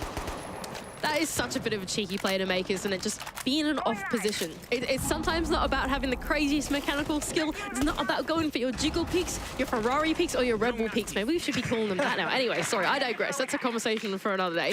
But it's just about being in an off spot, throwing them off guard, right? And Merc plays that to perfection, falls off. This time, less time through the mid-round now for G2. Previously, by the time they got to the mid-round, there was like a full 2 minutes with all the hatches open. This time, only a minute 20, minute 30 left on the clock, so SSG doing a good job at denying the time. Little spoiler for you guys, G2 have already called that at the end of this round they'll be taking a tactical timeout. I'm not sure what the protocol is, if Fabian has already called that, but we have confirmation from production that that is the case. Still, we must remain in the present, and there's a real chance that G2 can bring this back. Need to clear blue stairs, and it looks like that has been somewhat successful. Still, Forrest remains, and Nate goes over and ends his life. So there is a way in for G2, but they need to start setting up for this plant as soon as possible. Nice utility dump onto the player on blue stairs has enabled them control of server. Like you said, there is still some utility that they need to waste. One C4 in the hands of Hot and Cold, and still 2 active Yokais in the hands of False to deny this plan. The first attempt is going to come down from Blur, but will it be successful? In comes the smoke shot out by Benja. That's a sharp shot. And as well, Blur takes down the Yokai drone. Mandy, this is very real. Faults now does have some plant denial, but it won't be forever as that Yokai hits off 1 shot and G2 look to flood the side. Faults must be protected inside of Garage, and he's going to continue trying to deny this plant. Hot and Gold might be able to bring it back. Moving in through red, he takes down 1 player before he is traded back. And I think G2 might have done it. They pulled the rabbit out of the hat. Faults 1 versus 3. I mean, he could try and revive Merc, but I just don't think that's going to happen. G2, oof, nasty shot there from Faults. But Blur knows full well that he has won this round simply by getting that plant down. Faults now trying to bait it, but G2 will not fall for that. This round is in the bag, and Blur's got that plant down. He's stuck it, and he's found a kill to follow. Yeah, much quicker work there from G2 as they were able to get down to the bomb site a little bit quicker this time. Actually burn out the utility as there was, I think, just less of it in general from SSG. There wasn't any more smokes, for example. Yes, there were Yokais, but the Goyos went off really early, for example. Just there was a lot more that went in the way of G2 to set them up for success as they went for the plant. Unfortunately, insufficient time wasted by the roamers. And unfortunately, yeah, just the rest of SSG couldn't hold the plant at bay. Well, let's see what Fabian's saying in the tactical timeout. We've gone through what they're doing, and they're doing exactly what they said. That's not going to change the time. We're not going to time out the time. That is for our defense. It doesn't matter. Because they're going to do exactly the same thing over and over and over. Yeah, guys, so listen to what time. Pretty much wake up on early game. Wake up on early game. We're dying like for like nothing, you know. Like you just take it slow, and if you take it slow, let's stop letting ourselves down and get this back on track, yeah? Let's fucking go, boys. Go do this. Nice from Fabian. I think just reiterating that SSG they don't really change what they do. It seems to be the sentiment going into it. Just do what you can. We have a game plan going into it, and SSG have what they seem to believe is a pretty readable strat book, it seems like. They seem to know the SSG formula, and it's just about sticking to the plan, playing what they know. Interesting approach here going against SSG. Yeah, and Alamau also pointed out there that we're seeing time and time again G2 lose players early. Yeah. 3 of the 4 rounds so far, in fact. G2's lost a player in like the first 30 seconds to a minute of the round to just a cheeky roamer or a cheeky angle from SSG. And credit to the defense, right? Credit to the SSG guys. They've been playing phenomenal games so far. But we know that Fabian, we know how impactful his tactical timeouts can be. Of course, the infamous shouting session at Six Invitational will go down in history and in everyone's memory, and no doubt in the memories of these 5 players that got absolutely rinsed by their coach for about a minute and then went on to bring back the game and win the tournament. So, look, I'm going to be honest, Mandy, I think it's been a rough game so far, but I would start to put a little bit more stake into G2 now they've had that tactical pause. For sure. I think Alamau's point in particular that you pointed out about the early game is really valid. I think that, yeah, these guys have really been losing out early in the round just to the opening picks. Playing a little bit too quick. Oh, no. Once again, hot and cold, taking the first onto Alamau himself. So, biting his own words a little bit. Yeah, he is going to be kicking himself Absolutely. after that one. But thankfully, G2 do get a trade. So credit to them, and I think they'll breathe a bit of a sigh of relief. They'll also say, look, it was just the Montaigne. It's fine. We can adapt our plan to work without him. The thing for SSG, though, is that the Solus going down does mean that a lot of that mid-round info and adaptability has been taken away with that operator. Thankfully, they are able to push the man advantage in their favor, claiming a second pick still untraded as Benja can round the corner with False going for an aggressive peek. Successful now 3-on-3. Yeah, wow. It's just look at that. Like a minute and 5 seconds into the round, and already 4 players in the server are dead, and we're at an even ingress with both teams having 3 left. Forest is also up roaming, still trying to deny this entry. He's identified, SSG as a whole have identified that G2 just love rappelling into CEO. They love establishing that first beachhead, and the setup with the feet holes, with Forest playing up there, it's making it impossible. Well, the thing about this bomb site is that Forest really wants to get his elbows out on the top floor, because if the top floor is forfeited, that also means that his anchors need to forfeit the site as well, because it can be vertical from above, and Ben just got the sledge in hand. So SSG know that they need to hold on to that top floor for a little bit longer to keep the site a safe haven.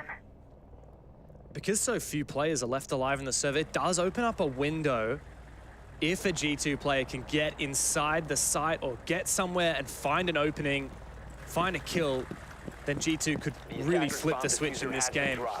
Okay, a change of hands for that diffuser as Doki's now picked it up. Where's Virtue going? Is he going in through dirt? He is. Oh. And Benja has found the opening that we were talking on about. That's 3 kills on the round. I'm liking this from G2. Take the path of least resistance. Don't clear Forest, because like you pointed out, his setup on the top floor is going to be very hard to maneuver through. A second for the hands of Doki does take down 4 players now of SSG, leaving Forest in the 1 versus 3. Red Pings go onto the plant, so they have plenty of info down in the bottom square. And now Doki and Benja Master have to do it all in the 1-on-2. Benja's already found 3. Let's see if the Dane can defend on home turf. Forest jumping down to square, and there's Benja to cover. That's what G2 know and love doing. Good stuff there, and composure off the back of the tactical timeout from G2 will close them out a second round against SSG. Really nice mid-round adaptation, realizing that they didn't want to clear the top floor any longer, even though they had the sledge in hand, because they found an opening inside of that bottom square to push themselves into the bomb site. Taking the path of least resistance, I think really good calling from the IGL of Alamau, who died early, but can of course call from the grave for his team. 1 second before he killed that he could be that. That was crazy. That was crazy. That was actually insane. That's what I think every time I watch G2. Wow.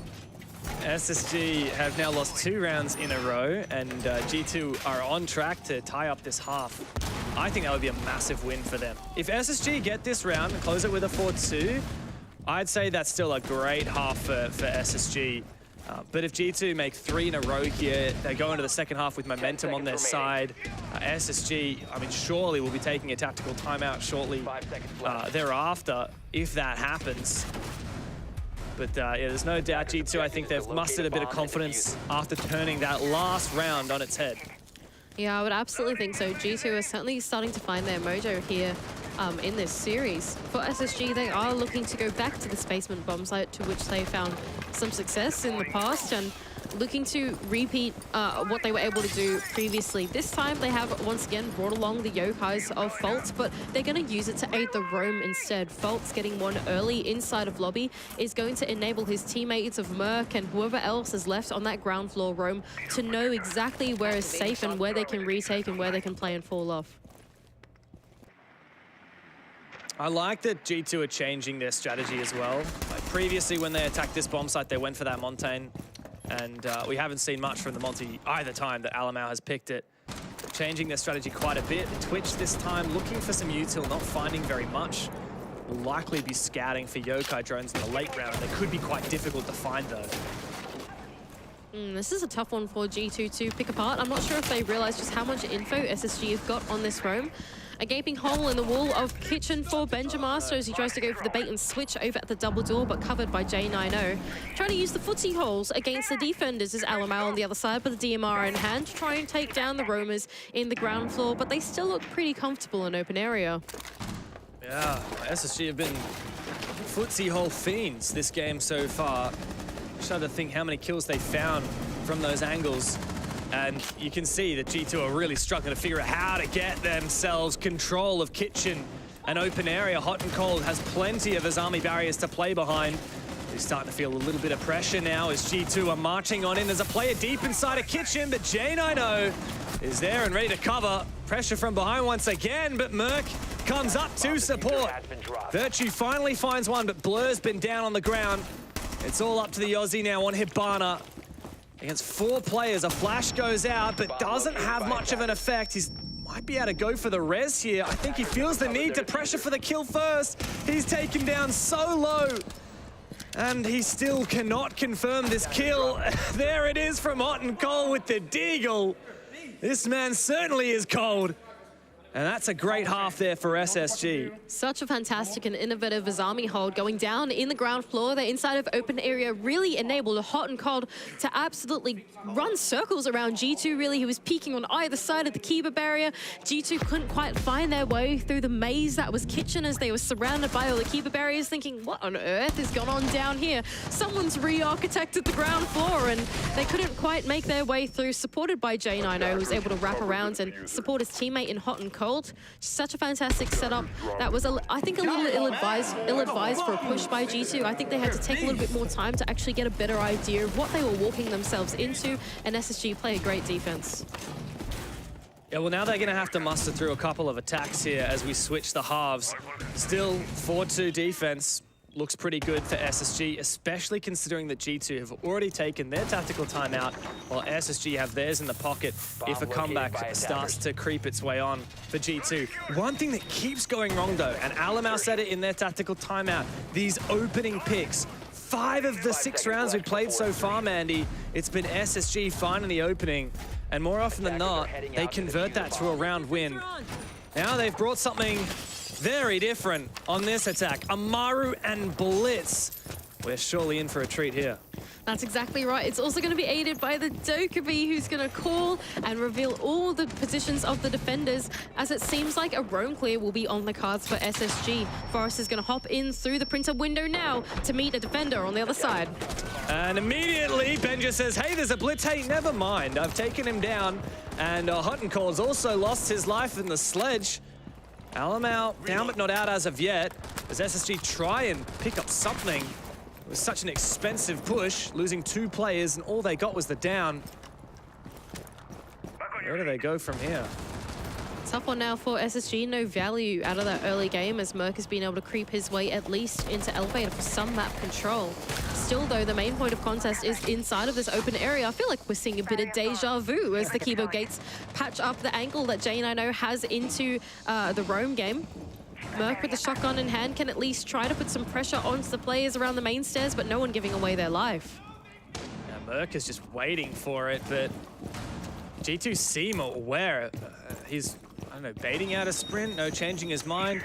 Okay, open area forfeited now for G2. They've got quite a significant numbers advantage. They've also got info on the plant in the late round from Doki on that Solus. And there's not a lot to work with here for SSG. Alamau holding steadfast on the main stairs, tries to put a keeper barrier to prevent himself from being killed from the hatch, but dies in the process of doing so. J9O able to collect one back at least for SSG. With 1 minute and 10 on the clock, it seems pretty tough for them to be able to make their way in onto the bomb site. Even if they do so, the plant is going to be advised by the Solace of Doki and possibly be denied by the C4 of Blur. So it's going to be really tough for SSG to convert the late game here.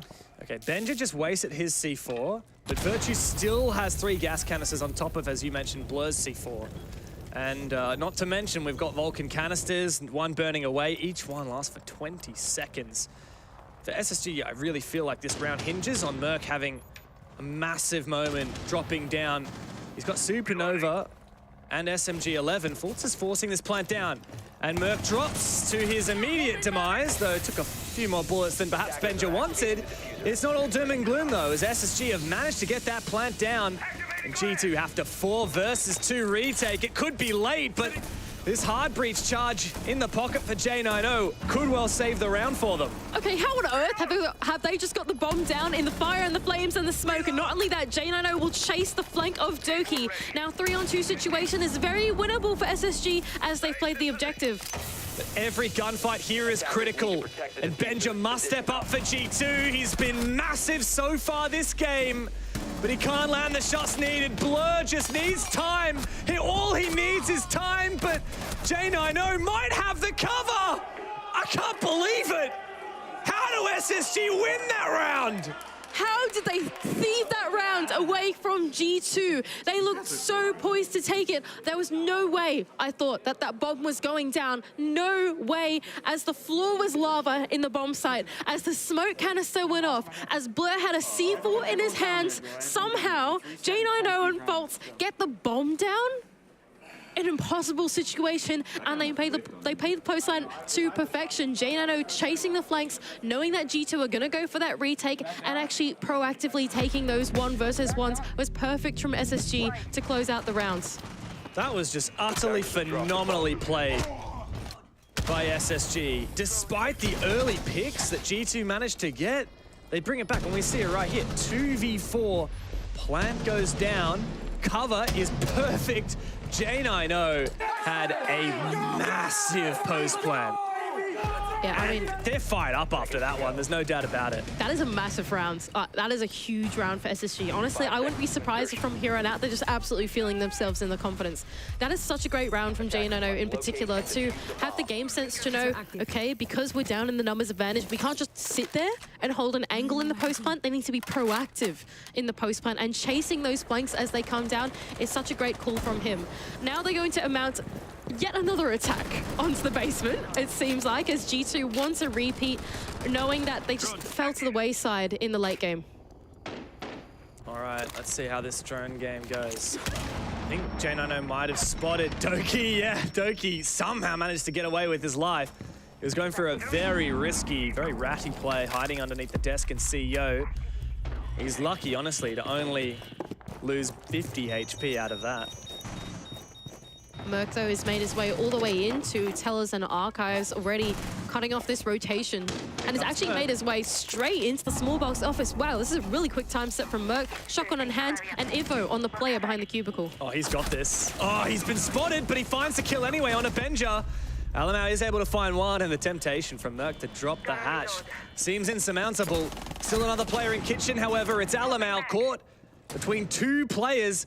The Deagle in hand. Oh, he gets Fultz. The trade comes through thick and fast for Forest, but honestly, G2 have done a decent job of salvaging this. That was so scary for Alamau. He popped up behind the kitchen counter, and there are 3 SSG players there to meet him on the other side. Now time to recompose for SSG. Mid-round, there's still some time to figure out exactly what they need to do. Do they have the opportunity here to play the objective? In my opinion, yes, they do. They are still 3 smoke babes on the side of Virtue, but that's kind of all they need to burn out. The C4 of Blur has already been gone. It's just about getting those smoke babes down, but it actually looks like they're going to go for a lobby side take instead. Interesting. A lot of hard breach still available here for SSG. What they really lack is anything to clear the Vulcan canisters that Ben just placed down in that prep phase. But man, I don't know about you, but if SSG can plant and cover in post-plant in a 2v4, surely they can do it in a 3v3. Oh, do not cast a curse them like that in a 3-on-3. This is so tense here, Dev. And I think that for G2, they're going to try and find a lot more composure than they did in the last time, right? They are not going to let this plant go down lightly.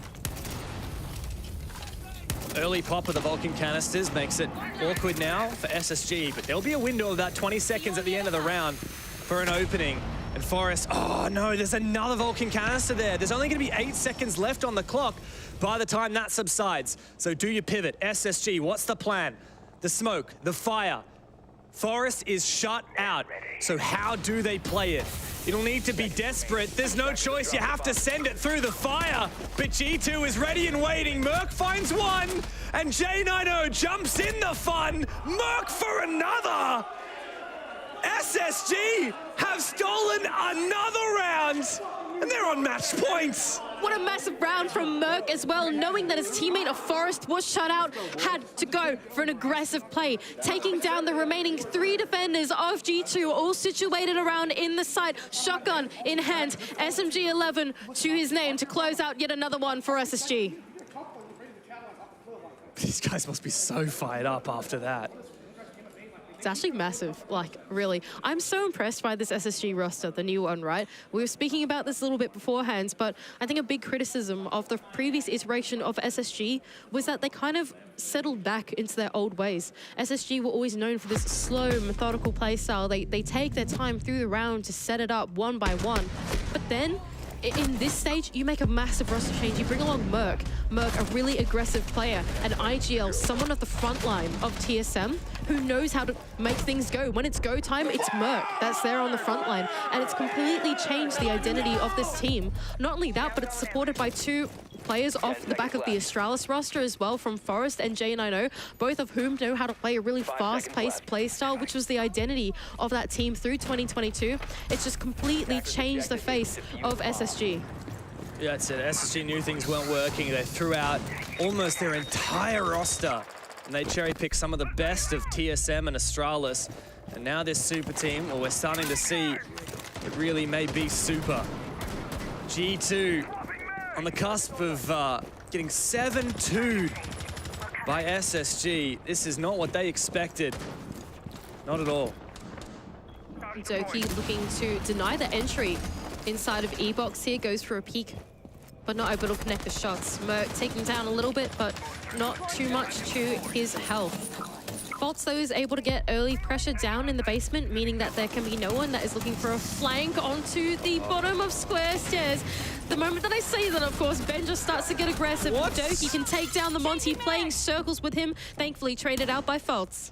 This is a strange round. The desperation from G2 is palpable. In the way that they were looking for those picks, and the way that Doki got so aggressive just to find something. Benja as well, like he was juggling 2-3 things. He was tossing up a C4 to try and kill a player up above him at top square. He was worried about faults in blue stairs. He's worried about killing the Monty, worried about denying the Selmas. There's so much to think about here for G2. Okay, so, well, problem here for SSG is that the diffuser is in a really tough spot. So what SSG have decided to do is actually to try and take the top floor instead. Now, that hasn't quite worked out because J90 has just been taken down by a C4, but Hot and Cold and Merc can double down to try and gain this map control. Oh, this could be the way back in it for G2. Benja does not want to lose this game, that's for damn sure. He's been top fragging for most of this match, but right now he's already found 2 in the round. Merc is so low and looking to go on the hunt for the Dane, who's at the moment in bot square, retaking up above.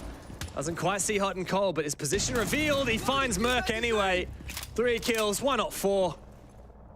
Hot and Cold has a tumultuous task ahead of him, and with an angle like this from Benja, I don't think Hot and Cold's gonna find much. He does find the first one. 3 more to go. May as well give it a crack. Virtue will put that to rest. G2 finally stemmed the bleeding after losing 3 rounds in a row. They find their first. Big round there from Benja. Like you said, this is sort of the name of the game of entry picks, isn't it? It seems like any team that gets the first pick of the round seems to be able to convert it. I could be completely wrong about that, and your match tracker would tell me otherwise. It's kind of right. It's kind of right. Statistically. Close enough.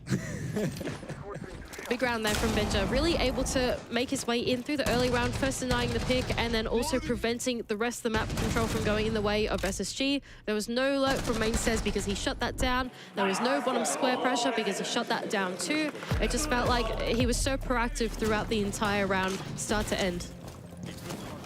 Yeah. G2 once again gonna retry this basement. What on earth is this? It's beautiful, isn't it?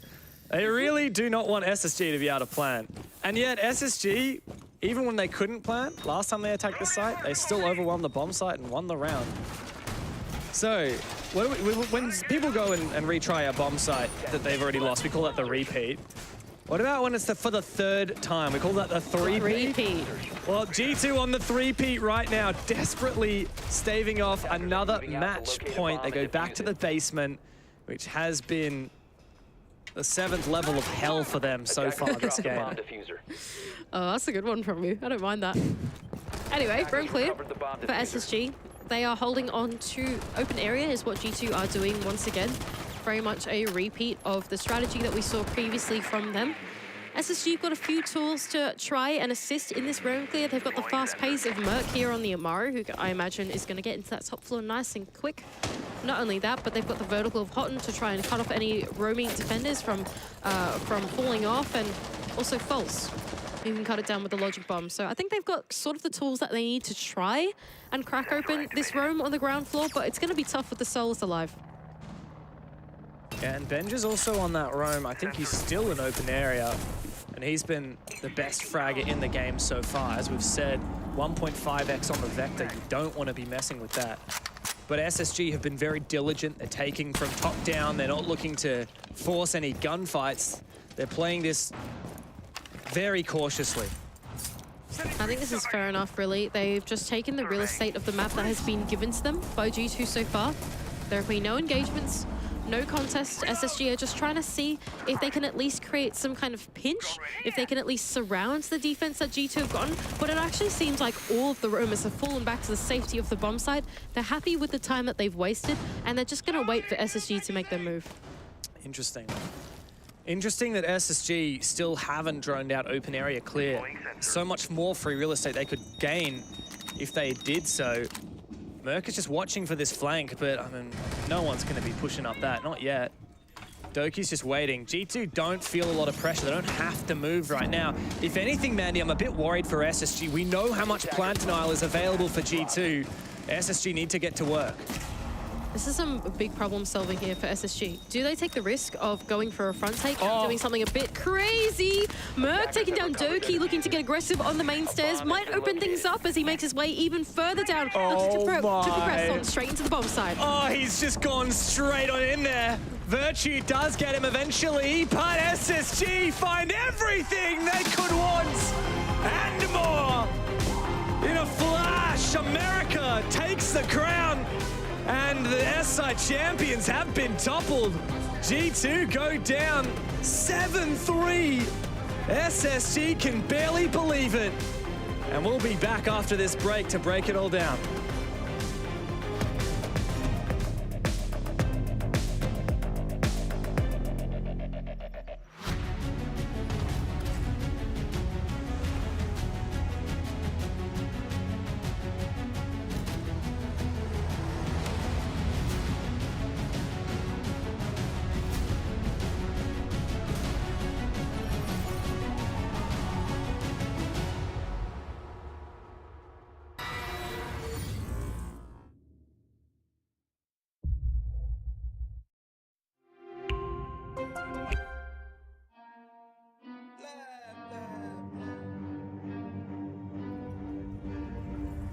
I got problems on problems on problems on problems on problems on problems I solve them. I run through the money, the pressure be calling. Left on my blessings, I feel like I'm falling. The birdie is back, Tell me I'm garbage, I'm going through something, that's why I ain't calling. Phone and progression is all that I wanted. The phone and affection, I summon and dub it. Cause I got problems on problems on problems on problems on problems on problems. I solve them. I run through the money, the pressure be calling. Left on my blessings, I feel like I'm falling. The birdie is back. Tell me I'm garbage, I'm going through something, that's why I ain't calling. Phone and progression is all that I wanted. The phone and affection, I summon and dub it. Why you be all on my line about nothing? Why won't you go get you $1 or something? Don't hang with a who line for nothing. I see that we different, you riding, I double. I don't do discussions on bragging about hundreds. Don't go to your places, I know that they sunken. Don't call me your brother, I barely could trust it. I talked to a shorty, she bagging the bucket. And I'ma need all of my dollars on corporate, so hand me the money, I divvy the pie. I'ma give all of my people a portion to build them a fortune. I'm flipping the ride. I can't be mixy when iffy the vibe. And 40 on 50 is really the time. Why are you all on my phone like you want me? Like you wasn't pushing the kid to the side. I run through the money, the pressure be calling. Left on my blessings, I feel like I'm falling. The birdie is back. Tell me I'm garbage, I'm going through something, that's why I ain't calling.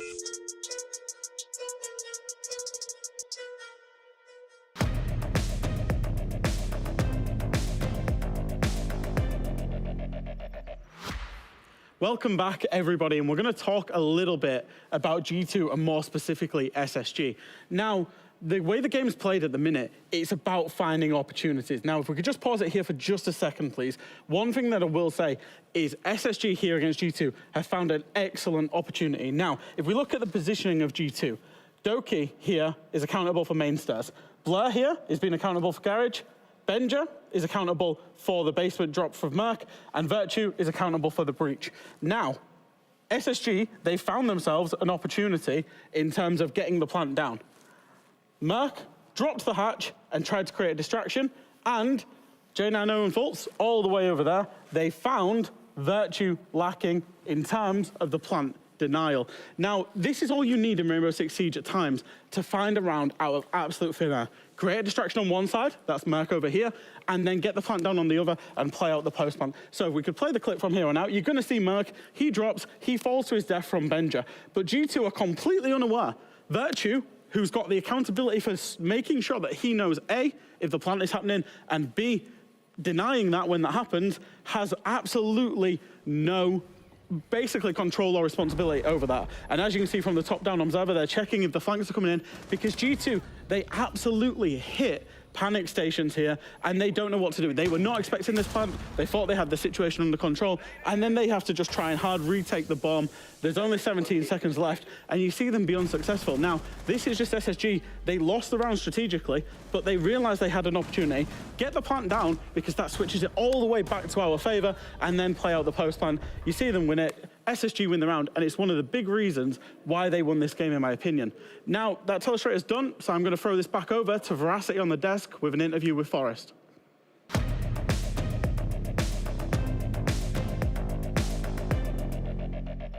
Thank you very much for that. Fresh, as you did mention, I'm joined here by Forrest. Now, Forrest, honestly speaking, does the fact whatsoever that this is the G2, the SI champs, kind of play on your mind at all whatsoever when facing off against them?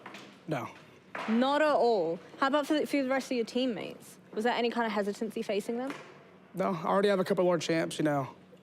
Okay, all right. Okay, you got some champs of your own as well. Some. Now, do you feel like beating G2 has kind of given yourself and your team a little bit of a confidence boost heading into the rest of the games that you've got coming up? It's definitely a confidence boost and like showing that we can like execute a game plan, like win it. You know, people think like we play a certain style, we don't. We kind of play according to the team, so it's like, you know, we execute today and, you know, a good result. Okay. And you've also got Mango and Mango as your analyst and also Call Out as your coach joining you from Astralis as well. Do you feel like the team chemistry that you kind of shared there has transitioned over into Space Station Gaming as well? I think we're having our own identity right now, kind of like a development of that, or the Astralis identity, so it's more so like a little bit of our own version of who we want to be.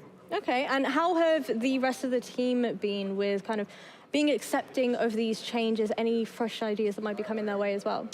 Just learning how to take an L and take it on the chin and, you know, learn from failure. Just really simple as that. Okay, and how about for what's next for you and the team? What's the game plan? I think dinner, then prep. Dinner, then prep. So scrims-wise, in preparation for your upcoming games, what does that look like? Talk us through your practice schedule. We usually just meditate, the workout, and eat lunch, then like scrim like any of the European teams here or teams here at the event. And then we kind of just do more prep after that and such, and you know, we just We just crank hard. Simple as that. Crank hard, and it's been paying off for you as well. You confident that you can keep up this momentum that we've seen from you? Yeah. Hell yeah, that's what we're all about here. Well, thank you so much for joining me. Thank you as well.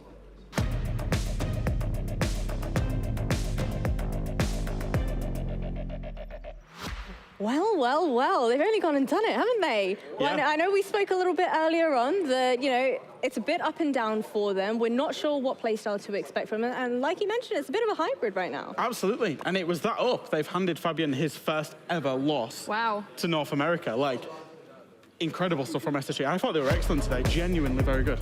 Yeah, it's time to call the newspapers with that stat in the end. I like the illustration that you did, and it definitely did show how well SSG read such situations. They started off with these really impressive first few rounds. There were really impressive solo performances on the team as well. Hot and Cold had a really great start of that matchup. Later on, it was Merc on those solo missions as well, continuously going down staircases with the Supernova Shotgun, just getting that ground in for himself, forcing this map control into the hands of SSG. But indeed, also understanding situations that G2 are bringing out and being able to read into that so well, while seeming so cool, calm, and collective. That's such a good point. The reading into G2 is exactly what SSG did today in terms of they understood the pathing that Doki was going to take on every single attack. They knew where he was going to be. They knew where G2 was going to be, that Blair would be on the lobby rappel, that Alamau and Doki would be on the CEO rappel.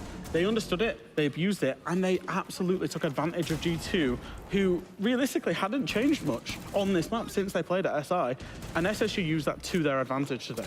Yeah, and G2 also played it during EUL, so there's so much information on how they do play this map. And if you talk about SSG, I like their mindset as well. When we saw it in the interview, they said they were meditating, they were cool, they were calm, they didn't really bother, you know, having to go against the current reigning world champions. And I feel like having that type of mindset is going to help you so much in your games. You won't get those nerves, like, oh, we're playing a really difficult opponent today. You know, you actually have the feeling that you can beat them.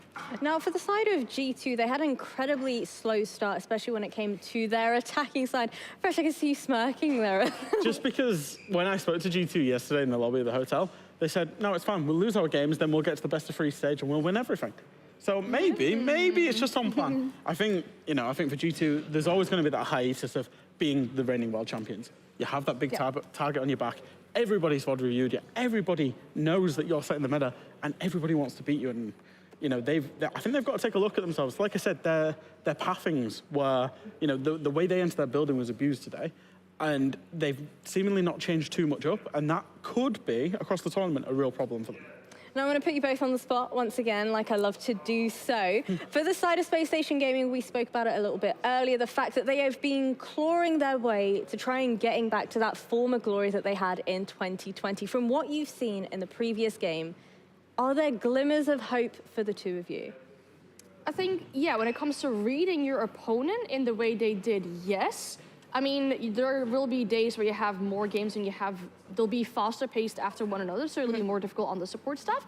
But the way they understood situations in this game really shows some good things for me. The thing with SSG is we know they can hit the heights of up here, but we also know they can hit the lows. So I think the test will come when they're not playing well, when they've not seen the team on the map, how they, you know, whether they succumb to that or whether they get over that. And I think that will be the big test. Yeah, what if Merc can't get these solo missions going on? Like, he sneaks through admin. When our team's going to know that and they're going to stop him? And how will SG adapt to that then? That's what a good separates a good team from a really good team, if you can adapt on that fly. I know we've still got plenty of questions over here on the desk for many of our teams, but we're down to our final best of one, which will be coming up very shortly.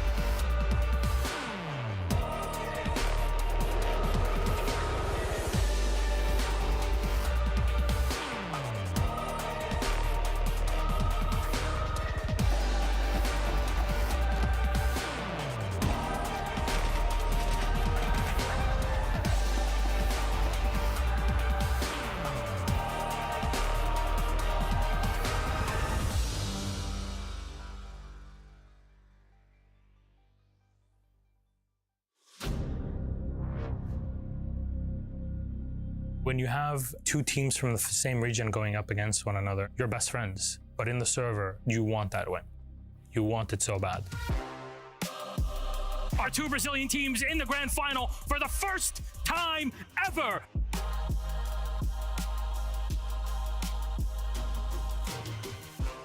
Ninjas and Pajamas! Some tournaments you have a better feeling about winning, and that one, it was ours.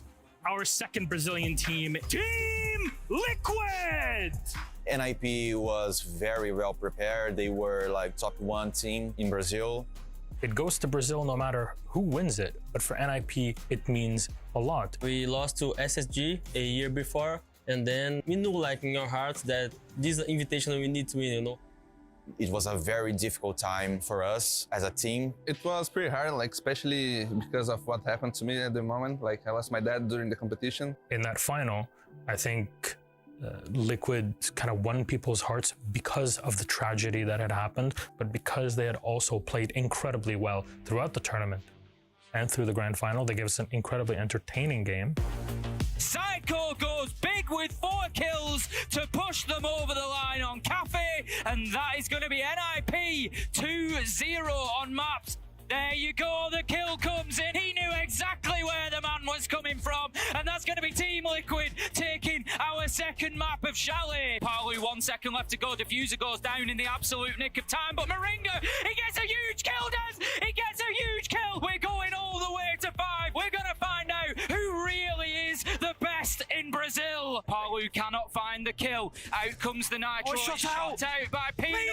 That is the round in 2020. Brazilian hearts were broken, but like a phoenix, NIP rise from the ashes to claim the hammer at the 6th Invitational 2021. It was one of the best days of my life. I think we can compare that as a Brazilian team winning the World Football Cup. I think winning the 6th Invitational was the best feeling ever I had. Was the best moment of my life in the sports scene for sure. I was crying a lot. I was out of control. We were very sad to lose, but we understood the limits of the team at the time, and we were very proud. But also, it was very nice to see another Brazilian get a title. After that SI, like I think it was a motivated thing to grow as a region and make it through a lot of other tournaments. At the end of the day, everyone is just friendly. So yeah, we have a very nice relationship. The friendships run deep and it goes beyond shouting and cheering on stage. You know, all of that is part and parcel of this. It's a respect that is given and earned between these players. It's an awesome feeling for everyone, you know, not just us. We win for everyone.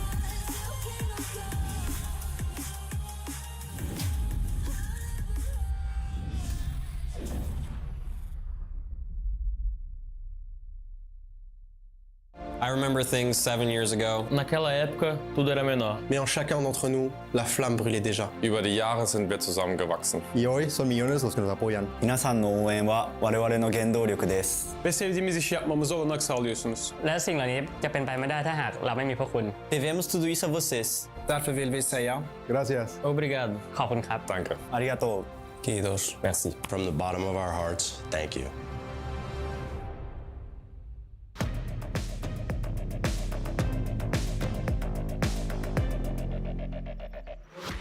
Welcome back, everybody, guys.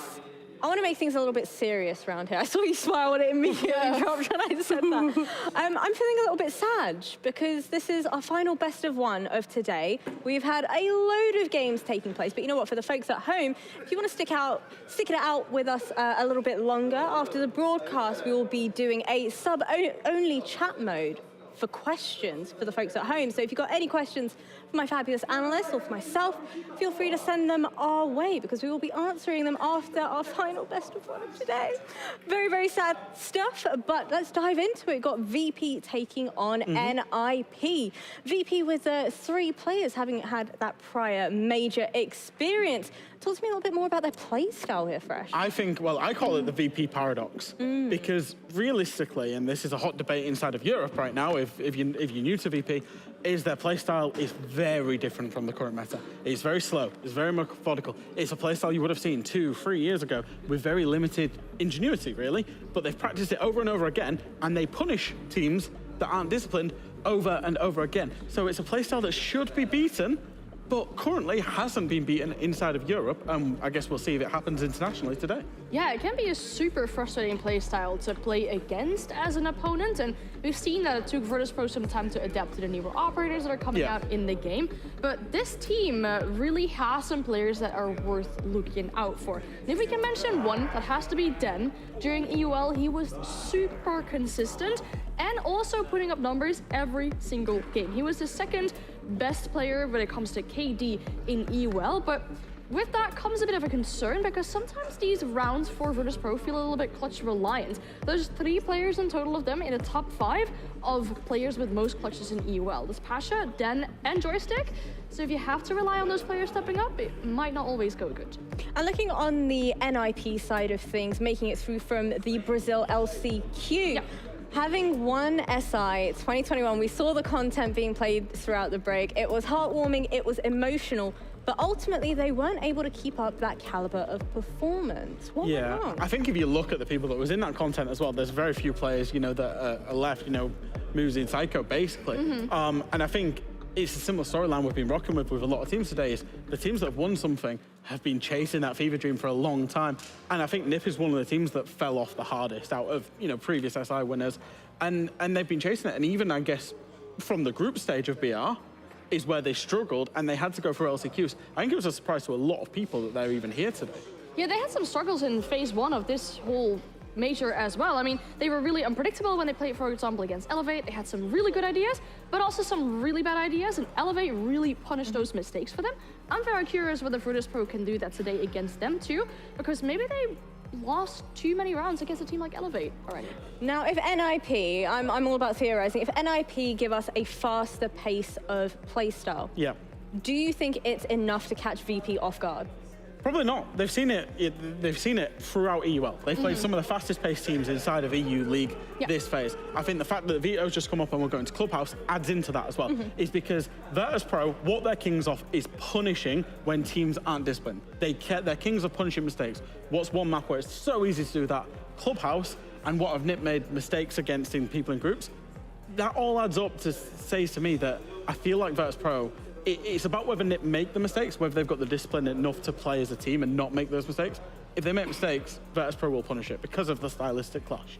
Yeah, NIP actually played this map twice during groups, and they played it against the same team as well. They took it against Six Karma, lost it, and then in the rematch, they played it, but won it. So it shows that this team can show adaptability, and that was actually also that loss was the first in a long streak that they lost it, so it is a pretty good map for NIP. Well, Blue and Lynx, it is time for you to take us through our final best of one of today. Thank you very much. Ladies and gentlemen, it is indeed time to go live in just a moment here with our final matchup of the day. NIP up against VirtusPro. And what's going on over here, Lynx? It's not working. The simulations. I can't find a way for NIP out of this game, John. VP are too good. I can't find a way. I've been running the numbers for hours. I don't see a way. So I think your prediction's pretty settled then in that case. Yeah. When you look at it, an aggressive team going up against a team that has dealt with aggression so powerfully, I don't know how NIP, who struggled against 6 Karma on this map twice. Well, at least won it once and lost it once. The inconsistency on this map is very concerning to me. And then the playstyle matchup, I genuinely think VP are going to take this one in a pretty dominant fashion. All right, we'll have to see. Will it be VPs, return to form, or will NIP dominate instead at the start of our group stage here? Let's find out. Let's see once again.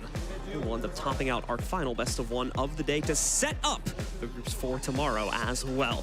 Bans are coming in now. Obviously, again, we're going to be going out to Clubhouse for this matchup, so it's traditional Siege at its finest. That's what it should be anyway. We'll see if any of our teams give us any surprises. NIP has the first and final ban, the 2 blue outside ones. VP has the 2 center orange ones. Thatcher is the first operator to get knocked out. Used to be obviously an incredibly common ban, but has gone by the wayside as late. Still makes pretty good sense for this map, however. And Standard Siege is why I think VP are going to win this one. They've been playing Standard Siege for about 4 or 5 years now, and they have perfected this formula in the wake of multiple changing metas, and they've taken the long and winding road to success, but they certainly have a winning formula at the moment that, unfortunately, I don't think NIP has the counter they think they'll have with the bans coming through. It's about as standard as you can get. Thatcher Dokkaebi ban, followed by an Azami, something VP love to take off the board. What's the last one going to be?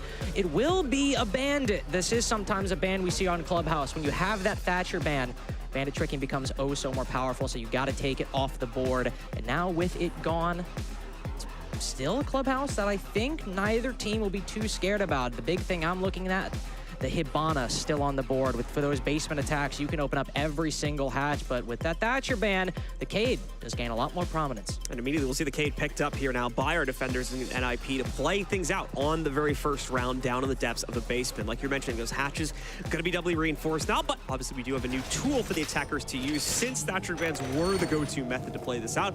We have those secondary EMPs that attackers can utilize, but at the same time, NIP being a pro-level team here should know a few spots to throw those electric claws where those impact EMPs may actually not be able to properly knock out the electric claws on the other side. So you see, NIP will be able to take advantage of those here in the very first round with Wizard being the go-to player for that. Quite a bit of reinforcement commitment coming in from the members of NIP upstairs, however, so there's definitely going to be a little bit of playing happening here. We'll see how hard of a commitment that is going to be. There was usually just a flash in the pan for the first 30 seconds or so, and then those players back away and give over the pretty usual amount of respect to what would be, in this case, VirtusPro's attack. Of course, if you guys are new to VirtusPro, this is going to be a slow one. I'm just going to prep you for it right now. This is not the fastest team, I suppose, east of the Atlantic Ocean. They like to take their time. They like to go for their full clears and make sure they have all the map control they want at their disposal, or the map control that they just seek as part of their strategy. They also have a very good kit to pierce through these early reinforcements. We've got the Maverick to cut through either Mute Jammer or Electroclaw, no matter what they want. But even then, the Selma wall on the Jacuzzi wall, not really a big problem. Joystick will also make his way on into the top floor. And as you mentioned earlier, John, there's not that much resistance from NIP. They've completely seeded the ground. They've moved back down to that bottom floor. This is purely a show of force, but not one that is really meant to put VP too much on the back foot. Attackers important to note, like I was mentioning again with those secondary EMPs, have actually not brought any of those here, so they are going to have to go through the extra steps to be able to properly knock things out on the alternate side, especially the kitchen hatch, but some other areas of the map as well, such as potentially Moto if NIP really wants to play the delay game out there. It's going to be a bit of a slow drawn early round due to that, and obviously there's this way to work things around, although the initial shot is going to be missed from Pasha here. Just ignites the, oh, nicely done from Psycho in the meanwhile. I got other news, as always, tries creeping his way down that main kitchen hallway, pays the price for an early advance as he is found out by the Nitro Cell on the other side of it. Nicely struck there by Psycho to get the first kill of the game. Is the one thing that sometimes you need to be concerned about if you're VirtusPro. You can be easy to predict, or if you still face a C4 kill early on in your plan, that means you're going into the execute at a man disadvantage. They are still so good at executing that formula.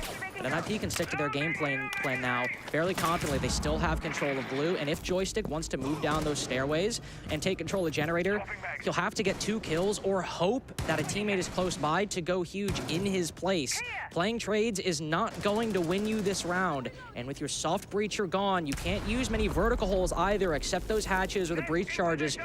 Maybe made by Dan. Pino will go down. That's a very big nade kill from Joystick with a second incoming. It only does slightly more damage to Muzi, who's going to have to hold on to dear life to make sure he can fend off Joystick. VirtusPro, no real clean ways opened up just yet to get themselves into the basement. They have some hatches available, but they've not been able to establish powerful angles here. Even with the down going on against Pino, they've not been able to confirm that. He's been brought back up, so it's still a full 5 alive at this point for NIP. Starting to see a much more casual holdback from NIP. That said, away from that though, we've got VP putting pressure in through Dirt Tunnel, and Dan just walking through the flames right there. He goes down, somewhat obviously due to that one.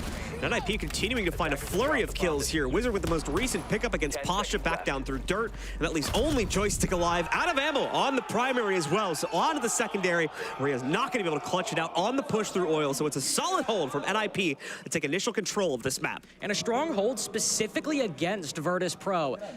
This team thrives on teams getting aggressive against them, taking gunfights, flanking, rotating, everything that involves movement beyond the site or movement in the site or moving against the enemy team. VirtusPro thrives on that and likes getting those kills and are very good at getting those kills. But that was a very disciplined hold from NIP. The only kill they got before VP started to execute was a C4 kill, not even a gunfight.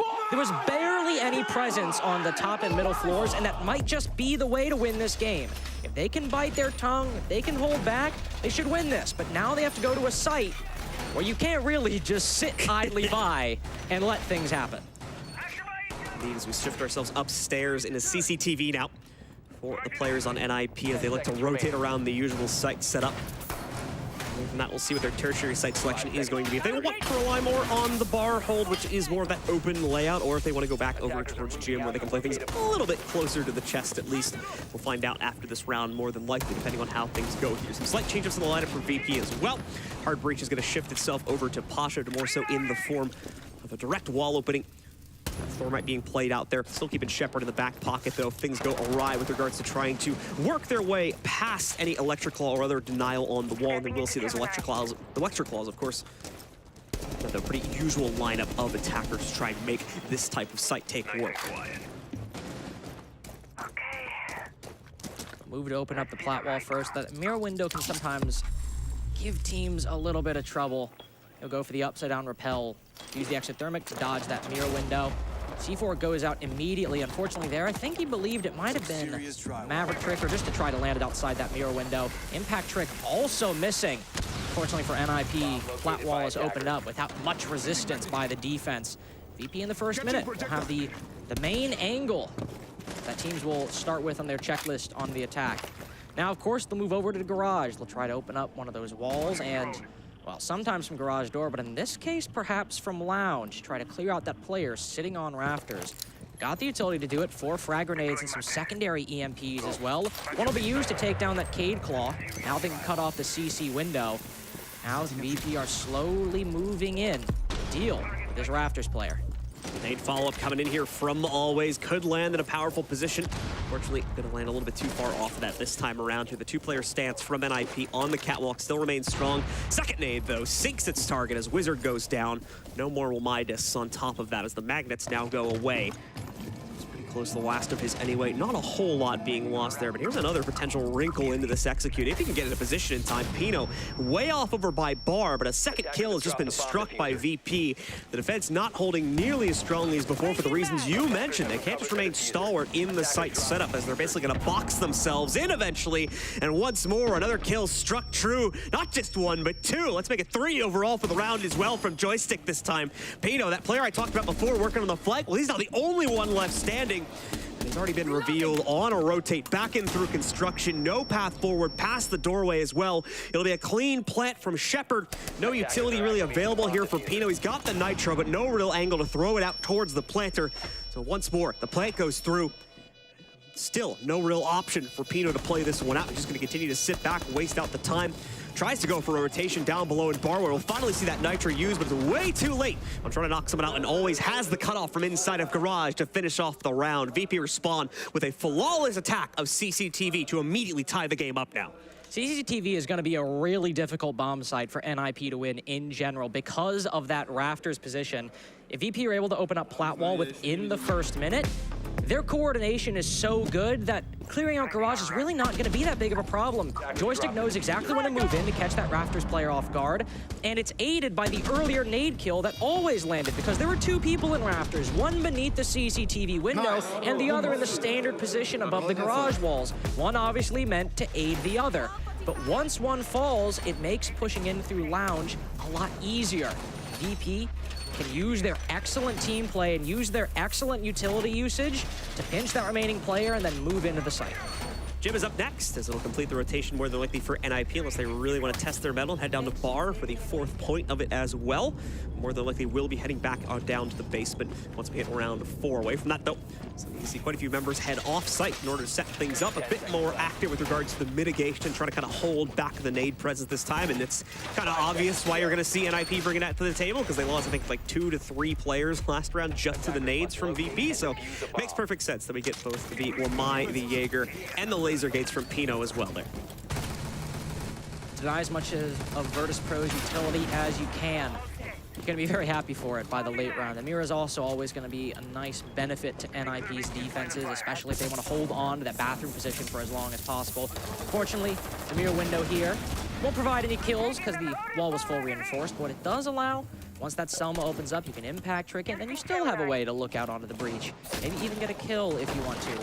VP looking to enter in Garage, quickly behind a Yannick and Pasha will start to move on in, but he won't move in just quite yet. We've at least learned that VirtusPro want to take that plat wall position, and again, start on what you think is the normal side for these types of clears. You open that plat wall initially, you have a couple players start working the CCTV and cache positions, and then maybe with another hard breacher, be it the Maverick or the Ace, you rotate someone over to Jacuzzi, you open up that angle as well. It's almost the default split push on Gym Bedroom. A lot of drone presence coming out right now from VP to scout out what's going on the inside of Cache.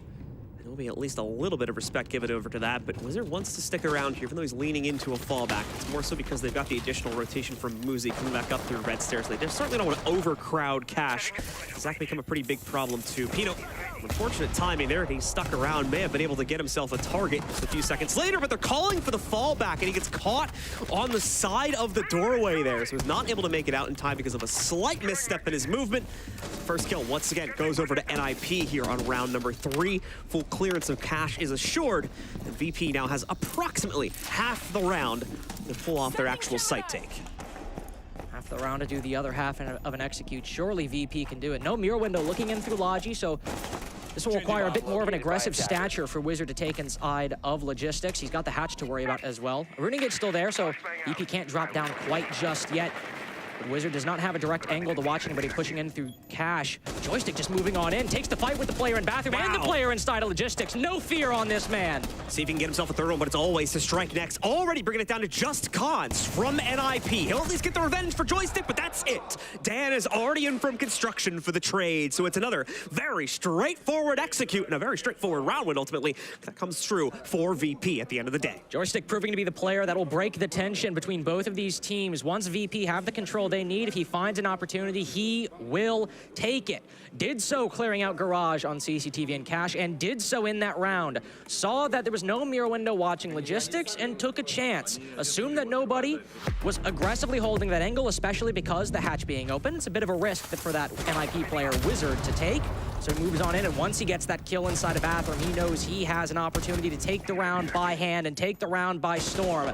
Excellent play from VP, just clearing out the CCTV position. This will always be a spot NIP are going to have to worry about when they give up that initial control, they give up that man advantage, because that's exactly where VirtusPro thrives. Possible sigh of relief here for NIP as they do get to make their return down to the basement now, where once again, if they like to play things out in the standard default way, they absolutely can, and this is probably where VP's attack is going to be the weakest because of that one. They have no real way to force out any of the positions from NIP, or at least if they did, the attempts to do so in the previous attempt here were just not successful. So it's up to VP now in order to change up that status quo and prevent a retie here at 2-2. VP ultimately probably not too panicked if things go awry on this site, though, because of the results from the other two sites. Very one-sided, especially when it came to the entry power in their own favor. Can easily make up for the deficit maybe lost here on the next 2 rounds and look towards a 4-2 half when everything is said and done after round 6. Slow start, though, as somewhat expected here. VirtusPro just not really with any capability to give us anything crazy off the rip, so expect a bit of a slow roller here as they try to build up the necessary angles to work their way down into the basement over this next minute or two, since we don't, again, have any aggressive commitment whatsoever from NIP. They're playing the full bunker downstairs with all 5 players committed to it. One problem that NIP will face in this round, though, is the lack of a Jaeger and a Wamai. Normally, that blue position can often be what will take maybe a 50-50 win for the defense and boost it up a little bit. Now, Joystick being as proficient in entry as he is, winning that fight with Joystick inside of blue is not at all a guarantee, but he was able to nade Pino in this exact position very easily last time and at least put him down and at least disrupt the defense that NIP had. With no ADSs and no magnets, it's in danger of happening again if they don't have a counter for it. And since there's no aggressive positions held by NIP, they're able to take this second and first floor control for free. Might be able to K-trick this hatch, and indeed they will. Wizard will even recover it and go for a second one later on in the round. VirtusPro should be able to open it up at some point if they want to just even recapture the progress they made last time. And there are not many answers in terms of the operators and utility from NIP, and that C4 that killed always, well, the first one missed. This right there would be kind of drop trick that we saw in the Electric Claw as well in order to make it reapplicable. This and obviously slow down the overall clearing pace from VP. It was a big part of the issue on round number 1, and it's going to be a big part of the issue here yet again, as we have not seen course correction upon that yet. Let's see once more. None of the impacts have been made appropriately on the top of this half. And I think 2 Electric Claws may have just been wasted away there as well. Nope, they're going to try and burst these out on the side. See if any of them actually make the proper impact this time. Looks like they might be striking true. At least one of them should have gone off, and I think one of them may have actually got the Electric Claw, or at least it was just dropped, not properly reapplied. So we will finally see that hatch open. In the meantime, Joystick was trying to repair himself. Like, so much emphasis on this blue clear, but unfortunately he's not going to be able to land the shots necessary. NIP continue to maintain positioning behind that generator spot inside of deep blue there. Joystick instead is going to try to roll some nades back over into the depths of Arsenal. Once again, won't come out with a whole lot here, but the entry is now made. He drops back in. Dan moves in as well to take down Cons, and VP may still very well be looking at round number 3 here if these post plants are going to be as strong as they seem right now. Muzi strikes back, takes down some of the top down against Pino as well. Strikes back from the main hallway. He's going to also try to go for the blue player, but that is where he bites off a little bit too much. Doesn't have the winning headshot angle from that position, so has to back away from it. Look for a retake on the upside. Instead, goes directly for case control. Has the wrong read about where to look right now, but oh, it's a warning, thankfully. Pino pops up on the floor above him, scares him away, and just in time as well. Another kill obviously claimed by NIP as they re-equalize it, and now Muzi ascends the stairs, tries to shut this down pretty much all on his lonesome, but he's running out of time, and he's now run out of teammates too. Pino dropped from the top side, and now trade comes in from Muzi, but he's lost the plot for the last player. He completely missed Dan, who was on prone a second ago. He'll find the kill. He'll get the quad on the round. It's impressive individually, but the round itself still goes to VP as he's out of time. And much to VP's credit, NIP seemed to have a stranglehold on that defense. Blue cleared. I was worried Pino would die to the nade kill. The nade never came. Joystick had both of his nades at 30 seconds left when he went in for that execute. And always nades were gone much earlier on in the round, and yet he drops and immediately kills the player sitting on AK, and he's able to bypass blue completely, perhaps because of how intently focused NIP were on stopping that kitchen drop. But VP, even though the strategy didn't really work out, mainly because of just how well NIP stalled their utility on clearing that kitchen hatch, VP are just such good shooters, it didn't matter by the end. So with that round decided, NIP going to call it a little bit as a fluke due to the entry power that was gained on the hatch drop, specifically towards blue.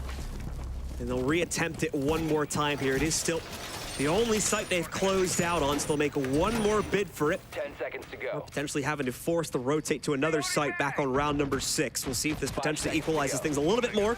Bring it back to that palatable 3-2 scoreline, where VP is really going to be able to rocket ahead with a second successful hold here. A bit more upstairs presence, at least showing this time from NIP, and the fact that we've got the castle indicates they are going to try to extend this roam a little bit more. So let's see if they can properly fend off VP, as this type of strategy has not really worked out too well for them on the previous 2 sites. There's a lot more utility here, at least. Not only do you have the Solus to take out many of those drones, which already 3 are taken down 30 seconds into the action phase, but you also have that castle to deny angles from VirtusPro and to force them to clear out that utility. Perhaps they won't need it. Look at this. There's no blue or dirt pressure. Joystick and Dan are creeping in. The site might just be wide open. Gonna walk right up to this one. Dan even spotting his teammate from the other side of the angle, so probably calling for an all clear on this one, but they still have to clear out the delay utility, so that is going to act as a bit of an alarm right now for NIP. Always strikes true with an opening nade, however. Was able to grab Wizard this time. Those are the electric claws being removed from play. Joystick having a little bit of trouble controlling the duels between him and his opponents on the inside of Church there through the soft wall, so he gives some respect back over. VP will not pull the trigger so early now, especially with NIP having called for the full fallback. But this is the issue. Joystick has blue control so early on in the round. Dan can continuously pressure from Dirt, and now they can just do the attack they were going to do anyway with the Cade gone. You've got to deal with Pino and Muzi. You have to push them back. You still have 1 minute and 30 seconds to do that while you can keep some players down below. With that man advantage acquired and the positioning gained by VP, they have accelerated their timetable in comparison to any of the previous Church attacks. They are in such a strong position and now have found intel on Muzi as well. Both the Solus and the Melusi can waste time. They can still cause problems for VP, but always, he's got a bead on Muzi, and he's not keen to let him fall back. Reloading, cover me. All right, down to the 3v5 now. As NIP try to hold the line with 1 minute to go, quickly losing presence, and it's gonna get even worse than that. Cons tries to force the issue, and Dirt, another trade goes on by the main stairs area. Won't help NIP inside of this scenario, though. So now it's brought down to the 1v3. Psycho looking for the big clutch. We already got one from him earlier on in the tournament. Can he give it to us again? It's a resounding no, unfortunately, as Dan takes it instead for VP. A second successful take on the basement and a fourth successful one in this half, as they are quickly taking command of this matchup versus NIP. Very good read by VirtusPro, but also NIP leaving some holes in their defense. Blue and Dirt, but especially Blue, completely free for the taking. You can't be letting spots against VirtusPro especially like that be free for the taking. You can't just give them that part of the map so close to the site without forcing them to expend any resources, any manpower, or any time. Good time for a timeout maybe, but NIP only have one defense left. It's only one round to action upon these changes, and then you have to start a completely different side. And VP don't have too many plays of Clubhouse just because it's only been one stage of the EUL. But attack is usually their worst side in comparison to the defense in those few plays. So you might get this one round, but you've still got what statistically tends to be VirtusPro's bread and butter. For me, it's got to be more of a mental reset that we're looking for here on NIP's side of things. These have been some rough rounds. Maybe just the coach need to pull them out of game, reset the mental real quick more than anything so that they can hopefully put their heads up when it comes to the second half switch coming up after this round. We'll see, though. As NIP still certainly want to try and control things here on bypassing the cache and CCTV side. Probably some good reason behind that, too, given the playstyle difference. Instead, they're going to fall onto Jim for the final round of this half. As you can see, guys, once again, we're going to be implementing our sub-only chat soon, coming up in just a few rounds. If you guys are wanting to participate in that, go ahead and feel free to subscribe to the Twitch channel. Now you can use your Twitch Prime sub as well. Get yourself an adless experience to be able to hopefully once again see all the great content we have in between the breaks there, like the game show that Mr. Links over here hosted just a few days ago. You're kind of a cool guy. I'm just teasing. More importantly, again, because of that sub-chat mode, you guys can ask direct questions to the analysis desks. We're going to have that segment coming up at the end of the show, so that'll be right after this game. If you're interested in participating, go ahead and subscribe to the channel now. I think this is a very good game as well to end the day on and also to talk about that, because VirtusPro can sometimes be a bit of a deceptively, seemingly easy team to beat. They're so slow, they're so default. How do they seem to go up 4-1 against teams like NIP? That's one of the questions you can ask our analysts if you want to use that Twitch Prime sub or just subscribe in general. Figure out just how VP are this good. Still have to watch round number 6, though. Will they be able to secure the 5-1 half, or will NIP fight back after that timeout? First bit of utility goes out, and it's very effective for VirtusPro. Red shield destroyed, though the ADSs still survived. Uzi might not fall to a nade just yet, but at least always can make this entry and not have to worry about a gunfight on top red. Well, never mind, he's worrying about it. He's trying to get ahead of it. Spots him moving down the stairs, and there it goes for VP. The 3 go for VP! Oh, everything falls in order. All the ducks in a row. Seems like it's 5-1, John. Always hits the natural D20 right there as he's just gifted the 2 kills back-to-back as well and still succeeds in picking them all up. Joystick with another frag to claim on top of this one. VP looking to dominate with what would be a second flawless just inside of this half here. Cons is all that stands between them and that. He's been completely detached from the scenario as well, all the way over in Logi, not even able to hold the site itself. Quickly dealing with this laser gate blocking the way. The nade goes down. Probably a bit too wide of a room, unfortunately, to actively deal the damage to Cons. And Cons will get at least some revenge, in this case against Always, for that triple kill just a few seconds ago. Denies the flawless in the process. But realistically, this was already a done and dusted round as far as VP was concerned. Unless we get some real heroics from Cons, it's going to go the way of VP and a 5-1 half along with it. Just 2 rounds to go in this second half, and the game will be theirs. Clinical game individually and cooperatively from VirtusPro. Joystick showing up, Always showing up, and just the team as a whole performing incredibly well. Not even necessarily NIP playing poorly that half. Their setups were good, and they showed, especially on that third church defense, that they were contemplating the ways that VP were winning the round and attempting to make changes. Just so happened that sometimes when they make these changes, there'd be oversights, there'd be mistakes in implementation, or it just wouldn't matter as VP would still manage to get the kills by the end of the round. They'll start off with Church to start their defensive half. And if they get a win here, it's match point, and it necessitates a 5-round comeback for NIP. Yeah, NIP, unfortunately, over the course of that half, just not watching some of their setups as closely as they should be. That was the second round now over the course of the half where VP were thrusted into pretty much the winning position in that round, purely because they left the gap open for someone to get some ridiculous entry power. It happened on the CCTV round, and then ironically it happened in CCTV itself there with the big push from Always to pick up the triple kills. Nicely done from him, of course, to seal the deal from VP. NIP need to watch out for those sorts of things, falling victim to it, not just once there, but earlier on in one of their holds as well. Thankfully, at least in the immediate moment, don't have to worry too much about that now, as of course they're on the attack, but they need to work so hard to bring this matchup back from the brink as it currently sits on that 1-5 scoreline. VP go for the usual expected starting site here, and they are going to head downstairs to begin their run on the defensive side. Just some drone shot initially. VP have decided to create a maze on Clubhouse, reinforcements on the top floor, castle barricades on the middle. A lot of utility for NIP to cut through with explosives. And hard breaching. And even VirtusPro have moved forward a little bit. 2 players now rotating back down main. Joystick, the last one to go, but he quickly joins his comrades. That leaves all but one. I believe that's Always right now, just sitting inside a lounge. He's got the stock hatch open up, ready to fall back, and Wizard is just outside. You might know, might be aware of his position as the flashes go in. Always goes out. 5-man hold now for VirtusPro, and a minute 15 wasted against NIP. A minute 15 where they haven't opened up any of those floor holes in kitchen, haven't started to work on any of those middle floor hatches. Beyond that, they just opened up Jacuzzi and Platwall. Not a great start for a minute and a half, but no fault of their own.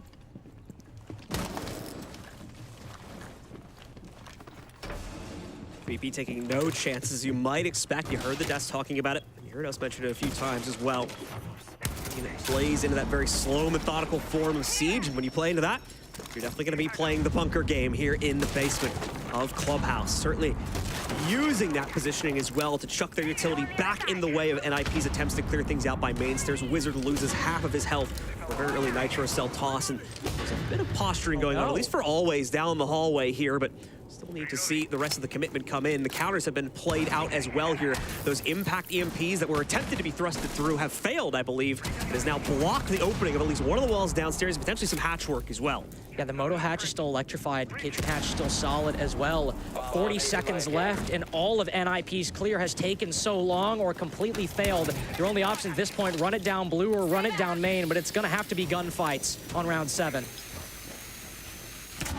Once again, trying to work a way to get this kitchen hatch open at least, but realistically, they just don't have time for it right now. Pino strikes true at least, but there's revenge found by Joystick onto Psycho as they are now trying to force the issue to the inside of Dirt Tunnel. Two members trying to work their way forward from that position. Muzi already been found out on the front push. Pino at least forces his way in out of 1-for-1 between him and his teammate, but that's it. They shut it down past that point, and VP already have thrusted their way up to map and match point. The strategy worked perfectly for VirtusPro. The castle barricades and the reinforcements on the top floor meant to waste about a minute to a minute and a half in the round. It's exactly what happened. NIP then move in to take the hatches, and the impact EMPs fail. Wasn't even necessarily active denial from VirtusPro, just the pre-existing Cade clause, no attempt to even trick the hatches.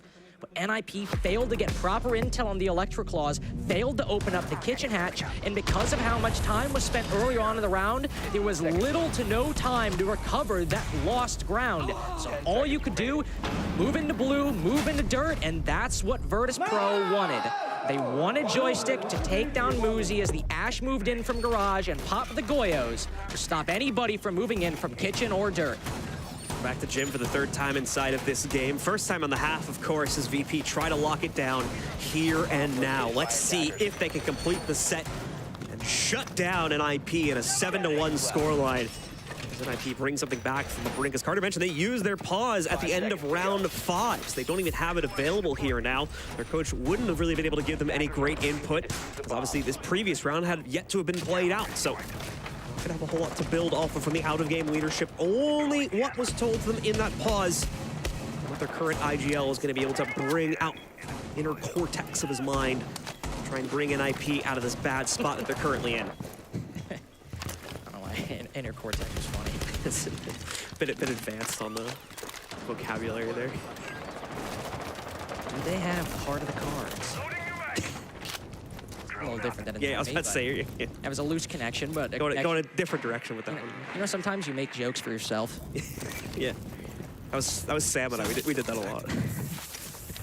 Oh, Jim bedroom defense for potentially the final round of the last game of the day. NIP aren't trying to reinvent the wheel. There's Jacuzzi wall, they want to open it up. There's plant wall, they've already opened it up.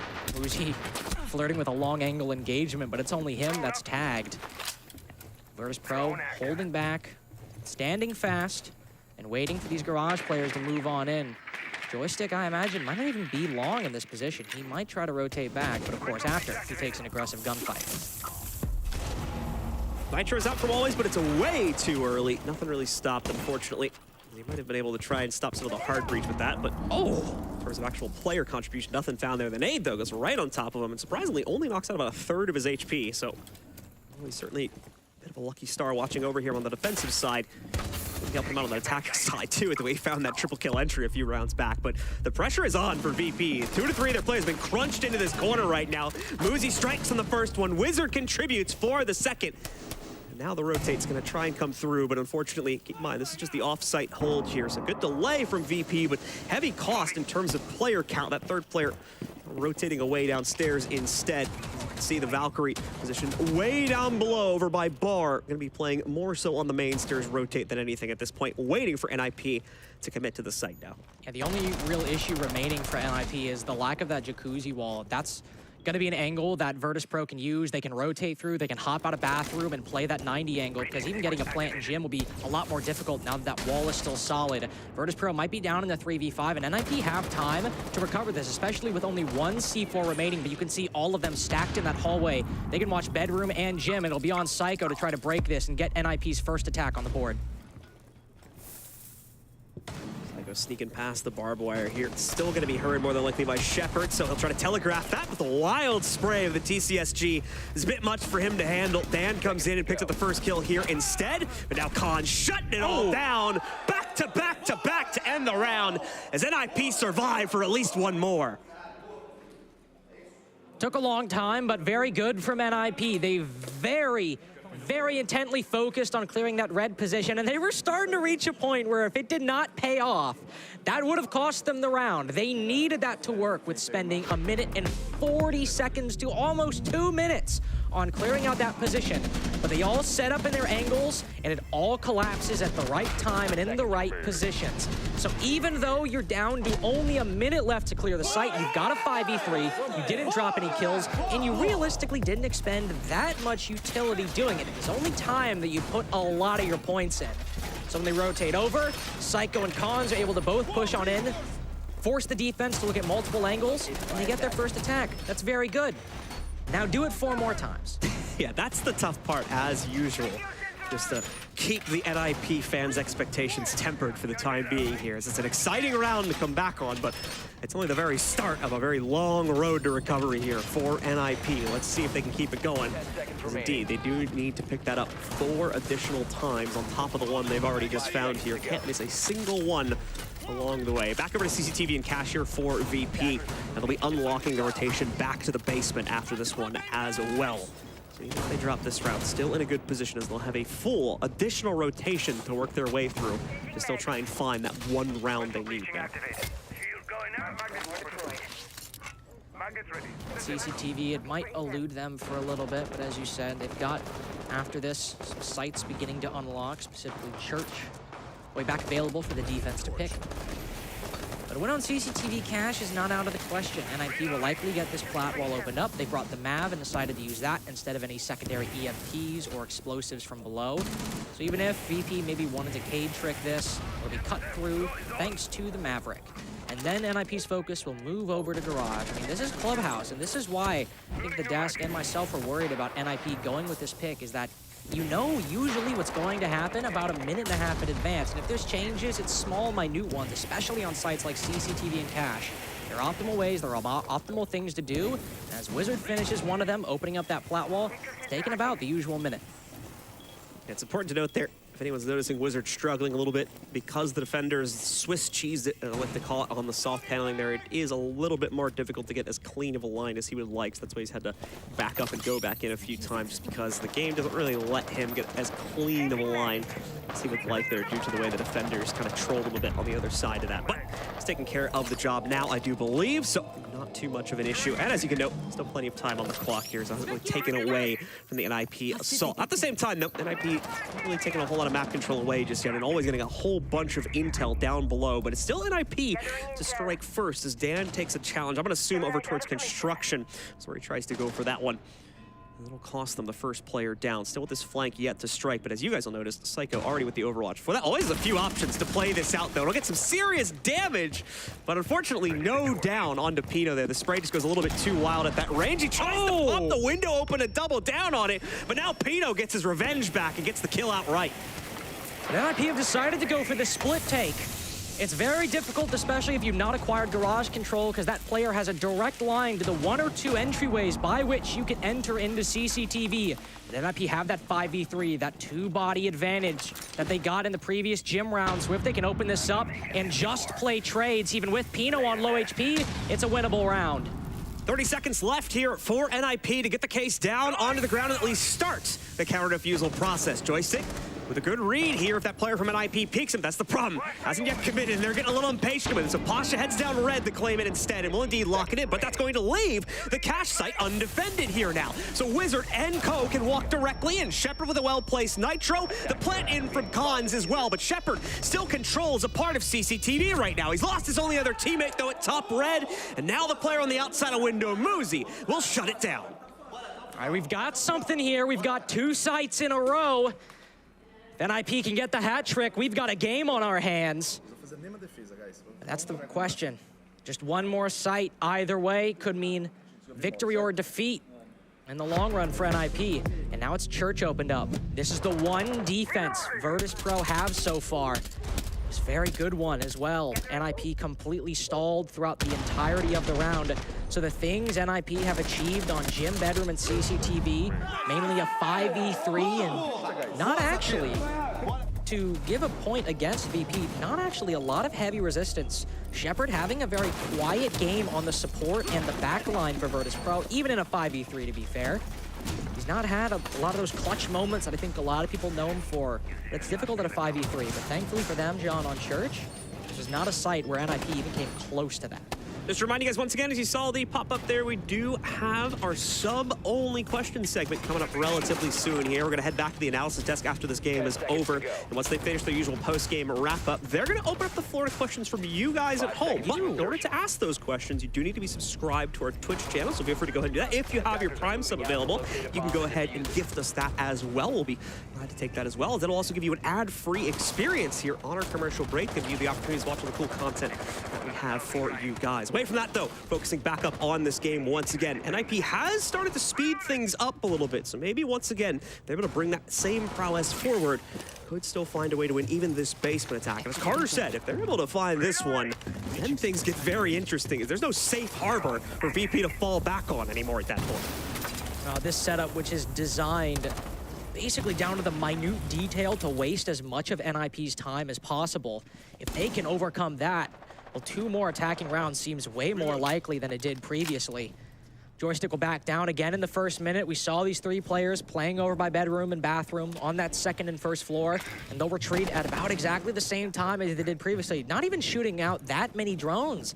Only 2 taken down on NIP's side. The main issue here was how long it simply took to move through the map. A little bit quicker here. They might be able to move down to that first floor. NIP have been very meticulous. So even now, it might take 30 more seconds before we really see any substantive progress on that middle floor. Still just the setup phase here going on for NIP as they try to take up the initial positionings and wipe out as much utility down below as possible before committing anyone to the depths of it.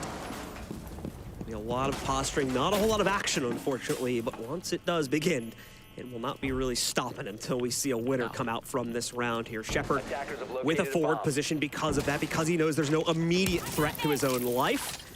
Cons here going to try and position those 2x Kairos on either side to pop open this hatch, just bypassing the electric claw outright. Has not been able to take down the claw, of course, but those 2 should still be making some slight impact on the actual hatch here. And hopefully this one, if not the next one, should be enough to pop it open. Nope, unfortunately still not going to be enough. Too far away, it seems, in order to deal the damage to the actual hatch. So they still will not have kitchen, and that could be the kind of siren call, them not having the angles they need to make this execute work. I'd be very worried right now if I was an NIP fan, because I don't believe they're going to be going back and trying that again. They're just going to leave it closed here as they don't have time anymore. Yeah, lack of the kitchen hatch forced them to just send it through blue and dirt, and that was very easily repelled by VP. Now they're able to take down any Selmas on that triple wall as well, though now that's suddenly changing. They have an angle to take down always, maybe, but still not a lot at their disposal. 25 seconds to go here. NIP need to force the issue. It doesn't matter about the openings anymore. Now they need positioning. There is a player trying to negotiate dirt tunneling, and they're going to get 2 entries. Make that 3, 4 now to start this one off. NIP, I didn't think they could do it, but save for Dan. They've knocked out everyone. Dan currently holding in the depths of Arsenal, but he's fighting back as well. Pino finally shuts it down, though, and NIP complete the full rotation. They're back into this game. VP will remove it just for a second, take a minute to calm things the hell down, as it's anybody's game on Clubhouse.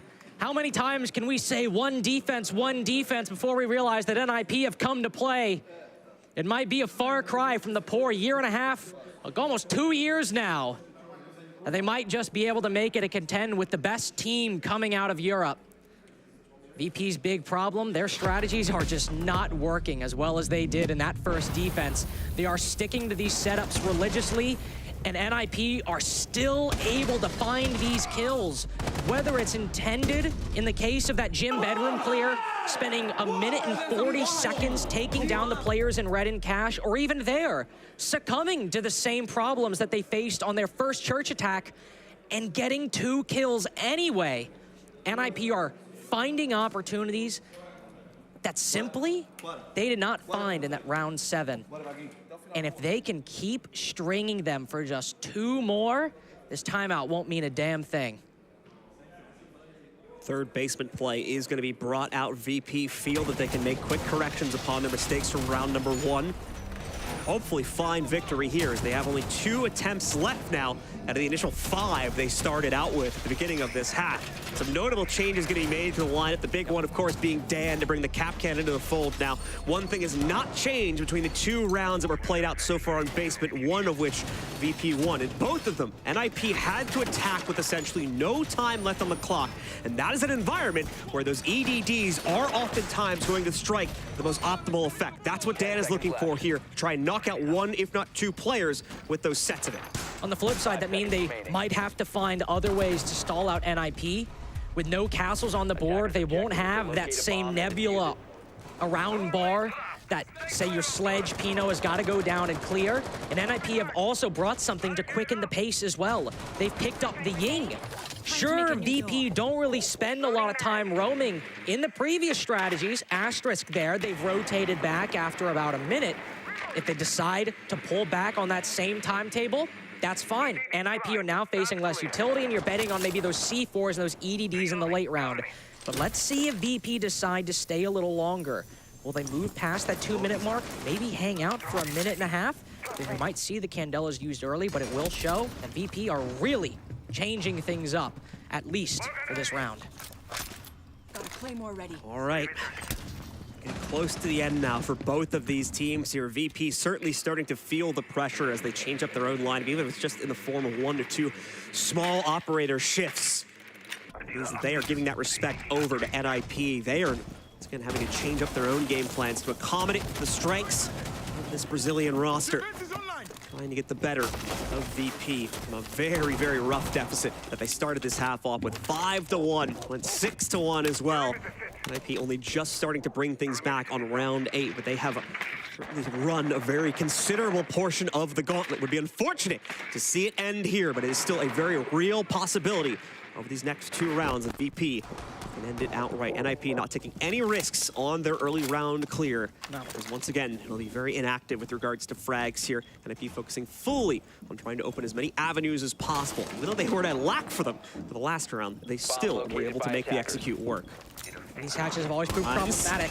Oh, but no, Pasha spotted from just up above.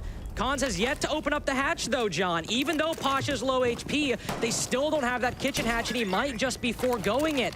As Pino moves to open up some of these holes in the floor, there are C4s he's got to worry about. But NIP are moving to that same position where even though they've won it, it could still go VP's way. If they can just secure 1 or 2 kills and dodge these nades, NIP have won similar rounds before, but it'd still be 50-50. Pasha going to be able to get the first actual kill this round. This time as he takes down Pino, trying to chuck those nades in from the top side inside of Kitchen. Nicely countered out to the nade that he just threw a few seconds prior as well. So it's VP with the advantage. As once again, you can see the timer. NIP is going to be forced into the basement without enough angles to play this. Dan has a forward position in dirt, so they're not going to be tripped up by that angle this time as well. NIP isn't even attempting it. They did finally get the kitchen hatch open, and they're going to flood it with Candelas. The first one gets gobbled up, unfortunately, by a Wamai Magnet. But now Psycho makes up for it with a second entry. Muzi is able to pick up a second kill on this as well. Plant, though, still need to see it go down to the ground as Wizard is bargaining for a position. He'll get it, and a nice rotation from Psycho. Gets an additional pickup on Dan. Joystick, though, denies the plant, and now time runs low. Psycho needs to throw it down, but he won't be able to do so as he's left solo. VP close it down and just barely take this matchup in regulation. Such a close one, such a nail-biter, John, and yet VP stopped the comeback after 3 rounds in a row from NIP, and they move on to our upper round of the Swiss. Again, no team is eliminated. No team is eliminated. They still have a chance, still at least 2 more games. And just to hammer it home, you can see all these teams and players again, but VP have won it, and NIP will take a loss. Just to remind you guys one final time, as you just saw the graphic pop up on screen, our sub chat is now enabled. So if you'd like to participate in the upcoming segment in just a few moments, where you guys can ask your questions and the analysis desk will be answering them. This is your opportunity to ask direct questions to our analysis. Go ahead, give us your sub, and if you've already done so, feel free. I believe now's the time to start giving us your questions. Obviously, we got to filter them, screen through them and whatnot, but we'll be finding the best ones to give to our desk in just a few minutes here. Either way, though, a great matchup, showing the tenacity of NIP, pushed to the bitter brink of what I believe, again, was a 1-6 scoreline, and still brought it all the way back to 4-6 before finally dropping it here. A full site rotation among all three of the most common sites included among that. So great stuff from NIP. Just unfortunately, that first half going way too far out of their control. That'll do it for myself as well as Lynx here for the day, but we do have an interview waiting down on the stage with our winners. Let's go ahead down towards that. Congratulations, firstly, Joystick. I'll be completely honest, there was a moment in which I thought you might not be able to close that one out. We saw NIP manage to win 3 back-to-back rounds against you guys before you just decided to make an operator change. What was the reasoning behind that? We just think that they are like pushing us too late, so we changed just for the Capcom. Maybe they just make some faults, and when they push to the side, maybe they like blow up on the Capcom traps. And we have Goyo as well, so we can waste too much time. And that's all actually. We know that our basement defense is good, and we just need to don't overpeak and don't open deaths. So that's all. Now, historically speaking, teams don't typically opt to take you to Clubhouse. So what do you think the reasoning was for NIP choosing to... Actually, I don't know, because we are always playing Clubhouse, and it's our good map. But actually, we see their previous matches, and they are pretty good on the Clubhouse as well. So we just prepare a little bit and know what they are doing. So they have slow attacks. And honestly, that's all. Now, we just play our game. So it's no secret that obviously VP is notorious for having a little bit of a slower play style. My question for you is, why do you think so many teams are struggling to keep up the pace with you? Maybe because it's like aggressive meta right now, so everyone try to find open frags everywhere, just running around the map, trying to do something, and we just staying AFK and actually do nothing, just trying to find our enemies' mistakes. And maybe that's all, because right now this playstyle is not actually the best in my opinion, because it's LAN actually, and you need to just win gunfights. And we are playing online so much, and we are not prepared for LAN actually, in my opinion. We need to play more games and play more confident. Now, on that topic, is there a world in which you're open to being a little bit more flexible with the playstyle? As you did mention, playing aggressively is kind of the meta right now. Yeah. Are you guys willing to play around with adopting this aggro playstyle? I don't think so, because our team are not like to play aggressive playstyle, and we test it, and it's not working for us. So I think we don't want to change our playstyle, because it's working well, pretty sure, in my opinion, because we won games, so that's the result. And yeah, that's all. And I know you had mentioned the playing LAN versus playing online. How has the experience been for you, your preference playing on LAN? In our country, we have like 60 ping, and for us, it's actually like we are struggling versus every Euro team, because it's hard to play online for us. Maybe if we have like bootcamp in Europe, it will be better, but right now it's hard to play online. That's why we are right now on LAN, and we test it, and it feels so good. Like every bullet is registered and everything is good. It's awesome. Well, I think that definitely shows in your playstyle, so congratulations once again. Thank you.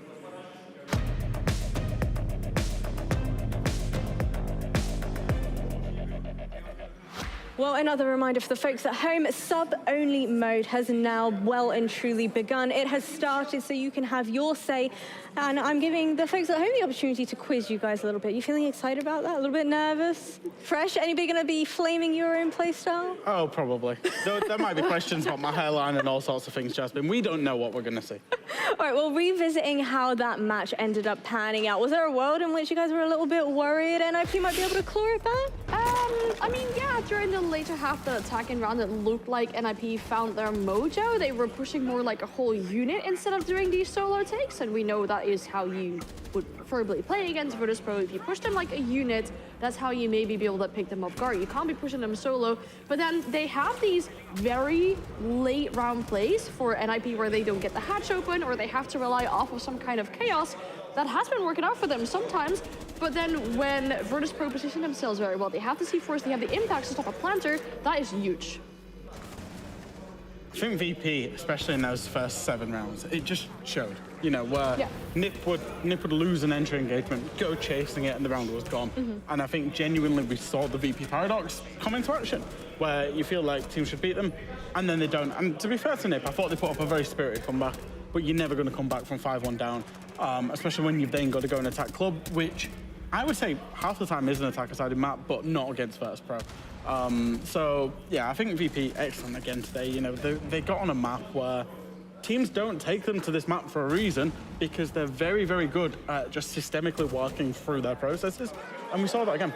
Now, I know on the side of NIP, they didn't necessarily play the best in groups, but then they started playing the LCQs, obviously made it through to here as well. Do you think it might be a case of when the pressure is weighing in heavy on their shoulders, that's when they kind of start to pick up the pace a little bit? Because that's what we kind of saw a little bit. Yeah, I mean, there's a correlation, right? Is, you know, if you go back to the Brazilian League, best of ones, not great. LCQs, the only chance you're going to get from this point on, and they come and qualify. We get into a best of 1 here, they lose. They get into the best of 3s here, pressure's on. If you lose, you're out. They do well. So maybe it's a pressure correlation. Maybe it's also a best of 3, best of 1 correlation. Yeah, we'll have to see. All right, well, revisiting everything that's happened here today so far, we've had some banger matchups. Let's have a little bit of a recap. Any favorite moments, surprising results for each of you? And I'll start with you. I love the overtime in M80 versus Wolves. I feel like that game was deserving of an overtime. I wouldn't even be mad if that would have been an unlimited overtime. I feel like we would have sat here probably still for that game to go on.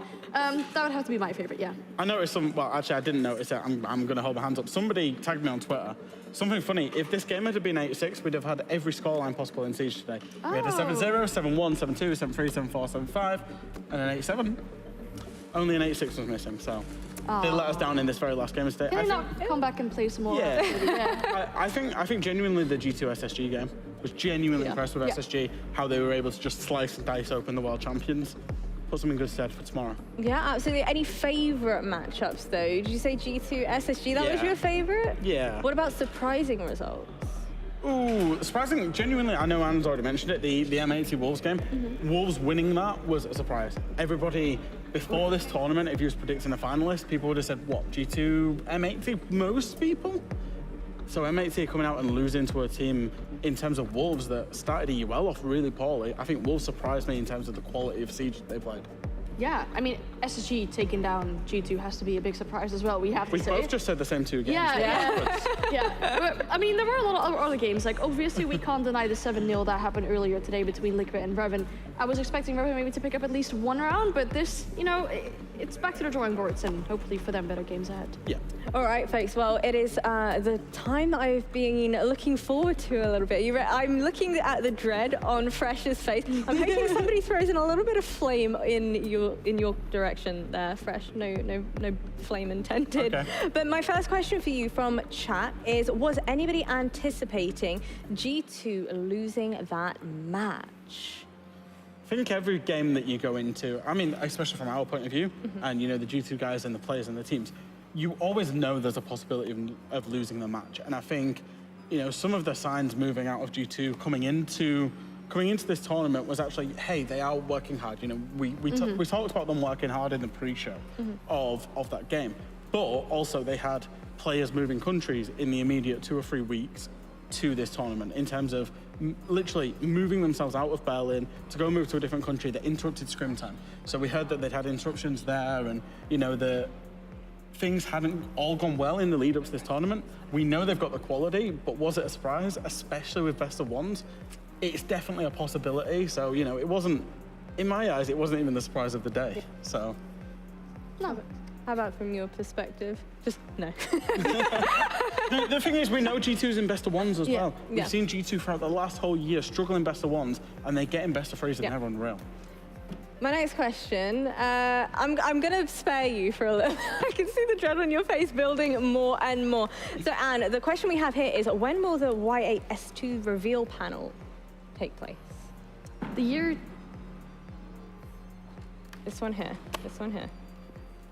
Ooh, we don't know. We don't know. We do know. Do you know? I Z-snapped. When's the panel? Actually, 14th of May. There we go. And in keen anticipation for the two? Yeah, I've got to be careful what I can say. You can't give away too much, okay. Yeah. Okay, There's some all play right. testing that's been done. And I mean, we had some reveal, like slight bits being revealed during SI as well. So, you know, that really built up the tension, I think, for most of us. I'm very curious. Okay, Fresh. Yes. What's your secret to looking so good? Somebody's trying to boost. Stop. Somebody is trying to boost my confidence here. I don't know. Just, I think, you know, I'm kind of passionate about Siege and I have fun doing the job. And I like, do you know what? When I first joined the EUL broadcast, I started the EUL broadcast and I was coming out of like working in business and finance. So I had all these like normal shirts. And then I saw Ace of Pirate in all of his funky shirts and I thought, I like that. I'm going to do it. And then I kind of bought more shirts. Okay. Now we have another question. Any plans in the future to nerf Clash? And adding on to that, do you think Clash should be nerfed? Ooh, I mean, specifically that Clash play that came out in a game earlier today on Villa, there was a player approaching the Clash with impact EMPs. And I was sat there so frustrated. Why do you not toss the impact EMPs at Clash? It's literally a great counter for that. I think Clash can be a good operator on the defense if you have a team against you that does not know how to deal with it. If you have anyone on the side that brings out any kind of utility to deal with it, a Clash can be pushed out of a power position super easily. Therefore, I don't think Clash needs a nerf. I think people just need to start playing smarter. And I think get good. Yeah, just skill issue. I think just to add on to that as well is that you see that in terms of professional play, Clash has a shield in front of her face. It's one gun less that's facing the opposition. That's why you see pros would say Clash is quite weak and she's very situational. But whereas in your ranked games, for example, you're going to see a Clash, and especially if you're solo queuing or whatever else, you know what it's like if you're not in a 5-stack. It's going to be very difficult mechanic to deal with. So I think she's in a bit of a funny place regarding balancing and whether she needs a nerf or a buff, because different ends of the spectrum would say the complete opposite thing about her. Okay, next question. What is the dream team? Any player, retired or active? Fresh, I'll start with you.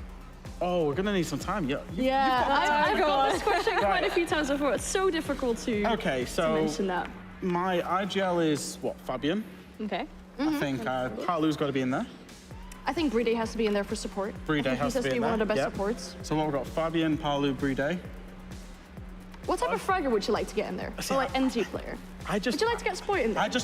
You knew I was going to talk about Spoit. I knew. I was like, you're such a fanboy. Get Spoit in there. I think Spoit's in there. Yeah. Oh, who else? Who's the best flex player that's ever been? Pengu back in his time, maybe?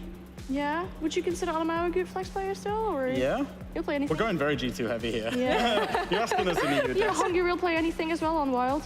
Hungry. You're putting Hungry in that conversation for the best team ever. He does play every operator if you're looking at flex operators. That's true. I think my team, I think it's what, Palu, Bride, Pengu, Fabian, and Spoit. There we go. Okay. And how are you guys enjoying the new format? You fan of it? I think it's good. I think it's challenging. Yeah. It's a change for Rainbow Six. You know, we've not seen Swiss before, so we'll see how that plays out. I think, you know, each format challenges the team in a different way, and I think that's only a good thing from my point of view. Yeah, I mean, right now players are coming off of a game and they'll have to prep for another game coming out tomorrow against an opponent that they may not know just yet.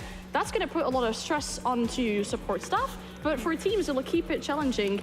And I like to see all these different regions being added to, you know, this major as well. Seeing M&M, where they were like, basically not far off arguing with each other about how that game had gone, knowing that there's the potential, you know, because if you're on the first game tomorrow, that's not a long time that you've got to sort out those differences, find out your opponent and figure a game plan. It's a big challenge. It's not at 10 a.m. though, so they do have the positives there, but short times between that. Well, on that note, I'd like to quickly thank the folks at home for sending in all of your questions, but I think that leads us in quite nicely to have a little bit of a revisit of our bracket thus far today as we go ahead and grab that one up for you guys. For tomorrow's games in particular, Fresh, taking a look at these matchups we've got here, we've got VP taking on Wolves. Oh. Faze versus Space Station. Ooh, G2 M&M. Oh, that's going to be rough in that M&M camp. So this is the first time we've seen this bracket, the same as the viewers. VP against Wolves, they played in the GWB quals in a best of 3, where Wolves beat them 2-0 in a best of 3 recently, in terms of recent history. Liquid against W7M. Yeah. Who beats W7M? Latin American teams beat W7M. This is a... Yeah, but same story for Snoiqs, really, right? They play really well against international teams, but then when they play against the NA team, that's usually their, you know, end of the tournament. Then we have G2 taking on M&M. It's an EU matchup. We have a full Brazil matchup. Another full EU matchup. It's going to be a sad day for some regions. I think a lot of the teams that got very well beaten today as well, in terms of Scarz, Dplus, you could argue, well, you can argue Reven, but also Falcons as well. Whew, they get a game against each other, which is probably quite nice. All those teams will be somewhat happy with those fixtures against each other. Well, I'm enjoying the questions from the folks at home so much. I'm going to round things off with this final one. Which team do you think has come into this looking the absolute strongest? Ooh. Just one of all the 16 teams. I know my answer instantly. Oh, go on, Fresh. Liquid. It's got to be Liquid. Yeah, they were toying with their food today. That's true. We've not seen them challenge, but they looked so good.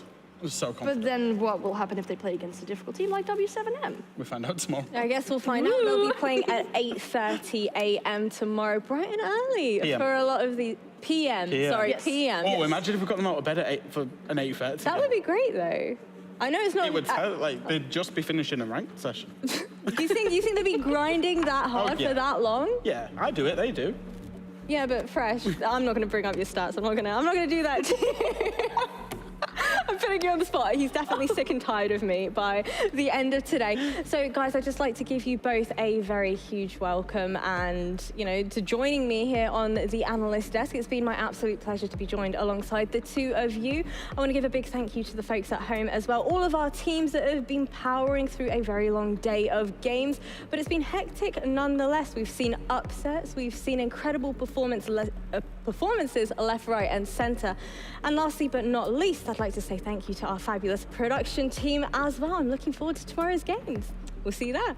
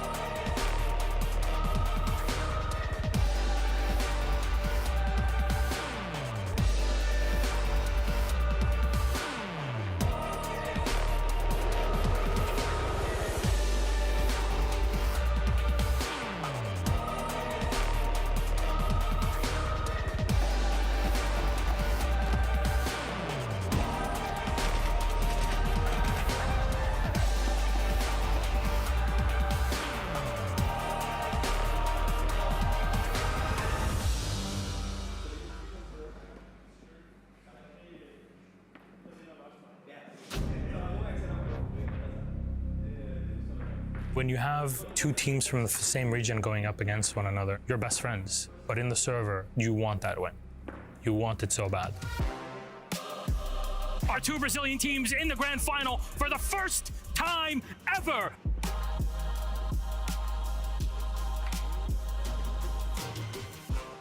Ninjas and pajamas! Some tournaments you have a better feeling about winning, and that one, it was ours. Our second Brazilian team, Team Liquid! NIP was very well prepared. They were like top 1 team in Brazil. It goes to Brazil no matter who wins it, but for NIP, it means a lot. We lost to SSG a year before, and then we knew like in our hearts that this is an invitation we need to win, you know. It was a very difficult time for us as a team. It was pretty hard, like especially because of what happened to me at the moment. Like I lost my dad during the competition. In that final, I think Liquid kind of won people's hearts because of the tragedy that had happened, but because they had also played incredibly well throughout the tournament and through the grand final. They gave us an incredibly entertaining game. Psycho goes big with 4 kills to push them over the line on Cafe, and that is going to be NIP 2-0 on maps. There you go, the kill comes in. He knew exactly where the man was coming from, and that's going to be Team Liquid taking our second map of Chalet. Palu, 1 second left to go. Diffuser goes down in the absolute nick of time, but Moringa, he gets a huge kill, Des! He gets a huge kill! We're going all the way to 5. We're going to find out who really is the best in Brazil. Palu cannot find the kill. Out comes the Nitro. Shot out by Pino. That is the round in 2020. Brazilian hearts were broken, but like a phoenix, NIP rise from the ashes to claim the hammer at the 6th Invitational 2021. It was one of the best days of my life. I think we can compare that as a Brazilian team winning the World Football Cup. I think winning the 6th Invitational was the best feeling ever I had. Was the best moment of my life in the sports scene for sure. I was crying a lot. I was out of control. We were very sad to lose, but we understood the limits of the team at the time, and we were very proud. But also, it was very nice to see another Brazilian get a title. After that SI, like I think it was a motivated thing to grow as a region and make it through a lot of other tournaments. At the end of the day, everyone is just friendly. So yeah, we have a very nice relationship. The friendships run deep, and it goes beyond shouting and cheering on stage. You know, all of that is part and parcel of this. It's a respect that is given and earned between these players. It's an awesome feeling for everyone, you know, not just us. We win for everyone.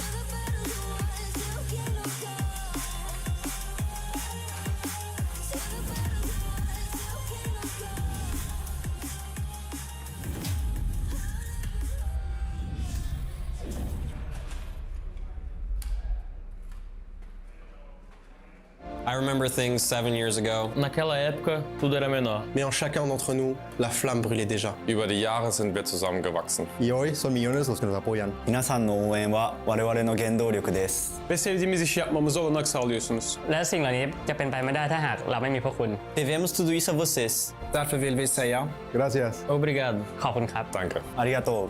Kiitos. Merci. From the bottom of our hearts, thank you.